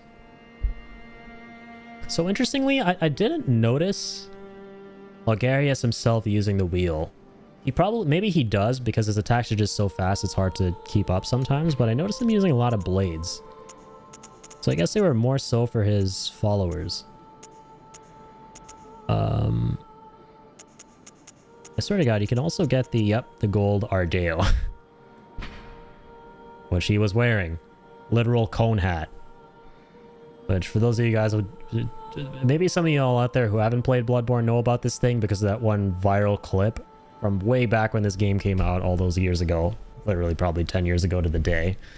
Of the hunter going down a ladder and this conical helmet smacking every single rung of the ladder and making a thump noise on every single rung. It's one of the greatest videos on the internet. The odd helmet worn by the band of executioners commanded by the Martyr Logarius. The conical gold helmet, symbol of the executioners, represents luminosity, ambition, and an unflagging resolve to face impurity, staring it down with stern golden spirit. As our great Logarius once said, Acts of goodness are not always wise, and acts of evil are not always foolish, but regardless, we shall always strive to be good. And yeah, we actually did read that. Cool. So that's that for now. Honestly tempted to get the wheel right now. I think we have the required stats for it. We actually need 10 arcane. Yeah. How much are we at right now? Oh, we're just at 9. Pretty close. That vid is hilarious. Yeah, it's a classic. That's some funny stuff in your Discord. Wait, as of like recently or something you posted a long time ago? Let me go ahead and open up the Discord. Oh, you actually... Oh my goodness. You actually just shared it less than an hour ago, Jay. What are the chances? That's amazing. Hang on. Let me pull this up for those of you who don't know.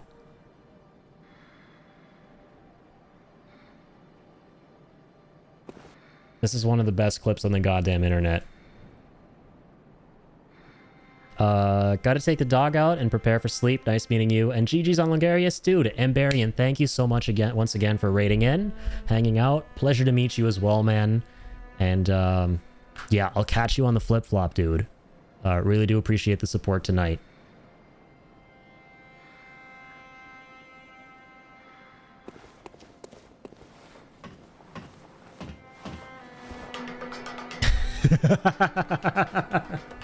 This literally never gets old.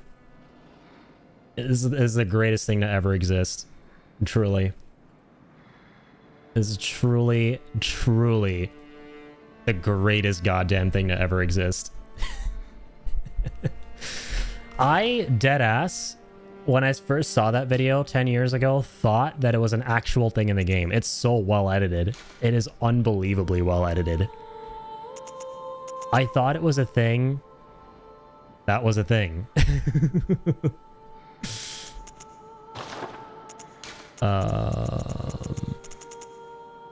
Yeah, it's so good.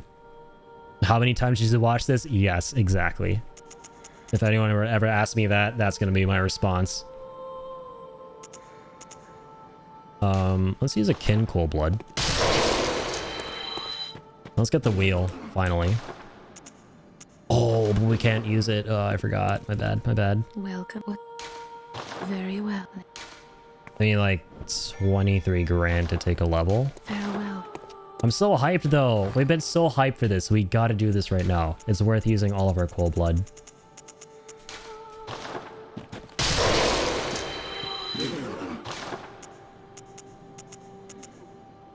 Let's get the wheel. Okay, step 1 complete.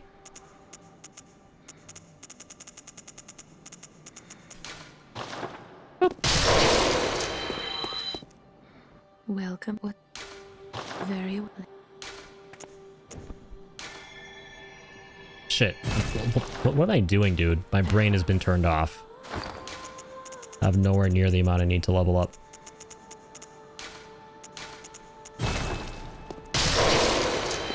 $9 grand. Welcome. More blood, more. More. Oh, there we go. So Arcane's at 10. Farewell. Bulgaria's wheel, baby. Oh my god. The way he's holding it up, man. It's so perfect with the rest of this getup. Like, check me out. I'm fabulous. With the shades too, brother. Alright, moveset time.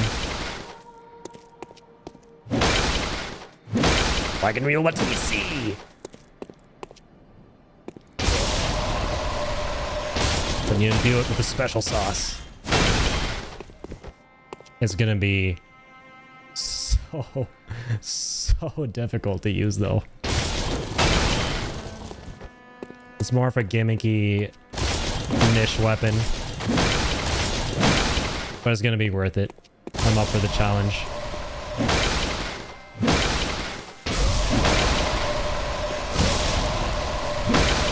This is so cool. Forgot how redonkulous this shit was. Now for now, we're definitely gonna want to go back to this. Just gotta upgrade it, man. So let's go back to Canehurst real quick, just because I want to get Evelyn.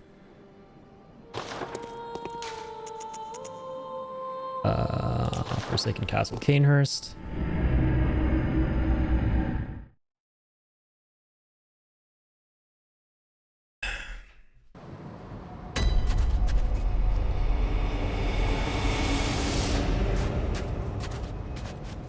God, look at this game, bro. Look at this video game. All right.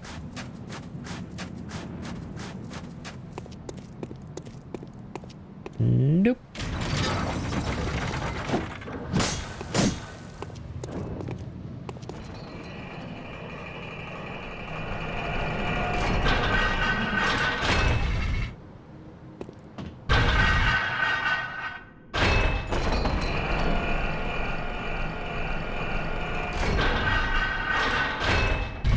Sweet. So we missed. Oh, literally, this is all we have to do, brother. Boop, boop. You got that? There's Evelyn. Alright, bye, girls. We'll do brunch next week, Kay. Sorry, I said that in a girly way because, you know, cross-dressing and everything. Have to act the part. Oh shit, oh fuck. Alright. Use that because I'm lazy as shit. I ain't gonna walk back.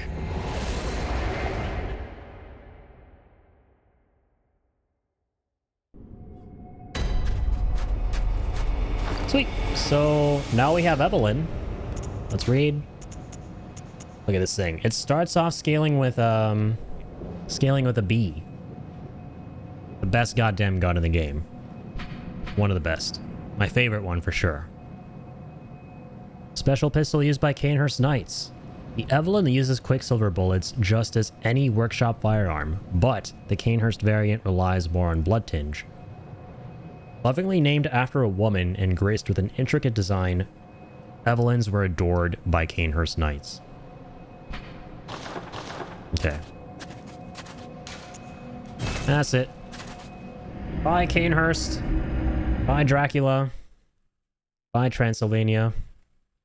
Going back to Pennsylvania. JK. Gonna Yarnum. Yarnamania. Oh, dude. Yarnamania sounds like a fun-ass event that could have taken place in Yarnum if shit wasn't so fucked. Like an annual, like, fair of some kind. Yarnamania! Welcome to the 75th annual Yarnamania! Just now realized that. Okay. So we really want to get to...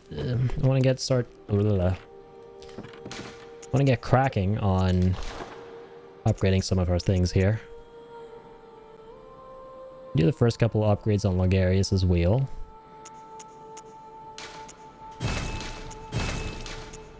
With the stone shards. I think Evelyn might actually start with... No. Okay. Starts with the stone shards themselves.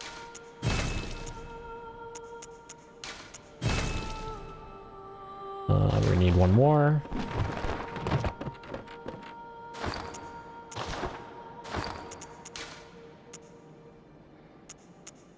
Dude, this is insane. This, like, look at this, right? Ludwig's rifle at +5 deals 37 blood damage, right? Evelyn at +1 deals 68. It already eclipses this by a ton. Also just looks so fancy. And cool as shit. Remember Ludwig's rifle for funsies? Because we typically don't run with it. It leaves a lot to be desired. It's definitely a very niche rifle in the game. It's pretty much like a shotgun. It's an old-fashioned shotgun, right? You gotta be really close. Doesn't even deal that much damage. So ultimately, it's meant to be used as a parrying tool. But then again, it begs the question, why would you use it if there are faster guns? If you just wanted to, you know, parry. You can literally just use the starting pistol in the game. It's just something that exists because it exists for you to, you know, maybe use something different in one of your playthroughs like we kind of just did with it. That's the only reason I can think of. Maybe it's useful in PvP because it has that spread, right? So maybe it's good at zoning. Like that one NPC enemy tried to do to us who was using, what's it called? Ludwig's rifle. He was trying to zone us a whole bunch with it. Yeah, that infinite ammo shit going on, and the spread was just keeping us at bay. So yeah, I would assume it's more for PvP. Like maybe toss a couple poison knives, and then spam Ludwigs. Keep them at bay while the poison whittles them down. Okay, I'm going to go ahead. Buy one of those. Let's fortify Evelyn. Evelyn +2. At this point, we're just lacking blade echoes.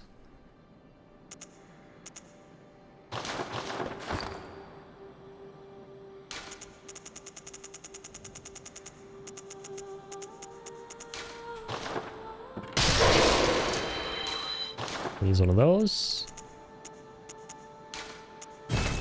Ligarius's wheel +4. Start slotting him some gems.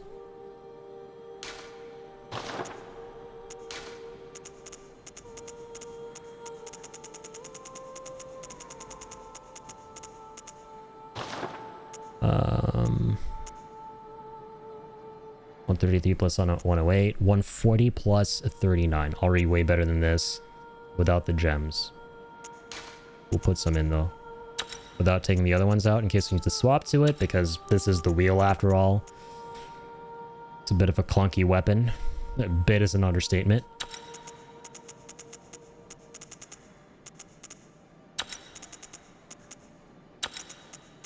Okay, I just like seeing the blue numbers. Okay, that's good. Blood tinge scaling plus 13.5. I forgot about this. Dude, that's crazy. Brother, that is insane. It takes us straight from a B to an A. Without even upgrading the damn gun. Yeah, let's go for Vial HP Recovery up at Radiance, which we got from Alfred's dead body.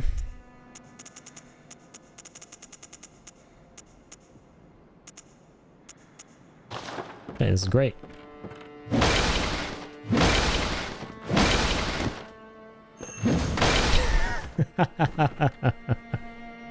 The spin attack is so extra, man. It's like fabulous with a capital F.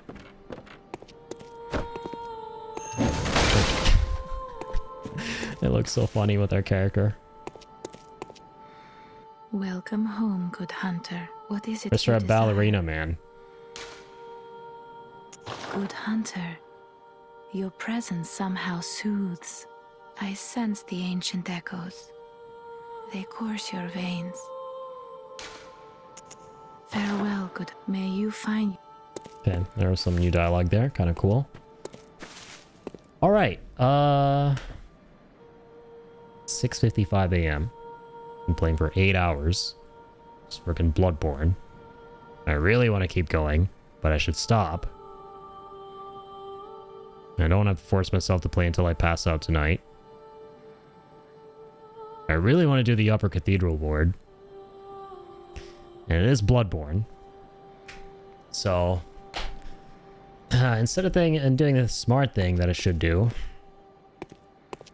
which is explore the Cathedral Ward, because it's Bloodborne, we're going to play this game, and it's the best damn thing you can do instead of sleeping, I'm going to go to sleep. Just kidding, I'm going to play more Bloodborne. Let's see how, like, how we fare with the wheel at the very least. Let's see how we fare.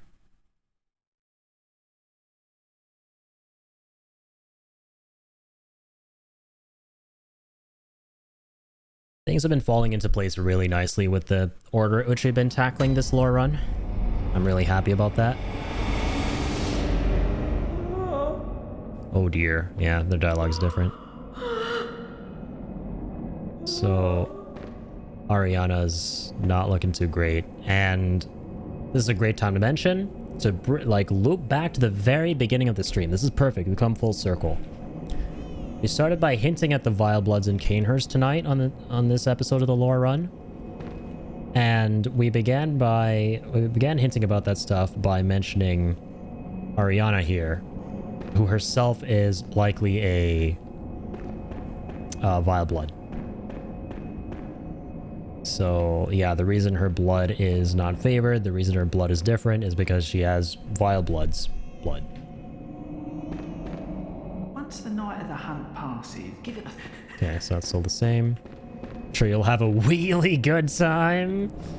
I like what you did there. I see what you did there. I roll with what you did there. See what I did there?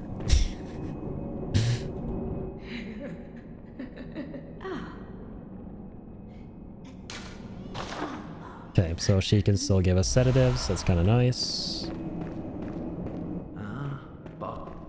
Otherwise, all the dialogue's the same. Be careful, you might tire yourself out. I'll also roll with that one.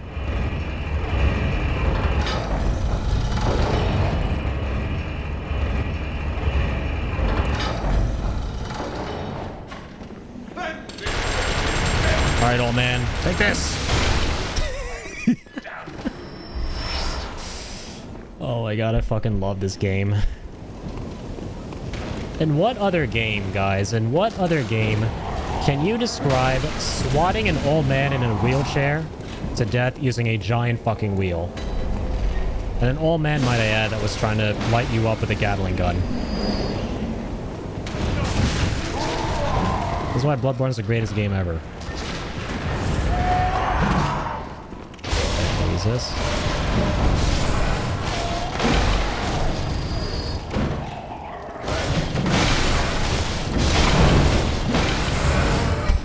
This is so good.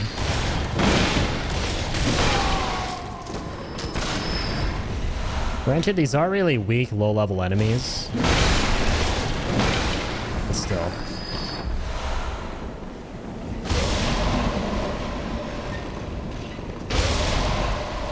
I like how the trick variation uses all of Logarius's arcane magic.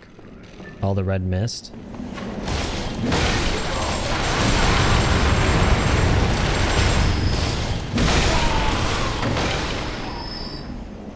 Didn't mean to sit down. Stop teabagging the old man, creep.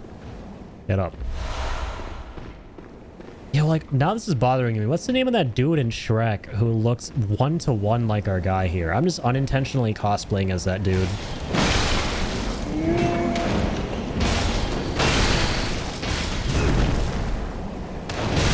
Oh, I'm gonna die.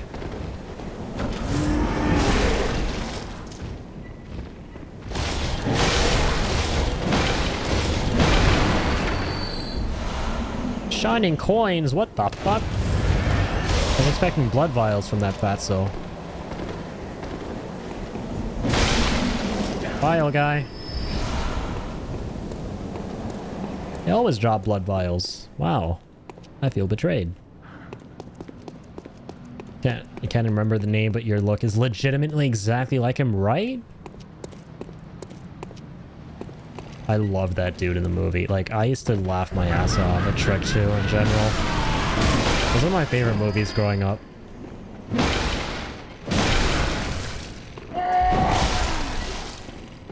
Jacob and I used to, like, rewind so many of the moments in that film when we were youngins.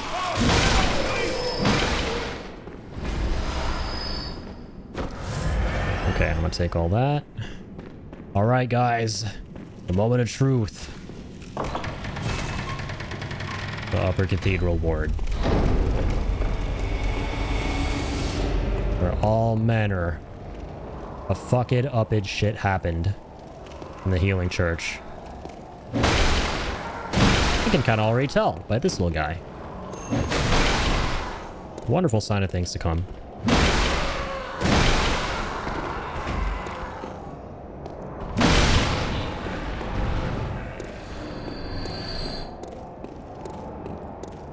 So this is, by and large, considered to be the creepiest area in all of Bloodborne.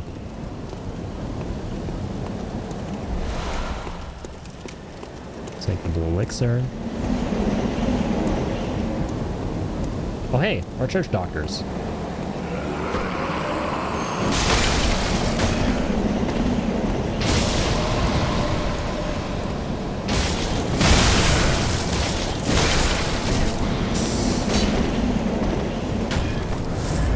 This is gonna be kind of tough. Alright, bring it.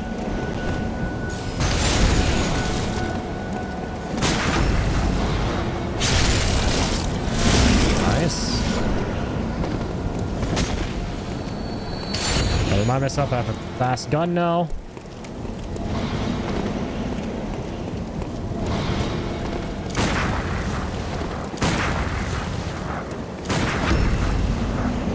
Beautiful.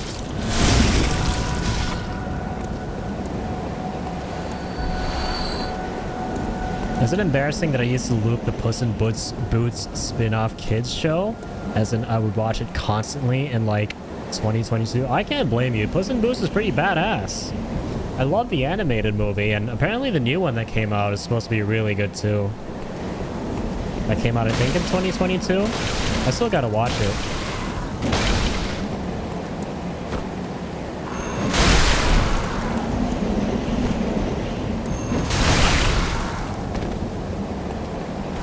Uh-oh. I'm gonna get frenzied.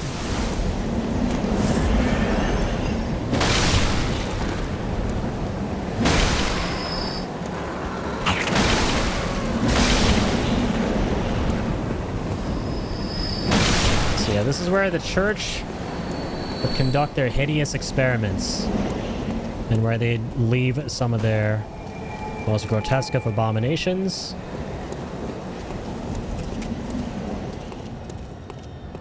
Okay, enough wind noises. Phew. My eardrums are definitely not enjoying that. Or these little Great One slugs, I suppose. Or... they're not even Great Ones. They're like attempts at creating Great Ones.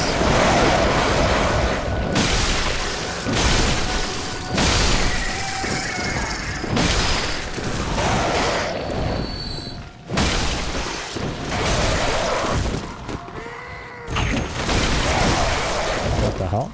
A little funky weapon.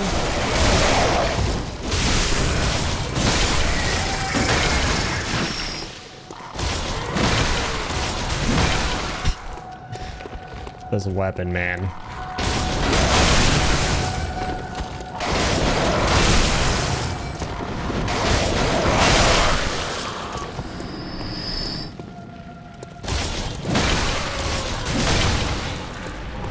Alright.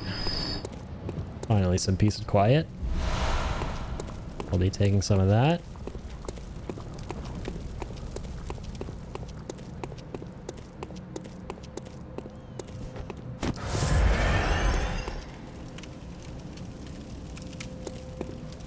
BRB.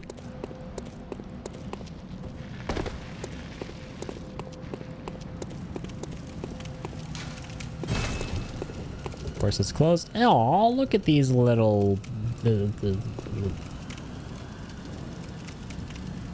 somethings. I'll take that. Bye, little somethings. You're somethings. I don't know what things you are, but you're somethings, so I don't want to mess around with y'all. So we got the Great Lake. Which I think this is the first time in the game that we're getting this. Oh my god, they're actually following us.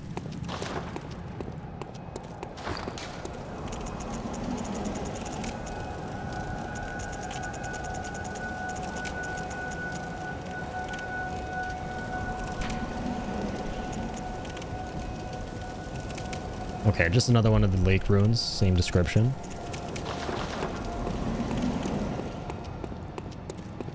So very, very eerie. You can kind of hear the choir here.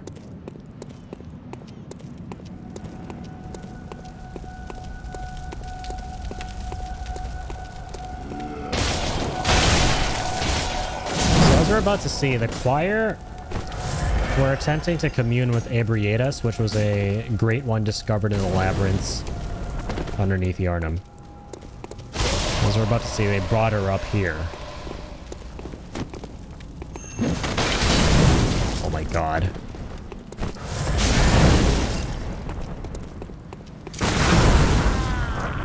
When you actually parry, but you still die.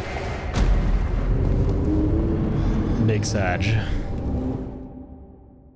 So yeah, it makes sense that we would see a lot of these church doctors, a lot of the healing church members, the scientists, the doctors, the abominations.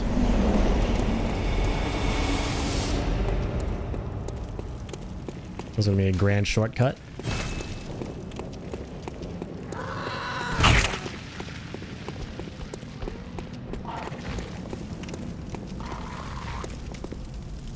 Wait, where the... What the hell? Okay, which one of you has my runes or my echoes? It's you. I'll be taking those. Thank you. See you later.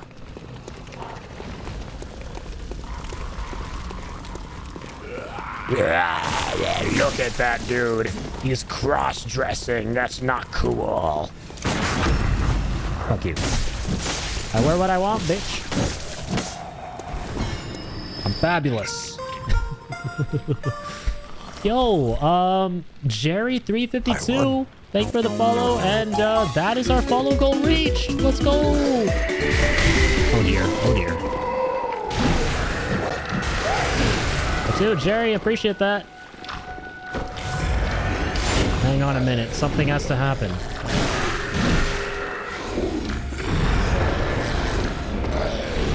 Something's gotta happen.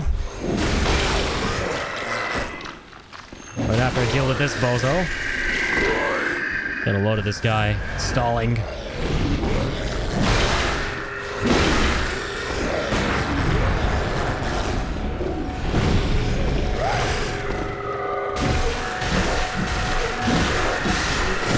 Get out of here already. You know, the choir said too.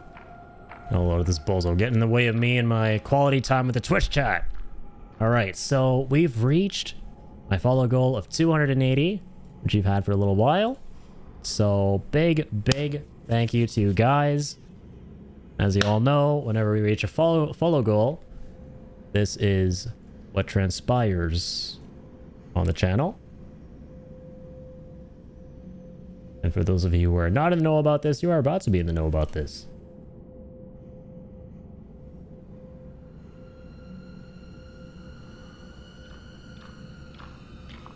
There you go, y'all. Much love. Big thank you for the follower goal. 5 the gifted subs going out. And those are a couple names I recognize in the chat. Let's go. Much love. Big thank you.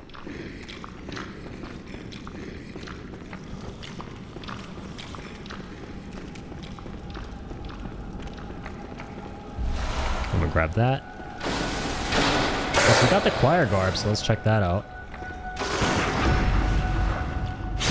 So let's kill this thing.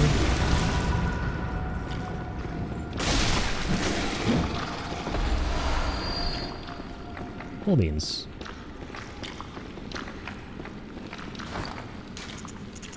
Got more of these giant werewolves up here.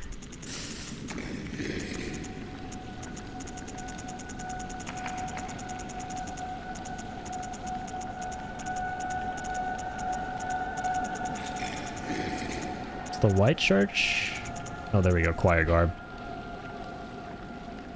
Attire of the choir, higher ranking members of the healing church. Members of the choir are both the highest ranking clerics of the Healing Church and scholars who continue the work that began at Byrgenwerth. Together with the left behind Great One, they look to the skies in search of astral signs that may lead them to the rediscovery of true greatness.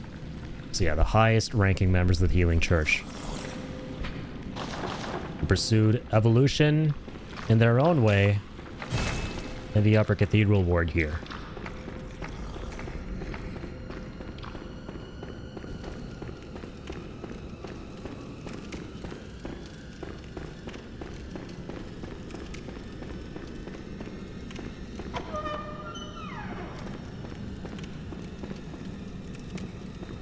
Very, very spooky. Very, very eerie. This is the moment where Bloodborne goes full Resident Evil. You got this like giant mansion that's really reminiscent of RE1. And doggos!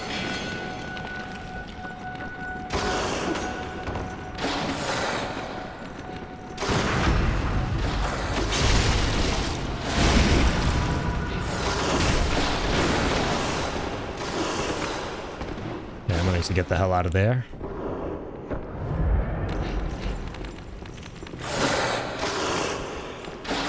Going to do you in.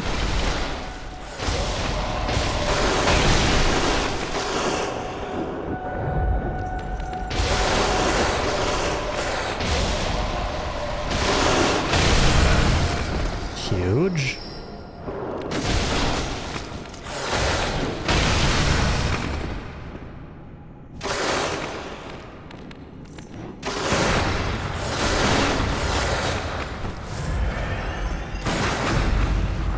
Line.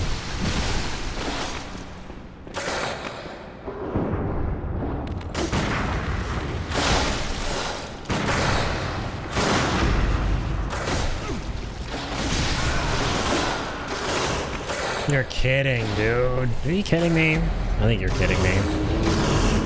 Scammed out of the visceral attack. Wow.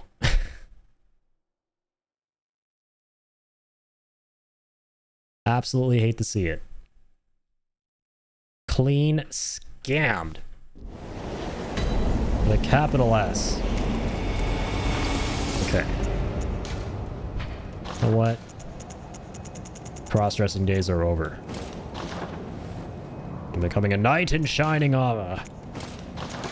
Always change it up.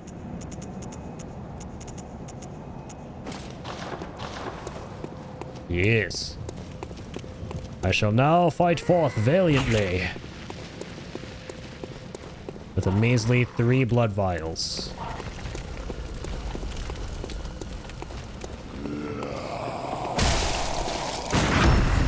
Plus 1.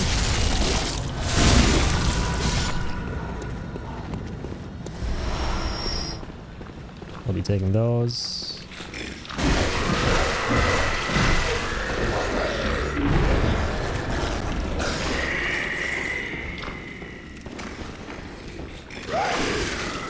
He got me. No way.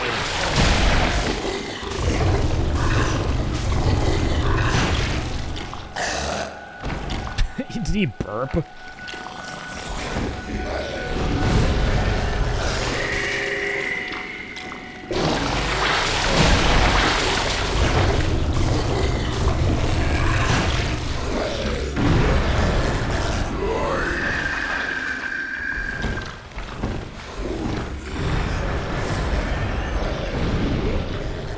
I'm just gonna take my runes, or my echoes.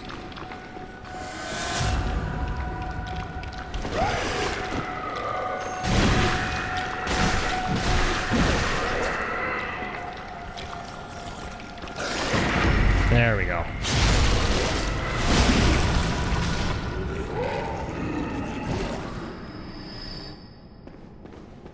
My God.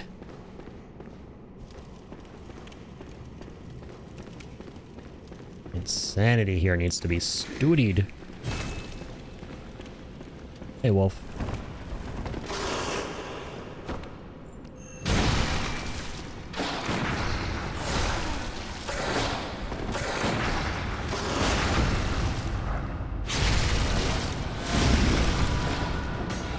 hell?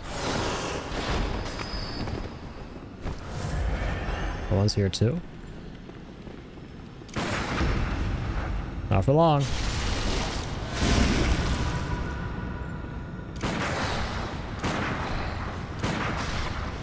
Sweet. Really? You don't get blood vials from them? Pretty much only ever drop blood vials. Dang, that's sad. Saddening and maddening.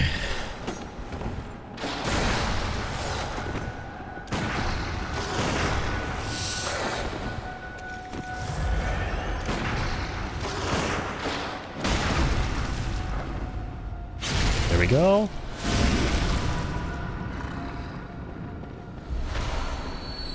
God dang it. No elixirs.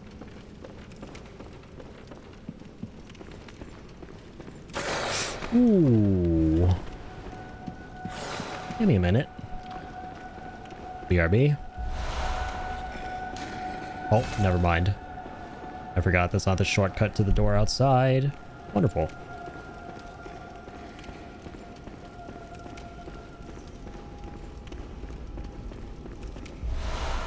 Cosmic Eye Watcher badge. No.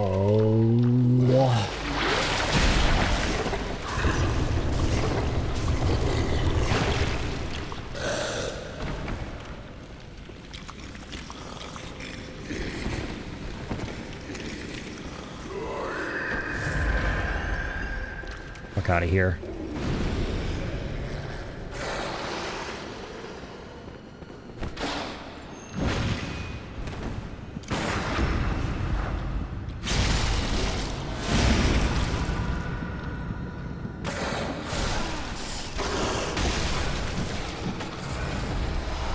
No, I'm down to my 0th blood vial.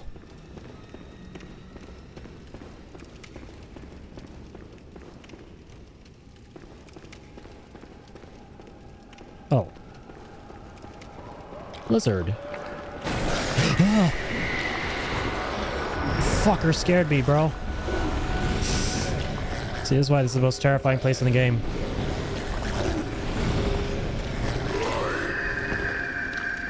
Fuck you, fuck you, fuck you, bye.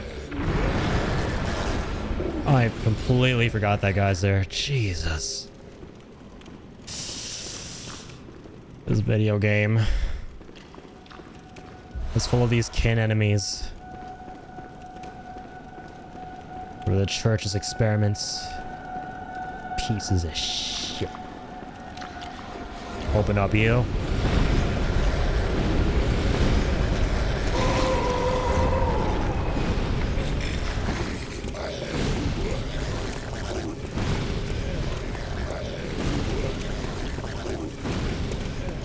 Okay, so now we're up here, I guess.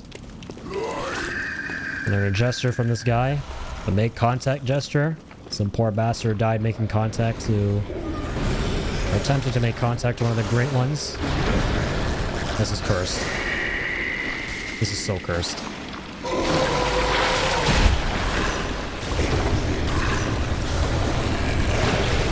We open that door. There's a werewolf on that side. So we'll get these guys here. Actually, 3 of them.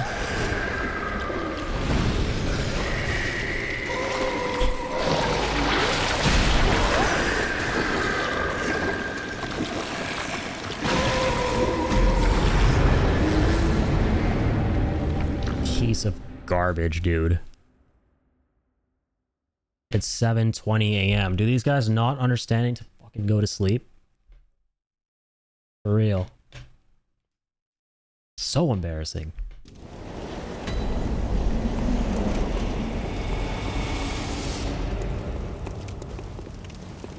I have no vials.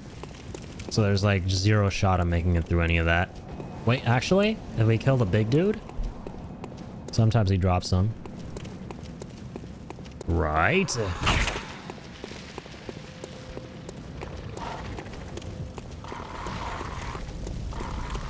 Come on. Come on, bitch. Easy. Give me that. He didn't drop the vials. Fucker.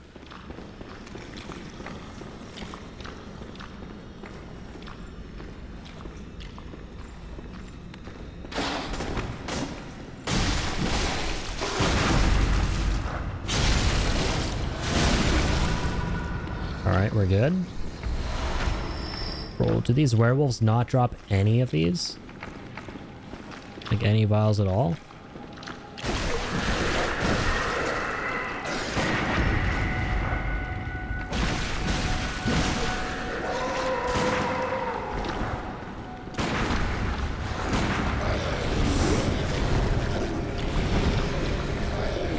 How many vials left?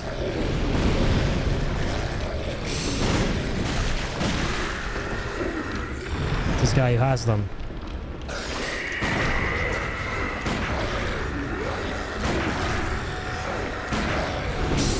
What? Get out!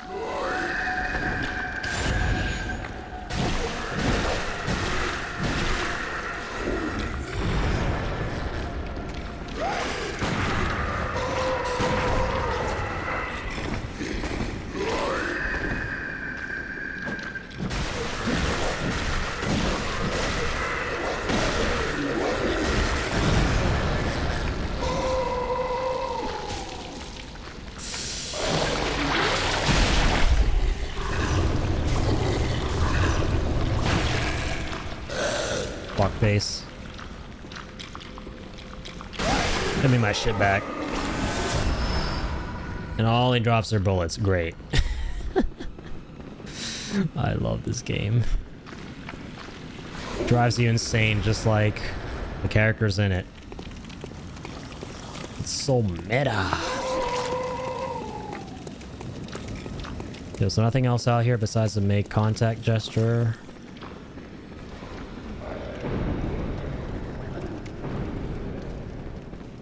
Go down this way. Please give me blood vials. Oh my god. Blindfold cap. Madman's knowledge. Madman's knowledge. Let's read the blindfold cap again. Or not again, rather for the first time. Attire of the choir, higher-ranking members of the Healing Church. Members of the choir are both the highest-ranking clerics of the Healing Church. Okay, we read that. The eye covering indicates their debt to the teachings of Master Willem, even though their paths diverged.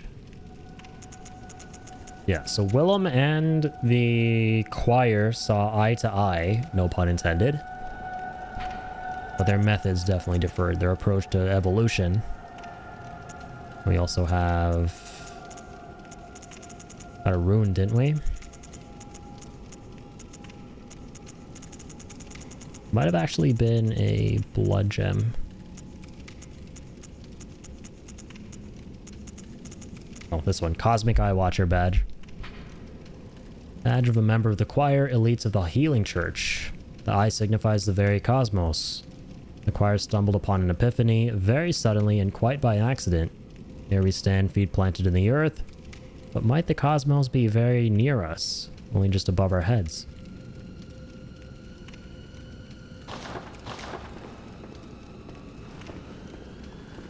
A very existential item. Gotta stop meeting like this, Addy. You're supposed to be asleep when I get home. Well, I sleep when I damn well please, okay? Sorry, that was the evil Addy option. I got the bad ending now. How's it going, Trax?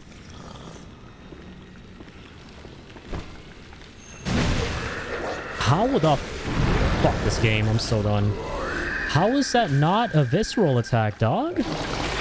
That needs to be studied. Genuinely needs to be studied.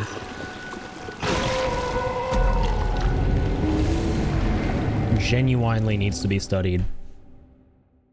I got scammed out of a visceral attack. Thanks for the stream, Addy. I'm gonna go head off and grab some food. Sounds good, Kill. Thank you for the bits, man. And for hanging out as always. Appreciate you. Yeah, it was a big oof. Big oofers. Bro, please. I just need the slender piece of shit to give me a couple of blood vials. And then we're okay.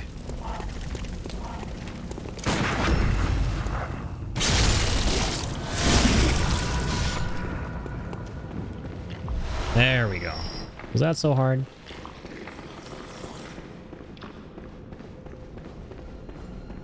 Okay.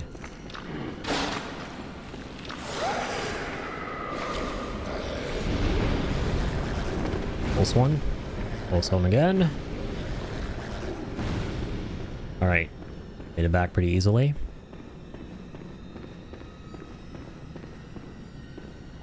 Just gotta get him with the backstab with a capital B. Yes, I'm not get scammed. Get fisted. Gimme, gimme. Arrow.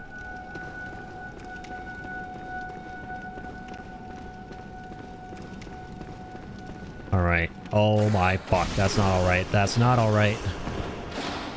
Keep forgetting about those bozos. So many werewolves.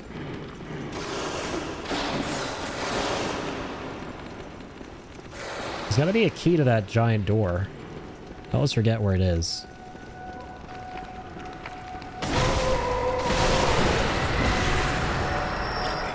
No, get up! You fuck! Bro! Accidental emoting in this game is the one and only thing about Bloodborne that is pure garbage. The one and only pure garbage thing about this game that is otherwise the complete antithesis to pure garbage. Like, actually, the fact you can't turn it off, that builds up frenzy IRL.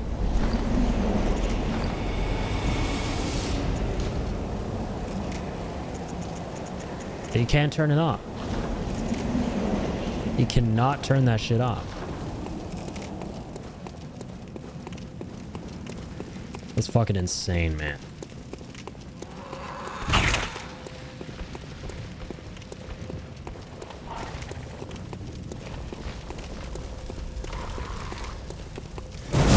Oh my god. I had the wrong weapon out.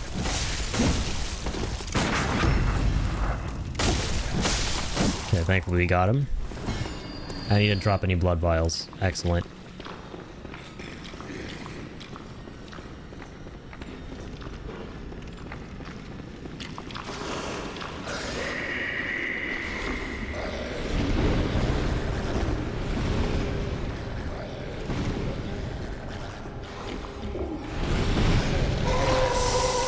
That is bullshit, dude. I was still on the ladder. I was still on the ladder. I was still on the ladder. I was still on the ladder. Come on. He gets me here again, I swear to God. Nope, and no visceral attack.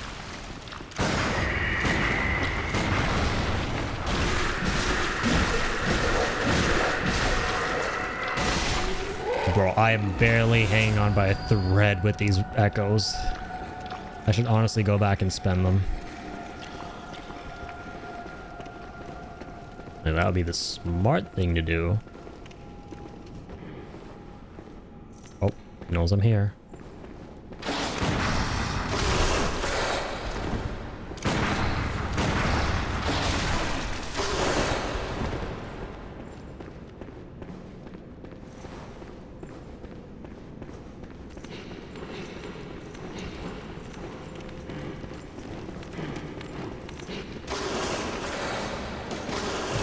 Locked. The fuck? You got the key again? I think one of these dudes might drop it. I'm just trying to... I don't even remember. We'll find it next time. I'm kind of in a rush too, so... because I do want to be getting out of here.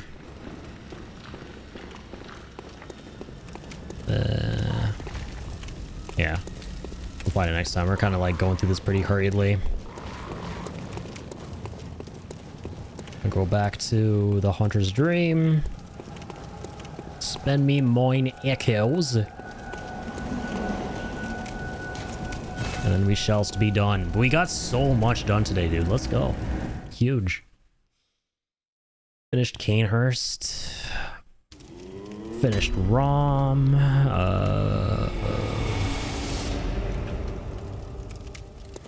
Finished School of Mensis. Or rather, One Reborn in YAHARGUL. That's more apt. Welcome home. Very well.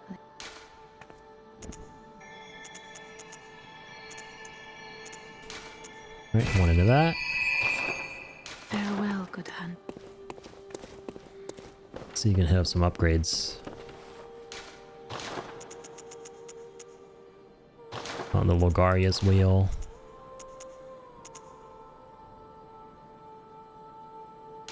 Can for Evelyn. Oh, sorry, never mind. Keep looking at the wrong tab. That's okay. Let's go buy some files, like 30. Okay. And we'll call it at this for tonight, or rather today, this morning. Another crazy Bloodborne stream, man. Another crazy ass stream of this game. Crazy ass stream of this crazy ass game. 9 hours. You know I would go on for like 14 if, and by the way, dude, Trax, thank you so much for the 100 bits. Did not have to do that, my guy. Thank you for tuning in. Thank you for the 100 bits. Hope you're doing well, dude. Yeah, another crazy stream though of Bloodborne. I would go for way longer if I didn't force myself to keep streaming until I literally pass out or got to borderline passing out like last stream. I'd probably go for like 12 hours. Easy, easy. That's just how much of a pro gamer I am, man. That's just how dedicated I am to the hunt. The hunter must hunt. But no, we're gonna call it here. I gotta go hit the hay. Cannot put the controller down with this game ever. It does not matter how many times you play it. But it was really fun. Another great lore run stream. Another great anniversary celebration stream of Bloodborne. Thank you all for tuning in. Got a lot done tonight. We'll continue with the Up the Cathedral board next time. We will find out the secrets of the choir. All the crazy stuff going on up there at the very top of the Healing Church.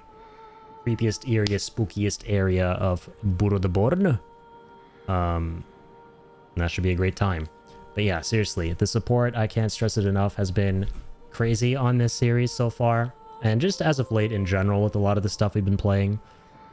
Much love for the follows, the support, all of that, the resubs, everything, guys, just for hanging out and showing all the love as always. Tonight we had a crazy raid from Umbarian, right? Fellow hunter and Bloodborne fan. Seems like a lovely guy. Big shout out there for the follow and the raid as well. I cannot remember the last time that I got raided by someone. It was a total stranger who was just playing the same game as me and wanted to raid out someone who was, you know, playing the same game. Last time I experienced anything like that was when I used to do it in 2022. And it's how I met some of you amazing guys in the community. So that means a lot, means a ton. And like I said earlier, further kind of, it gives me another reason to love this game because you can really feel the community is alive and that there's some great people in this community.